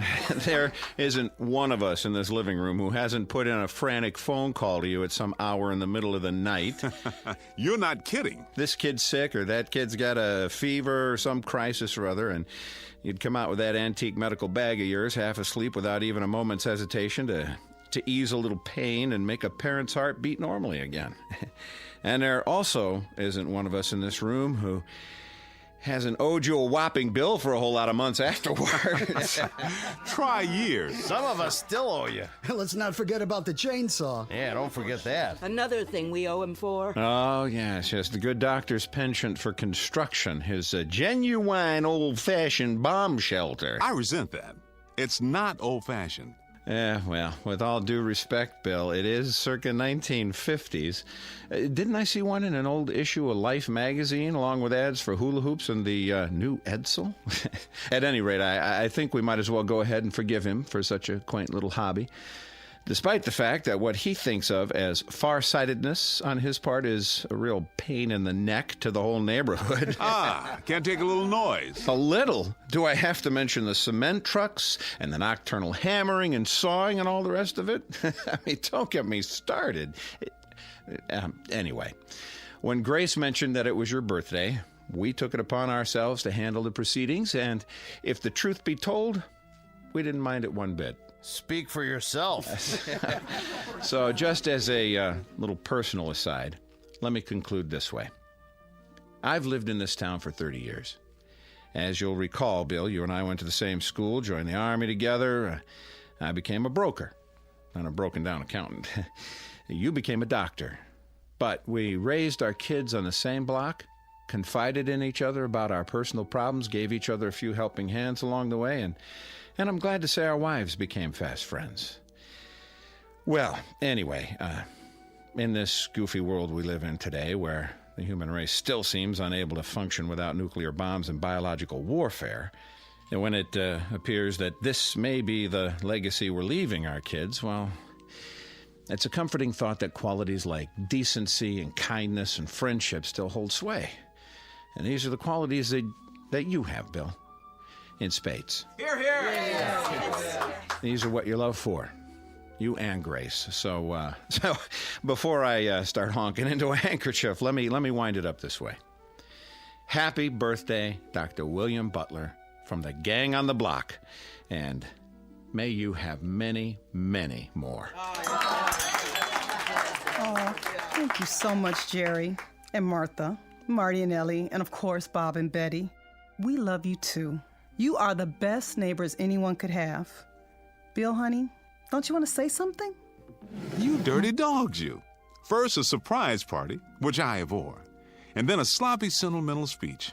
Boy, I thought it would go on forever. You want me to continue? No. You'll spoil everybody's digestion. All I can say is, bless you all. There's no gift that means as much as good friends. But I might add about civil defense. Oh, here we go. I may not be as crazy as you think. Do I have to mention the 3 little pigs? One built his house of straw, the next one of twigs, but the third one, the third little pig, ran squealing all the way home. Did he just call us swine? All right, but you get my point. Believe me, I sincerely hope I'm wrong. I'm not much of a gambler, as you know. In this case, I'm betting that I'm right, but I'm hoping that you win. That's some bet, all right. Now, everybody relax. That's it for the speeches. Who wants some more champagne? Maybe just a wee bit. Hold on, everybody. There's one more surprise. Betty, I need you and Grace in the kitchen. You didn't get a cake. Hush now. I'm sure that son of yours will want some. Girl, watch out or he'll eat the whole thing. Come with me. Paulie? Yeah, Pop. Help your mother clear the plates. Okay, but...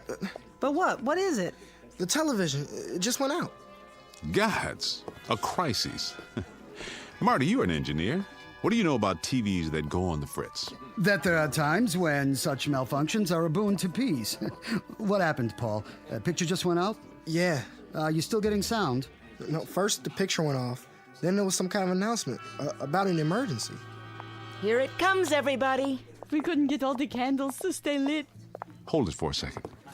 What did you say, Paul? The announcer said to turn on the emergency station or something on the radio. The emergency broadcast network? You must have heard it wrong, Paul. I didn't hear it wrong, Pop. That's what he said. Tune to the emergency frequency. Then everything went blank. He's right. It's a blank screen. There's a radio in the living room. Hey, what about the cake? Not now, Grace.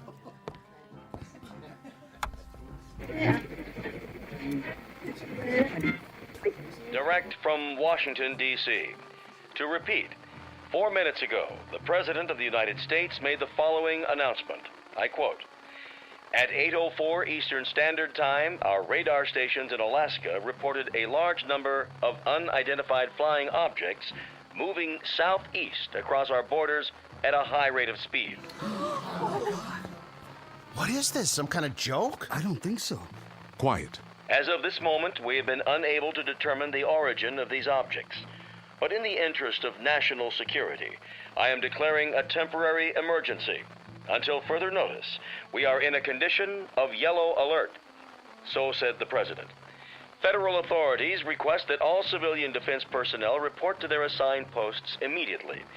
A temporary state of emergency is now in effect. No commercial traffic of any kind will be permitted on streets or highways in the northeast sector of the country. Repeat, no commercial vehicles of any kind will be permitted on streets or highways. You are asked to remain calm and proceed in an orderly fashion to your local shelter centers. Repeat, go to your nearest designated shelters. What about Jeannie? She'll be at the university. It's in the middle of the semester. Bob, we've got to call her. My sister, she's upstate. Did he say they're attacking upstate New York? Does the phone still work? I don't know. The line's down. The circuits are overloaded. Everyone's trying to call. The children. Call the babysitter. Did you hear what he said? We can't get through. Stay calm, please.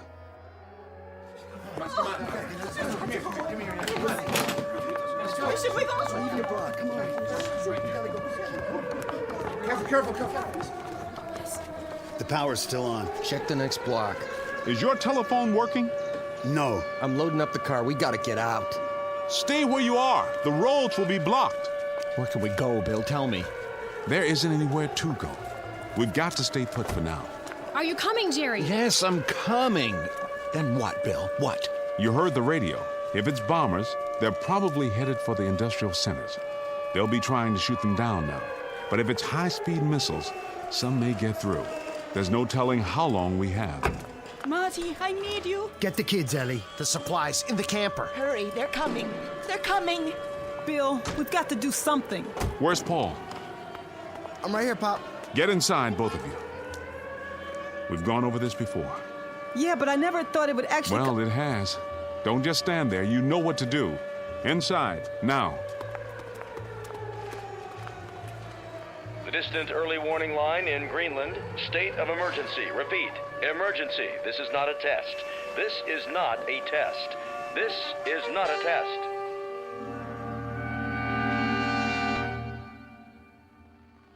This is the Emergency Broadcast Network. Repeating, all citizens not engaged in civil defense work are to remain off the streets. Please stay tuned to this frequency for further announcements. Repeat, please stay tuned to this frequency for further announcements. I got the canned goods, Pop. Good. Carry them down to the basement. The shelter? Of course, the shelter. Hurry. I'm filling the water bottles, Bill. Do the best you can. Fill all the empties. I'm going to check the generator in case the power goes off. There's hardly any water coming through the tap now. It's the pressure. Everybody and his brother's doing the same thing we are. Keep it on full force until it stops completely. I'm trying. Easy, honey. Make believe it costs $100 an ounce. In an hour, it'll be worth more than that. Okay, what else, Pop? All the canned goods down? Everything I could find. How about the jars in the fruit cellar? I got those too. Get my bag from the bedroom. What about books and stuff? Your father told you to get his bag. I'm going. There's still time, Grace. Paul's right. We will need books and other things besides food and water. God knows how long we'll have to stay down there. Light bulbs.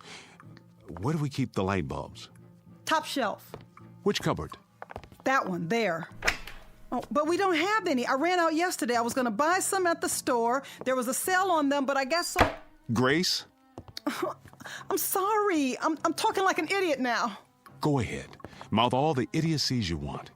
You can also dance a jig or go up and take a cold shower, just as long as you don't panic, Grace. That's the important thing now. Not to panic. How much time do we have? Seems to me I remember reading somewhere that from the first alarm we might have, I think it was 15 minutes to a half hour. 15 minutes? I'm winging it, Grace. I don't know for sure. I don't think anyone does. The best we can do is to continue doing what we're doing. Keep pouring the water. I'll see to the boy. All right. Paul? Yeah?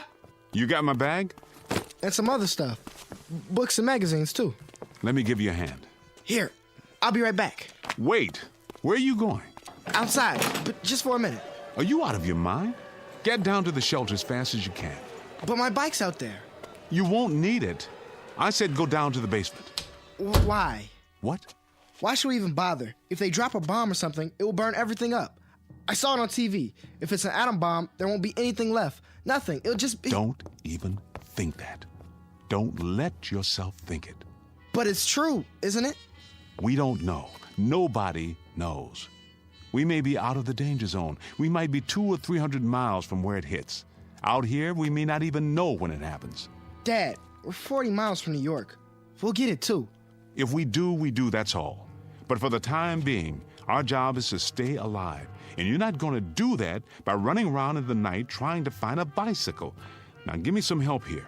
And don't say anything like that in front of your mother. She's frightened enough as it is. Yes, sir. Bill, there's no more water. I think we've got enough. I filled every container we could find. Bring a full one with you. Paul and I'll get the rest in a minute. We're going down now? That's right. Down to the shelter.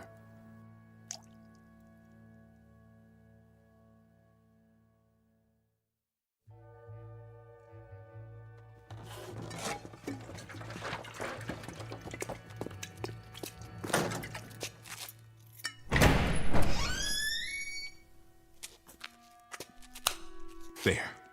The lights work. Go inside. Bill, I don't think I'm ready.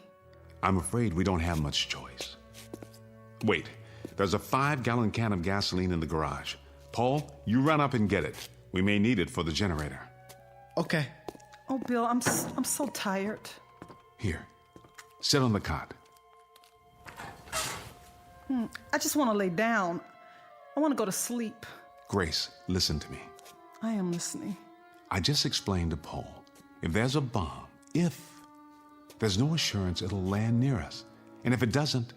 But if it does, if it hits New York, we'll get it too. All of it. The poison, the radiation, the whole thing, the firestorm, nothing will be able to put it out. And we'll be in a shelter. With any luck at all, we'll survive. I've built this room very, very carefully to government standards. We've got food and water to last a long time if we use it wisely. And then what? Then what, Bill?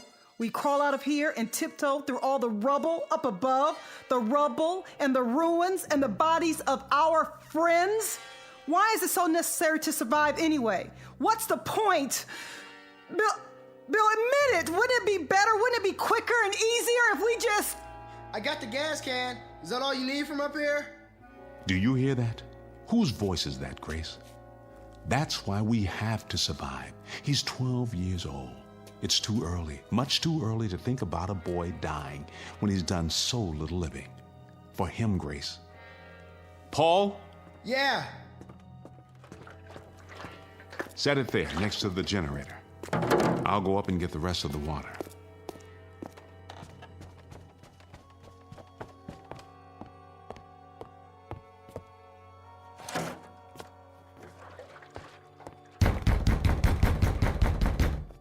Jerry, what in the...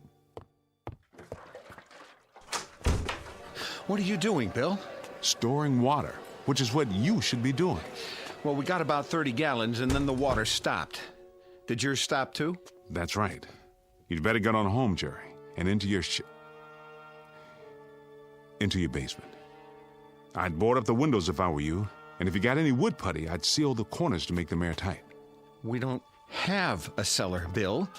The benefits of modern architecture. And wouldn't you know it, we got the one new house on the street. All the latest conveniences, everything at your beck and call. Every wonder of modern science except for the one they didn't take into account. The one that's headed straight for us right now. Jerry, I don't know what to tell you. Can I bring Martha and the kids over? Can I at least do that? Here? There's sitting ducks in our house. Sitting ducks. We don't have any protection at all. You can use our basement. Your basement? What about your shelter? That's the only place anyone can survive. We've got to get into the shelter. I don't have any room, Jerry. I don't have near enough room or supplies. It's designed for 3 people. We'll bring our own water and food. We'll sleep standing up if necessary. Please, Bill, we've got to use your shelter. I have to keep my family alive. You understand that? We won't use any of your stuff. You have my word. What about air? It's a 10 by 10 room with an air filter to supply 3 people. Will you bring your own air? 24 hours, Bill, and then we'll get out, I swear, just so we can have a chance. No. When that door gets closed and locked, it stays closed and locked. I'm not breaking the seal. There'll be radiation and heaven knows what else. I'm sorry, Jerry. As God is my witness, I'm sorry, but I built it for my family. And what about my family? Don't they matter? Of course they do. I'll have to ask you to get out of my way. What do? Just rock on the front porch until we get burned to cinders? That's not my concern. At this given moment, it's my family I have to worry about. I am not going to sit by and watch my wife and children die in agony. I am not going to do that. Do you understand me? I am not going to... Let go of me.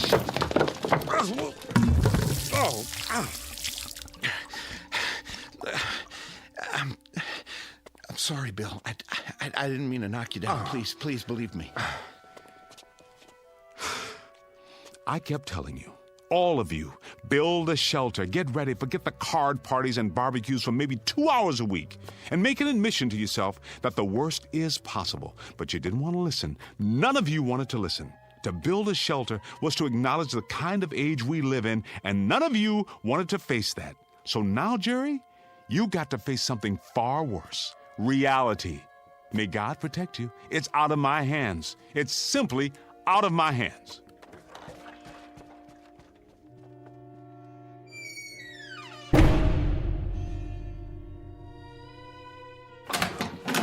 Where is he? Marty? Where? I've got to talk to him. We all do. There's no more time.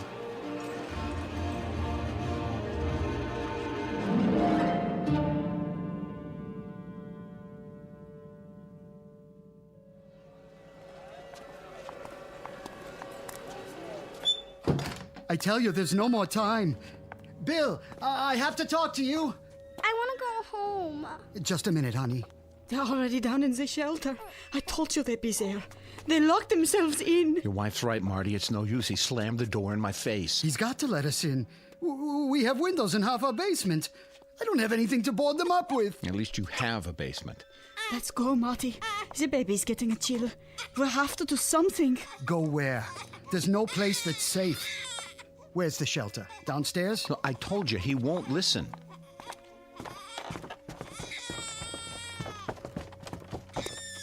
Bill, it's Marty. We've got the kids with us. Bill, can you hear me? Bill, please. Mommy, the lights. It's going to be all right. Shh, shh, shh. Marty, where are you? The lights are out. Bill, I know you can hear me. Please let us in. Please, Bill. Just let us in. No one else. Oh, my God. What's happening, Bill? I'll start the generator. How can you in the dark? I know how to work it. Over here. Dad, I found the switch. All you have to do is pull the cord.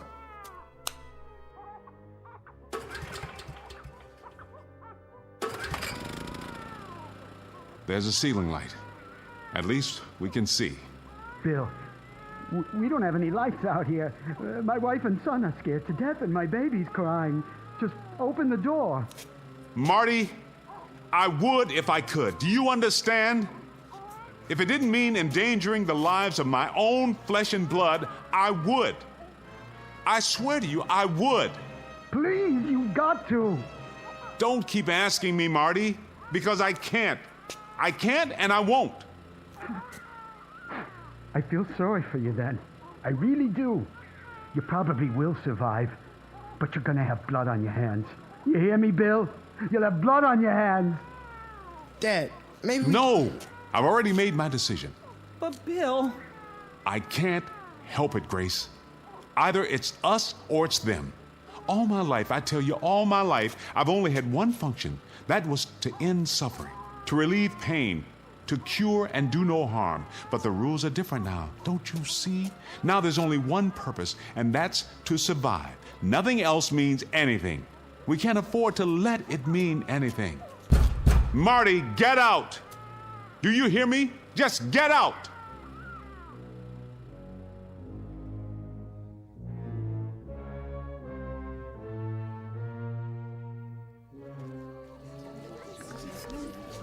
I brought a flashlight. Who's got a portable radio? Here. Announced that there are no further reports on the unidentified flying objects. A statement from the Pentagon confirms that an enemy attack cannot be ruled out at this time. Remain tuned to this station for updates. What does that mean? It means they're missiles. I'm not going to sit here. It'll hit any minute. I just know it. It's gonna hit any minute. What are we going to do, Bob? Tell me. I'll tell you what we shouldn't do. We shouldn't just moon around here like sheep. Maybe we ought to pick out a basement and go to work on it. Pool all our stuff, food, water, everything. It isn't fair. He's down there completely safe, and our kids have to wait around for a bomb to drop. Why don't we just go down in his basement and break open the door? We couldn't all fit in there. It would be crazy to try. Then draw lots. Pick out one family. What difference would it make? He won't let us in. We can all march down there and tell him he's got the whole street against him. And what good would that do? I keep telling you, even if we were to break down the door, there's not enough room and there's not enough supplies. We'd just be killing everybody for no good reason. If it saves even one of these kids out here, I call that a reason. Jerry, you know him better than any of us. You're his best friend. Why don't you go down again? Try to talk to him. Plead with him. Tell him to pick out at least one family. Meaning yours, Weiss? Why not? I've got a 3-month-old infant. So what? Is your baby's life any more precious than our kids? I never said that. Look, if you're gonna argue about who deserved to live more than the next person, you can shut your mouth. Why don't you shut your mouth, Weiss? I don't even know why we let you in the neighborhood. It always happens. You let one lousy foreign-born type in, and everything goes to hell. Pushy, grabby, semi-Americans. Hey, pal, you're garbage. You're right. It always comes to that. There's always one person, one rotten, unthinking fool like you, who suddenly becomes the big straw boss and decides who's acceptable. I mean it, Weiss. If we've got to start hunting around for people to disqualify, you and yours are at the top of the list. Well, you stupid son of Keep it up, both of you. We won't need a bomb. We can slaughter each other with our bare hands. Marty, go down to Bill's shelter again. Ask him. What's that? The 2-minute warning? That means they're almost here. Look at the sky. What are those lights? Searchlights. It's gotta be close. Anything new on the radio? No. I'm going down there, and I'm gonna get him to open that door. I don't care what the rest of you think. That's the only thing left. He's right. Come on, let's do it.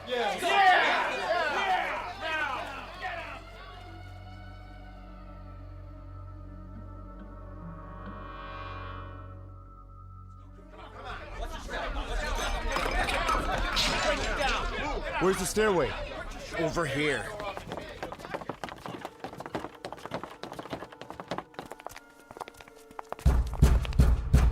You got a bunch of your neighbors out here who want to stay alive. Now, you can open the door and talk to us, or you can keep on doing what you're doing. And we're gonna bust our way in. Bill, they mean business out here. And I mean business in here. I've already told you, Jerry, you're wasting your time. You're wasting precious time that could be used for something else, like planning how to survive. Get some kind of battering ram. Over on Bennett Avenue, Phil Klein has some heavy pipe in his yard. I've seen it. Nah, that would get Klein into the act. Who cares about saving him? The minute we do that, we let all those people know that there's a shelter on this street. Then we'll have a whole lot of outsiders to contend with. Sure. And what right have they got to come here? This isn't their street. This isn't their shelter. So this is our shelter now, is it? And on the next street, that's what, a different country? Damn fools, you've all gone insane, every one of you. Maybe you don't want to live, Jerry. Maybe you don't care. Oh, I care. Believe me, I care. I'd like to see the morning sun too, but you're turning into a mob, and a mob doesn't have any brains, which is exactly what you're proving. Well, I say let's get the battering ram, and we'll just tell Klein to keep his mouth shut. And if he doesn't keep his mouth shut, what? Will you shut it for him? I agree with Jerry. Let's get hold of ourselves. Stop and think for a minute. Hey, nobody cares what you think, you or your kind. I thought I made that clear. I think the first order of business is to get you out of here. Why did you have to hit him? Marty, are you all right? He's easy, Marty. I'll help you out. You had your chance, Bill. Just remember that. You had your chance. Now, come on. Let's get something to smash this door down.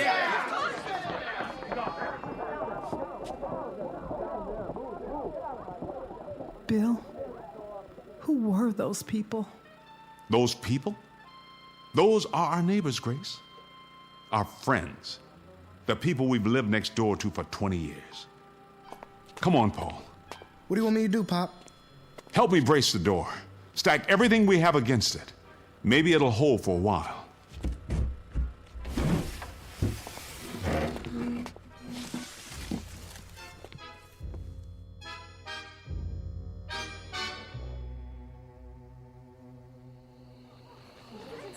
All citizens are reminded to stay off the streets. Authorized vehicles must have the right of way.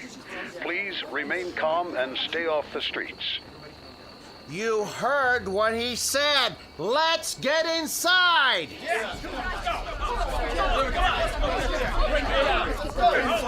This way. Come on now.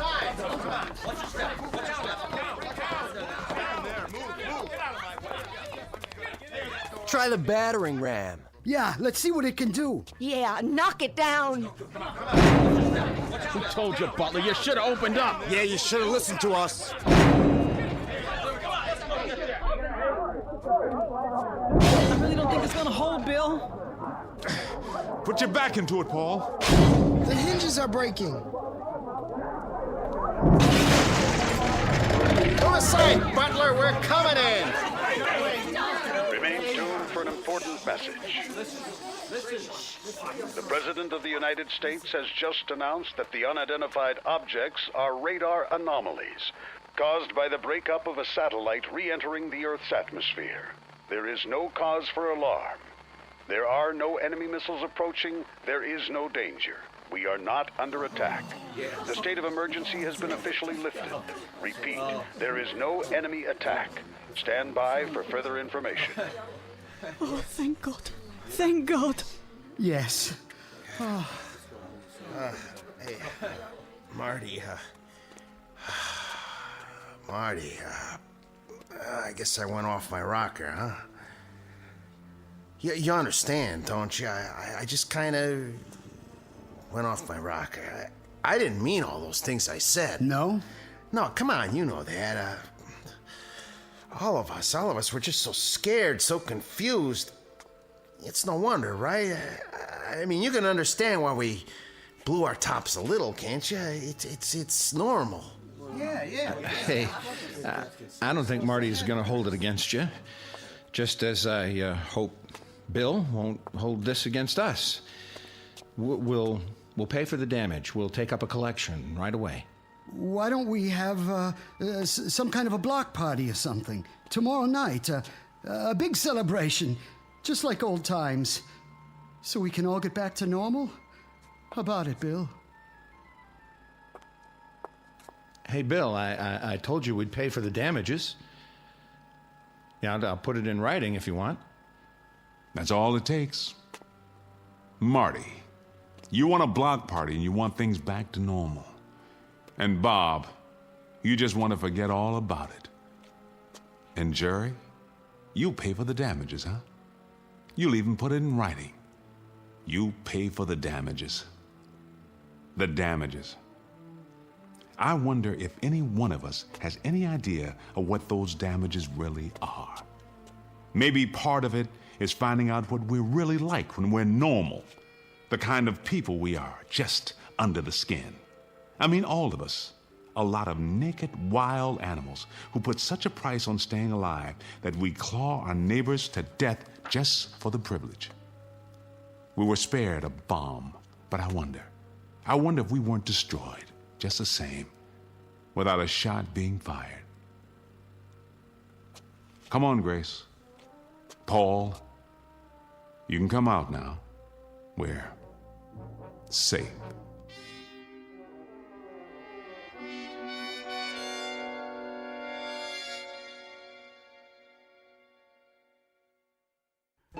No moral, no message, no prophetic tract. Just a simple statement of fact. For civilization to survive, the human race has to remain civilized. One very small exercise in logic from the Twilight Zone.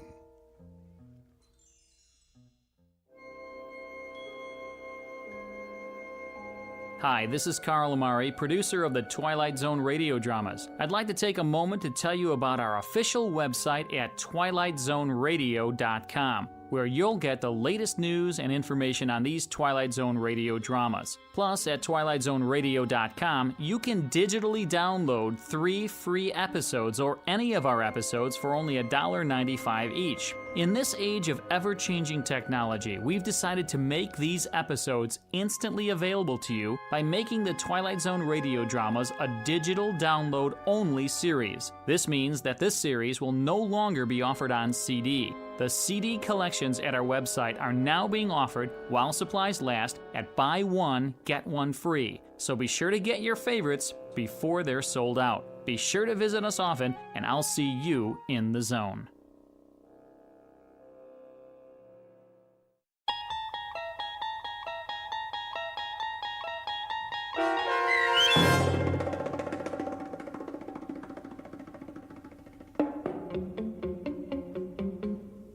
The Shelter, starring Ernie Hudson with Stacy Keach as your narrator, was adapted for radio by Dennis Etchison and written for The Twilight Zone by Rod Serling. Heard in the cast were April Williams, Damon Williams, Tom McElroy, Renee Domenz, Jamie Barron, Anna Sferza, Joby Cerny, Linda Ryder, C.J. Amari, Norm Woodell, Kurt Nabig, Doug James, Rick Vargas, and Jeff Lupitin. This copyrighted radio series is produced and directed by Carl Amari for Falcon Picture Group and Westwood One. Sound design and custom Foley effects for The Twilight Zone by Cerny American creatives Bob Benson, Craig Lee, Matt Sorrow, Tim Cerny, and Todd Beyer. To learn more about The Twilight Zone radio dramas and to contact us, visit our official website at twilightzoneradio.com. Doug James speaking.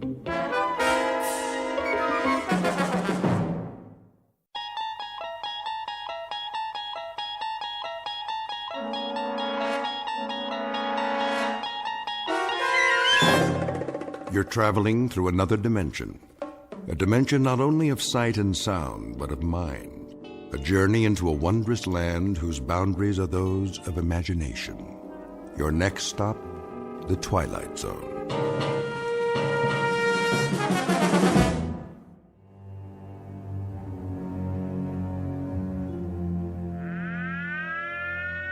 This is the Emergency Broadcast Network. The Office of Civil Defense has just announced a red alert. Enemy missiles are approaching the United States. Repeat, this is a red alert. Enemy missiles are approaching the United States at a high rate of speed. Arrival time is estimated at only a few minutes from now. All citizens are advised to get off the streets immediately and take cover. This is not a test. Repeat, this is not a test.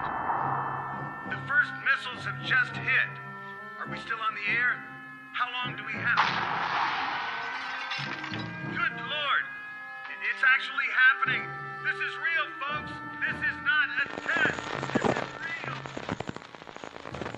How's that, Mr. Radin? It should do nicely. The volume could be a bit higher, though. Higher? You gotta be careful not to break those speakers. I thought you installed subwoofers, state-of-the-art, as I requested. Oh, we did. For later. Wait till you hear them. When the explosion hits here, you'll really feel it. Good. I don't know where you got your sound effects, but you'd swear a bomb was going off outside. I mean a big bomb. That's precisely what I want. I got the other TV hooked up, sir, at the end of the hall, like you said. Let me see. Here's the remote control. You got your on, and then you got your off and your volume. Did you load the videotape? Sure did. As soon as the monitors go on, it starts rolling. Why don't you show me? All right, Mr. Radin. Let's give it a test run. Look at that, would you? There's the street outside. Only now it looks like the beginning of World War III. Yes. Yes. This calls for something of a celebration. If you don't mind me asking, where'd you get the footage? Some special effects guys out in Hollywood? Oh, you might say I have my contacts. Given adequate funding, anything is possible. Yeah, some setup you got here. All part of the show, huh? This is not a show. It may be, let us say, an illusion. But this room is not an illusion. It happens to be the best designed bomb shelter on the face of the earth. But tonight it's for gags, right? Something of the sort. A practical joke, and I trust a most effective one. You could say that again, Mr. Raiden. When those sound effects start and that stuff goes on the TV, you'd swear the whole world was getting blasted. That's the general idea. I've got 3 guests coming this evening, rather special guests, and I wouldn't want them to be disappointed. Well, it fooled me, and I put most of the wiring in. A drink before you go, gentlemen, to a job well done? No thanks. It's getting pretty late. Are these friends of yours? How's that? You're doing all this to fool 3 of your friends. They must be, they must be real, like, special friends. Oh, they are. They are indeed very special friends. This, in a sense, is the moment a man lives his entire life for. Yeah, I bet. That about it, Mr. Raiden? Yes, I'd say that just about does it. Well, we gotta go. So long, Mr. Raiden. Good luck on your party. Party? Yes, you might call it the best party ever. Bye, Mr. Raiden.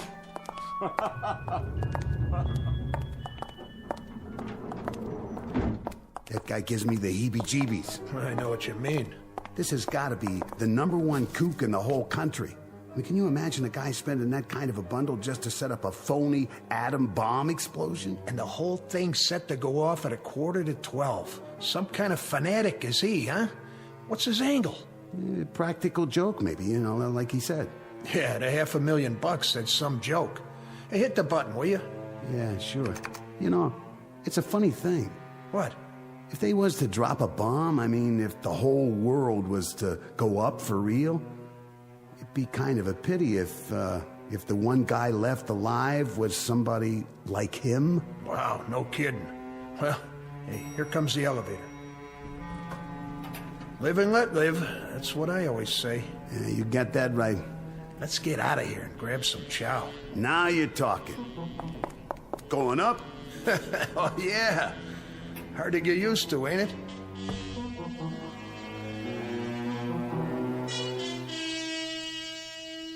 This is the basement of a fashionable midtown skyscraper and office building. It's owned and occupied by one Paul Raiden, whom you've just met. Mr. Raiden is rich, eccentric, and single-minded. How rich, we can already surmise. How eccentric and single-minded, we shall see in a moment. Because you have just been invited to a very special party, catered and conducted exclusively for residents of the Twilight Zone. And now, The Twilight Zone and our story, One More Pallbearer, starring Chelsea Ross, with Stacy Keach as your narrator.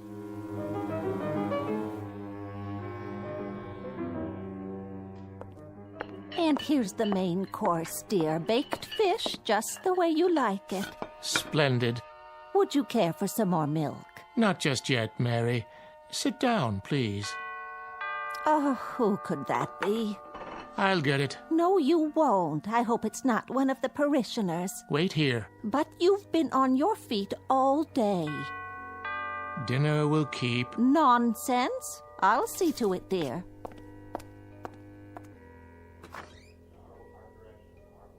Oh, yes, I'll tell him at once. Who is it? The most peculiar man. What did he want? I'm not sure, but there's a limousine waiting at the curb. He said something about a matter of life and death.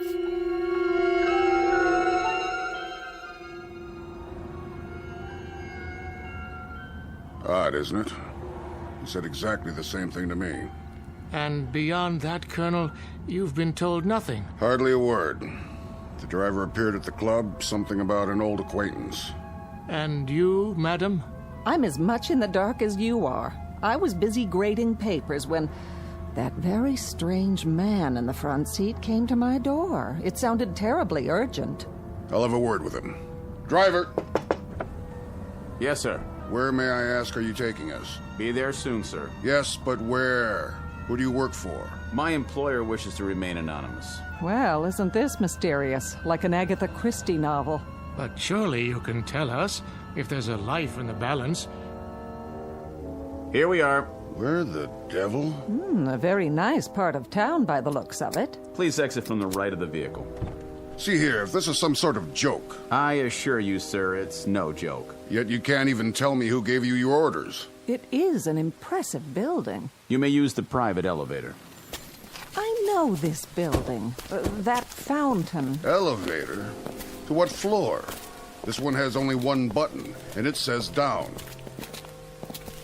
I'll enter the code for you. Well, if it doesn't go up, then it must go the other way, of course. This is outrageous. I demand that you return me to the officers' club at once. Driver? Driver! It appears that we've been left to our own devices. It was ever thus. After you, madam.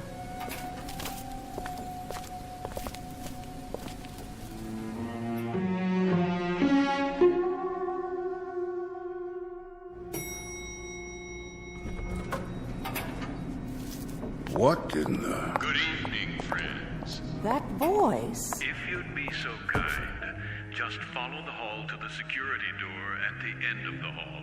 There's something vaguely familiar about the tone, but I can't quite... Enough. It's time to find out what this is all about. That's right. Just come in, if you will. See here. Do sit down and make yourselves comfortable. Wait, I remember now. Yes. The accommodations are a bit Spartan, but I trust you'll find them adequate for your needs. How good of you to come. Colonel Hawthorne, Reverend Hughes, and of course, Mrs. Langsford. I'm delighted to see you all. What? Such blank faces? Don't tell me you've forgotten. It's Raiden, isn't it? Aren't you Paul Raiden? You have an excellent memory, Reverend. And how about you, Colonel? Do you recognize me? Yes, I believe I do. You served with me once, didn't you? I did indeed. A second lieutenant. Yes. In an infantry regiment under your command. I recall it vaguely, and I seem to recall something else, too. It's not surprising that it doesn't come flooding back. After all, you had a few thousand men under you, a few thousand cogs in the great military machine. I was only one of those cogs. But then again, you didn't court-martial all of them, did you? That distinction you reserved for me alone. Oh, yes, I do recall now. You refused to lead an assault on a hill. Did I? Refused in the face of a direct order. The delay cost us a company of men. That was your contention at the court-martial board. It's what sealed my fate. I was dishonorably discharged, Colonel, stripped of rank and booted out. How fortunate for you. Fortunate, you say? Were I permitted to dictate the sentence, I would have had you shot. Of this I have no doubt. No doubt at all. But what kind of host am I? Oh, for pity's sake, Paul. I must apologize. There's a lady present. Please forgive me for not addressing you first, Mrs. Langsford. Do you recall who I am? Of course I do. I taught you in high school. Well done. I don't forget my students. Oh, now and then I find that they get jumbled together. Of course. But if I prod my memory a bit, I'm able to connect names with faces. And in your case, with character. I made an impression on you, did I? That's understandable. Because you flunked me, Mrs. Langsford. I certainly did. You dressed me down in front of an entire class, called me names, humiliated me. And quite deservedly so. Ah, but that's neither here nor there. I invited you here this evening for another purpose than to dredge up old animosities. Invited? I can't speak for my companions, Raiden, but the request I received was more in the form of an ultimatum. Your chauffeur said it was a matter of utmost urgency. Why, yes. Yes, indeed. That's the way it was broached to me, too. A matter of life and death. I was eating dinner, and my wife Mary got up to answer the door. And when she came back, she had such an odd expression on her face. Ah, Reverend Hughes. Still a bit on the wordy side, aren't you?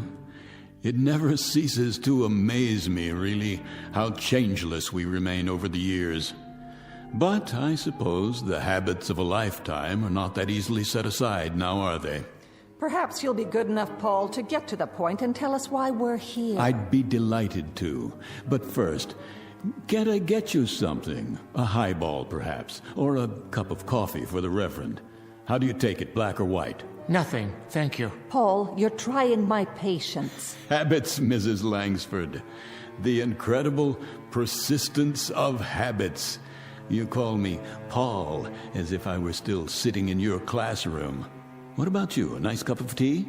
Nothing for me. And you, Colonel, a tot of rum, perhaps? I would be deeply appreciative, Mr. Raiden, if you made your point and then let us leave.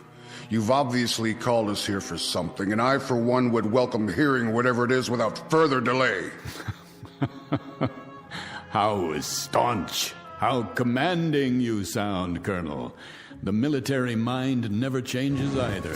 See here. Always pressing forward. Drive, drive, drive against the objective and wipe it out. Colored flags stuck in a map and troops stuck out in the hot sun. An officer must have nerves made of steel and a head full of cement. As you were, Raiden. Oh, no, Colonel. Not as I was, as I am. Which rather upsets the chain of command, don't you think? Because I'm in command now, and what I command at this moment is your attention. You see, I've called the three of you here for a very specific purpose. I think I'm beginning to understand. Of course you are. Always so intelligent, so insightful. Let's do it in proper chronology. My dear old schoolmarm shall begin. That staunch and intrepid educator who would look so incongruously out of place without those severe spectacles covering those severe eyes looking out of an equally severe face, who possesses such vast prerogatives from the local school board and the vast courage that comes from pitting all her wits and training and knowledge against poor captive children. Are you quite finished, Paul? My dear lady, I haven't even begun. May I make an observation, then? You have permission to speak. Would you like to address the class? Oh, just a comment, Paul, on how incredible this whole thing is. That a man like yourself, a millionaire many times over, a big, important man who walks with kings and heads of state and industrial tycoons... You followed my career. How gratifying. How incredibly tiny a mind this kind of man must have to dwell on an incident in a high school classroom of some 20-odd years ago, and to let it fester inside of him, as it's done with you. I've never liked humiliation, Mrs. Langsford, whether it occurred 20 years ago or in the past 10 minutes. Humiliation? All right, Paul, let's talk of humiliation. Let's talk of your humiliation. Mr. Raiden was caught cheating during an examination, caught red-handed. Oh, not a federal crime, of course, but perhaps just a bit commentative on the nature of the person. And when accused of the act, he tried to plant his crib sheet on an innocent student. How right you are, Mr. Raiden, that I stood you up on your feet and in front of the entire class I told you what you were. But no room then, was there, Mrs. Langsford, for just a moment of compassion? An iota of sympathy for a frightened and desperate boy? Oh, Mr. Raiden, I've dealt with frightened and desperate children all my life. And it might surprise you to know that I've given them more sympathy and compassion than learning. But neither sympathy nor compassion can be handed out wholesale like cheap bubblegum. The recipient must be worthy of them, and you never were. You were a devious, dishonest troublemaker. And for all your millions, my guess is that you are still devious, you are still dishonest, and I have no doubt that even now you're a troublemaker. You haven't changed either, Mrs. Langsford. Mr. Raiden, after so many years, what can be gained by... A great deal can be gained, Reverend. A great deal. But surely... You can go to the devil, Reverend. Raiden! You too, Colonel. And that's not a figure of speech. Tonight, my friends, just a few short minutes from now, you all most assuredly can and will go to the devil.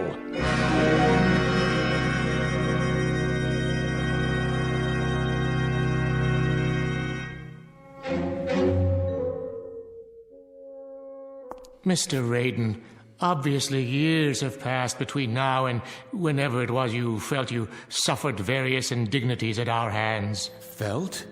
How conveniently you forget the extent of my suffering.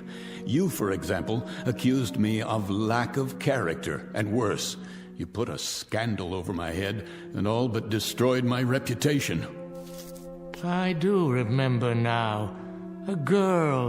A young girl whom you drove to suicide because even at that early stage you were not a man to hold honor in very high regard. So merciless and so judgmental. What of her responsibility, her character? You're far from consistent in your dispensation of forgiveness. No, the robes of a man of God never became you, Reverend. For all your pious pronouncements, they never quite fit. Enough of this. I'm getting out of here, now. You can try, Colonel. This is outrageous. Save your strength. You're going to need it. Open this door at once. The doors don't answer to your command, only to mine. They're made of solid steel. The walls are 18 inches of reinforced concrete sheathed in 6 inches of lead. I have my own generator plant, my own air system, and at the other end of the hall, a storeroom the size of a warehouse stocked with food and supplies. But in God's name, why? What are you afraid of? Afraid? Hardly. Prudent might be a more accurate word. Remember the story of the 3 little pigs, houses of straw and so forth, and only one built to withstand the blast. Blast? What blast? Colonel, you of all people should understand logistics. Does it occur to you why a man would go to all this trouble and expense? You've built what amounts to be a bunker. So I have. But we're not at war. Not at this precise moment. You're insane. Am I? This is the middle of the city. Ah, now you're getting warm, closer to the point. What are you talking about? About beginning a vigil, my friends. The long wait and the countdown to oblivion. Will you start making sense? I taught you better than this gibberish. You are correct, Mrs. Langsford, about several things. I've walked with kings and tycoons, as you so rightly perceived. I've walked with them, and more importantly, I've listened to them, to the things they have to say, the special knowledge they are able to impart because of their positions of privilege. As a result, I manage to keep abreast of the times and usually well ahead of them. The point. Patience, Reverend. I'm coming to it. You see, I know things that are going to happen. I pay informants, couriers, high-level attachés and the like for a service. Information. And I pay them quite handsomely, I might add. What sort of information? Oh, the inner workings of certain, let us say, diplomatic agencies, military installations. Information that's beyond top secret, but available if the price is right. You're engaged in espionage. Hear me out. 48 hours ago, I received a most interesting bit of news, or rather, several bits, meaningless in themselves, that together form one unavoidable conclusion, something that is known to perhaps only 6 men in the world. If you're trying to frighten us, it isn't working. Then let me give it a somewhat finer edge. This evening, this very evening, the world is coming to an end. Why, of all the... At 11:45, there will be no more city. No more country. Rubbish. Oh, it was inevitable, don't you think? After so many years, so many weapons stockpiled, someone somewhere was bound to become impatient, to finally push the button that brings us to the reward we so justly deserve. And make no mistake about it, we all do. It began when we were born into this cesspool called life. The original fall from grace, from which there is no escape. The earth is an empty graveyard waiting to be filled, and tonight it will be. What a cynical, depraved view of humanity. By 30 minutes after midnight, there will be no more humanity. It's too late to stop. Pandora's box has been opened. There's no turning back. They are going to bomb us, and we are going to bomb them. By dawn, there will be nothing left but rubble and bodies. And now, within a few moments, it begins. You'll be hearing the sirens very shortly. That's the red alert. It means their missiles are on the way. Ours will follow soon after with proper military efficiency. And you are to survive, Mr. Raiden. Is that the idea? I am to survive, as long as I stay here 300 feet under the ground. Already buried, one might say. How about you, Reverend Hughes? Or the rest of you? Would you care to survive too? Or shall I be the only pallbearer? What? It can't be. Don't panic. This whole thing may be a hoax. Please remain seated. If you require proof, I'll turn on the radio. This is the Emergency Broadcast Network. The Office of Civil Defense has just announced a red alert. Enemy missiles are approaching the United States. Repeat, this is a red alert. Enemy missiles are approaching the United States at a high rate of speed. Arrival time is estimated at only a few minutes from now. All citizens are advised to get off the streets immediately and take cover. This is not a test. Repeat, this is not a test. The first missiles have just hit. Are we still on the air? How long do we have? Good Lord! It's actually happening. This is real, folks. This is not a test. This is real.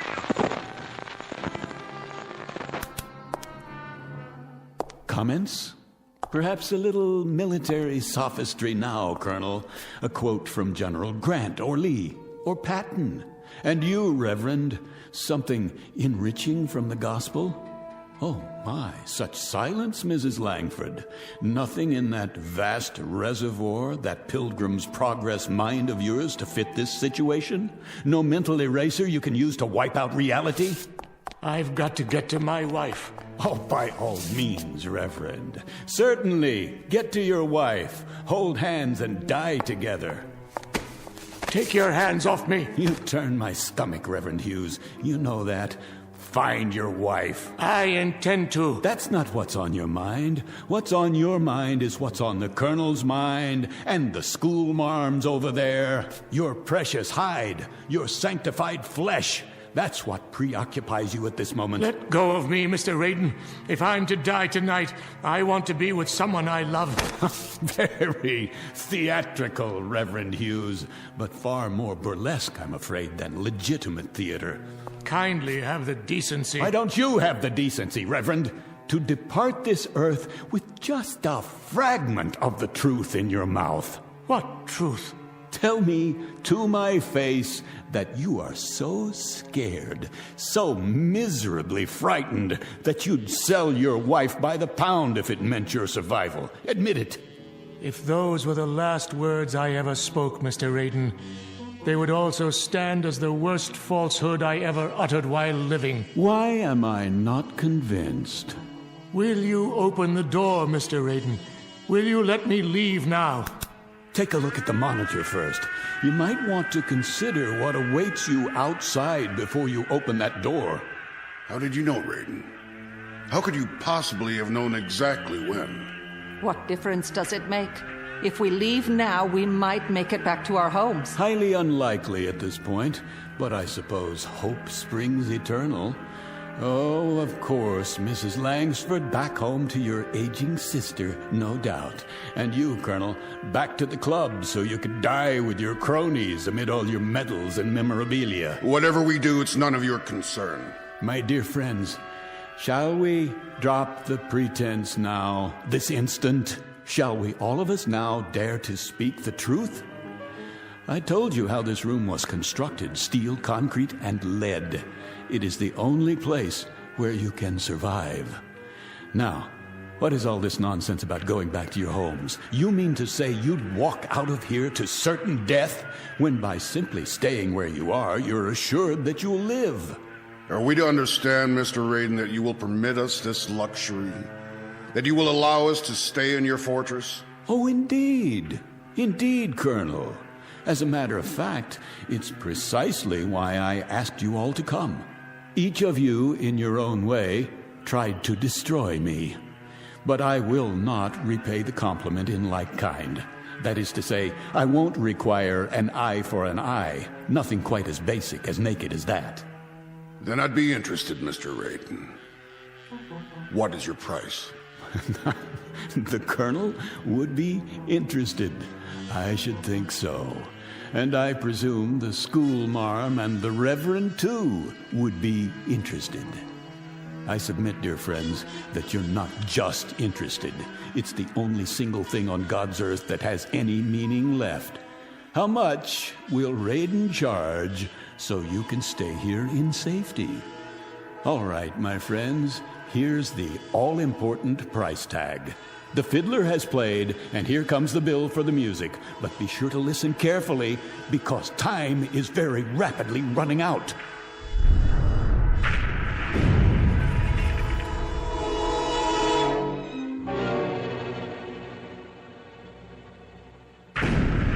Say it, man. What is your price? You will, each of you, each one of you in turn, beg my pardon, ask my forgiveness, and if need be, you'll get down on your hands and knees to perform that function. Is that all? That's all. Our Father who art in heaven. I suggest you prepare your requests without delay. The first bombs have just exploded somewhere near the city. I assure you, the next ones won't miss. Did you hear what I said? I need your decisions now. Say pretty please. I beg your pardon? Pretty please with sugar on it. How's that, teacher? Speak up. Pretty please with sugar on it, Mr. Raiden. It's what children say to exact a favor. Children, Mr. Raiden, but they say it by rote. It comes out pure. There's no meanness to it, no cruelty. That's something that comes much later in life. The capacity to damage other human beings. That's enough. Not quite. You let me out of here, Mr. Raiden. If I'm to spend my last quarter hour on Earth, I'd rather it be with a stray cat, or alone in Central Park, or with a city full of strangers whose names I'll never know. Have you lost your mind? The door, Mr. Raiden. Will you open the door now? You heard them. Heard what?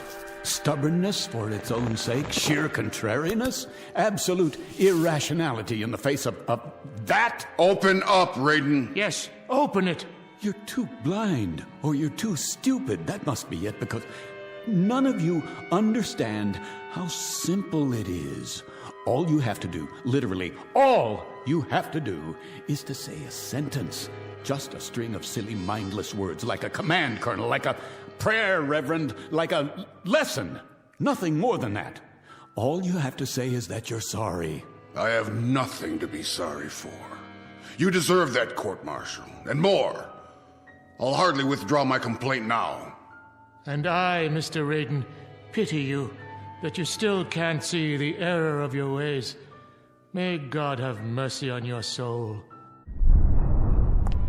All right. You want to go out there and die? Go! But you'll all be back inside of 5 minutes. There's the elevator. Go ahead, use it. Carry the farce to its conclusion. Stand aside. Where are you going? Up there? To what? As far away from here as I can get. Do you hear that? Are you deaf? You still want to go up on the street? Why? To get a good look at the frenzy and the panic and the horror before you come back down here to your only salvation. Move away from the elevator. But you don't need to see it firsthand. Watch it from here on the monitor. You can see it happen, the whole thing. Watch as your world is shoveled into a grave and covered over. Move, or I shall be forced to move you. You fool. After you, ma'am. Last chance. I mean it. It's your last chance. What about it, Hughes? Is life so stinking cheap you can throw it down a drain? No, it's not true. This is no fantasy. You'll be back. You'll see. You'll be back.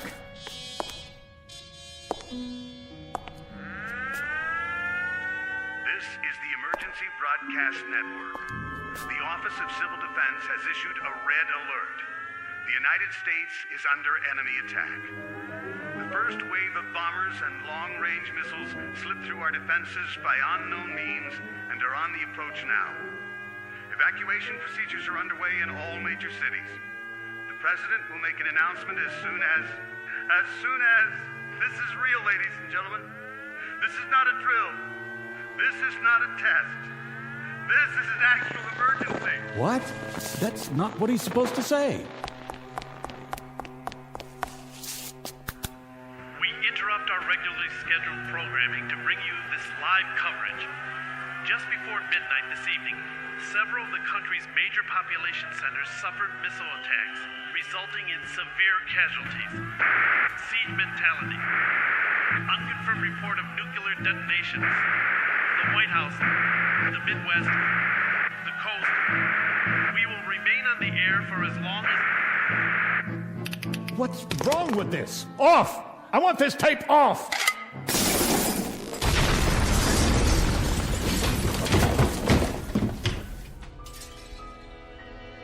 That's enough. That is quite enough.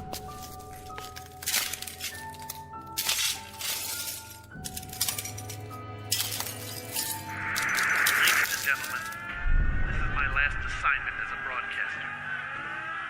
I can see the bombs going off. And now they're streaking down, lighting up the sky, heading directly for us. A great wind from the firestorm. If you can hear me, I want my wife and daughter to know that I love them very much. No!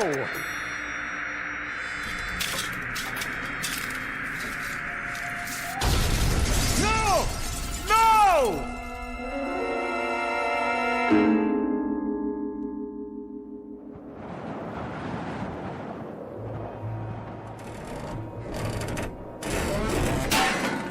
No! No, please. I didn't mean for it to actually happen. There's nothing left. Nothing. The city is gone. Is there no one else alive? Somebody? Anybody?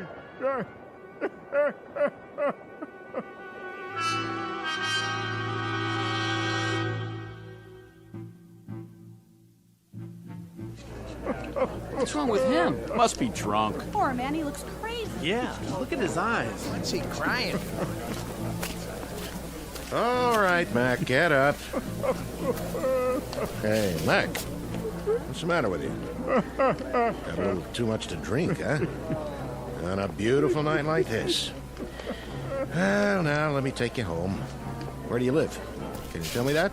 I didn't want it this way. Won't somebody listen to me? Isn't there anyone left in the world who can hear me? Someone! Someone! This is Saunders. I'm in front of the Raiden building. I want to send a car over here right away. Some poor devil's lying on the ground off his rocker. No ID. Yeah, it could be anybody. Yeah, okay. It's okay, Mac. Help's on the way. Now, why don't you come on over here and sit down by the fountain?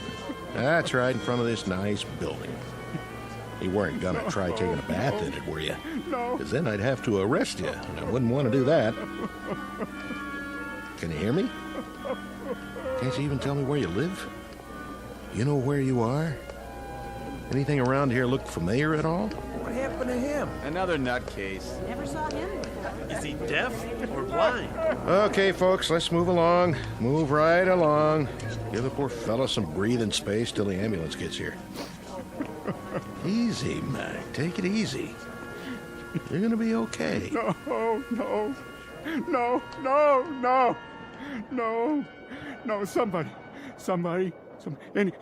anybody. Is anybody left alive in all this rubble? Not another human being anywhere in all the world? Please. Oh, please, God, oh, please.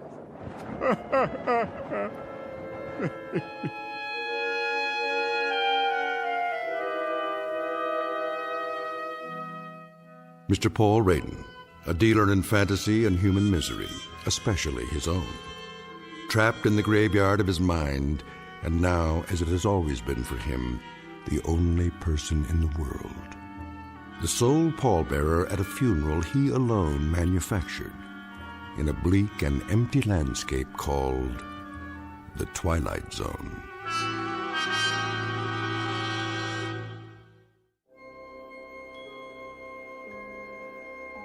Hi, this is Carl Amari, producer of the Twilight Zone Radio Dramas. I'd like to take a moment to tell you about our official website at twilightzoneradio.com, where you'll get the latest news and information on these Twilight Zone Radio dramas. Plus, at twilightzoneradio.com, you can digitally download 3 free episodes or any of our episodes for only $1.95 each. In this age of ever-changing technology, we've decided to make these episodes instantly available to you by making the Twilight Zone Radio Dramas a digital download-only series. This means that this series will no longer be offered on CD. The CD collections at our website are now being offered, while supplies last, at buy one, get one free. So be sure to get your favorites before they're sold out. Be sure to visit us often, and I'll see you in the zone.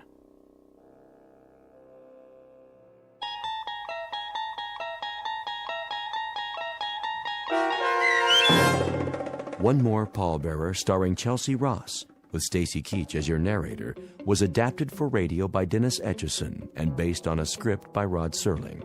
Heard in the cast were David Darlow, Meg Thalken, Rich Komanek, Turk Muller, Norm Woodell, Jeff Lupetin, Roderick Peoples, and Lawrence Nepidal. To learn more about the Twilight Zone radio dramas and to obtain audio cassettes and CDs of these programs, visit our website at twilightzoneradio.com.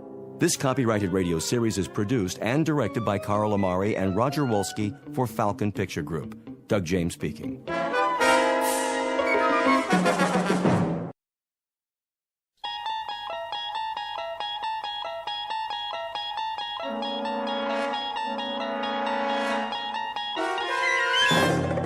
You unlock this door with the key of imagination.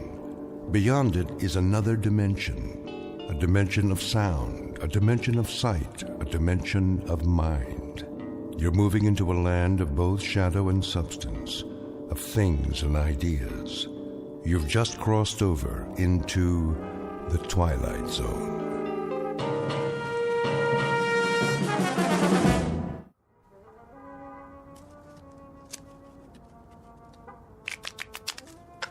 Time to feed the kitty. I've been feeding it all night. Yeah, that baby's hungry. Let's go, boys. You heard the man. Put in 2 chips. 2 times how many hands? The auntie's eating me alive. You got some cards coming. I can feel it. Yeah? That a money-back guarantee? You pay your money, and you take your chances. Dealer aunties.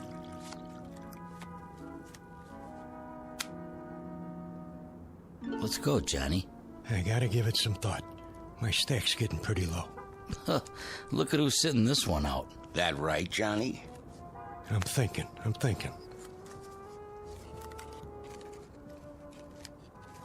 I know one thing. Takes money to win money. Yeah. Listen to the man. Are you in or out? Give me 1 minute, all right? Take it easy, John. Hey, you don't look so good.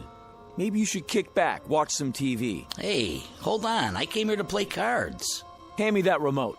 Say, what are you... Just give it to me. The old fire hall is... There. You gonna let one lousy player hang up the game? Don't worry about it.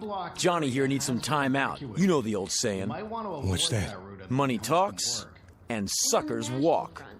Scientists are baffled as all communications in and out of Peaksville remain blocked. For live coverage, our Eyeball News team takes you inside the city limits following this broadcast on the 11 o'clock report. And that's a wrap of today's news. I say deal 'em. All right, boys, here we go. Down the derby. Okay already. I'm all in. You ain't even looked at your cards. What's the difference? One more hand and I'm out. Sure, Johnny, maybe you'll double up. I got a good feeling this time. Me too. I'll see that and I'll raise you. Raise? Everything I got's in the pot. Separate side bet. I fold. Dealer raises again. Call. Cards, John? 3. Keeping a kicker, huh? All right, 4. Come on in! Who's that? A friend of mine. Said he'd stop by. Heck of a time for it. It's open! Jody Hallam? Who wants to know? Mr. Hallam, will you come with us? You got a warrant? No, sir, but... Then get out of my room. My associates and I are having a friendly game of cards. This is a federal matter. We have a car waiting downstairs. Oh, good for you. You see any money on this table? Because I sure don't. There's no time to lose, sir. If you'll just come with us. Hey, why the cuffs? Someone wants to see you in Washington. Be seeing you, Jody. I'll just hold on to my chips for now. Let me call my lawyer. No need for that. What's this all about? A matter of national security, sir. You might say a matter of life and death. Excuse me, gentlemen, if you don't mind. We'll just fast forward out of here. Hey, will somebody tell me what this is all about? Winning lottery numbers coming up, but first the news. In world news, the asteroid known as Wanderer continues on a path toward our solar system. But there's no cause for alarm. Scientists say it will miss Earth by several million miles. Repeat, despite rumors, there is no danger. Wanderer poses no threat to our world. And now, here's a handy household hint from our home economist. Portrait of a man who has just been granted a reprieve. Not from a card game, because it's a sure bet he would have won, given his considerable skill as a dealer. No, the two men in gray suits have saved him from almost certain deaths. His name? Jody Hallam, a gambler and con man who lives by his wits, and wants above all else to go on living. At the moment, the odds still look good for Mr. Hallam, but he is about to discover that the laws of chance don't always apply in the Twilight Zone. And now, The Twilight Zone and our story, Pattern for Doomsday, starring Henry Rollins, with Stacy Keach as your narrator. And I can tell you that its progress has been closely watched for the past month, as is the case with all unidentified objects sighted in space. May we have the slide, please? Excuse me, General? Yes? The eighth man, he's here. Showman? Yes, sir. Has he been briefed? Just the basics on the way over. I'll handle it from here. Mr. Hallam, have a seat at the end of the table. Well, aren't you going to introduce me to everybody? After the presentation, General Sinclair has the floor. Sit, please. Okay. Now then, slide, please. This is a routine photo from the 200-inch Hale telescope on Mount Palomar. Must be some camera. Shh. I don't see anything. Let me use the pointer. That short white line in the star field is the first picture we have of Wanderer. May I ask a question? Dr. Conrad, is it? Yes. When exactly was this taken? A little over a month ago. October 3rd, to be exact. I see. Next slide. This photograph, taken only 3 weeks ago, indicates that Wanderer is indeed headed for our solar system. Next slide. And this shot conclusively establishes what astronomers feared, that Wanderer is on a collision course with Earth. What?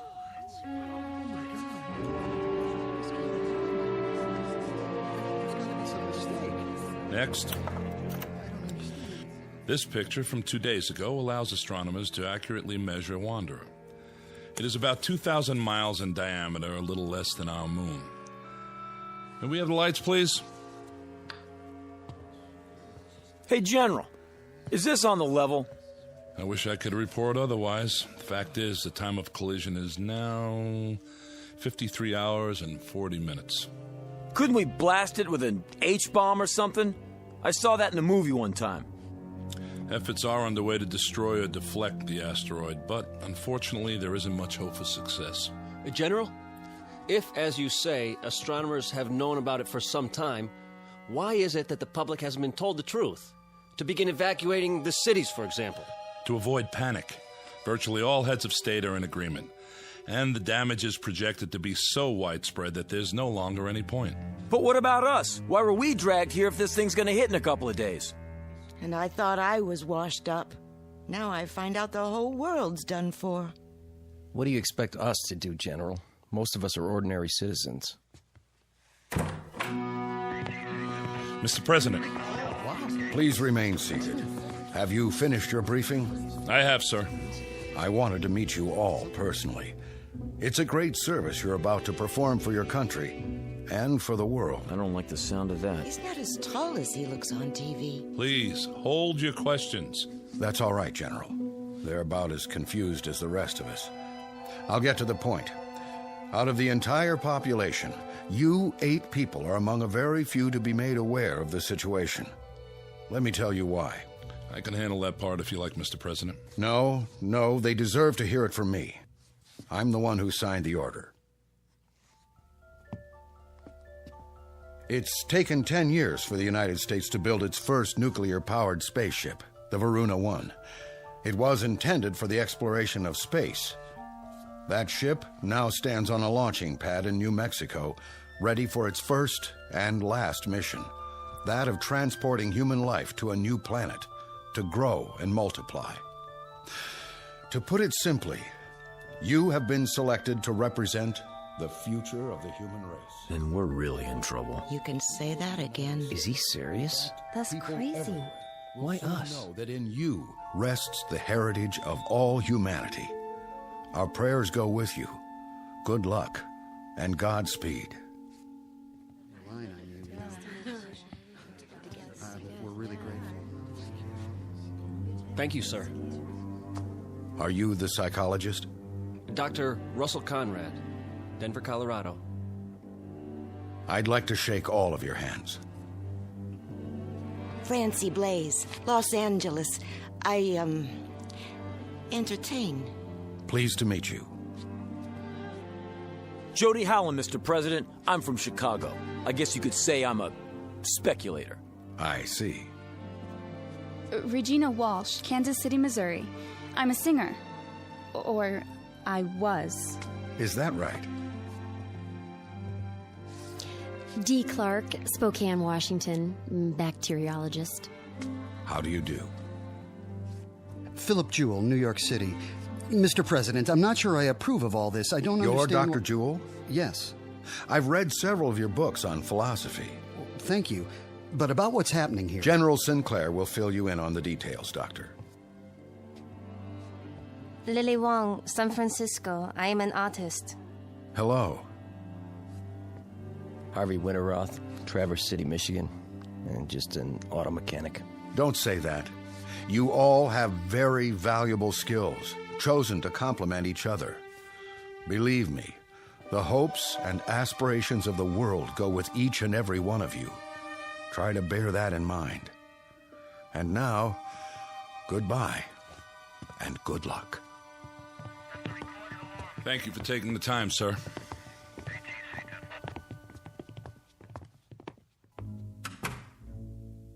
Never thought I'd get to meet the president, but there I was, shaking his hand and talking to him. General, I demand to know... Yes, Mr. Jewell?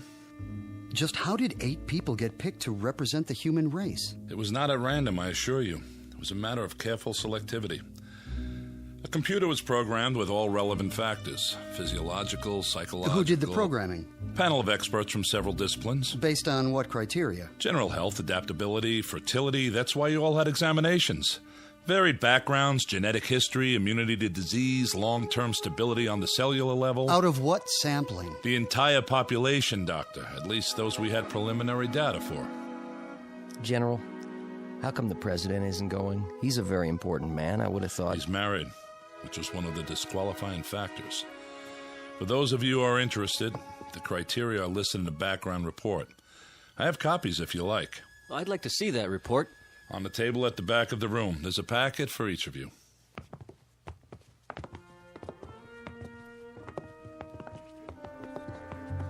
Look at me. What a mess. I better fix my face. You look fine. Don't kid me. We're not here because of our looks, that's for sure. Must be because we're in such good shape. Yeah, you're a regular bodybuilder. I'm serious. Other kids got the measles, but not me. I was always lucky that way. Goody for you. Oh, maybe not 100%. But when I lost, it was because someone else was dealing. Man, I sure wised up in a hurry. A dealer, huh? I can spot one a mile away. Fingers always twitching. Just keep them to yourself. Hey now, baby, I never done anything crooked with these fingers. I know. You just help the cards along. The suckers get greedy, that's all. So they get restless and overplay. Is that my fault? Can I help it if they want to make it all in one night? I ask you, who's the smart one, me or them? You heard what the General said about brains. We'll see how you make out where we're going. Listen, Jody Hallam always makes out. You remember that. Just don't try any magic fingers on me. Ha! Don't flatter yourself. Come on, I want to get the lowdown on this game.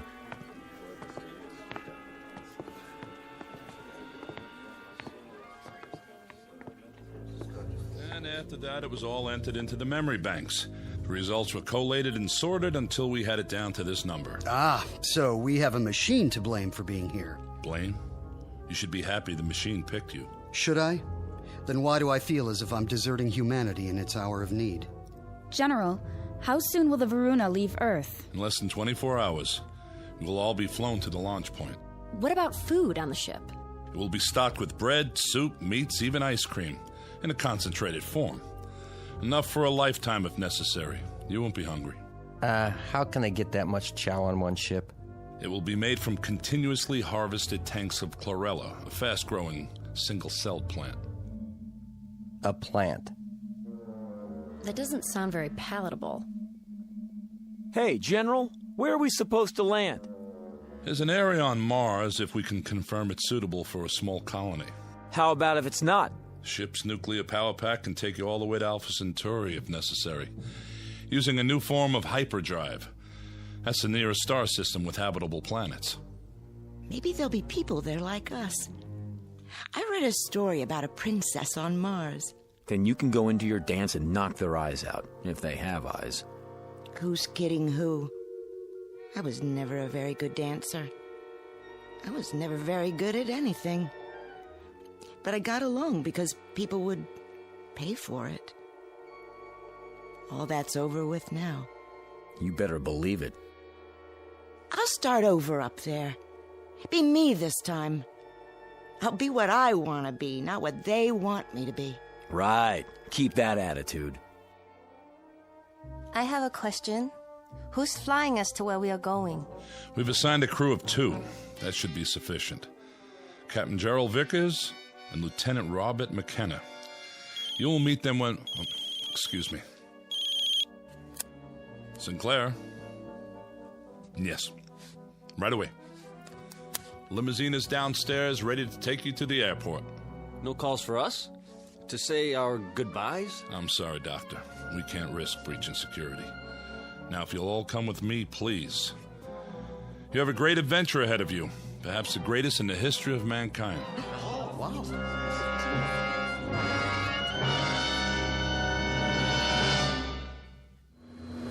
is air traffic control. You're cleared to take off. In position. Clear to start.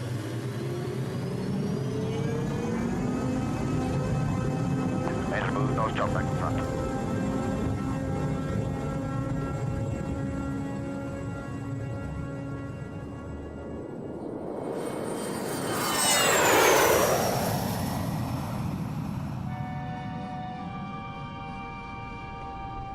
Ladies and gentlemen, although the fasten seatbelt sign has been switched off at this time, I hate that. I really do. Hate what? When airplanes take off. Oh, don't worry about it. The odds are on our side. Are you serious? This crate could fall out of the sky at any time. Relax. You got more chance of being hit by a car. Yeah, sure. I mean it. You see the giant seal? What? There ain't no animals. Are there? The seal of the United States of America. This is some kind of official plane. They're not going to take any chances. What if we get hijacked? Now you're really dreaming. We got searched. Nobody could bring a gun in here. Oh, yeah? What about them? Who? The guys up front. With Sinclair. Take a look. They both got pieces under their coats. How do you know? I know. You don't think I ever saw a shoulder holster before? Well, if they got him, it must be okay. Secret Service or something. A lot of good they can do us now. Easy, baby. Easy. Ladies and gentlemen, in a few moments we shall be landing. Thank you.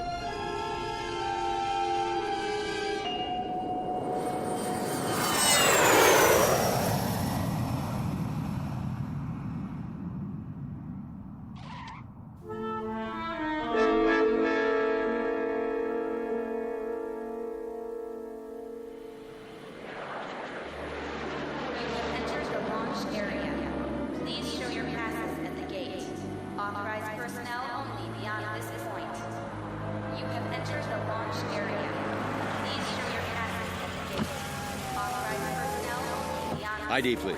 General Sinclair and Company to operations. Oh, right, General. Operations is the first building, straight ahead. I know where operations is, son. Yes, sir. Open the gate.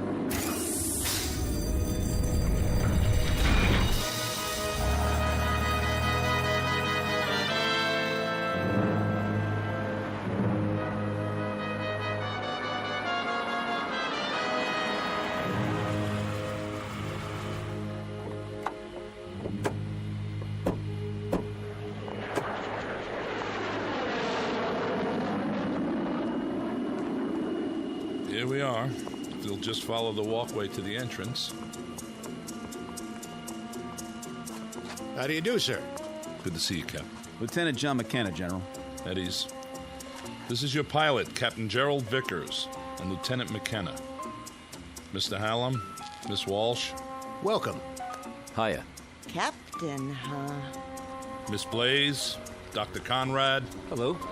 Miss Clark, Dr. Jewell, Miss Wong, Mr. Winteroth. Hi. Nice to meet you. You're the pilot? I'll do my best. I sure hope you know what you're doing.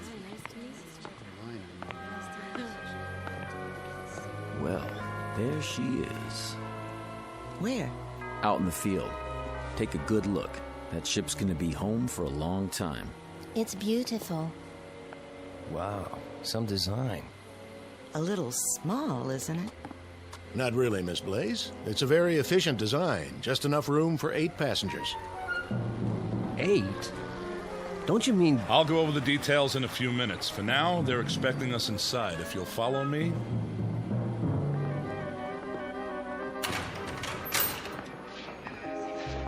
General Sinclair? What is it? General, I have a communication from the Pentagon. Priority A. Very well. That will be all. Yes, sir.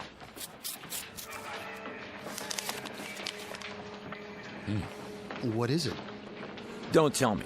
The flight's overbooked. You might as well know. The nuclear missiles we sent up from 3 countries to intercept Wanderer have made contact. All detonated on impact. They hit Wanderer? And? Well, don't keep us in suspense. There was no appreciable deviation. The asteroid is still on course. What does that mean in plain English? It means that there's no last great hope for Earth. I would say, then, that this group is our hope. Captain Vickers. Yes, Doctor.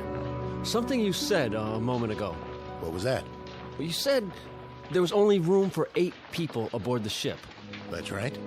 Does that include you and Lieutenant McKenna? I'll answer all your questions at the final briefing. But... This way, please.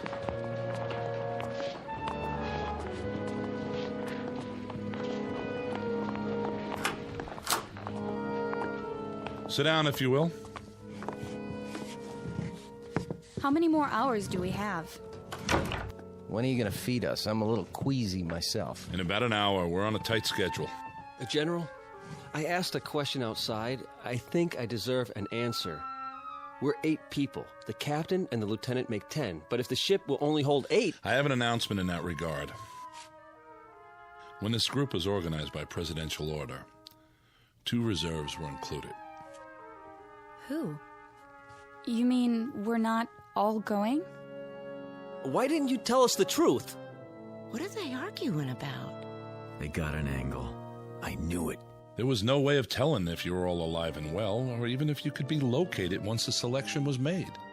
The reserves were a way of preparing for any contingency. As it turns out, one that didn't occur. So who are the reserves? They were not specified. What? Then we don't know if we're on the list or not? In that case, I volunteer to stay behind. I'm afraid I can't accept your offer, Doctor.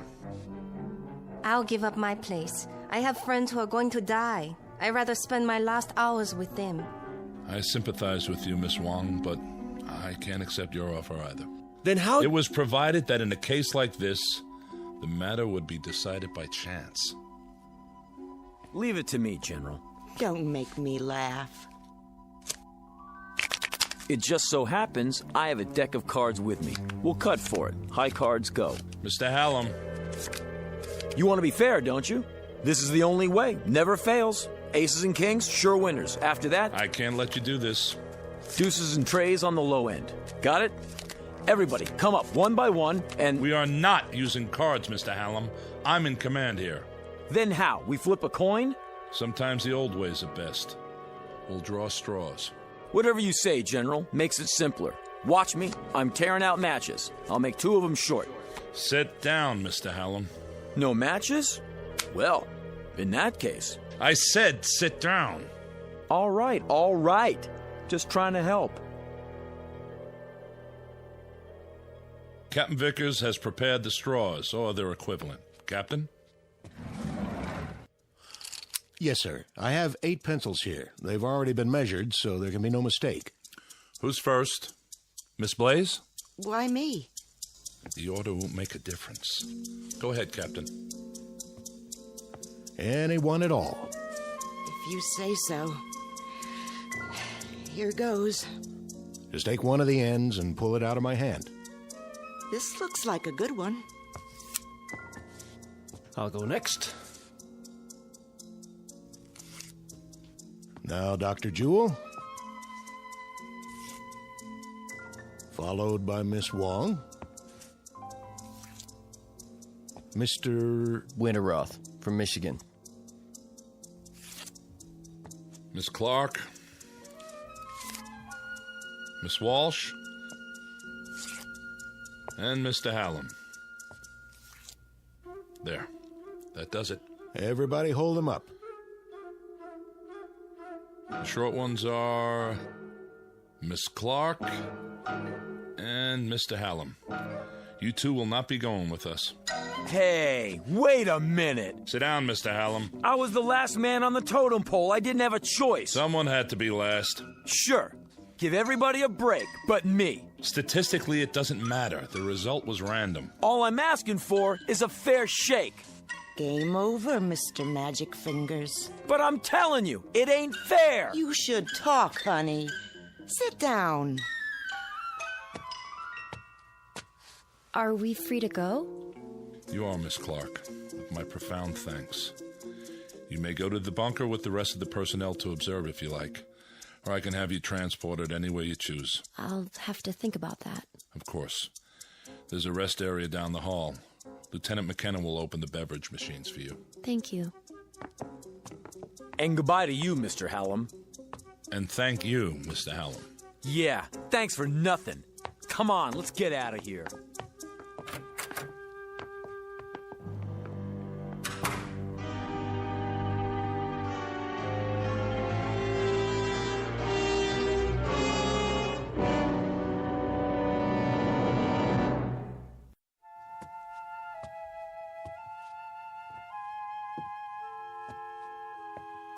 Why don't you sit down? You're making me nervous. Yeah. Miss Clark's right. Would you like a cup of coffee?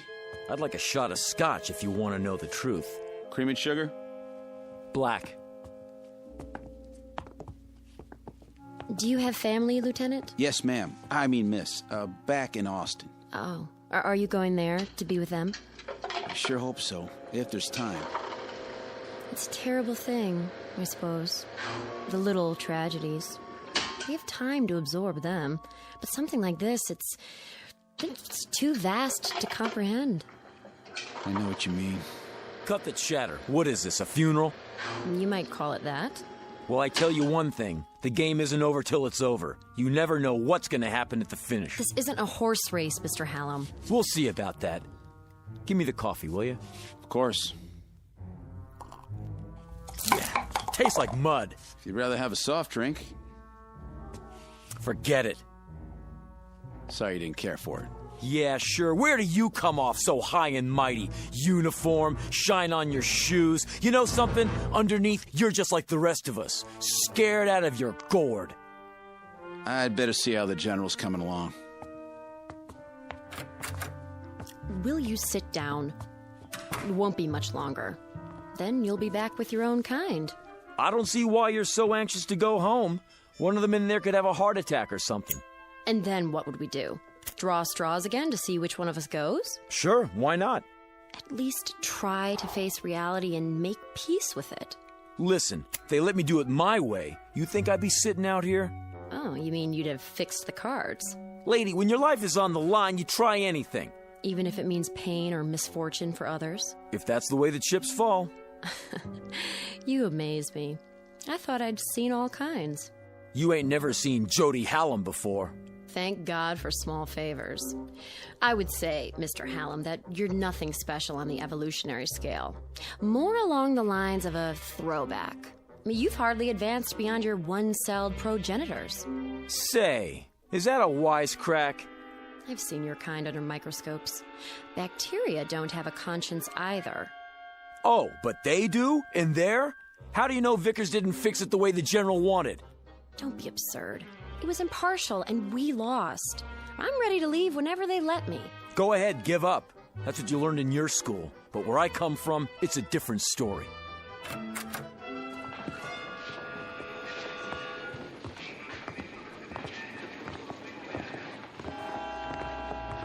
General?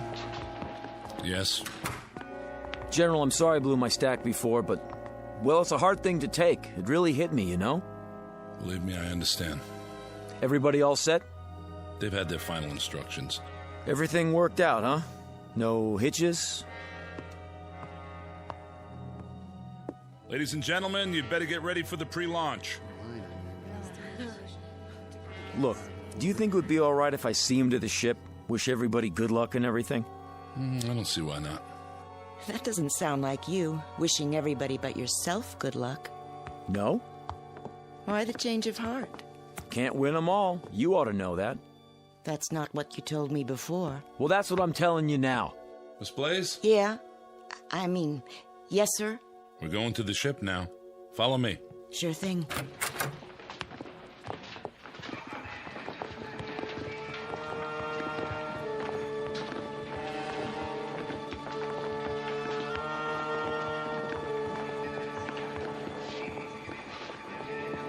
Not you. General Sinclair said it was okay. Only flight personnel on the field. I know. I'm going to say goodbye to him on the ship. General? It's all right, guards. Let him pass. Proceed. Sure, thanks a lot. Nice gun you got there. 15 minutes and counting. Oh, you coming with us? All unauthorized personnel must exit the launch area. You'll have to use the ladder. One at a time, please.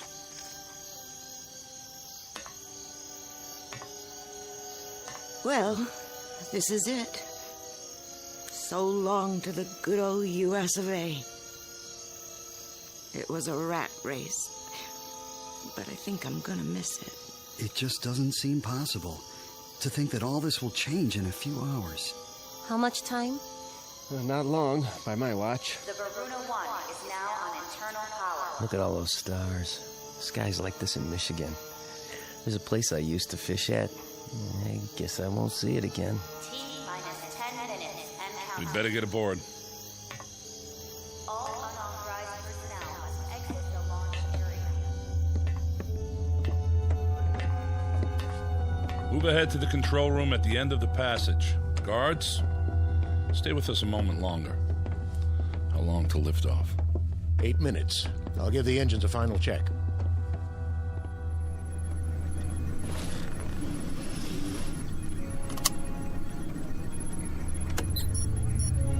Main thrusters powered up. Retros all clear. Gyro stabilizer charged. I feel like a sardine already. Relax, baby. This is one tin can nobody's gonna open. Aren't you supposed to wave bye-bye now? Let me have your attention. This is it, Mr. Hallam. Shh. I want to hear what he says. President has asked me to extend his blessings and his hopes for a safe journey. Also, he's aware of the hardships that lie before you. He wants to remind you that in all the years to come, you must not lose sight of your purpose. Guards. There's a digital library. See Mr. Hallam back to the building. Yes, sir. Each of you Come are with the me. seeds In a of minute, future I said. generations. It will be your trust to nurture the first generation born off Earth. For upon this, a new civilization will be built, long after we are forgotten. This way. Right. What kind of gun are you packing? 45 automatic, huh? Keep moving. Can I see it? Keep your hands... I just want to look at it. What in the... Back off! Drop it. Not on your life. Watch him. He's got a gun. He's... Hold it! Now, General, since Dr. Jewell here won't be making the trip, as his reserve, I'm electing myself to take his place. He didn't want to go anyway. Do you think these people would have you after this? No more pretty speeches. You and the guards, make yourselves scarce, and drag the doctor with you. Something wrong with your hearing? General. Touch your holster, flyboy, and you're a dead man, too. Do as he says. That's better. Well, what do you know, honey? Looks like we're gonna get better acquainted after all. What do we call you now? Little Caesar? Just what do you expect to gain by this murder? Life, my friend, in the big blue up there like the rest of you. Oh, I know you're thinking you'll make me pay, but you won't. Not if there's only 8 people left. You're gonna need me. Keep your distance, Buster. Now, Francie, you know better than that. A man gambles, he loses here and there, but the game's not over till the last card's been played. Am I right or am I right? Hey, you! Keep your hands where I can see them! I can't let you do this. Back out of here real slow like. You too, Lieutenant. Are you going to shoot them too? If you do, who will fly the ship? Back out, I said. I'm not going anywhere. Neither am I. Put the gun down. Yeah, sure. There are too many of us. Guards, Mr. Hallam is going to surrender his weapon. Take him into custody. Yes, sir.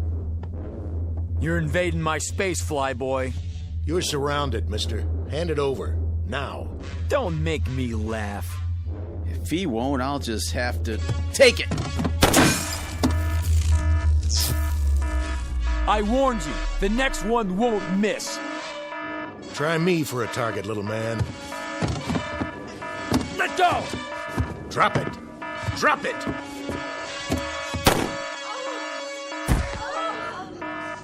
Now look what you've done. That ain't in the rules. Does he have a pulse? No, sir. Dr. Jewell, are you all right? It's just my shoulder. The bullet passed through. Guard, get the medical kit. Right, General. We won't be going anywhere, General. The second shot took out the control panel. Can it be repaired? Not the telemetry system. Then replace the module. There is no replacement. It would take days to assess the damage. He's right, General. Is that true? You mean we can't take off? How can we? What are we going to do? Yeah, what are we gonna do? I wish I knew what to say to you. Damn him! Just because he wasn't going... He was right. What? He always said he was lucky. And maybe he was. Now he won't have to face the odds. What's that? Whatever it is, he's sure in a hurry. General, up here!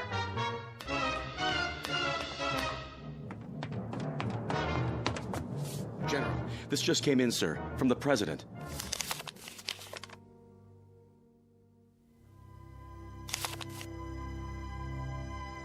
I am happy to tell you all that the danger is past. The President informs me that gravitational forces in the solar system have apparently torn Wanderer apart.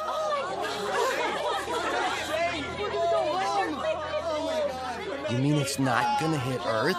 Initial reports are that it is broken up into 5 pieces. Each will miss us by many thousands of miles. Let's get out of here. One at a time, folks.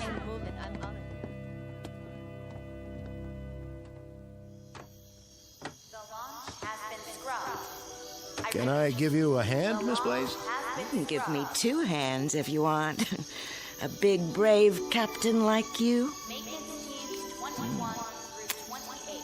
Call me Francine. Okay. Francine, I'll help you down. What about him, Mr. Big-Time Gambler? There'll be an ambulance on the way. He doesn't need an ambulance. He needs a hearse. Jody Hallam from Chicago. I got 3 words for you.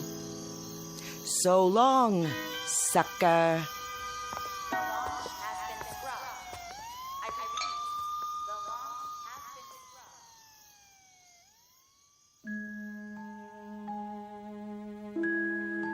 Portrait of a man who lived by his wits and wanted to go on living. The odds looked good, at least for a while. But when billions were marked for death, he lost faith in the laws of chance. Jody Hallam, who played a desperate last card and ended up the only man on Earth to die as the direct result of a threat that never came true. In the Twilight Zone.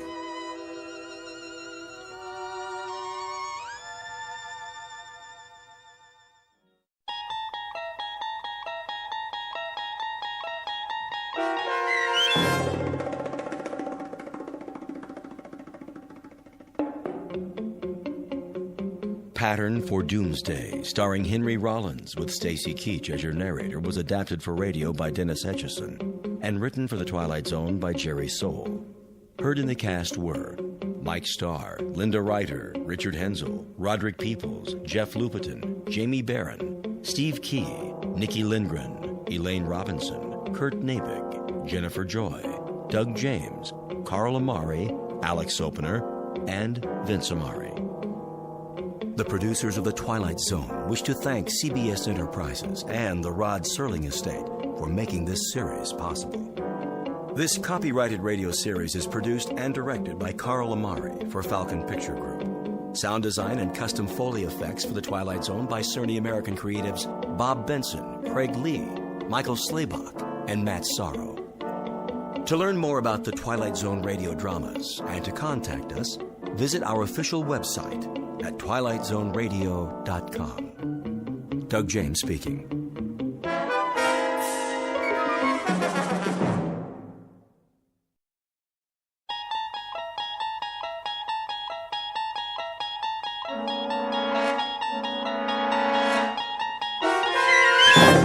You unlock this door with the key of imagination. Beyond it is another dimension, a dimension of sound, a dimension of sight, a dimension of mind. You're moving into a land of both shadow and substance, of things and ideas. You've just crossed over into the Twilight Zone.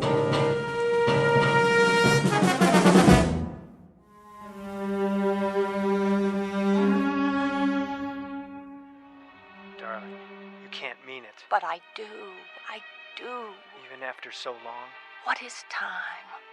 The ebb and flow of a river as we drift along, bobbing and sinking, but floating to the surface again and again and again. My love. From this day forward, we shall never be apart. This, I promise you.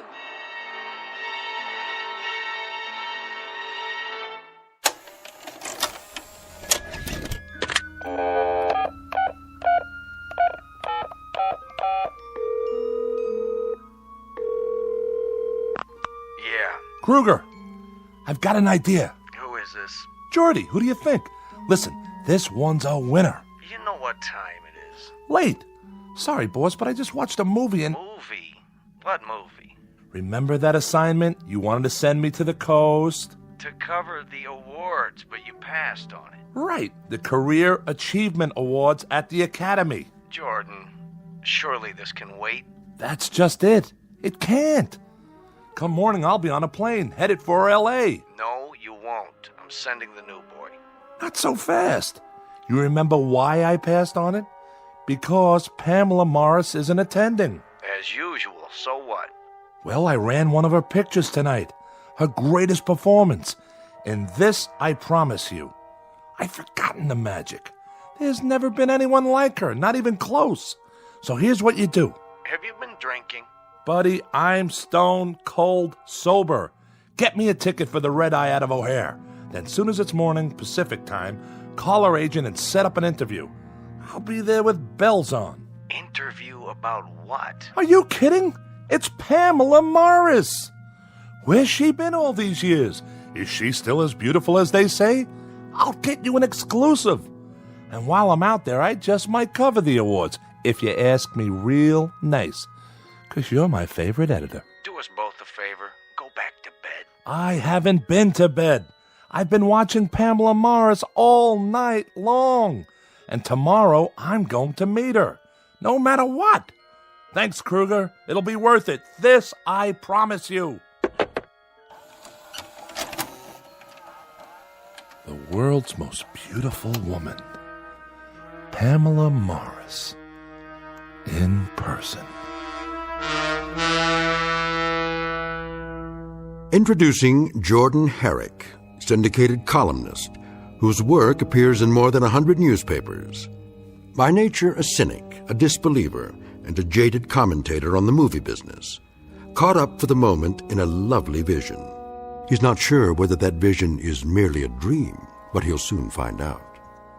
Her name is Pamela Morris, renowned star and femme fatale, not seen in public for many years, whose legendary beauty is remembered by millions.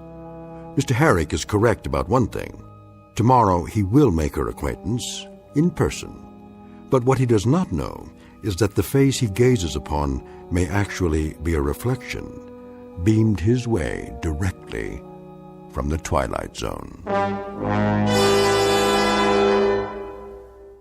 And now, The Twilight Zone and our story, Queen of the Nile, starring Kate Jackson, with Stacy Keach as your narrator.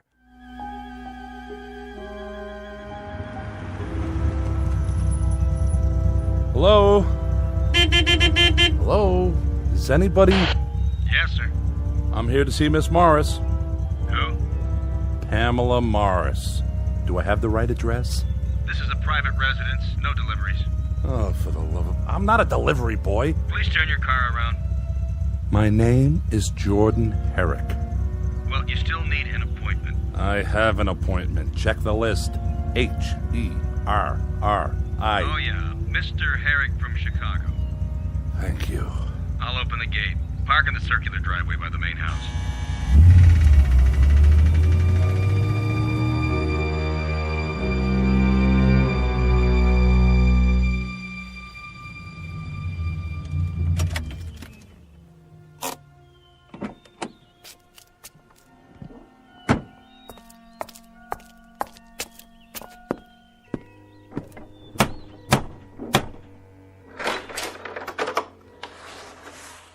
Yes? Hello there. I'm Jordan Herrick. I have an interview with Miss Morris. You're early. Am I? Well, if she's not ready, I can wait. This way. Well. This is impressive. Take your coat, sir. That portrait on the wall. Your coat? Here. Who painted it, may I ask? I'll tell Miss Morris you're here. Yes, you do that. What's the signature on the canvas? No. Can't be.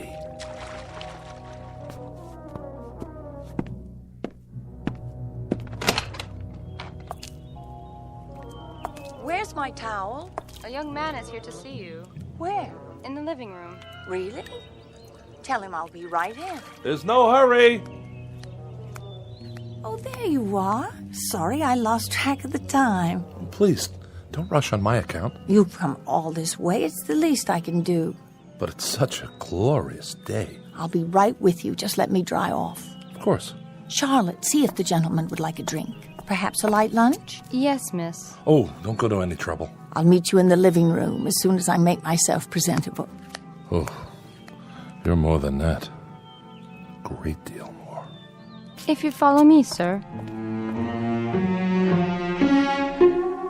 Mr. Herrick? Miss Morris, I didn't mean to interrupt your swim. Nonsense. I've kept you waiting. It doesn't matter. It does matter, and I apologize. But I do love the pool. It's my one indulgence. Am I forgiven? Absolutely. Please sit down. Beautiful. Sorry? This room. The furniture, the artifacts. Lovely. You like my little collection? Very unusual. You must have gathered these things from around the world. Oh, you know how it is. Various locations over the years for this film or that. You specialize in the exotic. Do I? Yes, I suppose so. Even the front door, that metal insect or whatever it is. Ah, you saw that. The door knocker. Cast in bronze, after an Egyptian beetle or so, I'm told. Do you think it's too much? No. It's quite remarkable. I've never seen another like it. Nor have I. Must be very old. Yes, it must be. I confess I've forgotten exactly where it's from. Now then, I believe you have some questions for me? Well, if you don't mind. Not if you're the one who asked them. I'll do the best I can. I'm sure you always do. To begin at the beginning. As two people always must. Huh. You were born in... I must say, Mr. Herrick, you are very direct. Oh, don't get me wrong. I meant geographically. No, you didn't. You meant the year. That's what the public always wants to know. You're not offended? Should I be? I have my producers, my directors. You have your editors. They are all very demanding. Besides, a woman in my position must have no secrets. I'm relieved to hear you say that. I was afraid. Afraid? You have nothing to fear here. No? Why, Mr. Herrick, I'm only a woman, and a rather small one at that. Surely you've known many women. Never one like you. Ha! Then I'll try to make this as painless as possible. Suppose you tell me how old you think I am. Well, that's hardly fair. Oh, come now. Especially after you saw me in my bathing attire. Unfortunately, it conceals very little. I wouldn't say unfortunately. Mr. Herrick, you make me blush. I shouldn't have wandered out onto the terrace like that. I did say no secrets. And I overstepped the bounds with that question. No, not at all. Please, be honest. Really, Here, take a good look. I'm sorry about the shirtwaist and sandals, but I didn't want to keep you waiting a moment longer. Time is so precious. You're not wearing any makeup, are you? Can you tell? There simply wasn't time. You're very beautiful. That wasn't the question. We were talking about my age. I'd appreciate your candor. In that case, you look no older than you do in the painting. Oh, everyone asks about that. I was only a child when I posed for it. Is that so? Come and see for yourself, close up. All right. Well? Oh, surely I'm misreading the signature. Why do you say that? This can't be a Berthold. Berthold?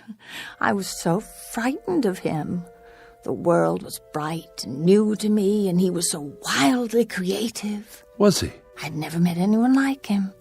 It was his genius that enabled him to project the flowering of a fragile blossom, as he put it. He must have been a genius to capture you so perfectly. What a lovely thing to say. Tea, miss. Ah. Shall we, Mr. Herrick? Certainly. Tea or coffee? Coffee, please. Would you like something in it? Cognac? Whiskey? No, thank you. I'll take it black. I thought newspapermen were heavy drinkers. That's a myth. At least during working hours. And are you working now? I am. Though it doesn't feel like work. I want you to feel entirely at ease. It's to my advantage, you know. Lest you think badly of me. Very little chance of that. Is it time for tea, Charlotte? Yes, Mrs. Draper. Hello. My name's... This is Mr. Herrick. How do you do? Mrs. Draper. He's the newspaperman, Mother. I know. You're Pamela's mother? Surely not... Sit down, Mother. Have your tea. It's remarkable, the resemblance between you two. Some might think so. With my mother, it is tea at this precise hour every afternoon. Mrs. Draper, you must feel proud to have such a famous daughter. Must I? Mother never did approve of my career. Believe me, Mr. Herrick, I had very little choice in the matter. She thinks I'm too headstrong. Dedicated is the word. You still are, Pamela. Tell me, was your daughter always as beautiful as she is now? Always. Now there's loyalty for you. As a matter of fact, Mr. Herrick, it is the truth. Then perhaps I should interview you as well. Why, whatever for? Well, I might learn a few important details from the mother. Such as the real age of the daughter? Honestly, I wasn't thinking of that. Isn't age relative? Besides, didn't I promise to reveal absolutely everything to you, Mr. Herrick? You did. All in good time. Then I'll just have to be patient. Not for much longer. This I promise you. Pamela, I must have a word with you. Later, in your room. I am not going to stand by and watch it happen again. You will if I say you will. I can't bear it. Mother, would you mind seeing if Charlotte has things under control in the kitchen? Not this time. Sorry if I'm intruding. She was just leaving. Pamela. Weren't you? A pleasure to have met you, young man. My pleasure, Mrs. Draper. Perhaps we'll talk another time. I hope so. Until then, goodbye. Take care of yourself. Take very good care. I'll try. Forgive her. What for? She's getting old. Still, she might remember a few details I can use for my story. No, her mind wanders. Her memories become distorted. Shall we finish our coffee on the terrace? If you prefer. There should be a breeze outside. I'll bring the cups. Mr. Herrick. Mrs. Draper, I thought you'd gone. I must speak with you. Why, of course. Leave. What? You must leave at once. Quickly, before she hears. You are in danger. I am? Very grave danger. All is not as it appears. She is not as she appears. Mr. Herrick, are you coming? Be right there. What's this about? If there's something I should know, you... She is running out of time. Save yourself, young man, before it's too late. I implore you. Save yourself.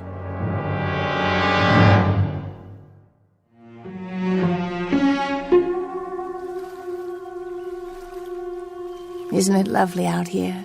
Quite stunning. And a perfect location. I'm trying to remember. Who owned this house before you? Oh, some ancient actor from the silent days, I think. And when did you purchase it? There you go, Mr. Herrick, still trying to trick me. I assure you it was built decades ago, long before I was born. No doubt. I love to sit here by the hour, watching the birds and the clouds, listening to the sound of the water. At night I watch the stars. Do you? But that isn't what interests you, my nocturnal habits. It'll fit nicely into the story I'm doing. The question of age is still the big thing, isn't it? I wouldn't say that. I can hear it in your voice. Well, here goes. I am 38, Jordan. May I call you Jordan? Of course. Is that so terribly old? Not at all. Even in my case? Especially not in your case. The years have never been kinder to anyone. Oh, you're a dream. It's the truth. I should have realized you'd take all this down. Looks like you've already written several pages. Some advance notes. Dates mostly. Do they concern me? Indirectly. According to one article... I know you read something. A column by one of those stupid, jealous women. If you don't mind me asking... Fire away. If you're 38, how could you have starred in a movie made, 29 years ago? I can't believe it. Jordan Herrick taken in by the printed word. Tell me, do you always believe everything you read? Then set me straight. The movie was Trails West, is that correct? Darling, it couldn't have been me. I would have had to be 9 years old, don't you see? It's an old mistake. I've run across it before. Once something like that gets into the books, it's hard far too erased. Well, according to our files, your co-star was John Bradley. Was it? You were in love with him. I never even met him. Your files are in error. That's possible. Almost 30 years ago. Why, I don't believe I'd even seen a movie yet. I wasn't allowed. My parents were very strict. Oh? We were poor. We lived in Iowa. My father's business was failing. It was a few years later that I set out for Hollywood, a star-struck girl in her teens, following the same trail blazed by so many hopefuls. I was extremely lucky. You must have been. You made Queen of the Nile with Charles Danforth. When you were 14? Juliet was 12. It's such an important production. Is that so much harder to believe than my true age today? You see, no one knew I was only 14. If they had, I would have been taken off the picture. I matured early. Indeed you did. I've seen the film. Have you? Shot on location, wasn't it? Oh, yes. No studio backlots then. A fabulous experience. I learned so much. And that was when you began collecting? What? The interior of your house. I take it the trip inspired the decor. I call it early Egyptian. I suppose it's silly of me, but how could I resist? It was my first big break, and I was far from home with more money than I'd ever seen before. I'm just glad it wasn't one of those horror pictures that I probably have the place filled with caskets. No, I much prefer it this way. But really, you know, the fact is that I still feel 14 in some respects. No, let me be more precise. Sitting here with you, I feel new. I know it sounds foolish, but I want to live, Jordan. I want to savor all there is in this life. Is that so wrong? No. Come here and look at the view. You can see practically the entire city from here. The canyons, the pools. They look so blue from here. Don't they? Such a perfect color. Reminds me of something. Me too. Your eyes. You are too good to be true. But do you see what I mean? The world is such a magnificent place, full of so many wonders, too many to know in one lifetime. Maybe that's what makes life so precious. Because it's so brief. Does it have to be? If we live fully, tasting everything that's placed before us like a magnificent offering, two people alive to the moment and each other. Yes. I'm being foolish again saying such things. Oh, on the contrary. We've only just met.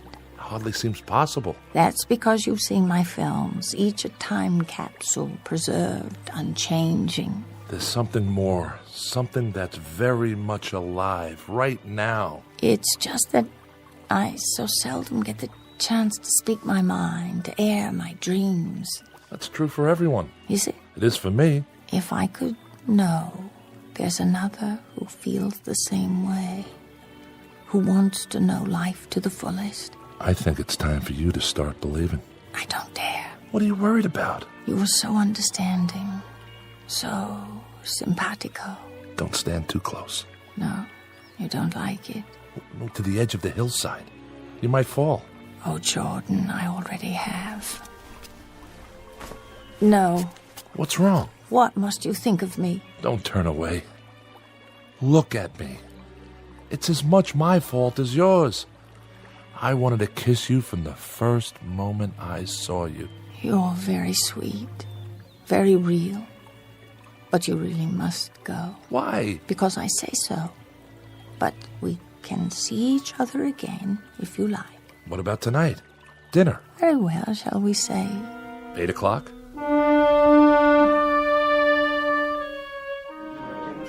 Eric? Party of two? Not for an hour, at the very least. I have a reservation. I'm sure you do. If you'd care to wait on the bar. Hello, Armand. Miss Morris. It's been a while, hasn't it? I should say so. We've missed you. How about that reservation? The old table, I presume? That would be divine. Claude? Yes, Armand. Prepare that corner booth. But it is occupied by another couple. Then move them. Tout de suite. Yes, sir.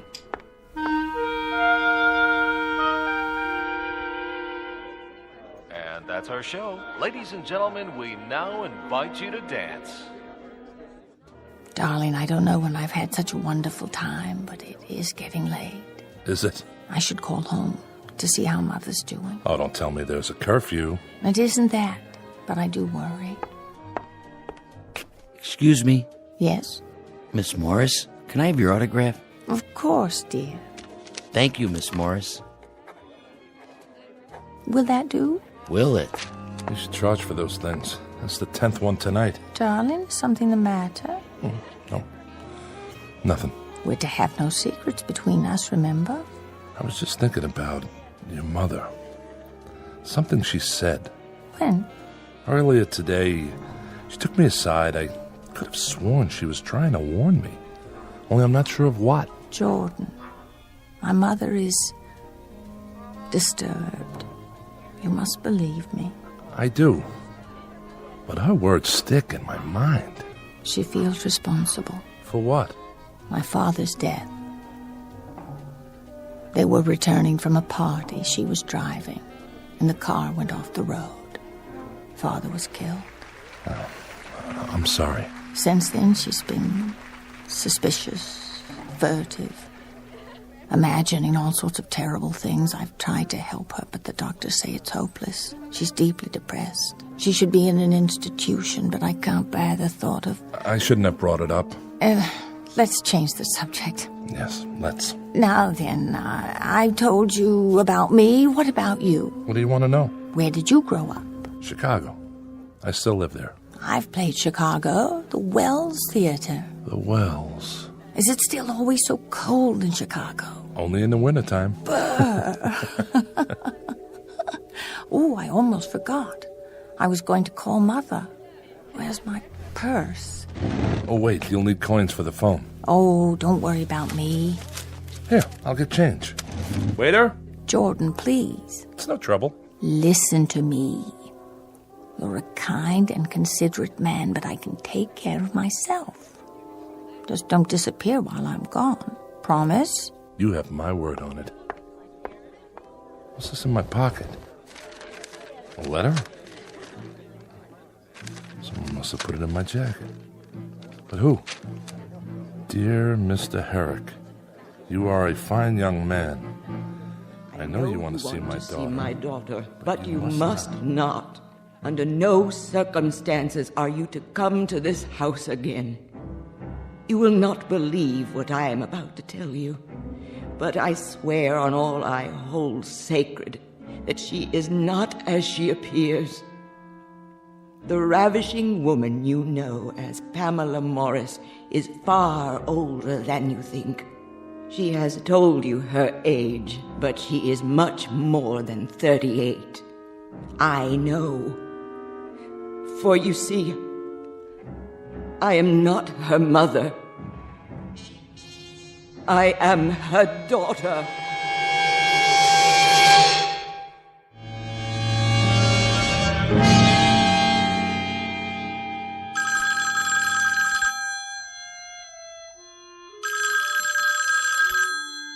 Morning. Jordan? Oh, I was just about to phone you. Were you?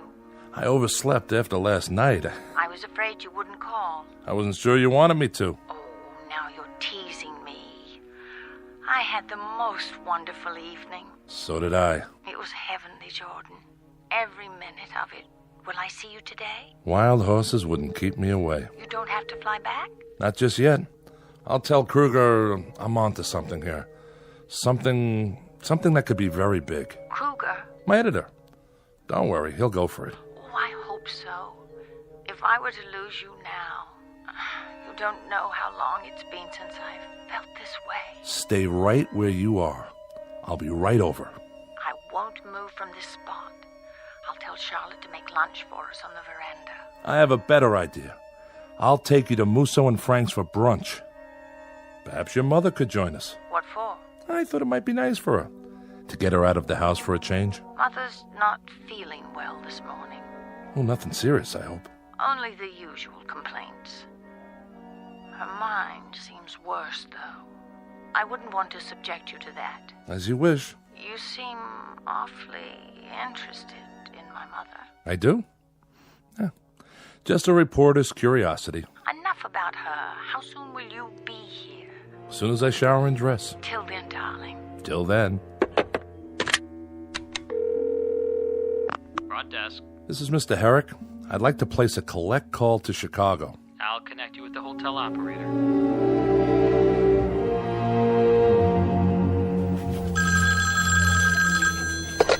Kruger. Hey, old buddy. Jordy, glad you called. Where are you? Still in Hollywood. Listen. Good. I got another job for you, if you're through playing around with that little movie queen. Almost.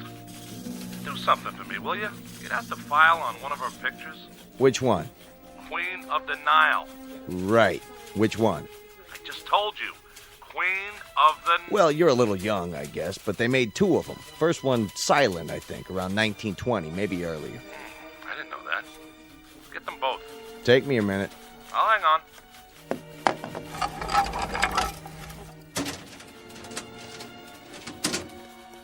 Here it is. You there? Yeah. I got it. What's the name of the girl who starred in the original? Let me see. Constance Taylor. Never heard of her. Anyway, she starred in most of it. What do you mean? It says there was some kind of accident during filming. A cave-in at a tomb in Egypt. Real tragic. They never found her. Got a photo of this Constance Taylor? There's a clipping from the obit. Compare it. With what? A picture of Pamela Morris in the remake. If you say so. Well? They look alike, but they would. They played the same part with the same makeup, same type of costume. The old Wells Theater. When did they tear it down? The Wells? Here in Chicago? Oh, it must have been sometime in the 30s. Why? I want to be sure first. In the meantime, I need you to do a little more research. Find out about the men who were involved with Pamela Morris. Send me every press release, every clipping you have on her. Then fax them to me at the hotel. Can you do that? This better be worth it. Ooh, it will be. Sounds like you're on to something. Kruger, you wouldn't believe it if I told you. But it's something, all right. Something fantastic.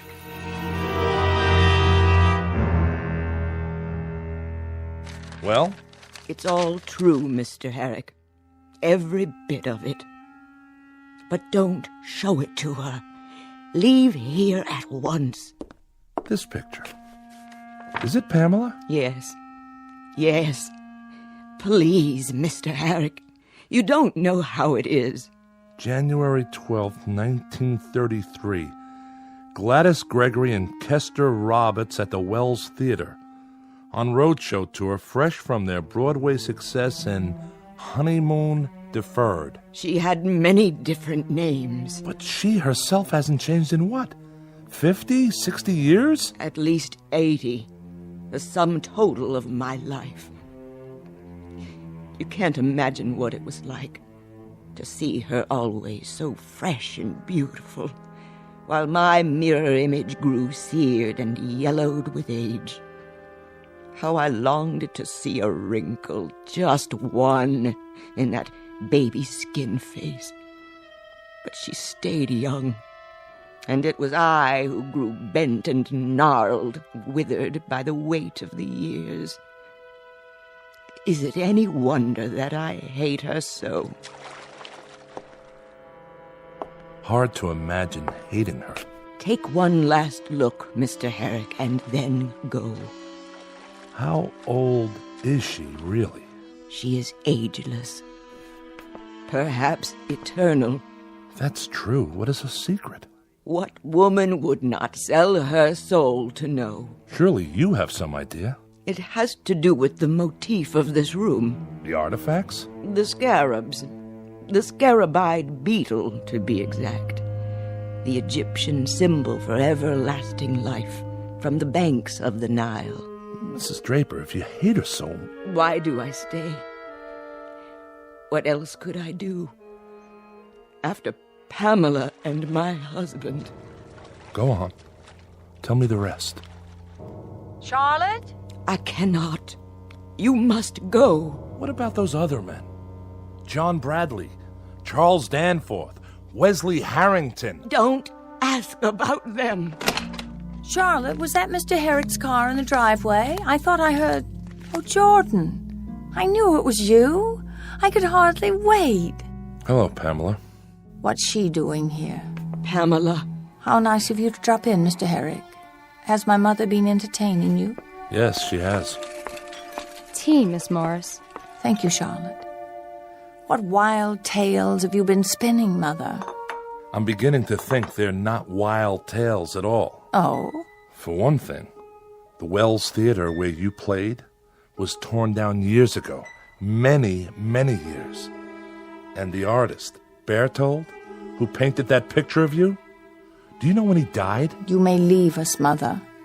Charlotte will serve your tea in your room. Pamela, please. I want to speak to Mr. Herrick alone. Yes, I'm sure you do. That will be all, Charlotte. I'll pour for Mr. Herrick. Yes, Miss Morris. Your coffee, black, as I recall? Yes, Pamela. Drink up.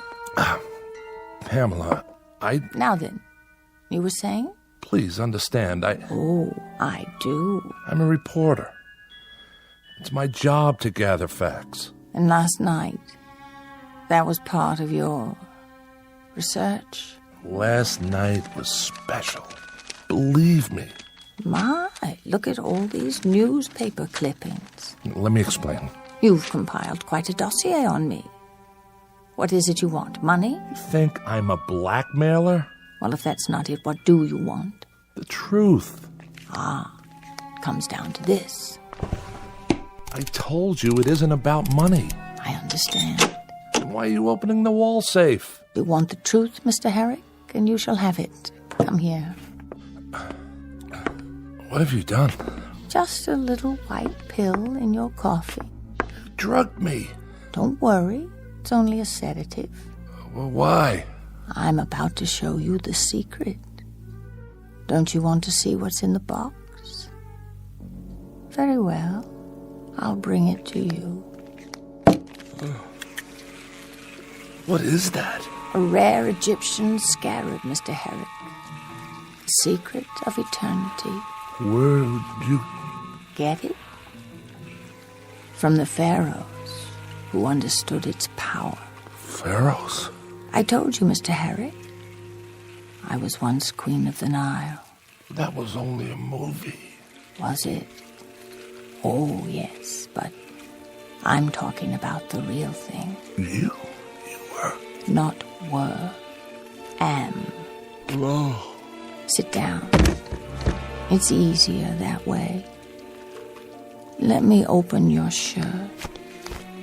You'll feel a slight sting as it penetrates your flesh. Then when it's fed, when it's filled itself with your life force. Please. Please. There. Now I simply remove it and place it on my skin so that it can reverse the process. Let me see. This leg should do nicely. Do you think I have nice legs, Mr. Harry? Oh, but you can't speak. You can't do anything, can you?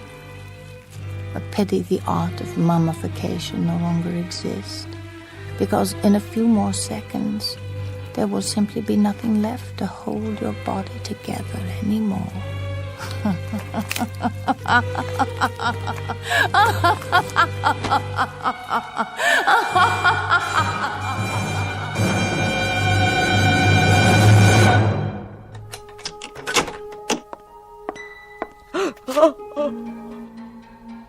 Pamela, what have you done? I've told you, Viola. Never come in until I call you if you want to live another day. No, I can't bear it. Get rid of the remains. Quickly. This must stop. Clothing, shoes, everything. Now. Yes? I have an appointment to see Miss Morris. This way, sir. I'm here, Charlotte. Yes, miss. Oh, do you mind? I seem to have knocked over a cup in the living room. Would you see that it's swept up? All of it? Right away, miss. If I've come at a bad time... Nonsense. You must be Mr. Jackson. Yes, I called the other day. And I told you to come out when you could. Did you think I'd forget? Well, I didn't want to intrude. I must say, you look spectacular. Do I? Radiant, if you don't mind me saying. It's the weather. I so love the sun and the pool. I'm constantly refreshed. It reminds me of the location for one of my films. We shot it on the banks of the Nile River, the ancient source of life, or so I'm told. Queen of the Nile. I've seen it. Have you?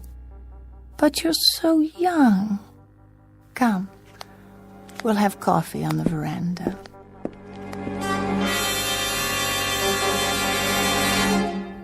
Everybody knows Pamela Morris, the beautiful and eternally young movie star. Or does she have another name even more famous, an Egyptian one from centuries past? A word to the wise. It's best not to be too curious, lest you end up like Jordan Herrick, a pile of dust and old clothing discarded in the endless eternity of the Twilight Zone.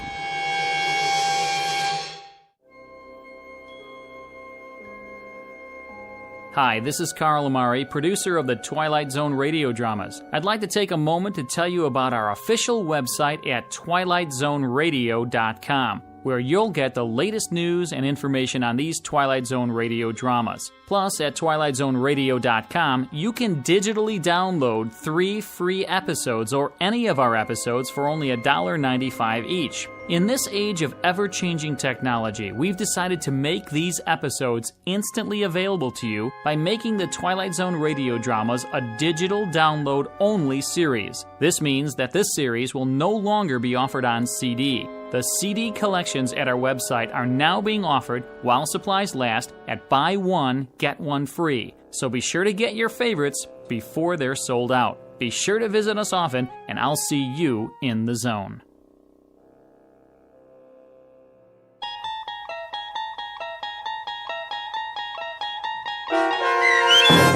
Queen of the Nile, starring Kate Jackson with Stacy Keach as your narrator, was adapted for radio by Dennis Etchison and based on a script by Jerry Saul. Heard in the cast were Mike Starr, Doug James, Jeff Lupetin, Linda Reiter, David Darlow, Sarah Marks, Christian Stolte, Bob Dunsworth, Carl Amari, Vince Amari, and Roger Wolski. To learn more about the Twilight Zone radio dramas and to obtain audio cassettes and CDs of these programs, visit our website at twilightzoneradio.com.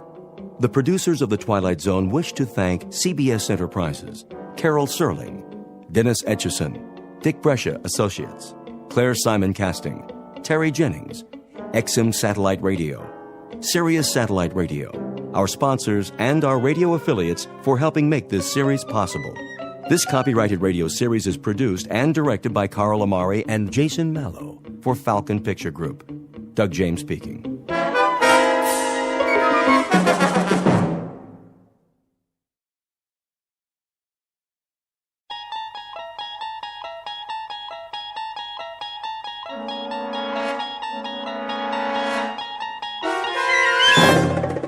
You unlock this door with the key of imagination. Beyond it is another dimension, a dimension of sound, a dimension of sight, a dimension of mind. You're moving into a land of both shadow and substance, of things and ideas. You've just crossed over into the Twilight Zone.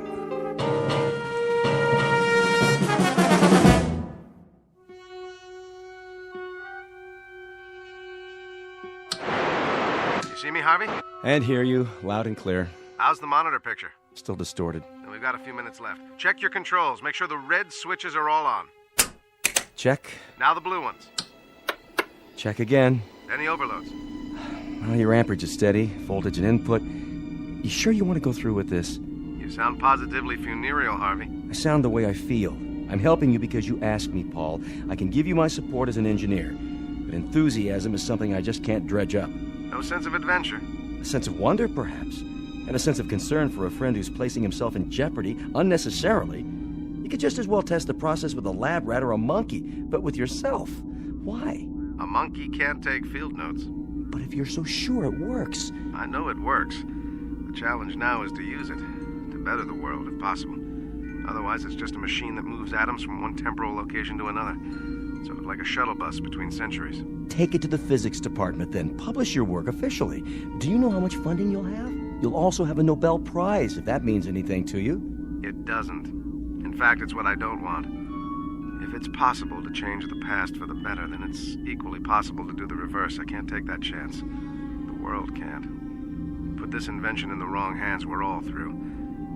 If it is possible, I'll eliminate some of the suffering. If not, I'll know I tried. But, either way, I'll destroy this machine as soon as I get back. You're in focus now, Paul. Good. That gives us 3 minutes to countdown. You've entered 3 sets of coordinates. Check. Paul. And I've got what I need. 1 tube of Dramamine, 1 Japanese pocket dictionary, 1 hunting rifle, disassembled with a telescopic sight, 1 long-range hollow point round. I'll only have the chance for a single shot. Anyway. Wait a minute. Harvey, where is it? Paul. Where's the cartridge? I have it. Well, give it to me. All right.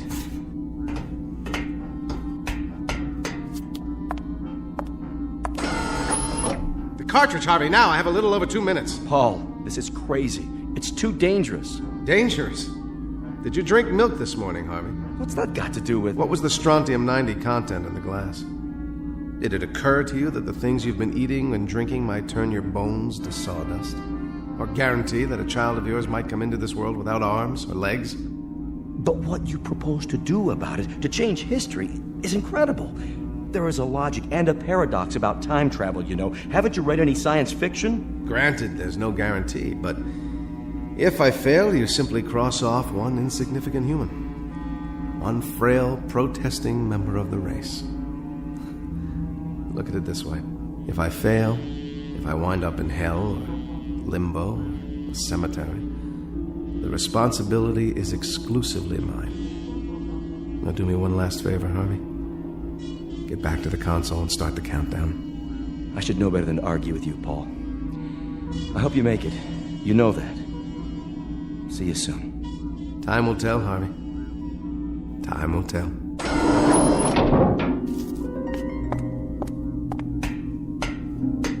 Ready? Ready. T-minus 10, 9, 8. Here we go, my friend. The great adventure begins. Your image is wavering. My God, Paul, I can see the bones through your skin. Hit the first coordinates. 2, 1, 0.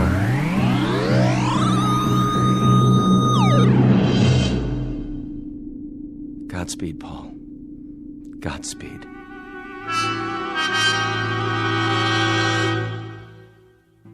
Exit one Paul Driscoll, a theoretical physicist and a creature of the 21st century. Unknown to his fellow researchers, he has worked up a complicated theorem involving the space-time continuum, built a prototype, a kind of time machine, if you will, and dared to put it to the test with himself as the subject. But he's attempting to use it for a purpose that doesn't include cheap thrills or personal gain. In a moment, he will seek out 3 history-changing events from the past in a desperate attempt to alter our less-than-perfect present. One of the oddest and most rarefied perks available to faculty members in the Twilight Zone. And now, The Twilight Zone and our story, No Time Like the Past, starring Jason Alexander with Stacy Keach as your narrator.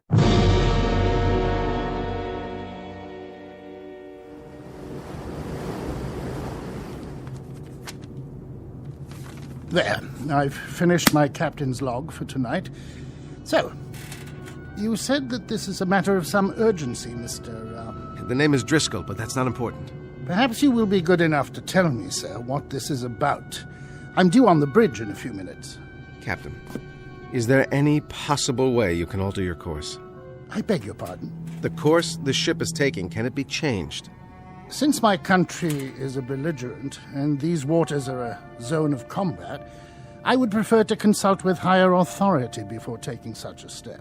Suppose I were to tell you, sir, that if you hold your present course for 5 more minutes, this ship will go down. Just who are you, Mr. Driscoll? You won't find me on your passenger list, Captain. Oh? And you got on board how? That's not important. But I'm not sailing for my health this trip, Captain. You might say I'm sailing for your health, and that of the crew and all the passengers aboard. I happen to know that this ship is going to be torpedoed, right off the old head of Kinsale Island, May the 7th. That's today.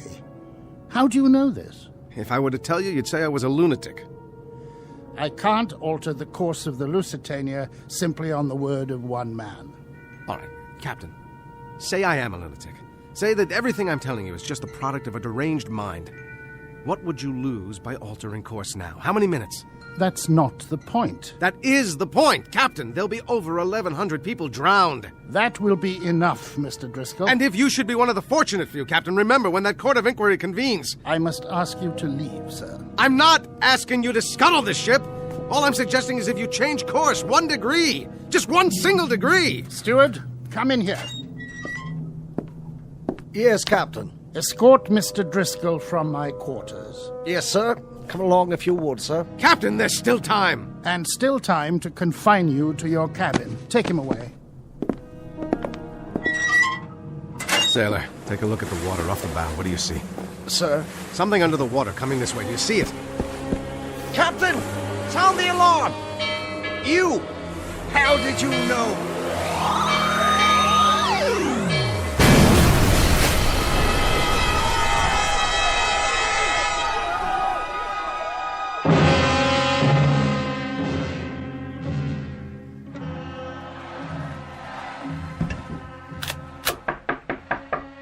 Yes? I am here to prepare your room, mein Herr. That won't be necessary. But I have clean towels, sir, and soap. Just a moment.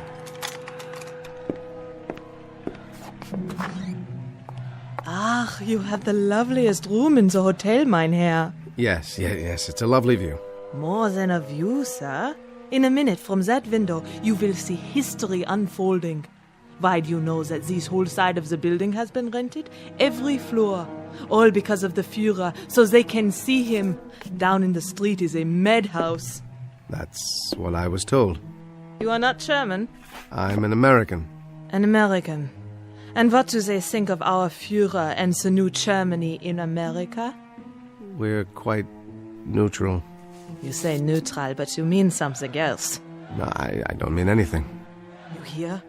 That is the new Germany. Something you will never understand. That, madam, is the old Germany. Something you'll never understand. We will see.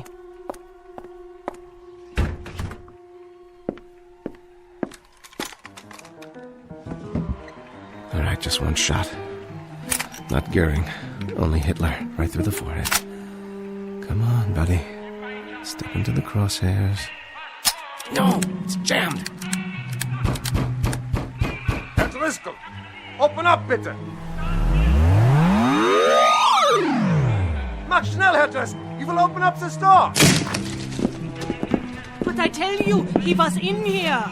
Maybe you were drinking schnapps. There's no way he could have gotten out, except head first through that window. Look, was ist das? A rifle.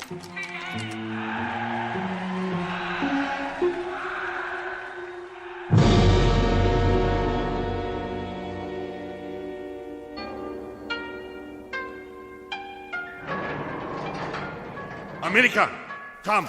It's about time. Sit. You're the chief of police? I was told you speak English?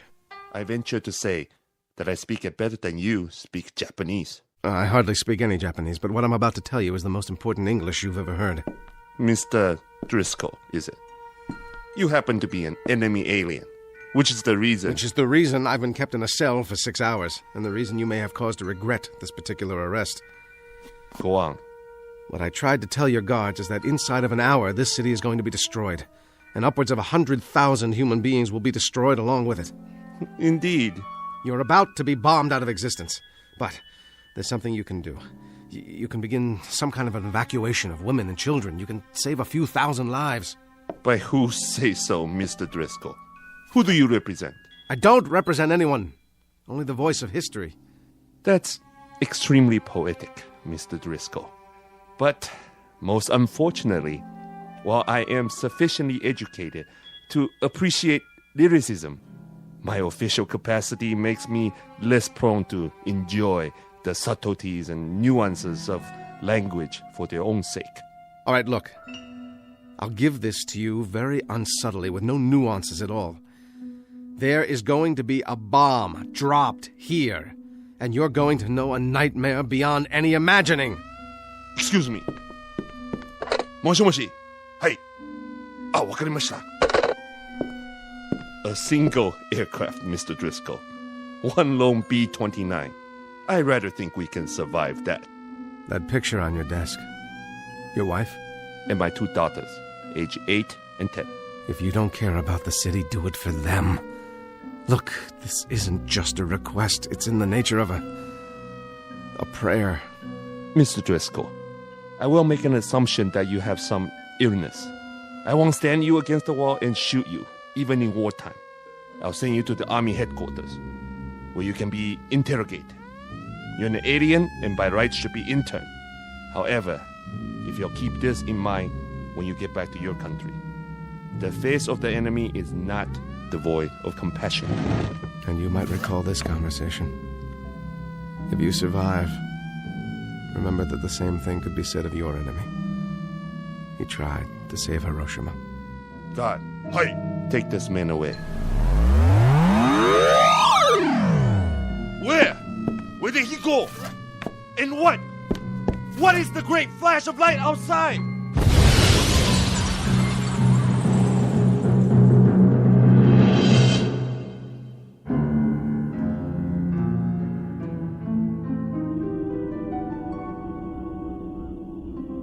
Go on, Paul. Then what?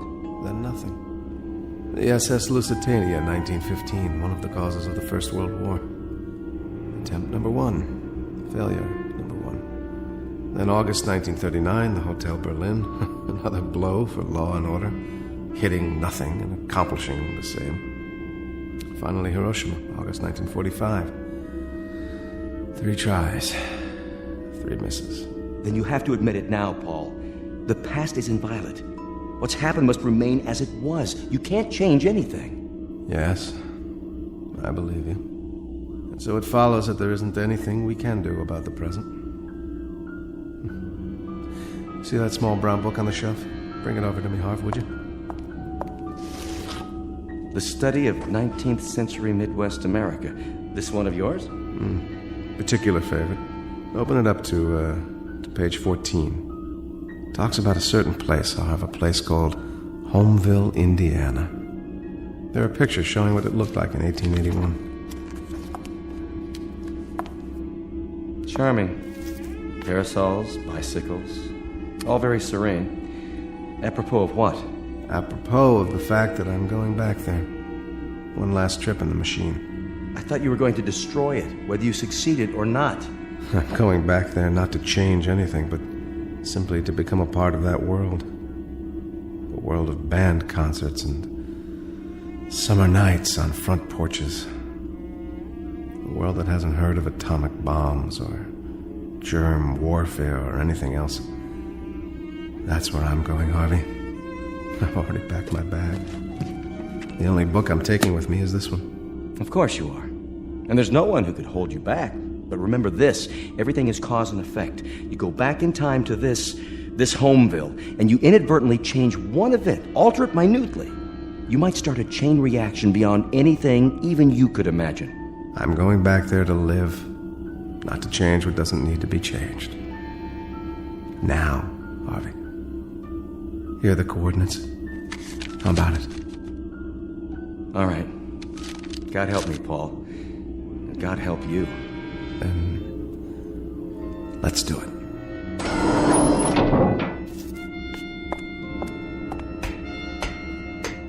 How is it with you, Harvey?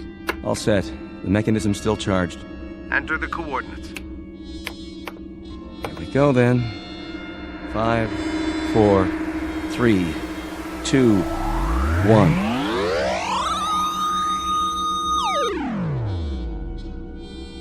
How is it with you, Paul Driscoll?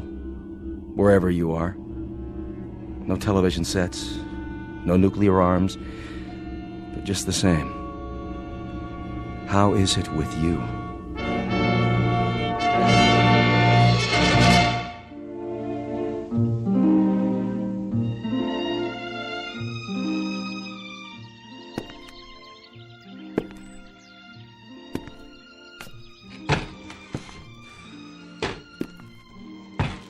What's yours, sir? I think, a beer, please. That'll be a nickel. A nickel? That's the price tag. You got 5 cents? I think I might. That's a $5 gold piece. You from around here? No, from out of state. Just passing through? Well, as a matter of fact, I was thinking of settling down here. It's exactly as I thought it would be.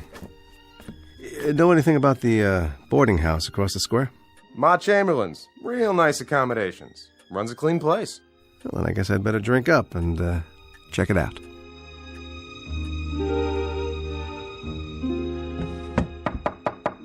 Come in. I brought you some clean linens. Room comfortable enough for you? Oh, very. Thank you. Well, I'll be going now. Got plenty to do. Will you be joining us for supper, Mr. Driscoll? I'd love to. That'll be a chance to meet the other boarders. Mr. Hoffman, Mr. Hanford, he's from the bank, and Miss Sloane. She teaches school here in town. Lovely girl. And a moral one, too. Very moral. I see. Well, you'd better. I run a decent place. Did I mention no hard liquor in the rooms? I'll remember that, Mrs. Chamberlain. See that you do. Afternoon, then. Nuclear fallout, strategic wars in the Middle East. What happened to all that? It's summer. It's the 1st of July. There's going to be an evening band concert in a couple of days with lemonade and fireworks.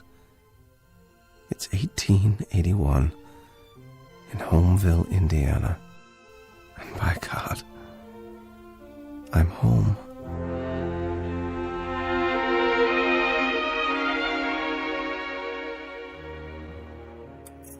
But I tell you, Mrs. Chamberlain... More apple pie, Mr. Hanford. Until this government assumes its rightful place in the world, we will remain an isolated, provincial community of states. You know what we should do? Oh, no, Mrs. Chamberlain. I couldn't eat another bite. We should take the American fleet, send it over to the Orient, and plant the American flag. And then down to Australia and back across the Pacific to South America, planting the flag as we go, planting her deep and planting her high, flying her proud. You ought to run for office, Mr. Hanford. Believe me, Mr. Hoffman, I've thought of it. My friends have urged me to make my opinions known on some official plane, but finance comes first. It's the lifeblood of the nation. The bank needs me. You there, Mr. Driscoll, what are your views? I don't have any, Mr. Hanford. Of course you do, man. Everyone has views on the destiny of our country. Now you take the case of the Indian Wars. All this nonsense about giving them land, as if savages could understand treaties. Why, we should have had 20 George Custers and 100,000 men and just swept across the plains, destroying every redskin in sight. I think the country is tired of fighting, Mr. Hanford. We were bled dry by the late war. I think anything we can accomplish by treaty, as long as it saves lives, is very much the proper course to pursue. My dear young lady, I trust that this isn't the pap you spoon-feed your students. Treaties, indeed. Peace. The virility of a nation is in direct proportion to its fighting abilities. Why, we'll live to see the day when this country fields an army of 1 million men who can sweep away anything in its path. Oh, your pardon, Mrs. Chamberlain. I get carried away. Now, you're not some kind of pacifist, too, are you, Driscoll? Me? No. I guess I'm just a poor fool who's seen too many young men die because of too many old men who fight their battles at dining room tables.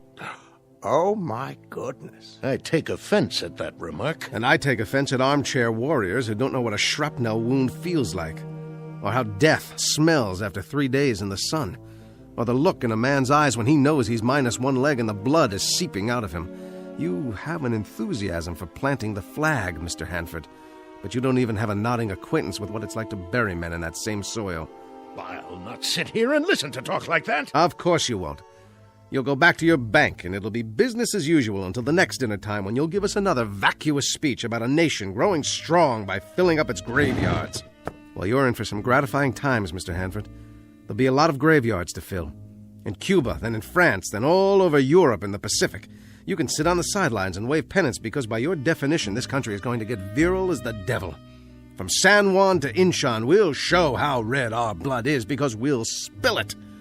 And there are two very unfortunate aspects to all this. One is that you'll never have to spill any, and the other is that you won't live long enough to know how right I am. Oh, dear, such a violent man. Excuse me, please. Mr. Driscoll. Well, have I properly endeared myself to everyone inside? I've been here almost 2 years, Mr. Driscoll. 2 years of meal times with Mrs. Chamberlain's homemade pies and Mr. Hanford's rhetoric. I lost a father and 2 brothers in the war, all 3 on a single afternoon. I was just an infant at the time, but for the 12 years my mother lived, we had a funeral every day. She never stopped mourning. I think they died for something, Mr. Driscoll. But tonight, for the first time, somebody made a point that patriotism doesn't have to mean dying. Thank you for saying that, Miss Sloane. Call me Abby, Mr. Driscoll. Paul. Do you know something, Paul? You look like a man in love. Not with a woman, with a moment, a place. What did you mean when you said other graveyards, other wars? Those names, what are those places? It doesn't matter. Why do I get the feeling that you're standing outside looking in, that you're just passing by? I don't want to pass by, Abby. I want to come in. I wish I could. Why can't you? Everything is possible. Everything. Is it? I wish I could be sure. I believe I already am. Garfield's been shot! Quickly, what's the date? Why, the 2nd of July. Did he say the president's been shot? July 2nd, 1881, that's right. President James Abraham Garfield shot in a Washington railway station. But it just came over the telegraph. How do you know? How could you? You're wrong, Abby. Not everything is possible. Why, Paul? I can't tell you why. But it begins again. What do you mean? Nothing. So be it, then. So be it. It's late, Abby. Very, very late. It's time to go home.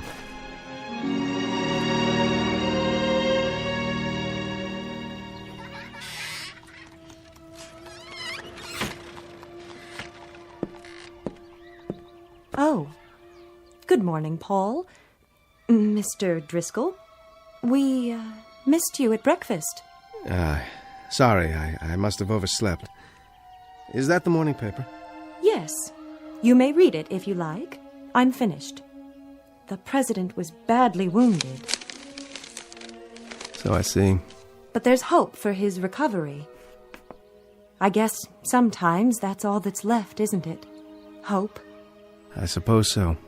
Maybe that's wrong. Maybe we should be more realistic. If we find something that we want and need but can't have, perhaps we shouldn't give in to hope. Abby, I'm sorry. I wish I could explain it to you, but I can't. I couldn't make you understand. It's perfectly all right. Really, it is. You've got to forgive school teachers. They're inclined to read too many things into a glance, a word, a touch. Well, I've got a busy day today. So much to do preparing for tomorrow. Parade at 9, square dancing at 11, games from noon to 5, picnic supper, and then fireworks. And my children, of course. Your children? 27 flat little voices. 14 boys, 13 girls, who will entertain you with their rendition of Columbia, the Gem of the Ocean, sung in 27 different keys. I wouldn't miss it for the world. All right, then. We'll leave it at that.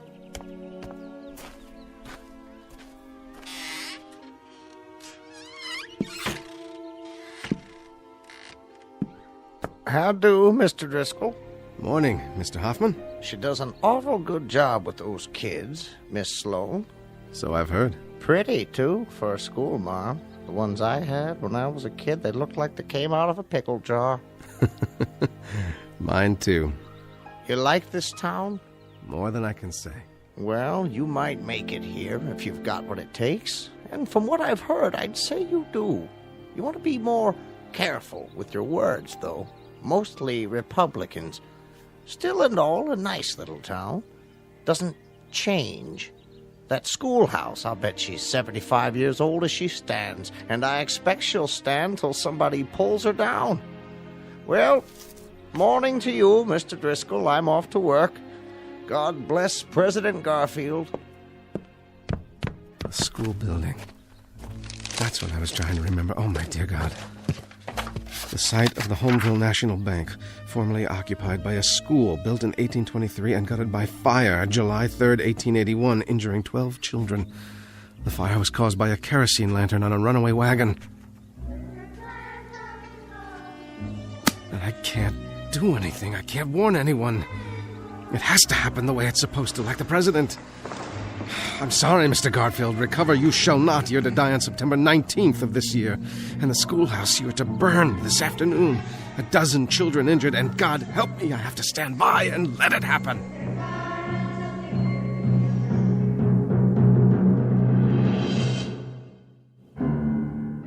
The site of the Homeville National Bank, formerly occupied by a school, built in 1823 and gutted by fire July 3rd, 1881, injuring 12 children. The fire was caused by a kerosene lantern on a runaway wagon. No! Everything is cause and effect. Go back in time to this Homeville. Change one event. Alter it minutely. You might start a chain reaction beyond anything even you can imagine.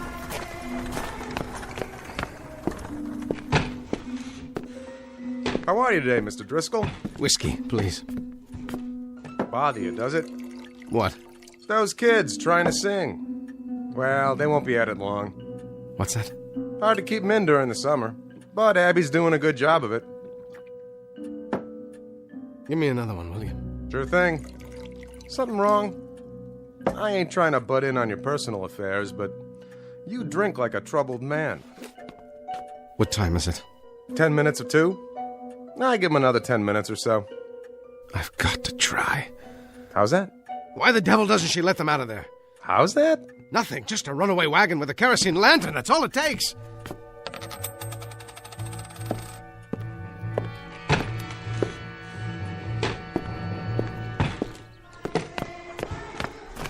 All right, neighbors, gather round and get ready for a revelation.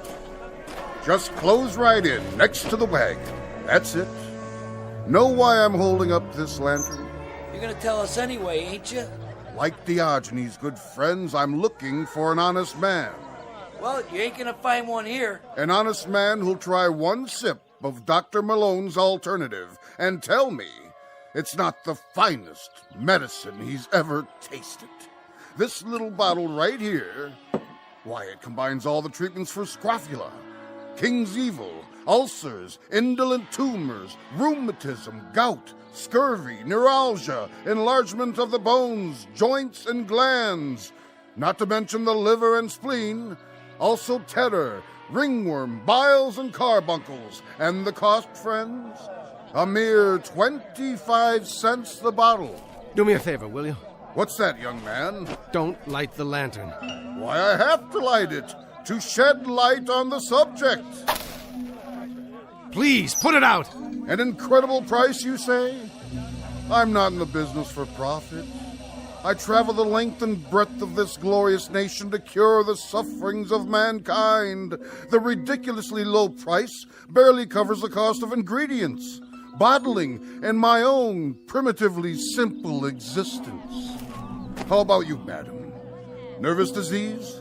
Dropsical swellings, or constitutional disorders, guaranteed to alter a depraved or impure state of the blood and other bodily fluids. Well, I suppose I'll try it. Better give me one, too. How much if I buy 2? Why not a dozen? Take them home to your family and your neighbors. One 25-cent piece each. That's all. How about you, young fella? One swallow, and you'll feel more manliness coursing through your body. Unhitch the horses. What's the trouble? Dyspepsia? Liver complaint? Here's what you need. I need those horses unhitched from the other end of your wagon. Now you listen here, young man. They've stopped singing. That means they're almost finished. Look, I can't argue with you anymore. You've got to unhitch those horses. This wagon mustn't move from this spot. You get out of here now. Go on. You hear me? All right, then. I'll do it myself. Get away from my horses!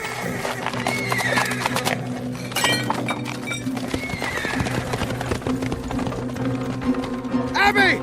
Abby, get the children out of the schoolhouse!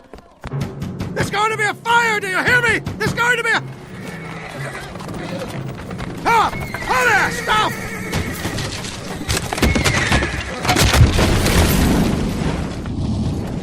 Look, it's the whole schoolhouse! Get the fire wagon! Oh my God, the children! Get out, children! Run! Run! The children! Stay back! But I've got to get them out! Stop them! Hold them down! It's too late, mister! It's too late! Ugh. The children. We got them out. Only a few were injured, none badly. 12 children. How did you know? You did, didn't you? You knew it would happen. At 2 o'clock this afternoon. What I didn't know was that I would cause it. Who are you? It really doesn't matter. I shouldn't have come here. It can't work. I know too many things. Too many tomorrows. All the wars, all the catastrophes, all the tomorrows. How, Paul? How did you know?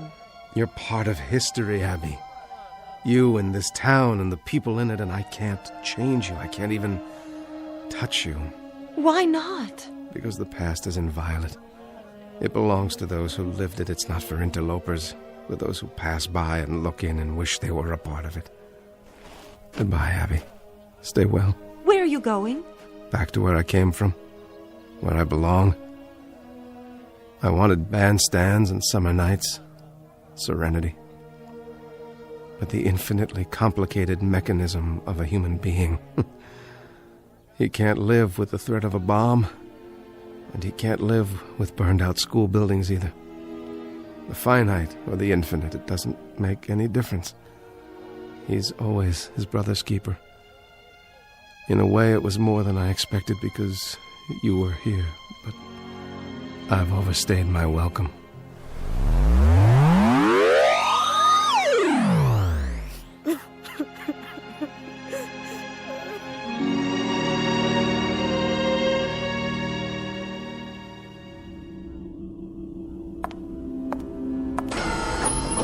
Hello, Harvey. Back so soon?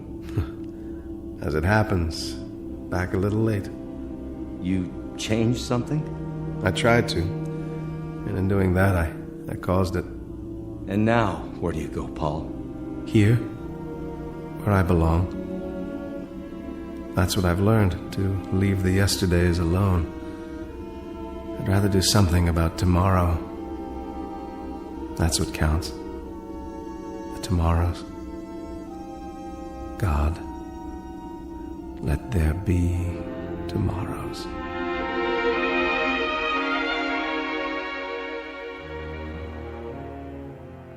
Incident on a July afternoon, 1881. A man named Driscoll who came and went, and in the process learned a simple lesson, perhaps best said by a poet named Lathbury, who wrote, "Children of yesterday, heirs of tomorrow, what are you weaving, labor and sorrow? Look to your looms again, faster and faster fly the great shuttles, prepared by the master. Life's in the loom, room for it, room."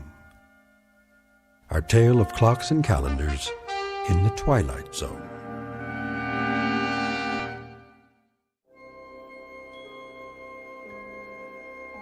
Hi, this is Carl Amari, producer of the Twilight Zone Radio Dramas. I'd like to take a moment to tell you about our official website at twilightzoneradio.com, where you'll get the latest news and information on these Twilight Zone radio dramas. Plus, at twilightzoneradio.com, you can digitally download 3 free episodes or any of our episodes for only $1.95 each. In this age of ever-changing technology, we've decided to make these episodes instantly available to you by making the Twilight Zone radio dramas a digital download-only series. This means that this series will no longer be offered on CD. The CD collections at our website are now being offered while supplies last at buy one, get one free. So be sure to get your favorites before they're sold out. Be sure to visit us often, and I'll see you in the zone.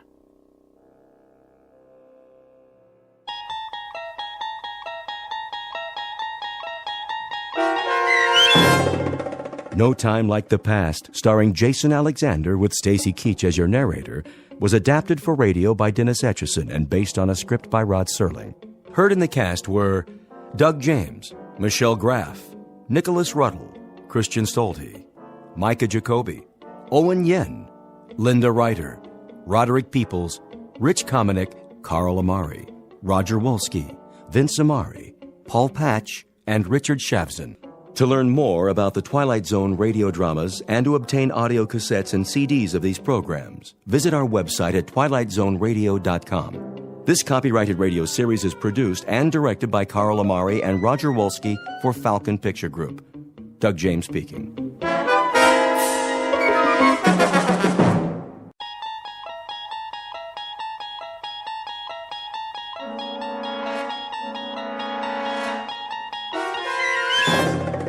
You're traveling through another dimension.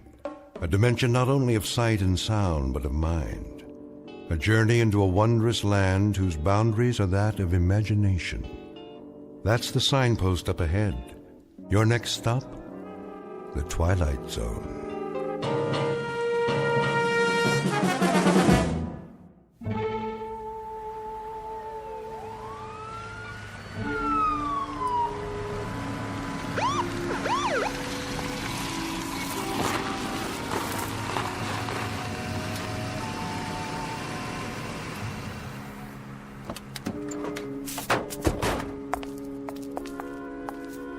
The address? Yep, 2719 Ye Old Curiosity Shop. This is it. Oh, officers, I'm so glad you're here. You the one who called, ma'am? That would be my husband. Jensen, the detectives are here. How do you do? Mr. Brown, what seems to be the problem? Appalling. Absolutely appalling. They broke in through the storeroom. That was the first thing we saw this morning. The back door off its hinges. My husband almost had a heart attack. All right, take it easy. Was anything missing? A number of items, I should say. The sense of violation. Our entire stock will have to be re-inventoried. For the insurance, you know. Quite a number of items. A large number. Well, then I guess we'll have to take some pictures. Dust for prints. I consider it a personal invasion. The complete and utter disregard for boundaries for one's private space. You folks have a list of what was taken? Oh, we wouldn't know where to begin. So many things. A Queen Anne chest. What was in it? I don't know. We could never get it open. I was going to have a key made. Hard to say what could have been in it. Almost anything. Jewels, family heirlooms. We bought it as is at an estate sale. What else? A Louis XIV washstand. Our pride and joy. 2 antique children's chairs, 5 vases. 6, Ming Dynasty. 2 hand-carved teakwood cigarette cases with platforms. Approximate value? $100. He means 200. A tray of rings, 3 sapphires, 3 rubies, 3 emeralds. All genuine? Well, the rubies are actually... All genuine. And there was a 19th century silver service for 12. Isn't that right, Jensen? And a dining room chair made in 1778. Let me see. 3 paintings in frames. Early Picassos? Huh, that right. What about the stuff that was in the window? Oh, nothing of real consequence. Don't forget the other tray of rings, dear. Remember? The Native American baskets and the camera. One camera? A very special camera. One of a kind. Make? Well, it didn't have a name on it. At least we never could make it out. Foreign lettering, indecipherable. Probably ancient. Never saw one like it before. It was here when we bought the shop. It was imported. Very rare. very, very rare. At least 100 years old. Okay, let's see what we got here now. Let's see. Okay, 6 vases, 5 ceramics, a Native American basket, jewelry. A tray of rings. All paste. 6 vases of the Ming Dynasty. I don't know what dynasty they're from, but it ain't Ming's. They're from a rummage sale and they're worth a couple of shucks apiece. Chester, will you pipe down and let me read the article? Larceny. Plain no good larceny is what it is. That's nothing but a list for their insurance company. Why, those crooks. Police theorize that the thieves broke in sometime during the night. Mr. and Mrs. Jensen T. Brown, the proprietors of the antique shop, listed the following additional items as among the goods stolen. A Louis XIV candelabra. A phony candlestick holder for Liberace. 2 antique children's chairs. 2 thrift shop chairs for midgets. And a set of U.S. Navy surplus tableware. Plus a chest worth maybe $25 tops. Hey, listen to this. The paper says there's 3 oil paintings by Picasso. Yeah, 3 posters in dime store frames. The guy who painted them thinks a Picasso is a foreign sports car. 2 teakwood hand-carved cigarette cases. All right, knock it off, knock it off. Here's something they forgot to put in the paper. A camera? Big deal. Well, it looks like an antique. When I was a kid, you could have bought this in a 5 and dime. But now, I get it as part of a heist. Perfect. The whole haul is worth maybe $50. A fence will give us 10 if we're lucky. I could have shot pool for half an hour and made more. Oh, come on, Chester. Want to take my picture? You think that thing works? Well, let's give it a try. Even if there's film in it, it'd be so old by now that... What do you gotta lose? Huh, Chester? Please. Please.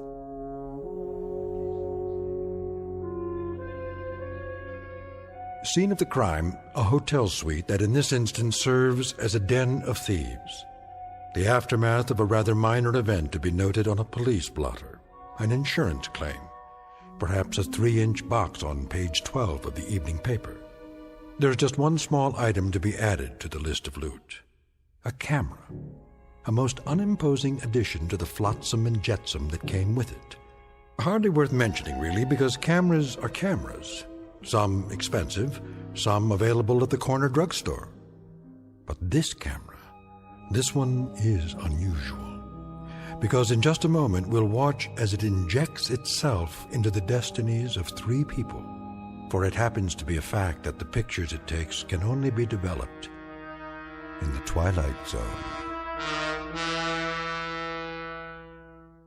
And now, back to the Twilight Zone with A Most Unusual Camera, starring Mike Starr with Stacy Keach as your narrator. Please, Chester, take my picture. Look at this crummy thing. Foreign writing all over it. No place to open it up. Where do you put the film in? Maybe it's already got film in it. Yeah, sure. From the Ming Dynasty. And you think it's still good? Come on. See? You look through the thing on the top here. Now, this must be the button here. Wait, let me pose nice. Hold it, baby. Say cheese. Ta-da! Perfect. Fits right in. Everything else for nothing, so we get a camera that's for nothing. You and your curio shops. My curio shops? You cased the place. You fingered it. You did all the planning. Oh, listen to Miss Culture over there, the patron of the arts. Never mind hock shop, she says. No, let's go up in life. Let's knock off a curio shop, because curio shops have nothing but objects of art worth a fortune. And who touted me? The art lover over there. 2 weeks of planning, a whole night on the job, and what do we have, Paula? 400 pounds of junk. Yeah? Room service. Wait a minute. Room service, huh? I didn't order no room service. It's the law. What are we gonna do? Quick, dump all this stuff out the window. Hold on, Chester. I called for room service, okay? You did? To celebrate our newfound wealth. What'd you order? A breakfast for 2 with all the trimmings. How are we gonna pay for it, Paula? This room is costing me a fortune. Coming! Just leave it outside the door. Oui, monsieur. Very well. I'm not even hungry. How can I eat at a time like this? Maybe a little coffee is all in. Look, Chester. What's that sticking up out of the camera? It's the picture. I told you it'd work. Hey, let me see that. Well, how do I look? I don't know. Picture came out fine, just fine, but... Isn't that nice? You take good pictures, Chester. Well, there I am, standing by the window. Did you get a good look at this? And so clear. No flash or anything. And look how clear it is. Oh, wait a minute. Let me think. What's the matter with you? What's the matter with me? Paula, go over to the mirror. What? Go ahead. Now look in the mirror. You missing a couple of buttons on your shirt? Go on. Now look. We look nice together, don't you think? We ought to get some pictures of the two of us. Will you look? So? What's to see? What you wearing? You like my nightgown, Chet? I got it special for you. I like the way it sort of clings to my body. What do you think? Right. Now, look at the picture. So, there I am, standing by the window wearing a what? A fur coat. Oh! Yeah, a fur coat, which you don't have. Huh. Looks like mink. One of those Ember Autumn Haze models. Real pricey. Could be sable. Nah, don't think so. It's a mink, all right. Chester, what am I doing wearing a fur coat? I wasn't wearing a fur coat when you took the picture, was I? Of course you weren't. I don't have that kind of money. I don't even own a fur coat. Chester, what is going on? I got it. Got what? It's a gag. A gag? A gag camera, strictly for laughs. What do you mean? You know, like at Coney Island. Remember? It looks like you're wearing a costume or something. I don't think so. Sure. Inside they got these ready-made pictures already developed. But the negatives have already got a picture on them, see? The only thing this takes is the face. But we ain't in Coney Island. You know, like a carnival when you pose in front of those crazy cardboard things. You put your head on top of the cutout. Fat lady, sailor, cowboy, driving a car, you name it. And it looks real. That's what this thing is. Not bad. That's kind of clever. You sure? Sure, I'm sure. Well, we might as well clear up the rest of this junk. If you say so. What are we going to do with it? Who cares? Stuff it down the garbage chute for all I care. Except for these phony Ming flower pots. Chester, what'd you do that for? Now we got to clean it up. No, we don't. Leave it for room service. We're paying enough. There's one thing we didn't open yet. Yeah? That little chest over there in the corner. Did it come with a key? No. You'll have to open it in your own inimitable style. There ain't a lock ever made I can't, Jimmy. Anybody ever tell you had a lousy disposition? If I have a lousy disposition, it's because I'm married to a nickel and dime heister who can't tell a real diamond from a baseball diamond. Baby doll, this suite is costing an arm and a leg. Delivered and paid for by Mrs. Diedrich's son Chester from profits collected during a slew of years when you weren't even in the picture. So happens that I need you like I need a 3-time conviction. Well, aren't you the clever one? Let's see what's inside. Chester, look! I'm looking, but I don't believe it. The most beautiful fur coat I've ever saw. Full length, too. So we scored something after all. We sure did. And don't start giving me any of your cheap pizzazz about taking this to a fence. I wouldn't dream of it. Don't argue with me either. This is for little old Paula. Oh, look at these, stripes. Different colors, all mushed together. How do they do that? I think it's called Ember Autumn Haze. Like the one in the picture. Right. Exactly like the one in the picture.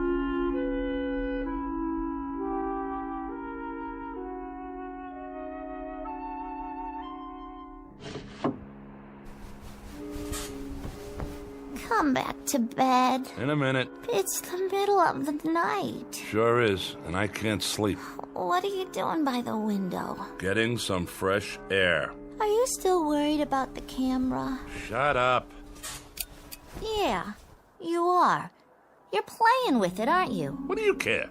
Leave the light off. It's hot in here. It's not hot. We got air conditioning. What's it to you? You can't just let it go by, can you? You want me to forget about it? Is that it? So it's a crazy camera. So it takes dopey pictures of things that aren't really there. That's not the point. Oh, yeah? What is the point? Sure, it takes dopey pictures. Pictures like things that haven't happened yet, but do happen.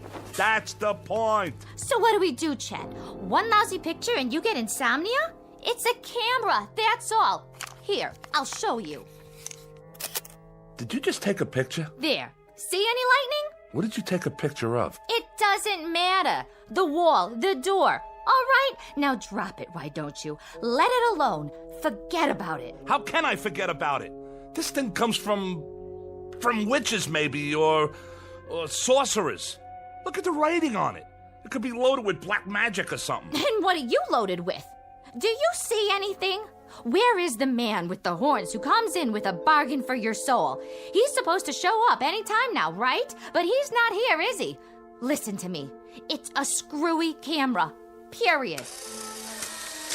Let's see how this one came out. Well? Here. You tell me. It's my brother Woodward, standing by the door. That's who it is. It's that cheap, no-good brother of yours. But that's crazy. He's in jail. 7 years for breaking and entering, and that was only a year ago. So it's impossible. So was the fur coat, right, Paula? Oh, no. No, Chester. It's throwing us a curve. Maybe it's somebody who looks like Woodward. Chester, I'm scared. Feel my heart. I'm palpitating. A little palpitating never hurt nobody, and what's to be scared about? The thing has obviously gone tilt or something. Are you sure? Sure, I'm sure. Woodward's not here. Woodward can't possibly be here. Woodward won't be here. Woodward is serving time. He's 900 miles away in a cell block, and I don't care what that crazy camera shows us. Who's ever in that picture ain't Woodward. What's that? Shh! Somebody's trying to jimmy the door. Go see. Please, Chester. But be careful.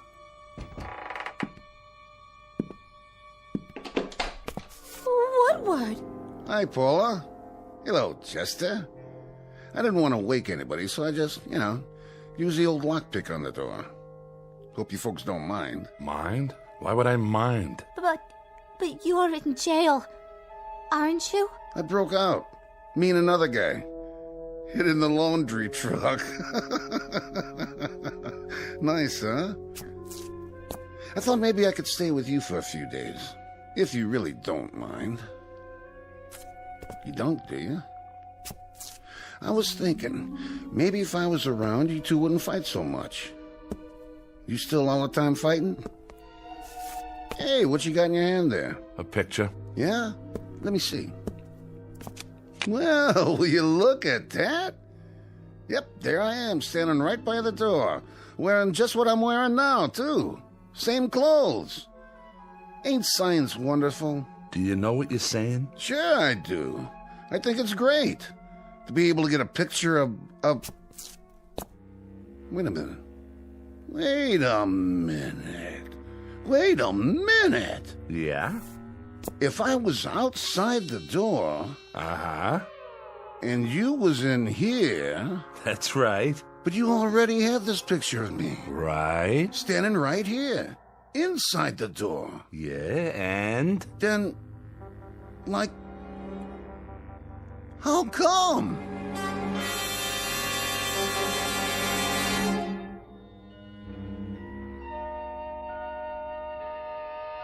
Sleep well, Woodward? Yeah. Thanks for letting me use the couch. Think nothing of it. A growing boy needs his rest. What are we going to do today, Chester? I don't know yet. But I got a feeling it's going to have something to do with that camera. I still don't see how we can use it. Neither do I. As far as I can see, it's strictly for laughs. Well, maybe we could sell it. For some big bucks. You know, there's rich people might want something like that. For what? Well, I don't know. Find out who's coming to the front door of their office. Like a hidden camera.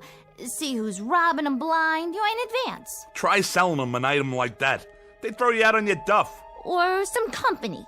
They could take it apart and see how it works and make new ones. No way. You'd never get in the door. They'd say you were off your rocker or burn you at the stake, one or the other. What do you think, Woodward? Oh, good call, Paula. Ask the intellectual in the crowd. We could sell, like, tickets. Yeah, that's it. Set up a place, like a stand somewhere, to take pictures. Like at a carny, right? Or maybe we could, like that. Thank you, Einstein. Now look, I'm going to lay it on the line. What are we? What do you mean? I asked a question. What are we? What are we, Chet? You mean us? Well, we're... We're people, I guess. Sure. But what kind of people? We're 3 minor league heisters, grifters, con artists. Am I right or am I wrong? Yeah, that's it. Well, now we finally got something here that maybe might do good for somebody else. Like who? Science. Science could use something like this. For what? For people, you lughead. We got something here for humanity. Who? Human beings. The world. I'm not so sure we shouldn't just give this to humanity and do something good for the first time in our rotten lives. You got a leak in your attic? What's humanity ever done for us? Sure, Paula, sure. That's what I mean. Just what you said. What'd I say? That's the way we are. Everything for us, not for anybody else. Yeah, we're family. Little, petty, selfish, mean. That's us. Well, I've risen above all that now. I say let's give this to the world. Here, world, a gift from Chester Diedrich. And his wife. And me too, Chet. Don't forget me. Yeah, and Woodward. So here's a gift for humanity. A gesture's all, maybe. Just a gesture. But it shows the heart of Chester Diedrich and his wife and his brother-in-law. How do we... Woodward, do me a favor. Breathe through your nose. Huh? Why don't you go watch TV? Isn't there something you want to watch to occupy that brain of yours? Oh, yeah. Sure. How do we know the things medical science could do with this? How do we know how valuable this'll be as a scientific discovery? They'll name a building after us. Throw big society balls and charity stuff for us. I can see it now. The Chester Diedrich Foundation for the Eternal is something or other. In the Los Tendros opener, Hotfoot has just won it. Jerry's Flash second, Easter Baby third. This was Hotfoot's second win in 3 days. He paid $24.90, $15.80, and $6.70. We now move into the second race. Shut that off. I'm making plans. Oh, sure, Chet. Anything you say. Oh, where was I? High society. I can wear my mink coat. Of course, I'll need a couple new dresses and some matching shoes. Hold on. Well, maybe just one dress to start with. You know, a real evening gown with... I got it. You sure do, Chester. I never would have thought of that. I got it. Got what? I got it. The TV set. Woodward, you're a genius. I am? This camera takes pictures of things that happen, but haven't happened yet. I guess. Read my lips. It took a picture of Paula with a fur coat. 5 minutes later, she had a fur coat. It took a picture of that door with nobody standing in front of it. And then you were standing in front of it. Follow me? No. All right, boys and girls. Now get this. We go to the racetrack, right? I'm starting to get it. We take a picture of the winner's board at the track before the race. I think I get it. The winner's board before the race. That's a great idea. But I don't get it. Hold on now. We take a picture of the winner's board, and then we look at it and... Oh! Chester! Woodward, are we getting through to you yet? We take a picture of the winner's board. It's empty, see? Because the race hasn't been run yet. But that camera, that little old bugger over there, it takes pictures of things that happen 5 minutes later. So the picture we get will have the winning numbers on the board. We know what horses come in and what they paid. Now I get it. Come on, everybody, get your coats. Woody, my boy, grab one of mine. And put on a tie so you can be in disguise. No, Chester, this is so exciting. That was the first race. We can get there in time for the last 4. How much dough has everybody got? I got a 20 and a 10. That's 30. I know it's 30. I got 2 10s and 3 20s. Come on. Okay, and the old insurance, my $100 bill. That makes 180 and 30.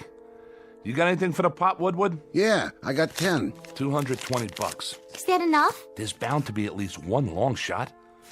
Why, we can parlay this into $1 million if we work on it long enough. We can't lose, Paula.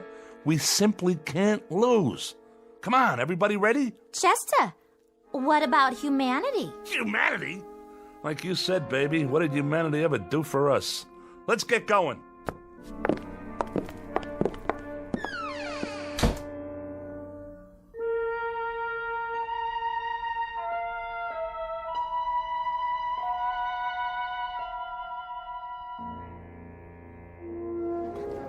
Give me the camera. Let me see. The camera. You brought it, didn't you? Right here, Chester. I was just teasing. I'll brace it on the rail to keep it steady. Oh, boy, Chet.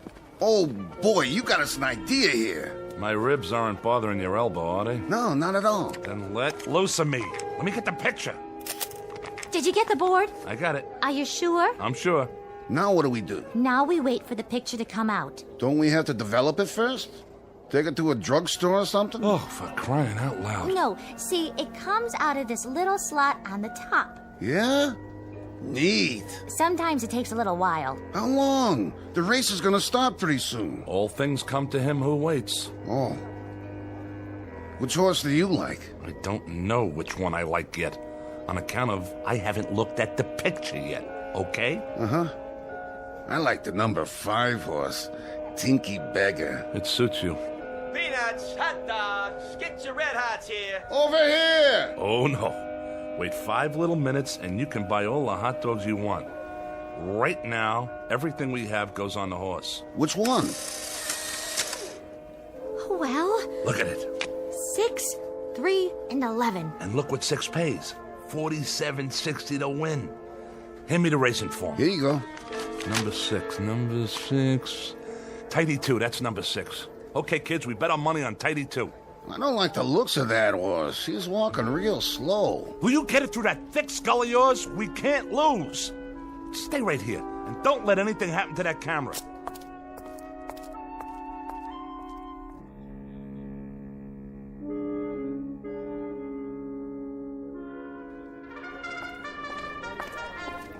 What's your bet, sir? Put it all on number 6, the works. Number 6 it is. Here's your ticket. Thanks. Psst. Hey, Jack. Get out of my way. Not number 6. That's Tidy 2. The last jockey that horse had was Paul Revere. But I mean the original Paul Revere. Now, if you really want to make some dough, I got some information in my pocket here. The goods on the last 2 races, and all I need from you is cash. You and me could go partners and really make ourselves a bundle on this. I got a tip for you. Bet anything but number 6 so you don't lower my odds. See you later, Jack.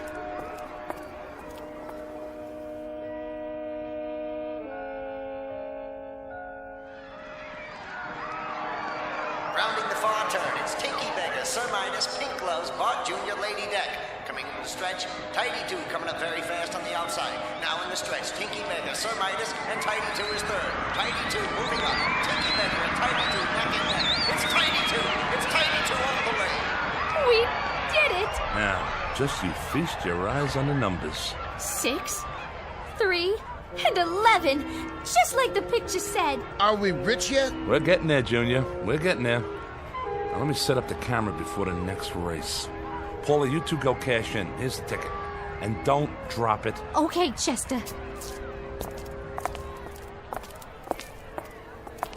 I sure hope you got enough film for that camera of yours. Why, you know, Woodward? That's a very intelligent comment. Film. I wonder where you go to get film for a camera like this. Oh, but I wouldn't worry about it. Chester will figure it out, I'm sure.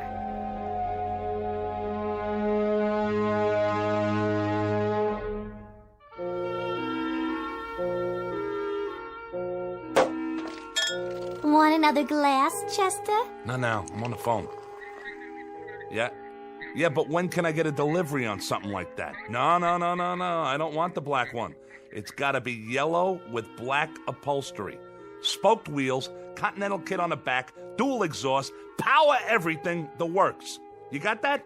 Now when can I get a delivery?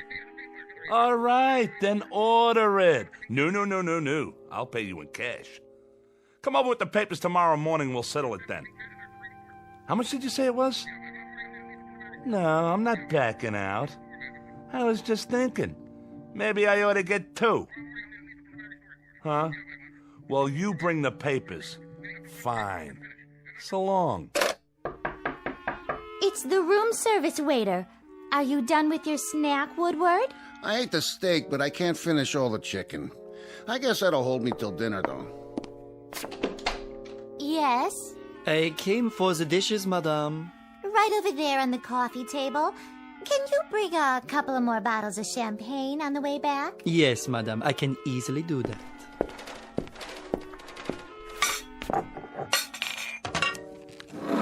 Hey, get your hands off the camera. Let him look at it. Bet you've never seen anything like that, Pierre. Mais non. Most unusual, sir. Isn't it, though? You don't know how unusual. But what do you do after your 10 pictures? Is there any other way to get more film? Well, we've only had it for a little while and What did you say? Yeah, what did you say about 10 pictures? The inscription on the outside, it says, "These are le propriétaire." That means 10 to an owner. I presume that means you may only take 10. It's so odd. The lettering is definitely French, but I've never seen a French camera like that. As a matter of fact... Thanks. Bye. All right. How many pictures have we taken? There was one of Paula. Then one of Woodward. 6. We bet 6 races. That means we've taken... 8. We've taken 8 pictures. Chester, there's only 2 left. 10. But how do we know what that means? Some frog waiter tells us it means 10, so right away we think we only got 2 pictures left? How does he know what it means? I bet you we could take as many pictures as we want. But we don't know. Chester, we can't take any chances. No, we can't. You know what we should do? We should sell it. Who rattled your cage? This don't even belong to you. You're strictly for charity, buddy. Now what we should do with it is go back to the track and bet 2 more races with it. Are you both crazy? What you do with it is hang on to it. Save it for a rainy day. Careful. You stop it. You're going to break the camera. It took a picture. You dropped it and wasted a picture. I didn't drop it. You did. Oh, palpitations. You and your palpitations. Phony palpitations and a stupid brother. Hey, look. I don't have to take that kind of guff off of you. All right. Have a drink. Give me the camera. What's in the picture? It's me. It was pointing at me when it went off. And it looks like I'm... She's screaming. Let me see that. Get your hands off. Why is she screaming in the picture, Woodward? I'll tell you why she's screaming. She's screaming because somebody's trying to do something to her loving husband. Some stupid ex-con with an idiotic idea about selling a camera to the highest bidder. And who doesn't care what he has to do to get it? Well, we'll see about that. Put the knife away. If she's screaming in the picture, it's on account of what some guy must be doing to her loving brother. You better put that knife away, Chester. You put her away. I'll take it and peel your skin off. Try to take my camera. Try to cut me, will ya? Stay away from the window! Watch out!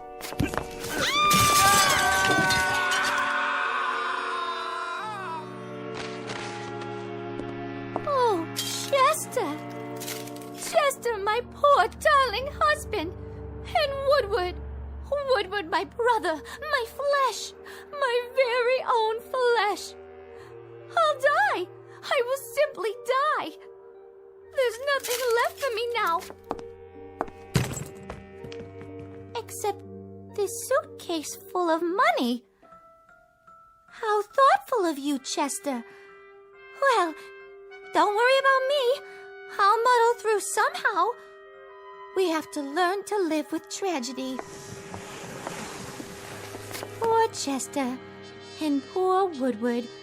My heart is simply too full to say any more. May you both rest in peace. Now, where is that camera? Here. 1 picture left, huh? 1 more picture to remember you boys. For posterity. Pardonnez-moi. Oh. How did you get in here? I have, how you say, the key. There is something in the way of laundry that I should take, no? You got the wrong room, Jack. There's no laundry up here.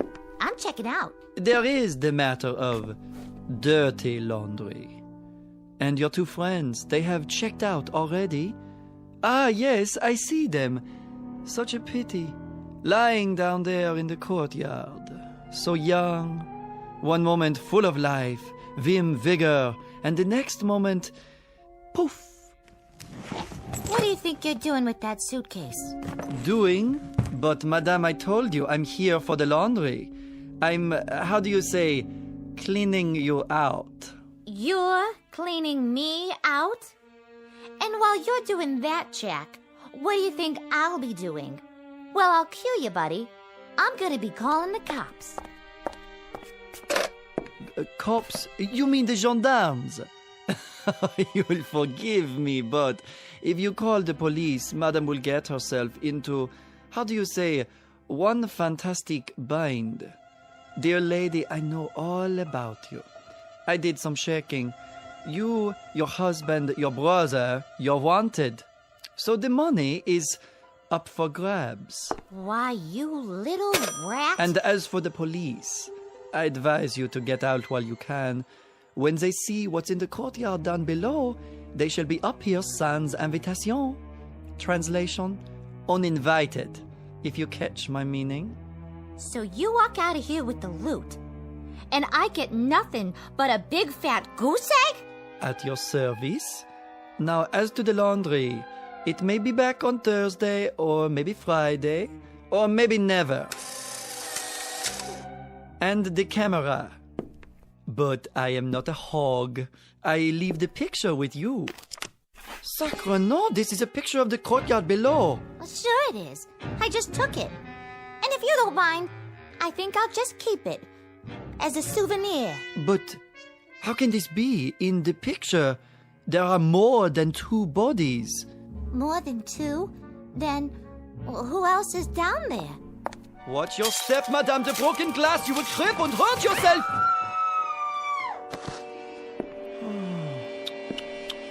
Yes, there are more than 2 bodies, just as the picture shows. 1, 2, 3, 4. That is impossible. Wait, let me see. Oh, the camera. There it is. I can see it from here. If I lean out a few.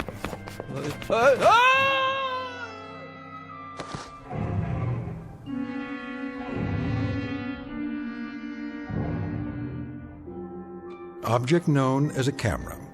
Vintage uncertain. Origin unknown.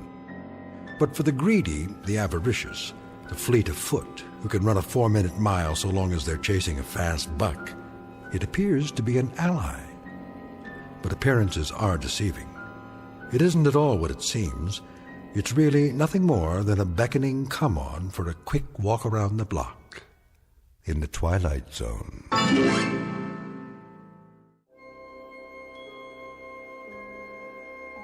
Hi, this is Carl Amari, producer of the Twilight Zone Radio Dramas. I'd like to take a moment to tell you about our official website at twilightzoneradio.com, where you'll get the latest news and information on these Twilight Zone radio dramas. Plus, at twilightzoneradio.com, you can digitally download 3 free episodes or any of our episodes for only $1.95 each. In this age of ever-changing technology, we've decided to make these episodes instantly available to you by making the Twilight Zone radio dramas a digital download-only series. This means that this series will no longer be offered on CD. The CD collections at our website are now being offered while supplies last at buy one, get one free. So be sure to get your favorites before they're sold out. Be sure to visit us often, and I'll see you in the zone.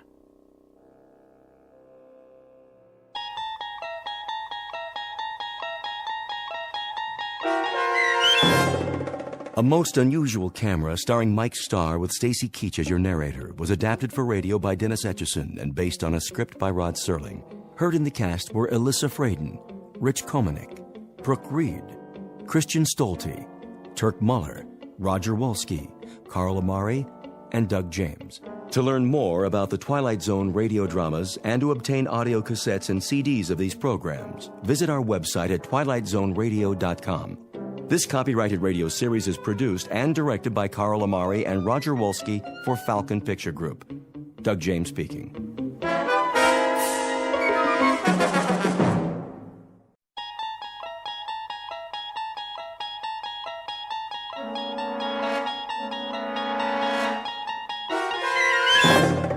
You unlock this door with the key of imagination. Beyond it is another dimension, a dimension of sound, a dimension of sight, a dimension of mind. You're moving into a land of both shadow and substance, of things and ideas. You've just crossed over into the Twilight Zone.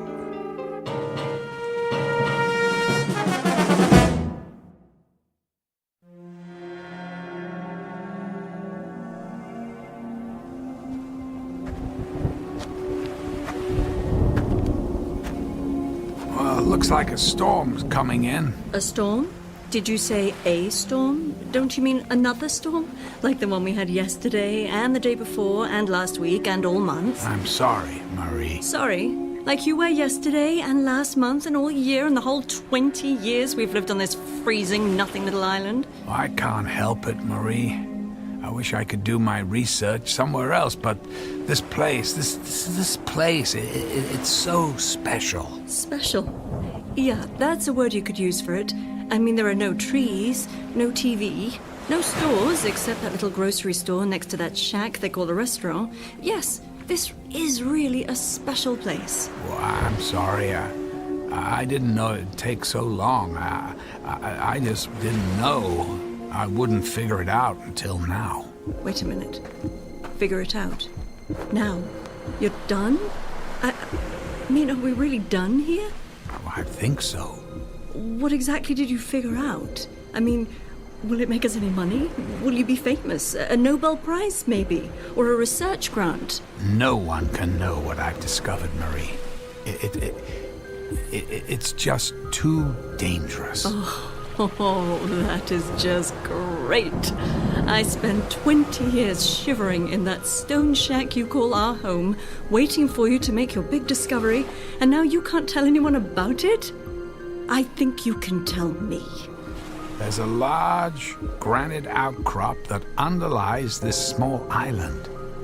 The magnetic field beneath it has created this very unique place where remarkable things happen in this particular spot. It's the only spot on Earth where it occurs. That's why this place, it's so special. A lot of physicists and geologists have theories about it, and I found it. What particular spot are we talking about? You mean that little sheet of rock that you point instruments at all day, every day? In 1908 in Siberia, there was an explosion. It was equal to a small nuclear bomb. Most people assumed it was an asteroid or a comet, but a few proposed that it was a collision with a rift in the space-time continuum, another dimension traveling through space that intersected with the Earth and created a terrifying explosion. You want to blow up this island? The rift in this location is shifted somehow so it doesn't explode. I mean, I've been able to observe it occur 6 times over the 20 years we've been here, and I finally figured out how to trigger the shift. That small rocky shelf is a door to the infinite number of parallel universes. I should have listened to my father. He said you were a flake and I would never be happy. I'm going back into the house. Hey, Benny, come here, Benny. And then I'm leaving you. Wait. Let me show you, please. At least watch. I mean, you've waited 20 years. Don't you want to see what this is all about?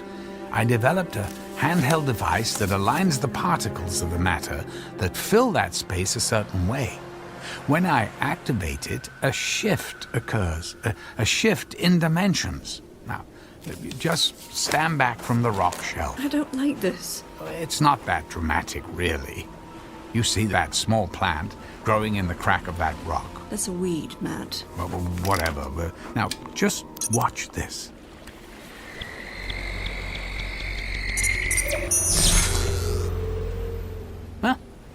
What do you think? The weed's gone. Pretty amazing, isn't it? Yeah, the guys at the hardware store will sell 1 million of them. Well, maybe 47 to the other people on this island who want to zap their weeds with your gizmo. Marie, it's not just the weed that's gone. It's everything that occupied that space. I mean, look again at that area. Notice how the raindrops and the spray from the ocean are just now wetting that circle of rock. That entire area of about 10 meters was exchanged with the matter that occupied that space in a parallel universe. Our weed and all the rock and the rainwater are now occupying that space in another dimension. And now, this matter is here to replace it. Look, I'll show you again. Sometimes the swap is a little more dramatic. It just seems that in many parallel universes, the same sort of things happen.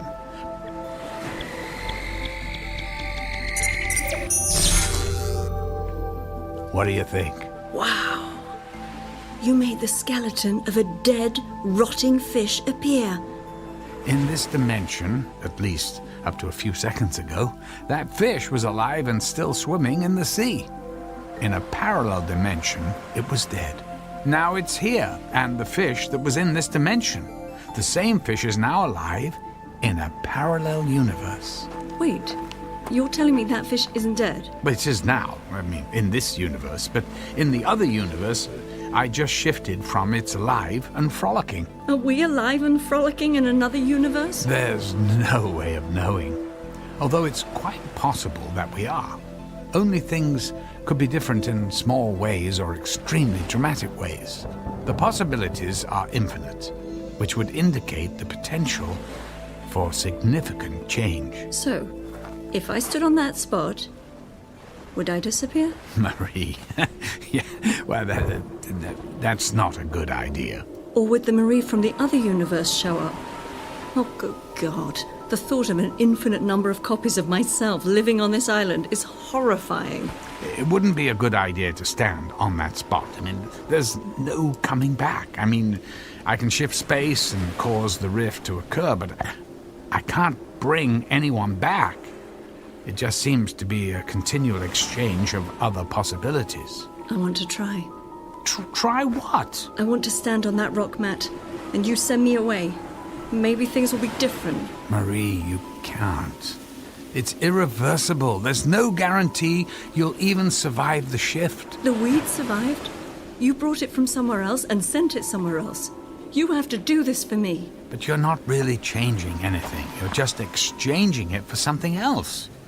If you or I were to shift to another dimension, our counterparts would suddenly find themselves in this dimension.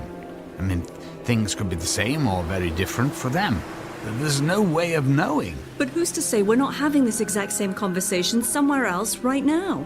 If there are infinite numbers of us somewhere, there's a Marie who's making the trip, and I'm the Marie who's still stuck on this island. Give me that thing. How do you work it? No, please. Let go of the gizmo. I'm going. No, let's talk about this. You don't understand the consequences. Any consequence is better than this. Please, stop. No, let go. Benny, no. Come back here. Get away from that dead fish. Stay there, Benny. You're coming with me. Now, give me the... No! Oh, my God. Where's the dog? Matt, where'd the dog go? He's gone. Gone where? Benny, come back here. I don't know. I don't know. I told you. I can't control where anything goes. It just changes places. So how come another version of the dog didn't appear? I don't know. I want my dog back. Benny, where did you go? What did you do with my dog? Give me that thing. I'm going after him. Marie, wait. I'll go with you. I want him back. I want him back.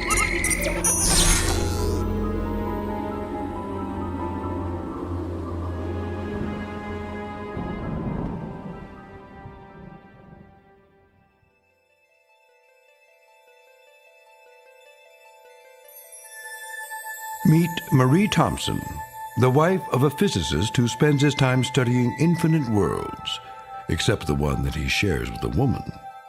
Her patience is worn thin by the constant erosion of wind, water, and the time she has spent on a cold and lonely island. All she wants is what life has never given her, a chance to be someone else, and somewhere else, regardless of the cost. It's a cost without a price tag, and it's on sale for a limited time from that purveyor of lost hope and endless dreams called the Twilight Zone.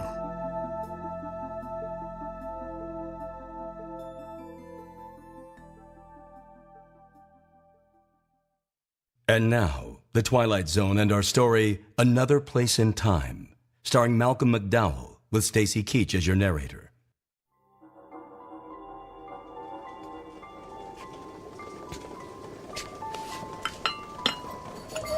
Have some tea. You're cold and wet. I'm sorry about the dog, Marie. You shouldn't have grabbed the device. We can get another dog. I mean, people do that all the time, don't they? I'm leaving you. I'm not staying here. Look, I don't blame you. I'll go into town and arrange the ferry, assuming there is a ferry. We're in another place in time now, Marie. Things might not be like they were.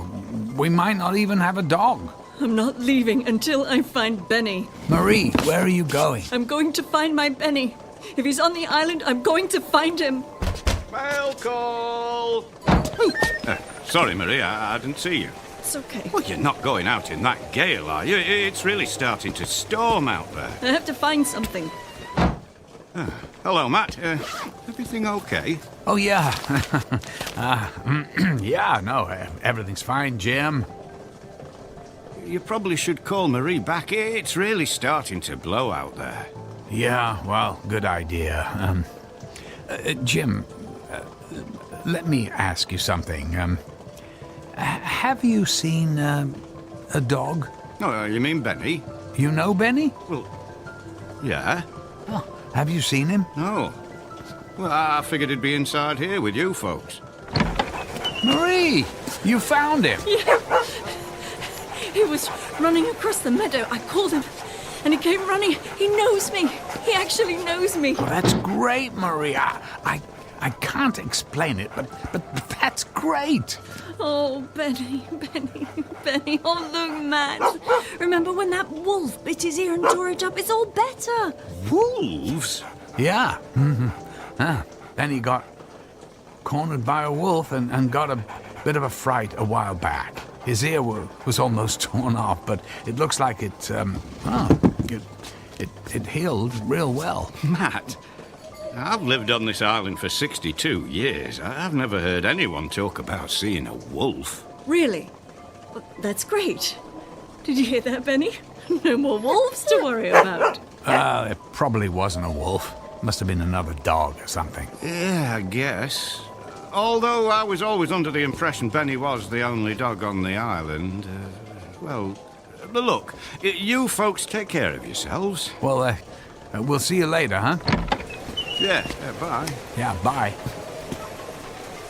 Such a good dog.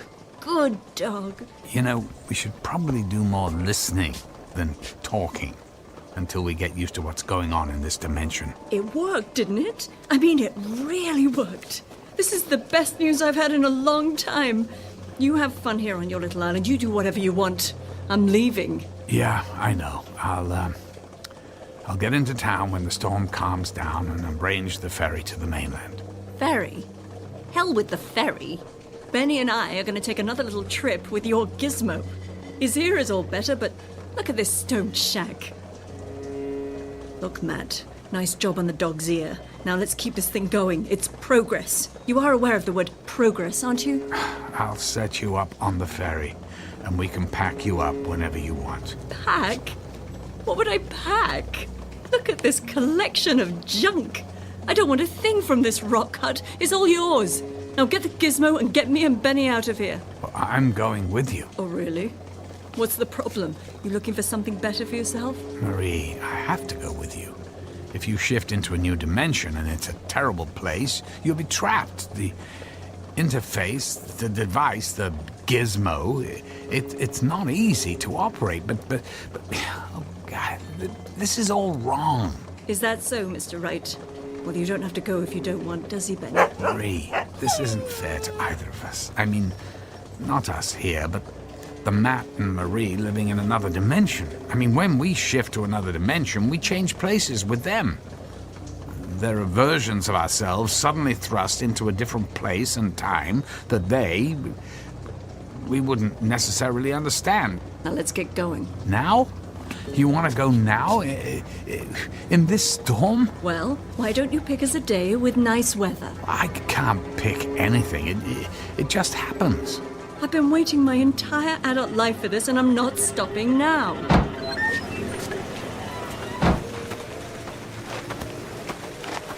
Ready when you are, Matt.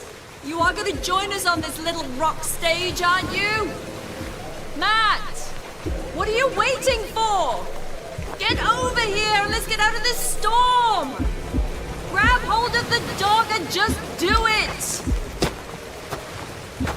Fine, but we can't keep doing this, you know.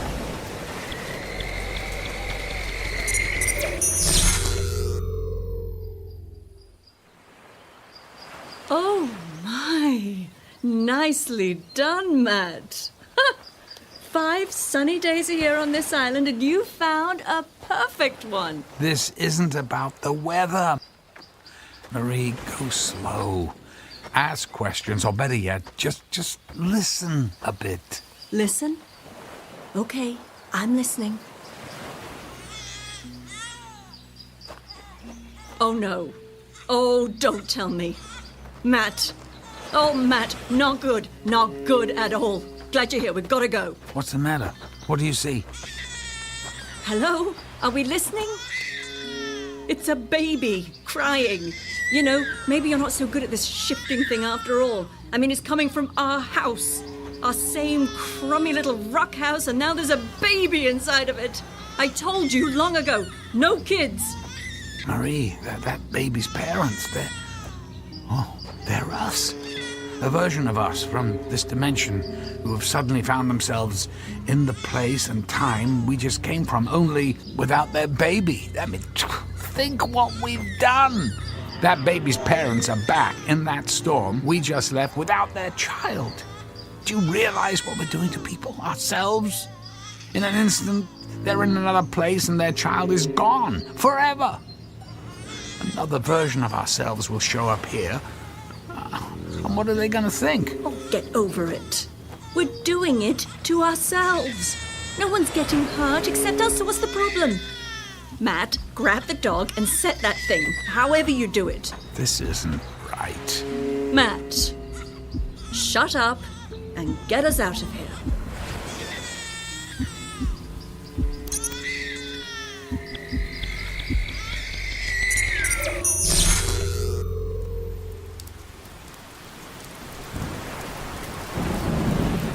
Rain.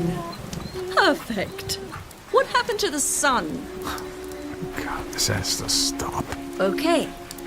Let's go take the break that you wanted. There's the shack waiting for us. Come on, Benny. All right, Marie, this is it. This is the last shift we make. Oh, really? Oh, no. This is the worst. Look at this place. It's a shambles. It looks abandoned. No one's lived here for some time. You mean we haven't lived here for some time? Well, what do you know? Somewhere there's a version of us that finally came to their senses and got off this island. I guess so. I wonder where we went. Oh, please, please, make it London, Paris, anywhere but here. I don't think there's anything to eat here. I found a tin of tea. Let me get a little fire started and we'll see if we can improvise a place to sleep. We're sleeping here? We're staying here, at least I am. You said you were leaving and I'm not stopping you. The wood-burning stove still looks pretty good. It'll be warmer in a minute. How long do you think we've been gone from here? I'd say a couple of years, maybe more. Hard to tell. So if you're staying here, it's going to really confuse a lot of people if I show up in London and you're not around. If that's all you care about. Well, that fire's going good. We'll at least be warm. I'm gonna see if I can find some water to make some of this tea. I'll be here. Unfortunately.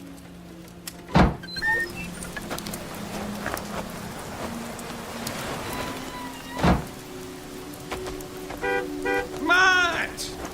Matt! Is that you? Hello? Yes. Hello there, Jem. You know, I never thought I'd see you here again. Especially after what happened.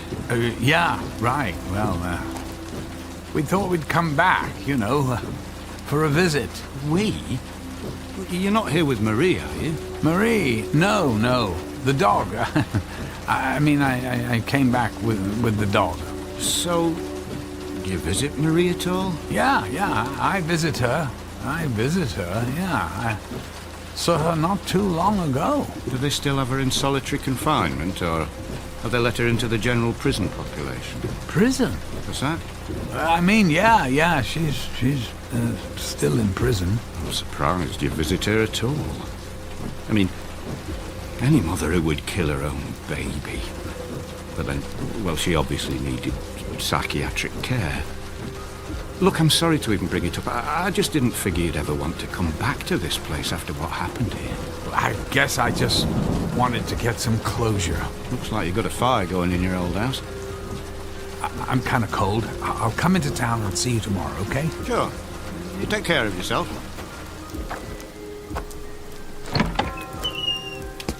Find your water? Marie, we have to get out of here now. Well, listen to you, Mr. I'm not leaving. Just when it's starting to get warm in here, you want to go back out in the rain? Marie, you're supposed to be in prison. In this universe, in this place and time, you killed a baby and are in prison. Marie, how could you? You've got to be kidding me. I didn't do it. It was someone else. We're leaving right now. We have to find a different dimension. Grab the dog and let's go. I never should have listened to you. We have to find a dimension when we're not in jail, where an innocent baby won't be in danger. And then, this is it. It's over. Over for you, maybe, but not for me. Don't you get it? This is why no one can know about this. What if everyone decided to do what you're doing? You can't go shopping for the perfect life someone else worked so hard to achieve. Perfect life? Is that what you call the life we were living? Now activate that thing. This has to end! You get it right next time and it'll end!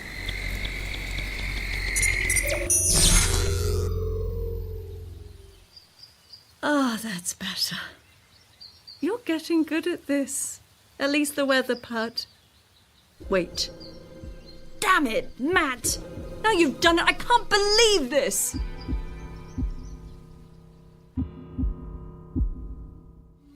Damn you, Matt! Where's the dog? I thought, I thought you had him. We have to go back and get the dog. We can't go back. I've told you. There are infinite possibilities. We'll never find the same dimension. Only different ones. Then you're just going to have to find us a dimension where I have my dog again. But look. Look at our house. It's enormous. It almost looks like a small castle. Let's go see it. Maybe the dog's in there.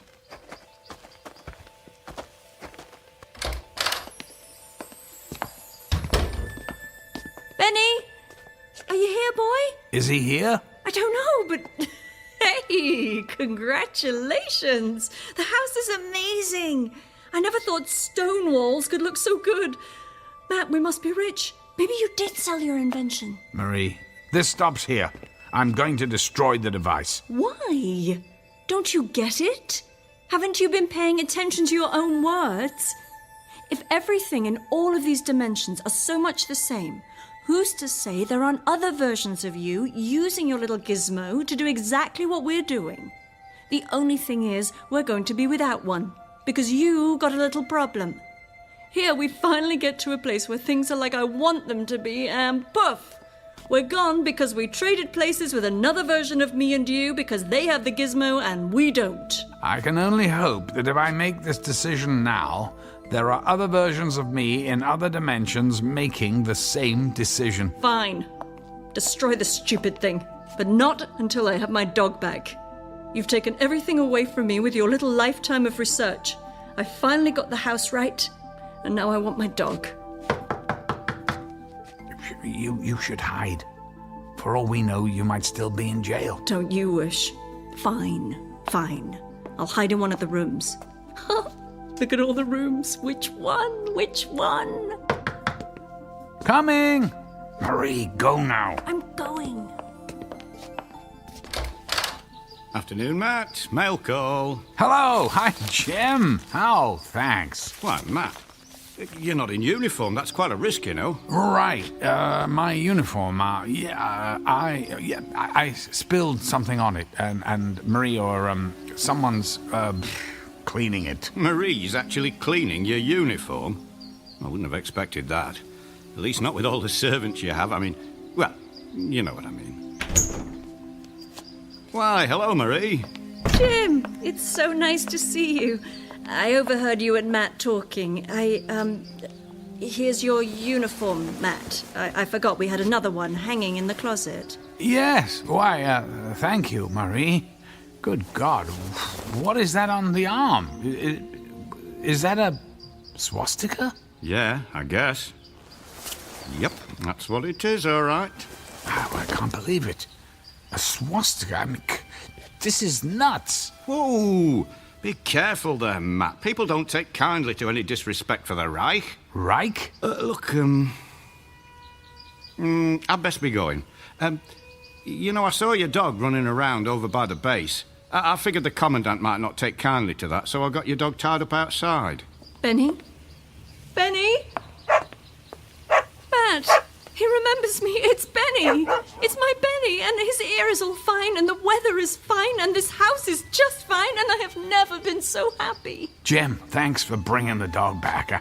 I have to, get into uniform and head over to the base. Right. I'll see you tomorrow. You did it. Matt, you did it. Marie, God, it's a Nazi uniform. It has a swastika on it. Don't you see what this means? It means the Nazis won the war. Well, maybe they're not bad anymore. It's been a while since the war. I mean, come on. We got it all going here. Give it a few days. No. Out of the question. This is madness. Well, just listen to you. You can't wait to give it another go. Just remember to program your little gizmo for perfect house, beautiful weather, nice dog, no babies, and just for you, no Nazis. Oh, and can you make the house a little bigger next time? I mean, why not?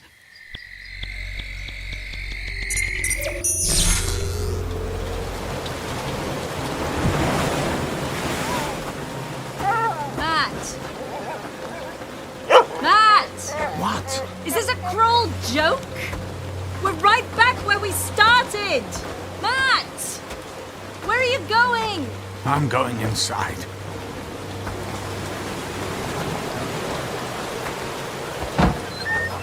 Well, at least someone had a fire going. But as for everything else, still the same. I'm tired. I want to rest. We're staying. We're staying? Are you sure? I mean, how do you know there aren't any Nazis here? Plus, we're poor, and the weather is horrible, and I'm living in a hut. I'm gonna lay down. I'm tired. I'm not going anywhere except to bed. You do that. You go lay down and dream about your world without Nazis. I still have my dream, and tomorrow we're going to go find it. I'm resetting the device. Tomorrow I'm pushing the button and throwing the device onto the rock platform and sending it into another dimension. It'll be gone for good, and this game will be done. This is over. Good night. Good night, Matt. Yeah, you have your good night. I'm gonna sit here and try to pretend I'm living in a castle with a man who's amounted to something. That's okay, Benny. That's okay. Mummy will fix it. You'll see. You see that gizmo sitting on the kitchen table there? That crummy old wooden wobbly kitchen table? That gizmo is going to take us somewhere special tonight, Benny. He's already set it up for us. All we have to do is stand on the rock ledge and press the button. And when we get back to the castle, you'll have your own room. And we'll take long walks in the sun. And Mummy will have a new version of her husband. You watch, Benny. Mummy will make it all better. Are you ready? Shh! Don't wake up, Daddy. We have a big surprise for him. A new Marie just for him. I'll just take our little gizmo here and... Come on. Quiet. Let's go.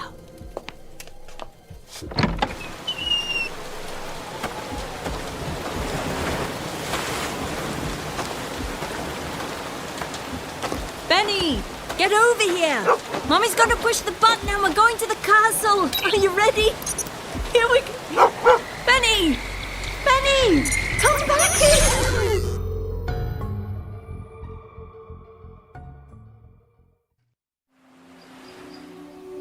Damn dog!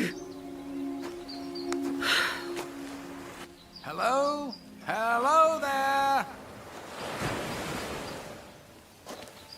Hello, Matt. I decided to go for a little walk.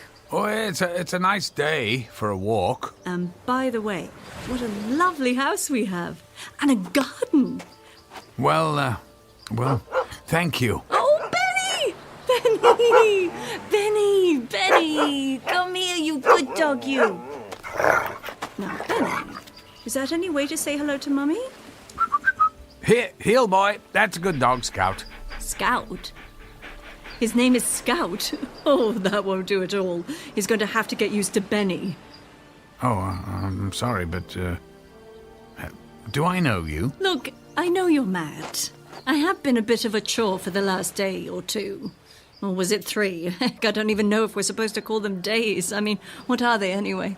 Excuse me, but, what are you talking about?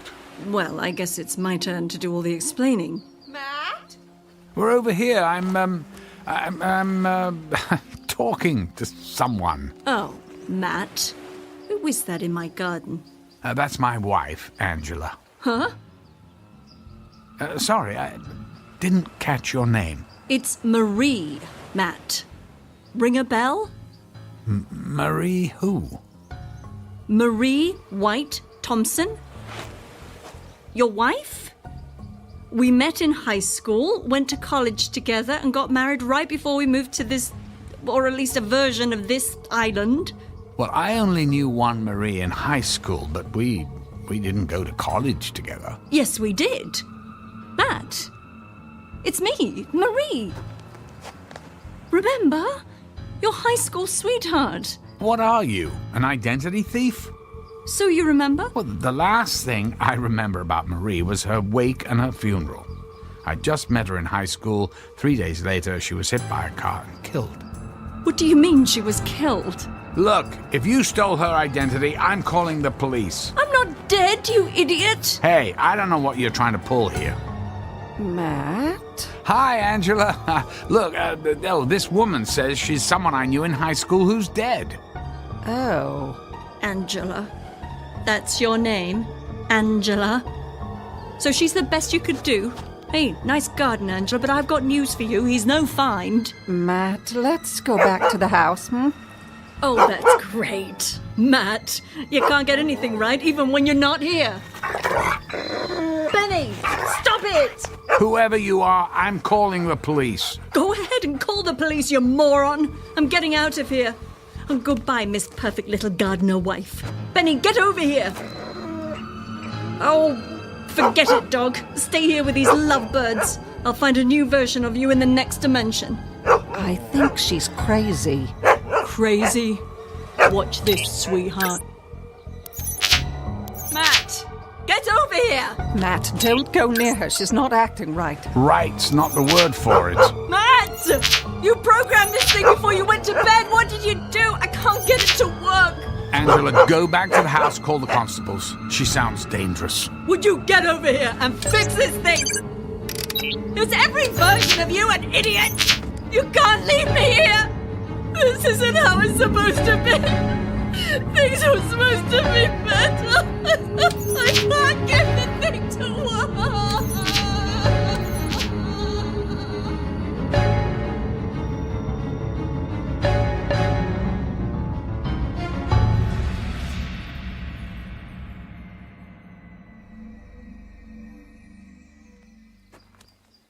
I don't know where she came from. I saw Matt talking to someone and went out to say hello, and she just started talking and acting very strange. Do you think she's crazy?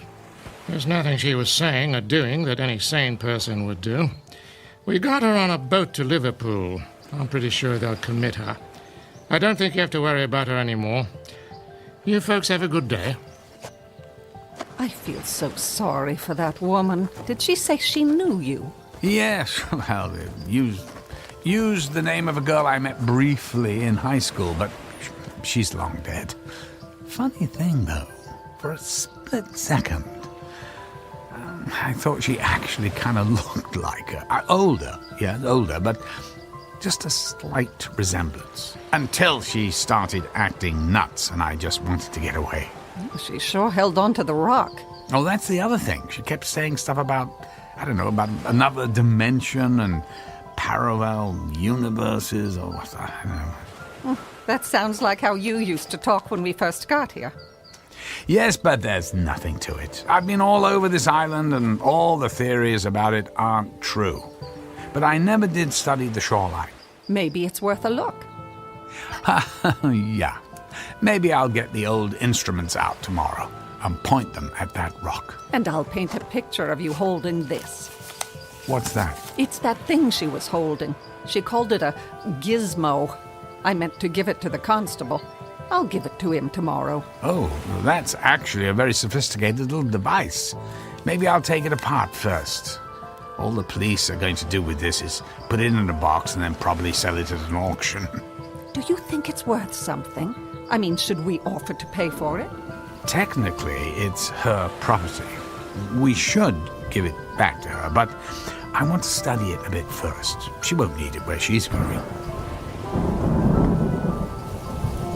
Oh, hello. Here looks like another storm coming. That's no surprise. Let's get inside. Yeah, good idea. And then maybe tomorrow we'll see what that rock and this gizmo is all about.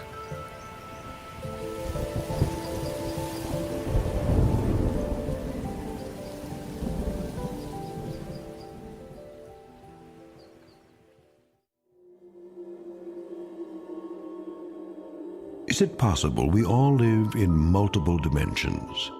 One woman knows for sure. A woman on a mission who has found her destination. A destination not made of dreams, but a nightmare of her own creation in a universe that doesn't know her name. A nightmare that could only take place in that unique dimension known as the Twilight Zone.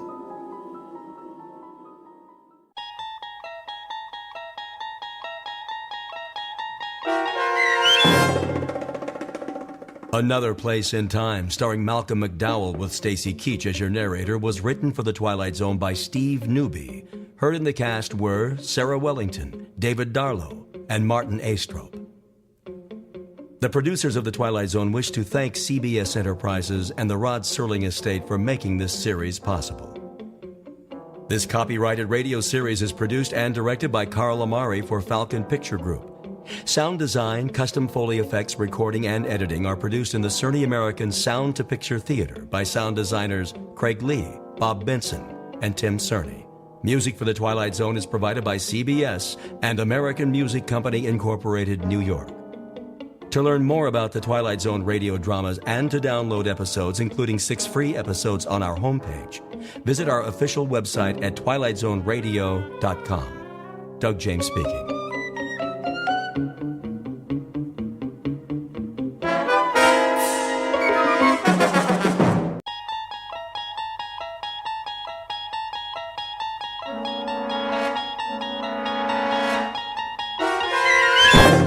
You're traveling through another dimension. A dimension not only of sight and sound, but of mind. A journey into a wondrous land whose boundaries are those of imagination. Your next stop, the Twilight Zone.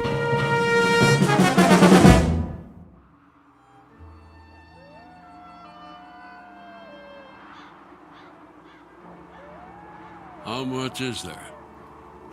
Only half as much as the last crop. That won't last us. We've survived a war. We'll make do. Not with so little. I can make it last. There's enough on this parcel of land right over here for a few days' worth of meals. I can get us through it. Well, you shouldn't have to. It's my place to provide, to feed us. Oh, if I could still hunt, we'd be better off. But if I can't see, I can't see to make a killing. Fussing over it doesn't help. Besides, we knew this time was coming. You've been losing your sight for a long time. Let's stop arguing and start harvesting so we can have something to eat for supper. Some harvest. It'll barely feed the two of us. It'll be enough. Come on. You can help.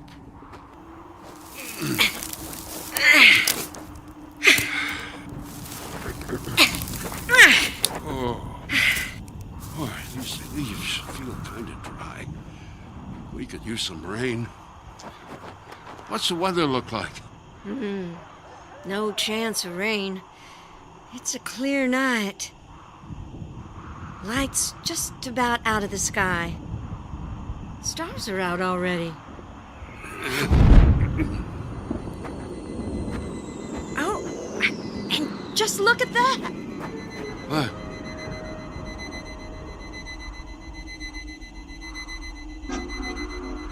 What made that noise?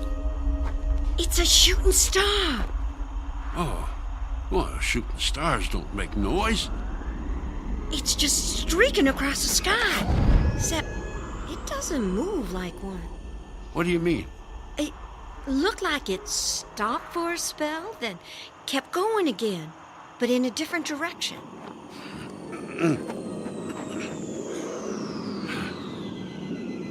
It doesn't sound like a shooting star to me. And now it's... It's what? It's blinking. Blink, blink. Blink, blink, blink. Blink. Blink, blink. Blink. Blinking? Blinking? I think your eyesight's going to go next, Martha. You hush. Bad enough your hearing's been going. I hear you complaining just fine. Half-deaf old woman and her blind, broken-down husband. We make a fine couple. Well, we're not making any progress sitting here talking about shooting stars. Let's get this basket filled. I want to get inside, make it an early night.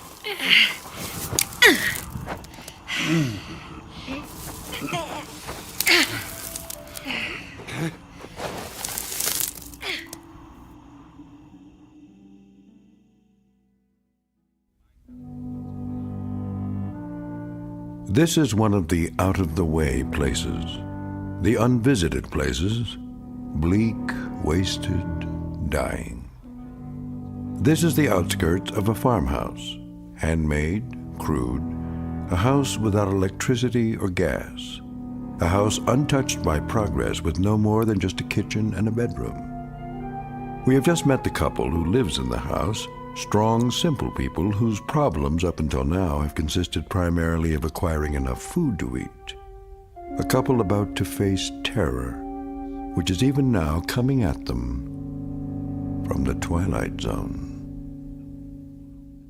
And now, The Twilight Zone and our story, The Invaders, starring Kathy Garver with Stacy Keach as your narrator. Just put the basket down on the kitchen table.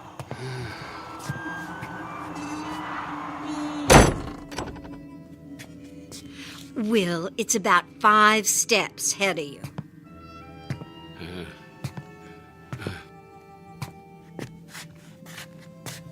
I'm going to start chopping up some of our harvest to make a stew. wish we had some meat for a change. Well, wishing won't make that happen. Hunting will. Make yourself useful. Sharpen this knife. It beats sitting here and doing nothing. And it's going to be the way I spend the rest of my days. Reckon I should get used to it. Now, you just stop your whining. I am not going to spend the rest of my days listening to you complain like a big baby. A baby? Yes, that's what you sound like. You could still make yourself useful around here. Now, when the knife is real sharp, fix that broken handle on the front door. I already fixed that. Back when I could see what I was doing. Doesn't fit right. There's a hole so big I can stick a couple of fingers through there. I didn't have all the right parts. At least the door opens and closes. Well, there are other things you could do around here. Like what? Like chopping wood. Chopping wood? Martha, how can I chop something I can't see? It takes hands to swing an axe, Will, not eyes. I'll chop off a leg. Oh, forget it, Martha. I've swung my last axe. Not if I can help you. Why, with some practice, you'd be doing it on your own and... I said forget it. Fine. But you're going to learn that being blind doesn't mean being helpless. You know, if you just... Hush, shh, Martha. Don't you tell me to hush. Quiet. Listen. Do you hear that? I don't hear anything. I'm that half-deaf old woman you live with, remember? Shh. Can't place what that could be. Wait. I do hear something. Sounds like it's coming from over the house. Will, do you think it could be that shooting star? That was no shooting star. If it was something falling from the sky, it would have just dropped. It wouldn't have hovered above the house. It's getting louder. Sounds like it's getting closer. Maybe we should run outside. I think we're safer in here.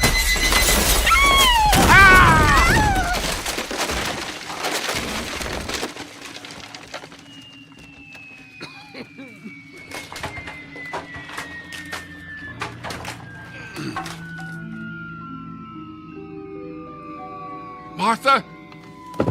Martha, are you okay? Martha? Will? Martha?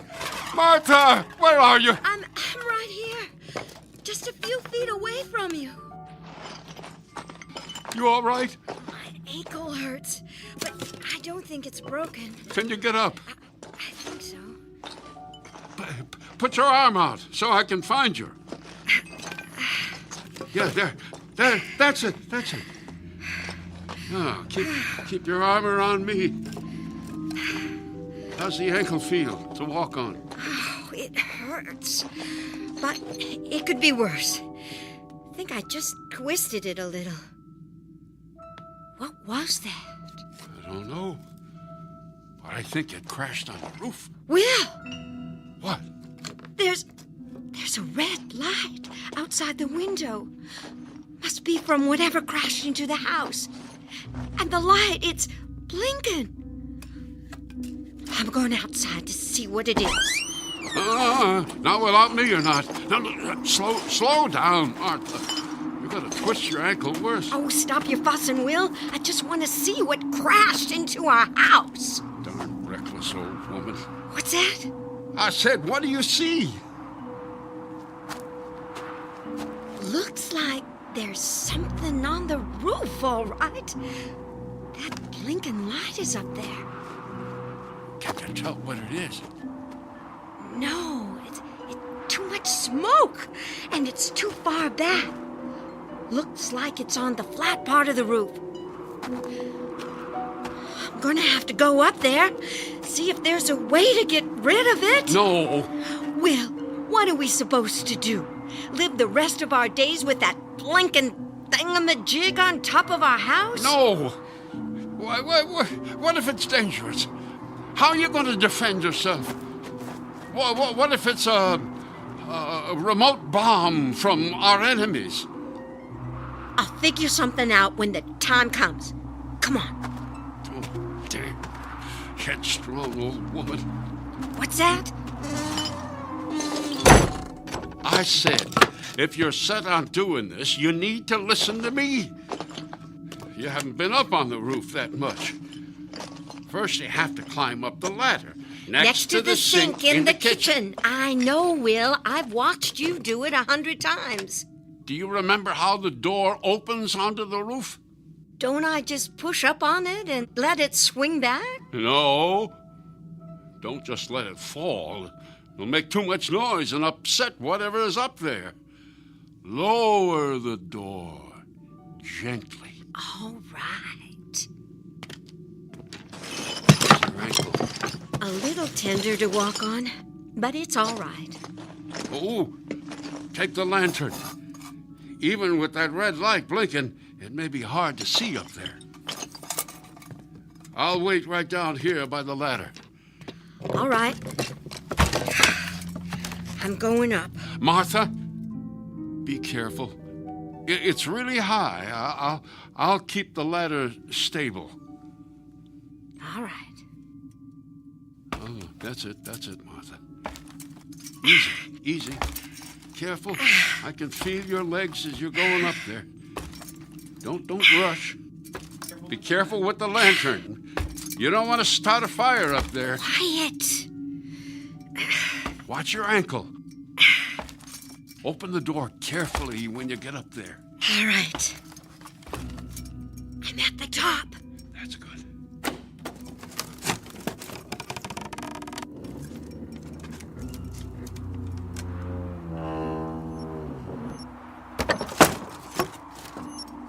See anything? Mostly that blinking red light. It's blinking something fierce. Hold the lantern higher so you get more light. There's something up here, all right. But I can only make out the edge of it. Will, I can't see it standing on this ladder. I gotta climb up on the roof. No! It's all right. That thing is just sitting there.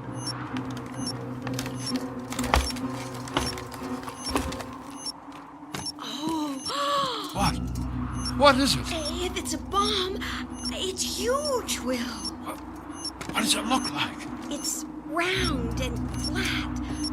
Only part that isn't flat is a big bump smack in the middle of it. I think it's made of metal. Let me touch it and see. No, don't touch it. It's okay, Will. It's not doing anything. I don't care. It could still be dangerous. I'll just touch it with my foot. Here, let me just get a little closer. Yup, it's definitely some kind of metal. You'd think it could be a... What's that? I don't know. Martha, get back down here. Wait. I think it's coming from underneath this thing. I gotta bend down to look. Martha, what's going on? It's some kind of door. It's lowering down from the underside of this thingamajig. What's happening? Nothing. The door came down, but now it's just... Wait. I think something's coming out. Martha, get out of there! Yeah. Maybe I will. Ow! What's wrong? My ankle. I think I twisted it worse. Can you crawl to the door? I'll try. Will, it's coming out. Hurry, Martha. Go toward the ladder. I'm trying. Keep coming. Wait, I need to swing my legs around. Oh, it's there. I see it. Don't stop to look at it, Martha. Just get down here. No, stay away. Hurry, Martha. I can't get my legs around that fast. I'm coming up to help. That thing! It's right by my leg! Kick it, Martha! Kick it away! Get away from me! You beast! Kick it again! Keep kicking! There. I kicked it, Will, but I don't know where it went. You must have kicked it through the door. I heard it go past me and land on the kitchen floor. Can't be very big. It isn't. Is it down there? I don't hear it. Doesn't mean it's not there, though. If our enemy sent that thing on the roof, this thing that just came out of it might be a remote control device. No, it seemed more animal-like. Maybe it's dead. I'd better come down and look. Swing your legs around into the opening. I'll help you down.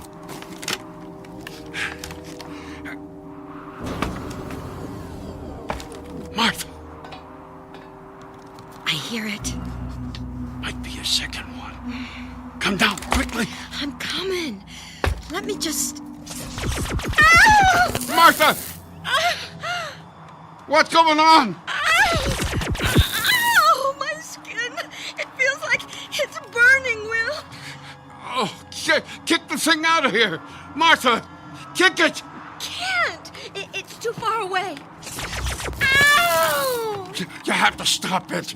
Is there anything up there you can throw at it? I don't know. Martha, think! You gotta find something to throw. Oh, there's nothing up here. Will. Wait. You left a hammer on the roof. Yes. Throw the hammer at it, Martha. All right.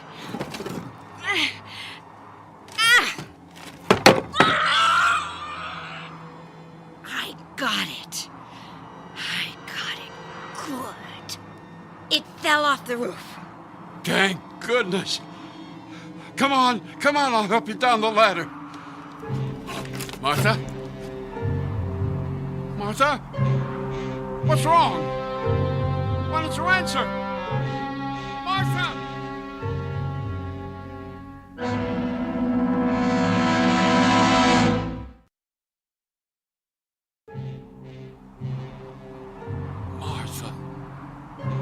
Martha! Wake up! Oh, thank goodness. What happened? Well, you passed out? Will, was it a dream? No, I wish it was. You need to lay down for a while. Come on. I'll help you down the ladder. Oh, better yet. We'll help each other. Come on. How long was I passed out? Too long. Oh, I don't know. You scared me. No more than a minute, probably. Are those creatures down there? No, I don't think so. Haven't heard of them. Anyway, here. Put your arm around me. Now, put your weight on me. Ah, that's it. Okay. There we go. Good. Oh, Will, it was terrible. It pointed something at me, and then there was this bright light. And then it felt like my skin was burning, and on my neck, on my arms. Oh, it still hurts. Well, here, let me feel. Oh, feels like you got some blisters on you. Big ones. Oh, I do. Oh, you should see them, Will. Oh, no wonder they hurt so much. Okay, come on. I'll help you over to the bed. Careful, Will. Those creatures may be hiding somewhere in here. What do they look like? I couldn't get a real good look at them, but they were about the size of my hand. sort of silvery, like upright lizards. And they move pretty fast. At least once we showed them, they weren't welcome here. We've reached the bed, Will. All right.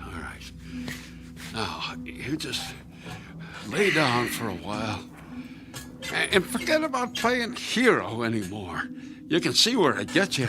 Oh, okay, Will. I'll just lay here while them creatures take over. It's been a while since we had house guests anyway. You must be feeling better. Getting some of your old gumption back. Darn cantankerous old... What's that? I said if those creatures were the size of your hand, they should be pretty easy to... Oh! What's wrong? Oh, I stepped on something. Oh, piece of ceiling, most likely. I don't think so. Never felt anything like it. Hold it closer so I can see it. Will, this is what that creature was pointing at me. This is what gave me the blisters. Huh? Some kind of weapon? I wonder how it works. Don't shake it. What if it... What's it doing? I don't know. Shut it off. I don't know how. Drop it, Will, drop it. Don't touch it again, Will. You don't need to worry about that. In fact, let's make certain nobody touches it again.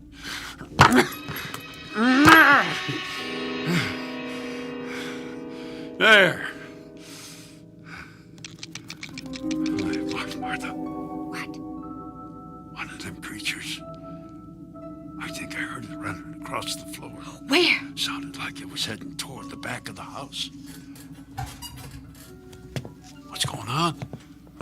Where are you going? To get us something to defend ourselves with. I told you, you need to lay down. Here, I got you the shovel. I can't see the little buggers. How am I supposed to use this on them? Just swing it at anything that makes that beeping sound. I'm going to use this hoe to try and flush those creatures out.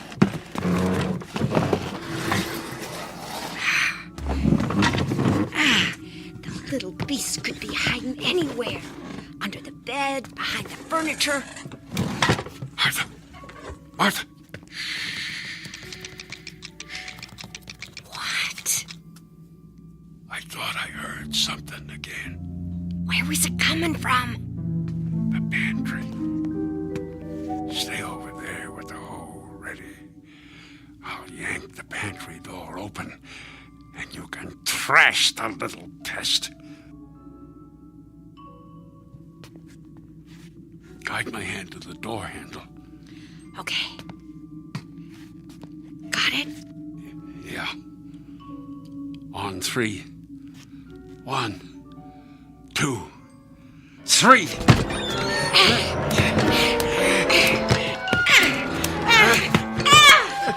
Did you get it? Martha, did you get it? No! Nothing there! I beat the tar out of this sack of grain, though. Would have sworn one of those things was in there. We'd better throw this sack outside before it spills all over the floor. Put your shovel down and pick this thing up for me, will you? It's right over here.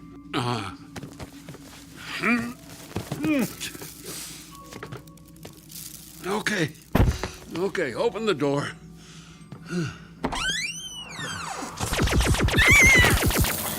It's at the door. Throw the sack at it. You missed. What did you expect? I'm blind. Close the door, quick. Oh, it's like it was waiting there for us right behind the door. There. Did you hear that? The other one must be in here. Where did it sound like it was heading? The bedroom. Where are you going? To flush out that little devil.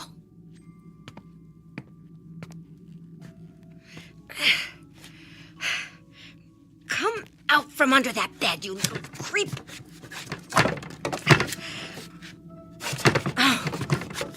What's wrong? Something's got the hole. How could that be? I thought you said it was small. Can't get it loose. Here, let me help. No, I've got it. Ow! Martha, are you okay? Oh, I banged my noggin. But I'm all right. I'm all right otherwise. I told you to stop playing hero. Darn stubborn old... What's that? I said, take my hand. Getting too old for this. Was it one of them things that grabbed the hole? Nah, I don't think so. I hate to admit it. I just got it snagged on the bed frame. You need something shorter. Can't keep swinging that big hole around in this little room. What should I use? Well, how about that knife I just sharpened to a razor's edge? Yeah, I'll go get it. Careful, Martha. Don't want your ankle giving out on you again. My ankle's the least of our problems. If we can... Will! The knife! It's gone. Did you put it back in the knife rack? Of course I did. Don't you remember? We were standing here arguing about how you didn't want to use the axe. Ah! Will, behind you. Behind me? The eyes and back of my head never worked. I'll get the hoe and knock it out the window.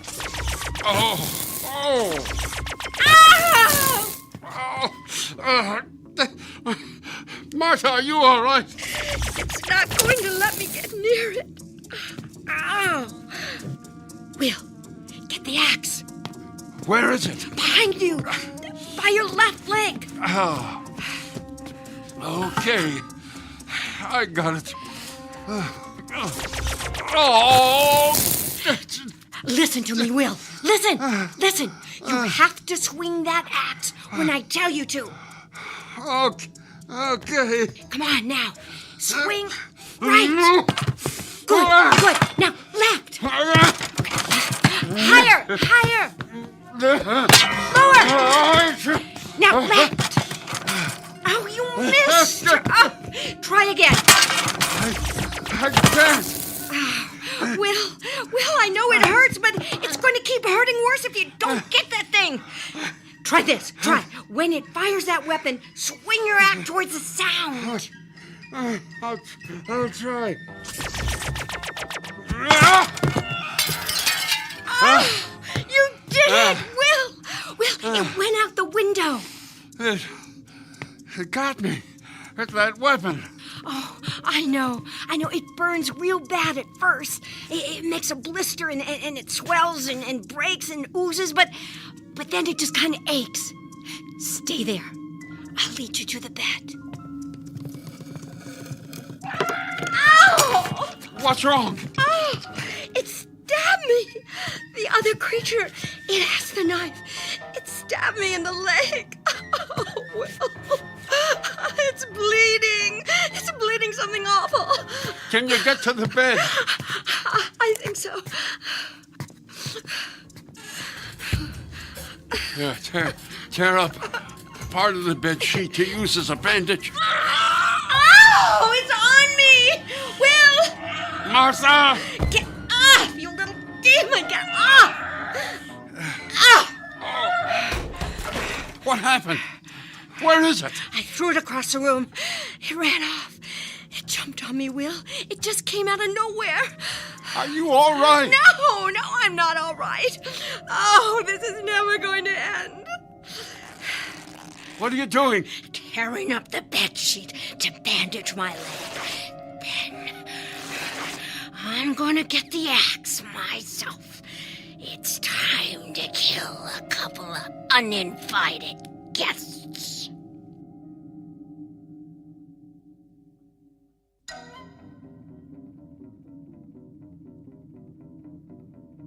All right, Will.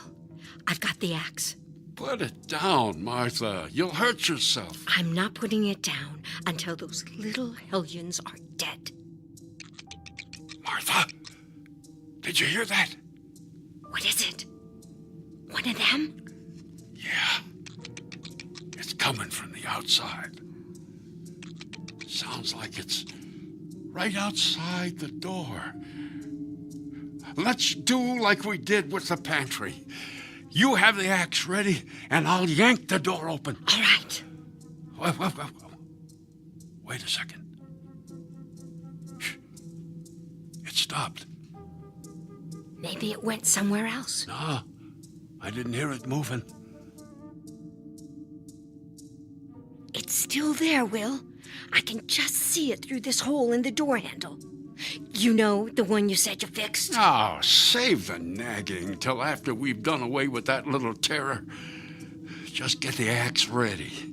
I'll feel for the door handle. I'm ready. On 3. 1, 2. Will!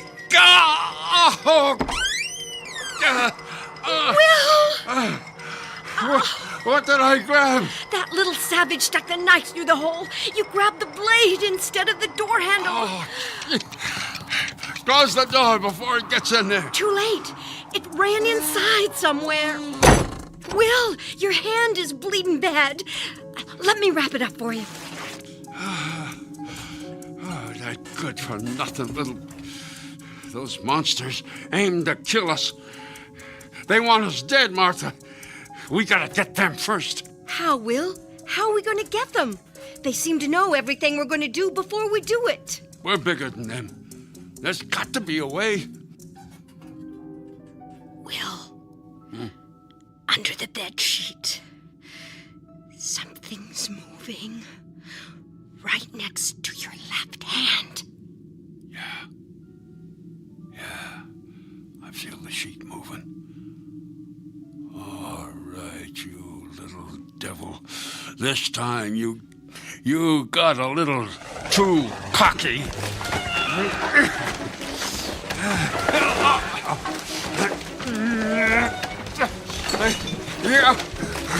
You got it. You got it. Yeah, it's not giving up a lot of fight. Wrap it up in the bed sheet.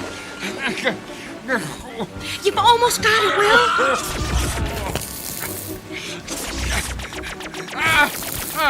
What's going on? The other one is on the windowsill. It's hitting me with that blasted weapon. Don't give up, Will. I'll get the other creature.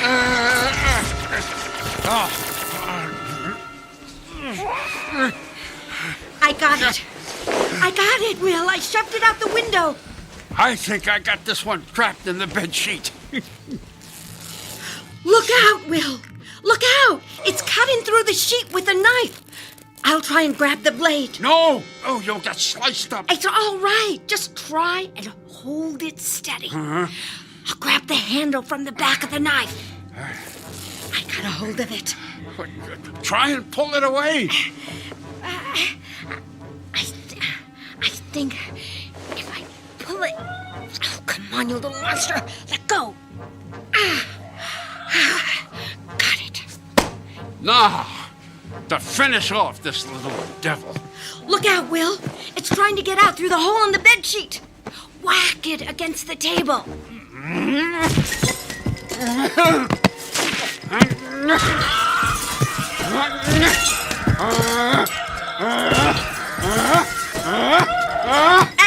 That's enough, Will. I think you got it. You sure? Yeah. Reckon it can't get any more dead. What are you gonna do with it? Looks like we got meat for our stew. We'll skin it later, along with its little friends. Now, burying seems too good for him. What'd you do with the other one? Pushed it out the window. With your bare hands? Yep. Oh, reckon you can see the things around here. Reckon we both can. How's your ankle? Which one? The one that I twisted or the one that got stabbed? Sorry I asked. How's your hand feel? About like it should, after losing a fight with the business end of a knife. Suppose we won't forget this night anytime soon. If we survive it. Oh, we'll survive.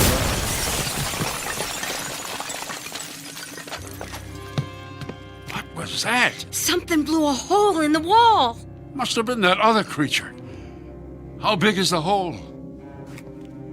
Just big enough for the little terror to fit through. It's out there, all right, Martha. Are you near the axe? Yes. I'll grab it and get on the side of the hole so the creature can't see you. I'll try to lure the little menace in here. As soon as it steps inside, hack it up into little pieces. All right. I'm ready. Okay. Come and get me now, you little troublemaker. I'm right here waiting for you. Why isn't he coming in? I don't know. Wait. Maybe it's deaf. What are you doing with that dead creature? You'll see. Just get ready with that axe. I'll use it as bait. All right, you holy terror. You think we're playing games? Take a look at what we did to your pal. That gets your blood boiling? Now come in here and fight.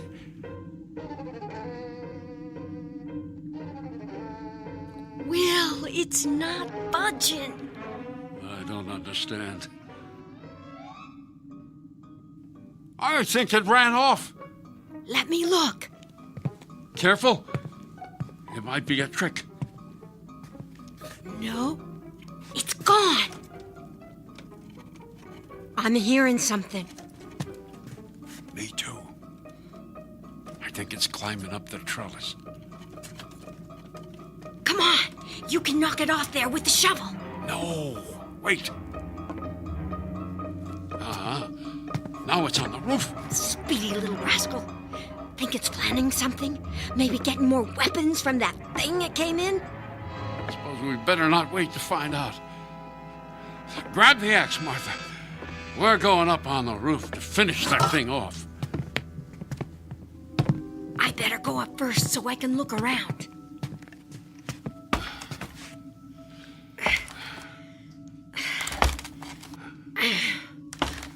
Will, what if it's tricking us? What if this is some kind of trap? Well, it's tricked us before, and we're still here. Careful. Careful opening the door, Martha.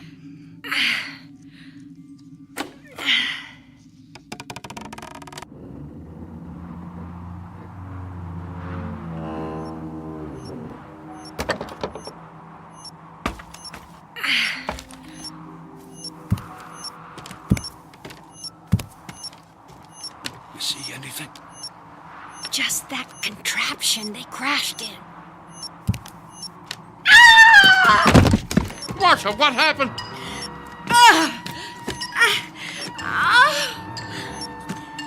That little monster, he tied a wire around the chimney and tripped me. Come on, I'll help you. Lean on me. I sprained my other ankle. Oh, it hurts so much. Grab hold of my arm. It won't support my weight. All right, stay there. Where'd that little demon go? Inside that contraption. What's that noise? It's the door on that thing. It's closing.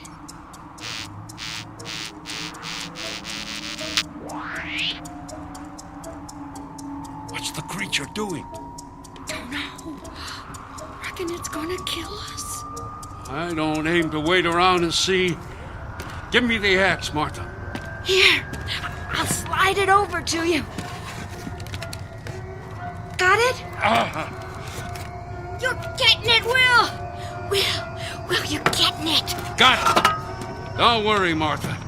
It takes hands to swing an axe, not eyes.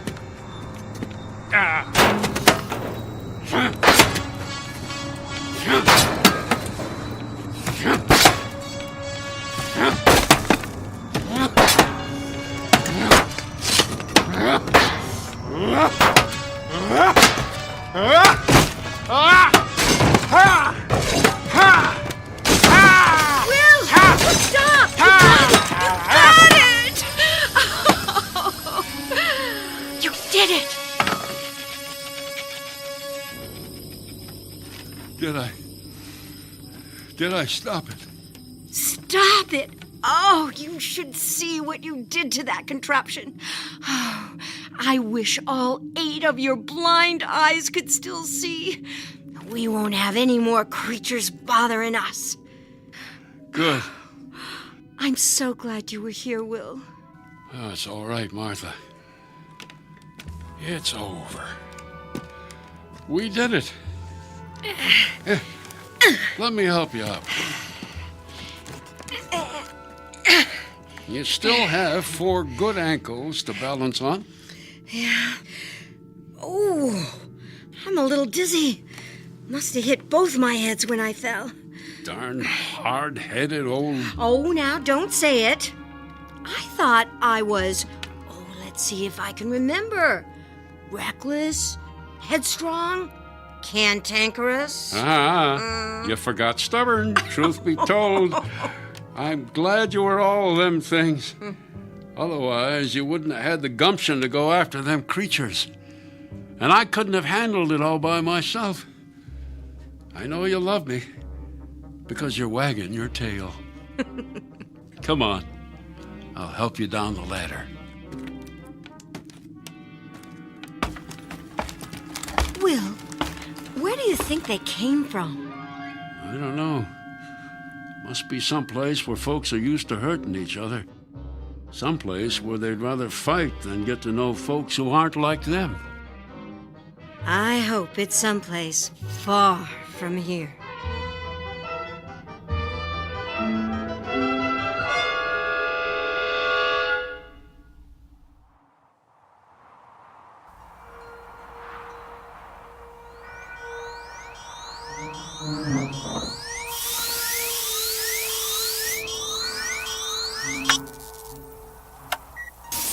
Is anyone there? We have encountered an incredible race of hideous giant creatures.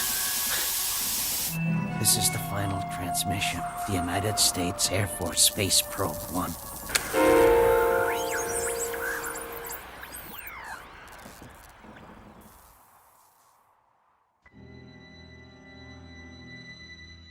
These are the invaders, the tiny beings from the tiny place called Earth, who would take the giant step across the sky to the question marks that sparkle and beckon from the vastness of the universe only to be imagined. The invaders, who discovered that the instinct to survive extends far beyond Earth's atmosphere. A critical lesson learned far too late, in a harsh classroom on a distant planet, somewhere in the Twilight Zone.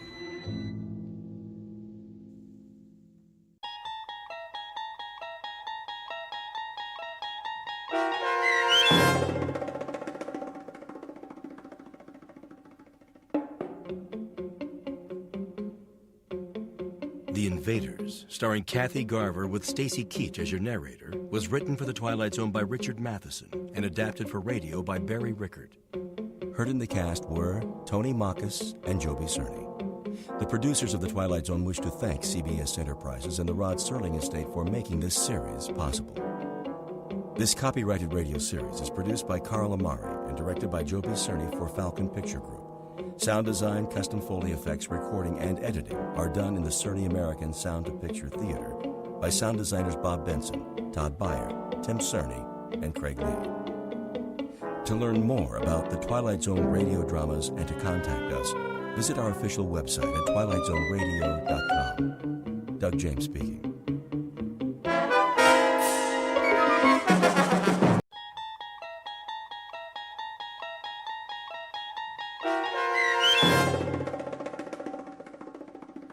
Miniature, starring Lou Diamond Phillips with Stacy Keach as your narrator, was adapted for radio by Dennis Etchison and written for The Twilight Zone by Charles Beaumont. Heard in the cast were Ellie Weingart, Alyssa Fraden, Jeff Lupetin, Joby Cerny, Roger Mueller, Elizabeth Lido, Christian Stolte, Doug James, Kurt Nabig, and C.J. Amari.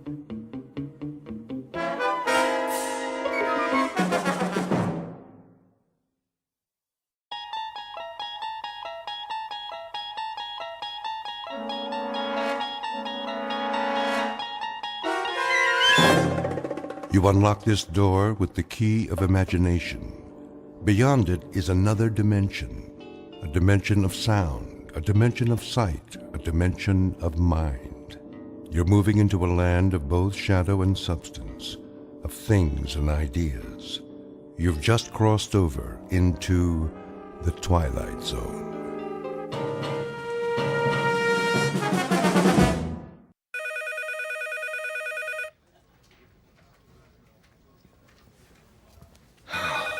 Finally, 12 o'clock. Let's go to lunch. Hey, Charlie! Charlie! It's recess. Oh. Thank you. I just want to finish up here. Trying to make us look bad? What do you mean? Now, just what do you think I'm... Hey, just forget it. Come on, we'll be late. Look at him. Little goody two-shoes. Why don't you guys lay off him? Because we're mean, heartless brutes. Right, Fred? Right. Well, I think he's nice. Hey, Mama, don't forget to change his diaper. Charlie? Hello? Aren't you going to lunch? Oh, yes. Any place in particular? Yes, in a way. Where? Well, it's in the museum, actually. The museum? They have a very nice cafeteria. It's quiet there, and, Would you like some company? well, I mean... It's okay, Charlie. I understand. See ya. Hey, look at the dinosaurs. Wow, that's the biggest elephant I ever saw. It's a woolly mammoth, you dope. Come along, children. Keep up with the class and don't touch anything. Cafeteria closed. Oh, no. And here we have one of the world's greatest collections of primitive art. Excuse me. Pardon me. There are selections from every period. I direct your attention to the New Guinea exhibit. Some of the pieces, the sepik shields, for example, are hundreds of years old, but some were made as recently as 1950. This is because New Guinea is still a largely unexplored and therefore unspoiled land. Most natives of the interior will live and die without realizing that the world extends beyond the limits of their jungle. Sorry, I'm not part of the group. Let's stay together, please. Now then, the natives speak over 500 different languages. However, you'll notice that their art has a great unity. Of course, they don't think of their carvings as art, not in our sense of the word. This first piece in the glass case was meant to frighten away evil spirits. This one is a protection against disease. Oh, and this one. If I could just get by, please. I'm on my way out. Help you, sir. What? You look lost. Can I help you find anything? Oh, no, that's all right. I just got turned around. Is the cafeteria closed? For the rest of the week. They're remodeling. Well, I'll be leaving then. Main entrance is that way. Thank you. Have you seen the Egyptian wing? Pardon? Egyptology. They have a nice exhibit. Is that right? Just downstairs, next to the Hall of Miniatures. Miniatures? You know, the model houses. They have the palace at Versailles, a log cabin, a New England church, a whole room full of them, all made by hand, with little dolls inside that look just like real people. Pretty amazing. Have you been there yet? No, I only come here for lunch, you see. Well, you might as well take it in now that you're here. Not many people go there, but it's really something. All right. I think I will. Turn left at the bottom of the stairs. You can't miss it. Thank you for the suggestion. I'll have a look.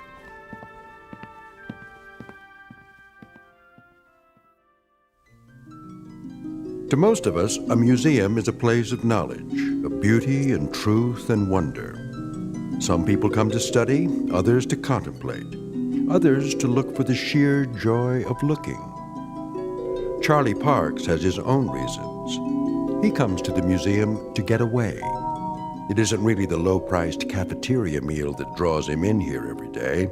It's the fact that in these cool, inviting halls, he can be alone for a while, really and truly alone, away from his work and from people who don't understand, which includes almost everyone in the world. But Charlie should be careful. He doesn't know it, but there's always a chance he might wander too far and get lost in the Twilight Zone.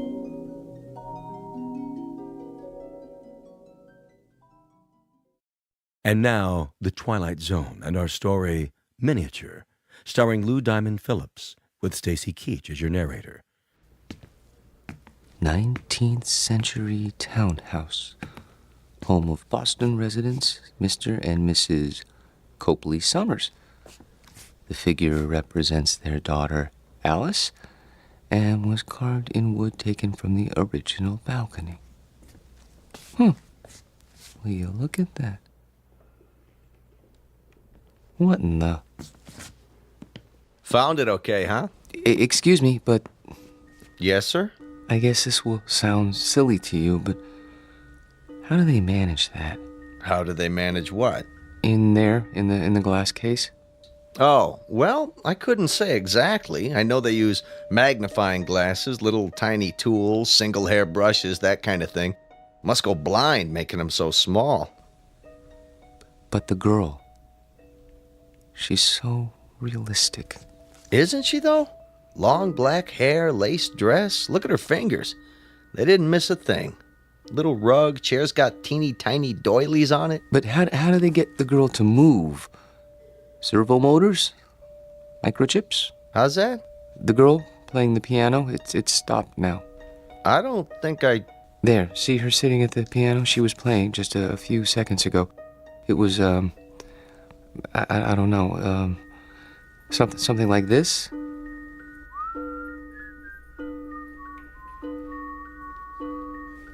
Didn't you hear it when you came downstairs?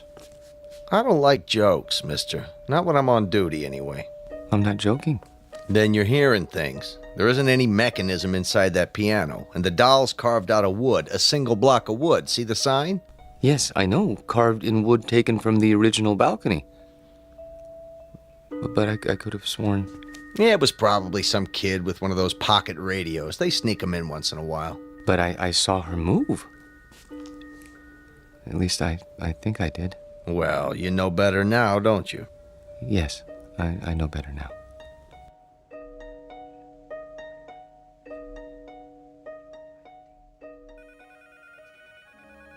Here he comes. Finally. Where do you think he's been? At the zoo. Visiting his relatives. Charlie? Yes? There's a note on your desk. Mr. Demo wants to see you. How do you do, Mr. Dimmel? Yeah, sit down, Parks.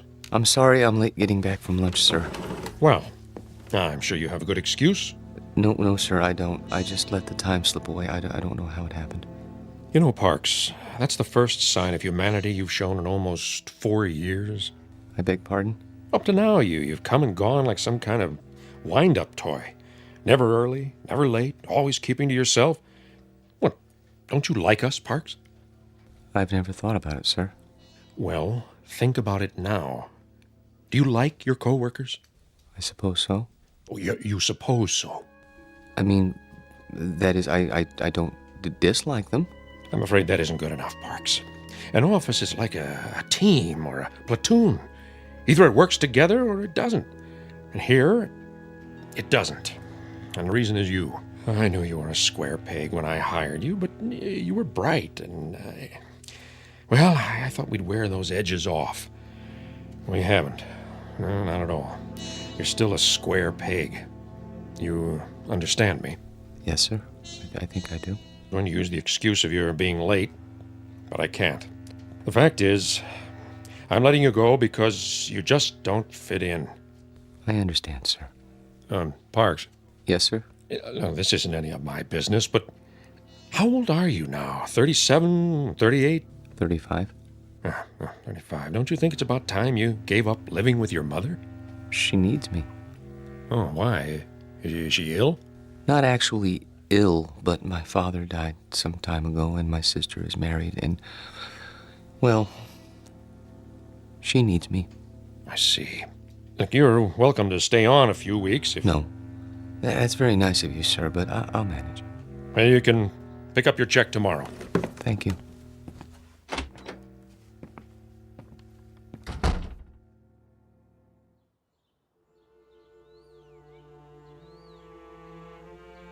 He had no right. He had every right, Mother. Hiring and firing people is his job. But why you? He doesn't think I fit in. That's ridiculous. What are you doing? I'm going to phone that man and find out why you're being persecuted. Mother, please, it won't do any good.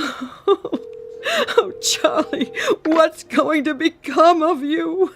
I've worked so hard to bring you up right. Maybe if I'd let your father punish you the way he wanted to. It's all right, Mother. This is just a minor setback. You say that every time. Why can't you keep a job, son? Why do you always end up making people uncomfortable? I don't know. I suppose they blame me. Well, I'm not keeping you here. I know that, Mother. Nothing in the world would make me happier than to see you settle down with a nice girl, raise a family, live a normal life. Please, don't cry. I can't help it. I hate to see you hurt, son. I'm not hurt. Well, you should be. Getting fired. It would have killed your father. It would have absolutely killed him. I'll go to the Employment Bureau tomorrow. Here, take my handkerchief. Where are you going? To my room? Get me my heart medicine before you do. Yes, Mother. Charlie? Why were you late getting back to the office? I was detained. What's that supposed to mean? Nothing. I was detained. That's all. Open your mouth. Charlie, do you feel all right? Yes, Mother. I'll go to my room now.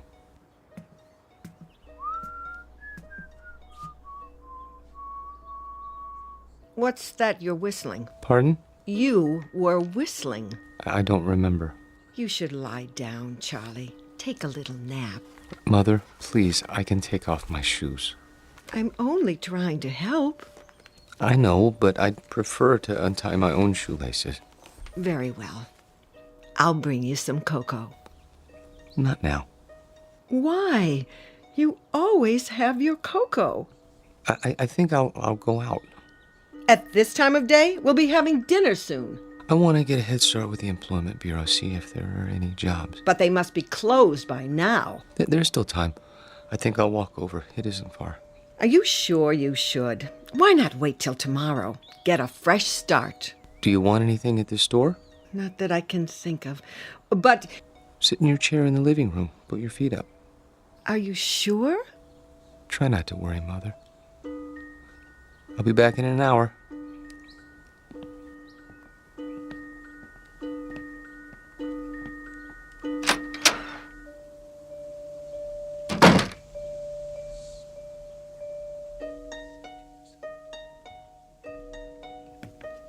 Back again, huh? Yes. Anything in particular? Is it still open? What's that, sir? The miniature room? You know, downstairs next to Egyptology? Oh, sure. Thank you.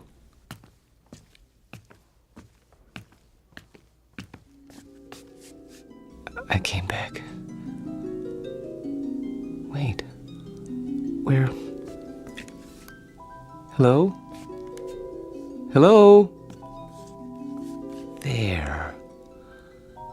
I was afraid you wouldn't be here. Oh, you've changed your dress. That's a lovely gown. Very lovely.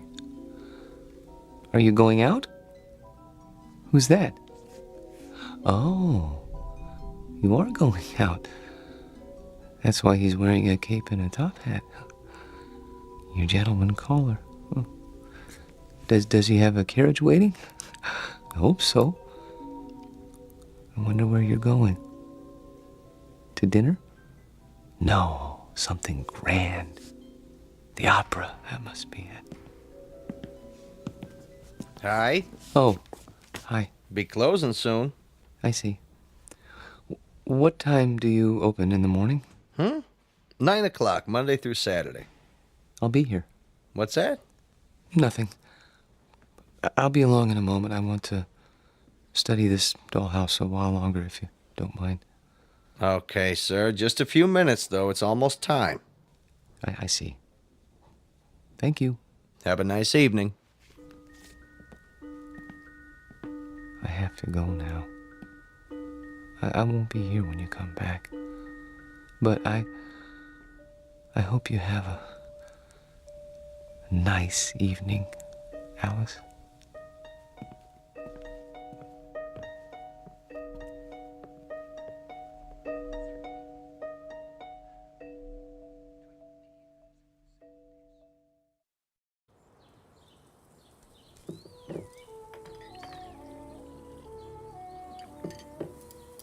Hey, where's old Charlie this morning? Don't worry about him, buddy. My brother never misses breakfast. Charlie, your breakfast is getting cold. You see, late for his meals, awake every night, tossing and turning. I tell you, I'm half dead with worry. Mother. He's sick. I know he is. Sounds to me like he's got a girl. Don't be silly. What's silly about it? He's not a bad-looking guy. A little peculiar, maybe, but, he's not... If he had a girlfriend, he'd tell me. He hasn't told me, so it isn't possible. Okay. Nothing would make me happier than to see Charlie settle down. He knows that. I'm not one of those mothers who won't let go of their children.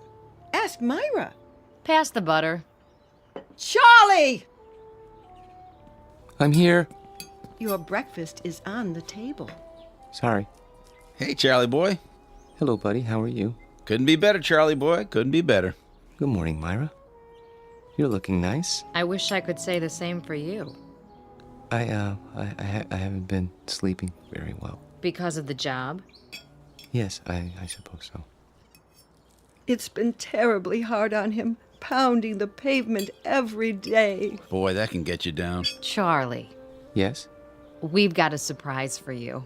Tell him, bud. Well, it's like this. I heard they gave you the pink slip, and see, I know the dispatcher pretty well over where I work, and I told him about you, and he said... He said he'd give you a job. Yeah. Isn't that wonderful? Oh, yes, I guess so. Charlie! It's very nice of you, buddy. Really. You have experience in billing, don't you? Yes. Then what? Well, you see, I don't know if I'd want to travel that far. It's out of the city, isn't it? Nobody could pick you up. Sure, till you get yourself a car. Charlie, for heaven's sake, Buddy's offering you a job. I'm sorry. I appreciate it, really. But I'm afraid. You got something better, Charlie? Excuse me, I have an appointment. Charlie! Charlie! Oh, I don't recognize him anymore. My own son. Does he have something better, Mother? No, he doesn't have anything. He isn't even looking. How do you know? The employment agency called. They sent him on 2 interviews, and he never showed up. Well, then where does he go? I don't know. Like I said, he's got himself a girl. Oh, shut up, will you?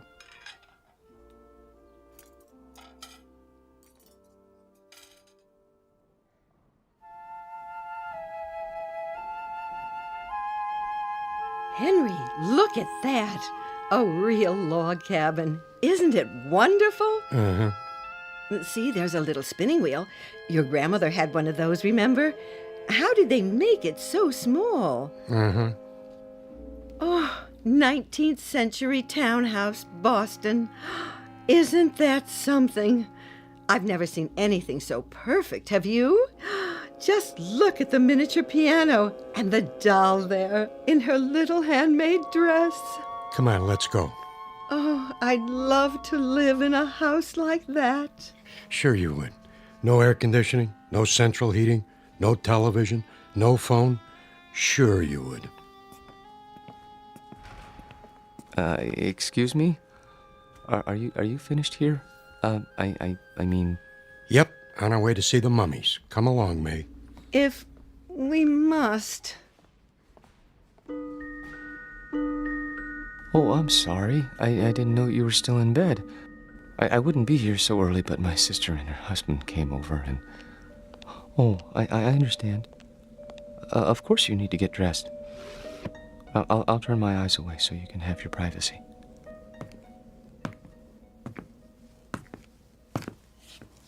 Hi. A little early today, aren't you? Am I? I guess you must get a real kick out of these displays. Yes. This one in particular. What do you see in there, mister? Nothing. Man doesn't stand for 4 and 5 hours at a stretch looking at nothing. I'm not breaking any rules, am I? No. Then leave me alone, please. Suit yourself. Forgive me, it won't happen again. Oh, I see you're having breakfast. It isn't any of my business, but I really do think you should eat more than toast. Mother says breakfast is the most important meal of the day. Have I told you about my mother? She's very nice. Of course, she still treats me like a child, but you can't blame her. I'm all she has. I suppose that isn't very much. I have a sister about your age. Her name is Myra. She's nice too, but she's not as pretty as you are. I think you're about the prettiest girl in the world. I don't mind saying that because I know you can't hear me through the glass. But I think I'd say it even if you could, because I hope it's all right, but I have to go now. Just for a while. I didn't get much to eat this morning myself. I'd better have something. But I'll be back soon. I promise.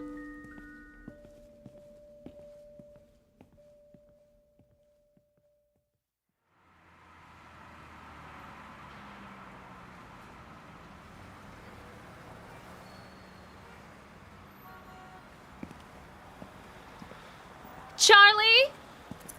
Hello, Myra. What are you doing here? Oh, I was driving by. Saw you come out of the museum. That's nice. Well, Buy me a cup of coffee? the cafeteria's closed. Then we'll go somewhere else. All right.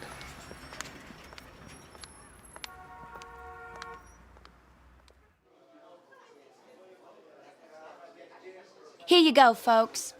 Thank you. Charlie, I'm gonna be honest. I didn't just happen to see you today. I followed you. You did? Why? Because Mother asked me to. She's worried, and so am I. You haven't been yourself. No? You go to that place every day? I thought it might be a good idea to improve my mind. That isn't why. I'm your sister, Charlie. I grew up with you, and I know you. You go there because it gives you a chance to be alone. And you want to be alone because you're scared. Myra? Listen to me. This is important. You're over 30 years old, Charlie, but you're living the same way you did when you were 14. Some of it's Mother's fault, some of it's yours. But it isn't natural. It's sick, Charlie, and you know it's sick. And that's why you're scared. You're probably right. Stop agreeing with me. I could say you were a blue monkey and you'd agree. But Look, I don't know about psychology or anything like that, but I think I know what's wrong with you. You need a girl, Charlie. You're at that time in your life. You know what I mean? Not exactly. Well, it's hard to explain, but you've never had a girl, have you? Not as such? That's what I thought. Well, we're gonna change that. How? I'll introduce you to Harriet Gunderson. She works at my office, and she's a lot of fun. You'll like her. Myra, please. Charlie, please. This one time try. For me. If you do, I promise I won't bother you anymore. All right. Here's her address. You don't even have to phone. Just stop by, say around 7. And you don't have to buy her dinner. Take her for a walk in the park. She'll like that, okay? Okay. Word of honor? Word of honor.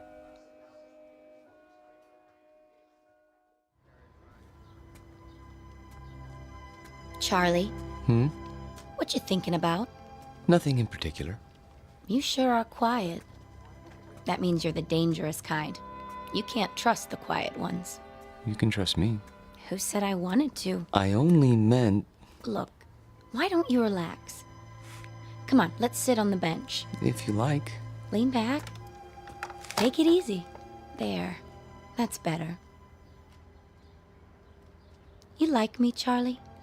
Very much. Then why don't you show it? How? Well, you could try kissing me. But we only met this evening. Oh, come here. We hardly know each other. Quiet, you man, you. Oh! I didn't mean to push you off the bench. It's just that you surprised me. Sorry, I'll help you up. Forget it, Buster. Just forget it. Tell your sister you don't need a girl. You need a doctor. Wait, please.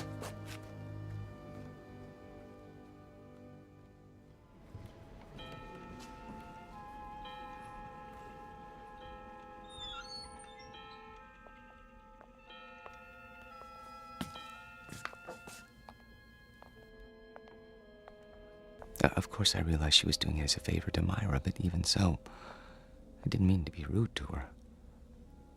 It must be hard for you to believe, but that's the way things are these days. Who's at the door? Oh, it must be your gentleman caller. Wait! Tell the maid not to let him in. You mustn't. Why, he's drunk! Look at him!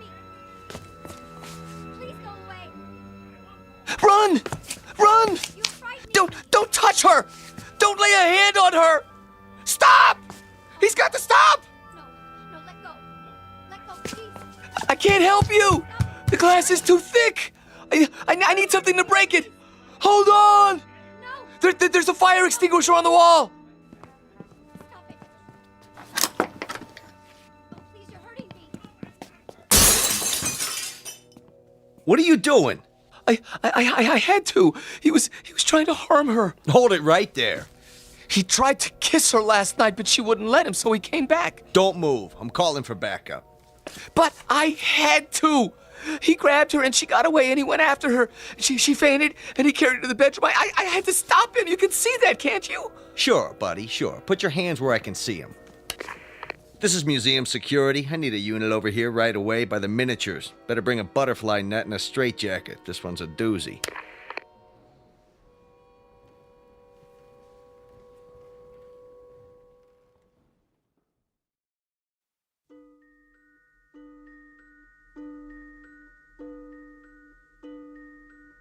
Now, Mr. Parks, I want you to understand that no one is saying you didn't see these things. There's no doubt that you did. But you saw them in your mind. They were real, Doctor. To you, they were. That's the way it is with hallucinations. Ordinarily, the eye sees and transmits a picture to the brain, but sometimes that's reversed. In certain cases, the brain sees and transmits a message to the eye. Do you follow? They were real. Then others would have seen them too. Isn't that so? But no one else did see them. How would you explain that? I can't. Think about it. Mr. Parks? I don't know why nobody else saw them. Maybe they weren't looking. You say there were 3 figures. A young girl, her maid, and a man. He had a big black mustache. All right. Now let's reason it out. According to the museum officials, there was only one figure, the girl. Where did the others come from? Well, the maid always comes from the kitchen, and that fellow... Yes. Where did he come from? Outside. Outside the case? No, outside the house. Mr. Parks, there was nothing outside the house but glass. And beyond that, other displays. Isn't that true? Yes. But he came to the front door, and they went out together once. To the opera or something, I don't know. She didn't realize what he was like then. I could have told her. You only had to look at him to see what kind of person he was. But she's so innocent and trusting and helpless. Not like other women. No, not at all. Have you seen her? Yes, I have. Is she all right? Would you like to see her now? Yes.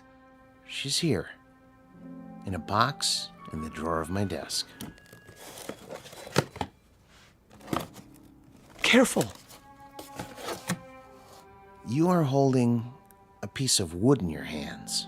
A beautifully carved piece of wood, about 6 inches tall. Do you have to take her back? I'm afraid so. It's museum property. Now I want you to go back to your room and think about what I've said. Will you do that? And remember, what you saw isn't the important thing. Our job is to find out why. Once we accomplish that, you won't have any more hallucinations.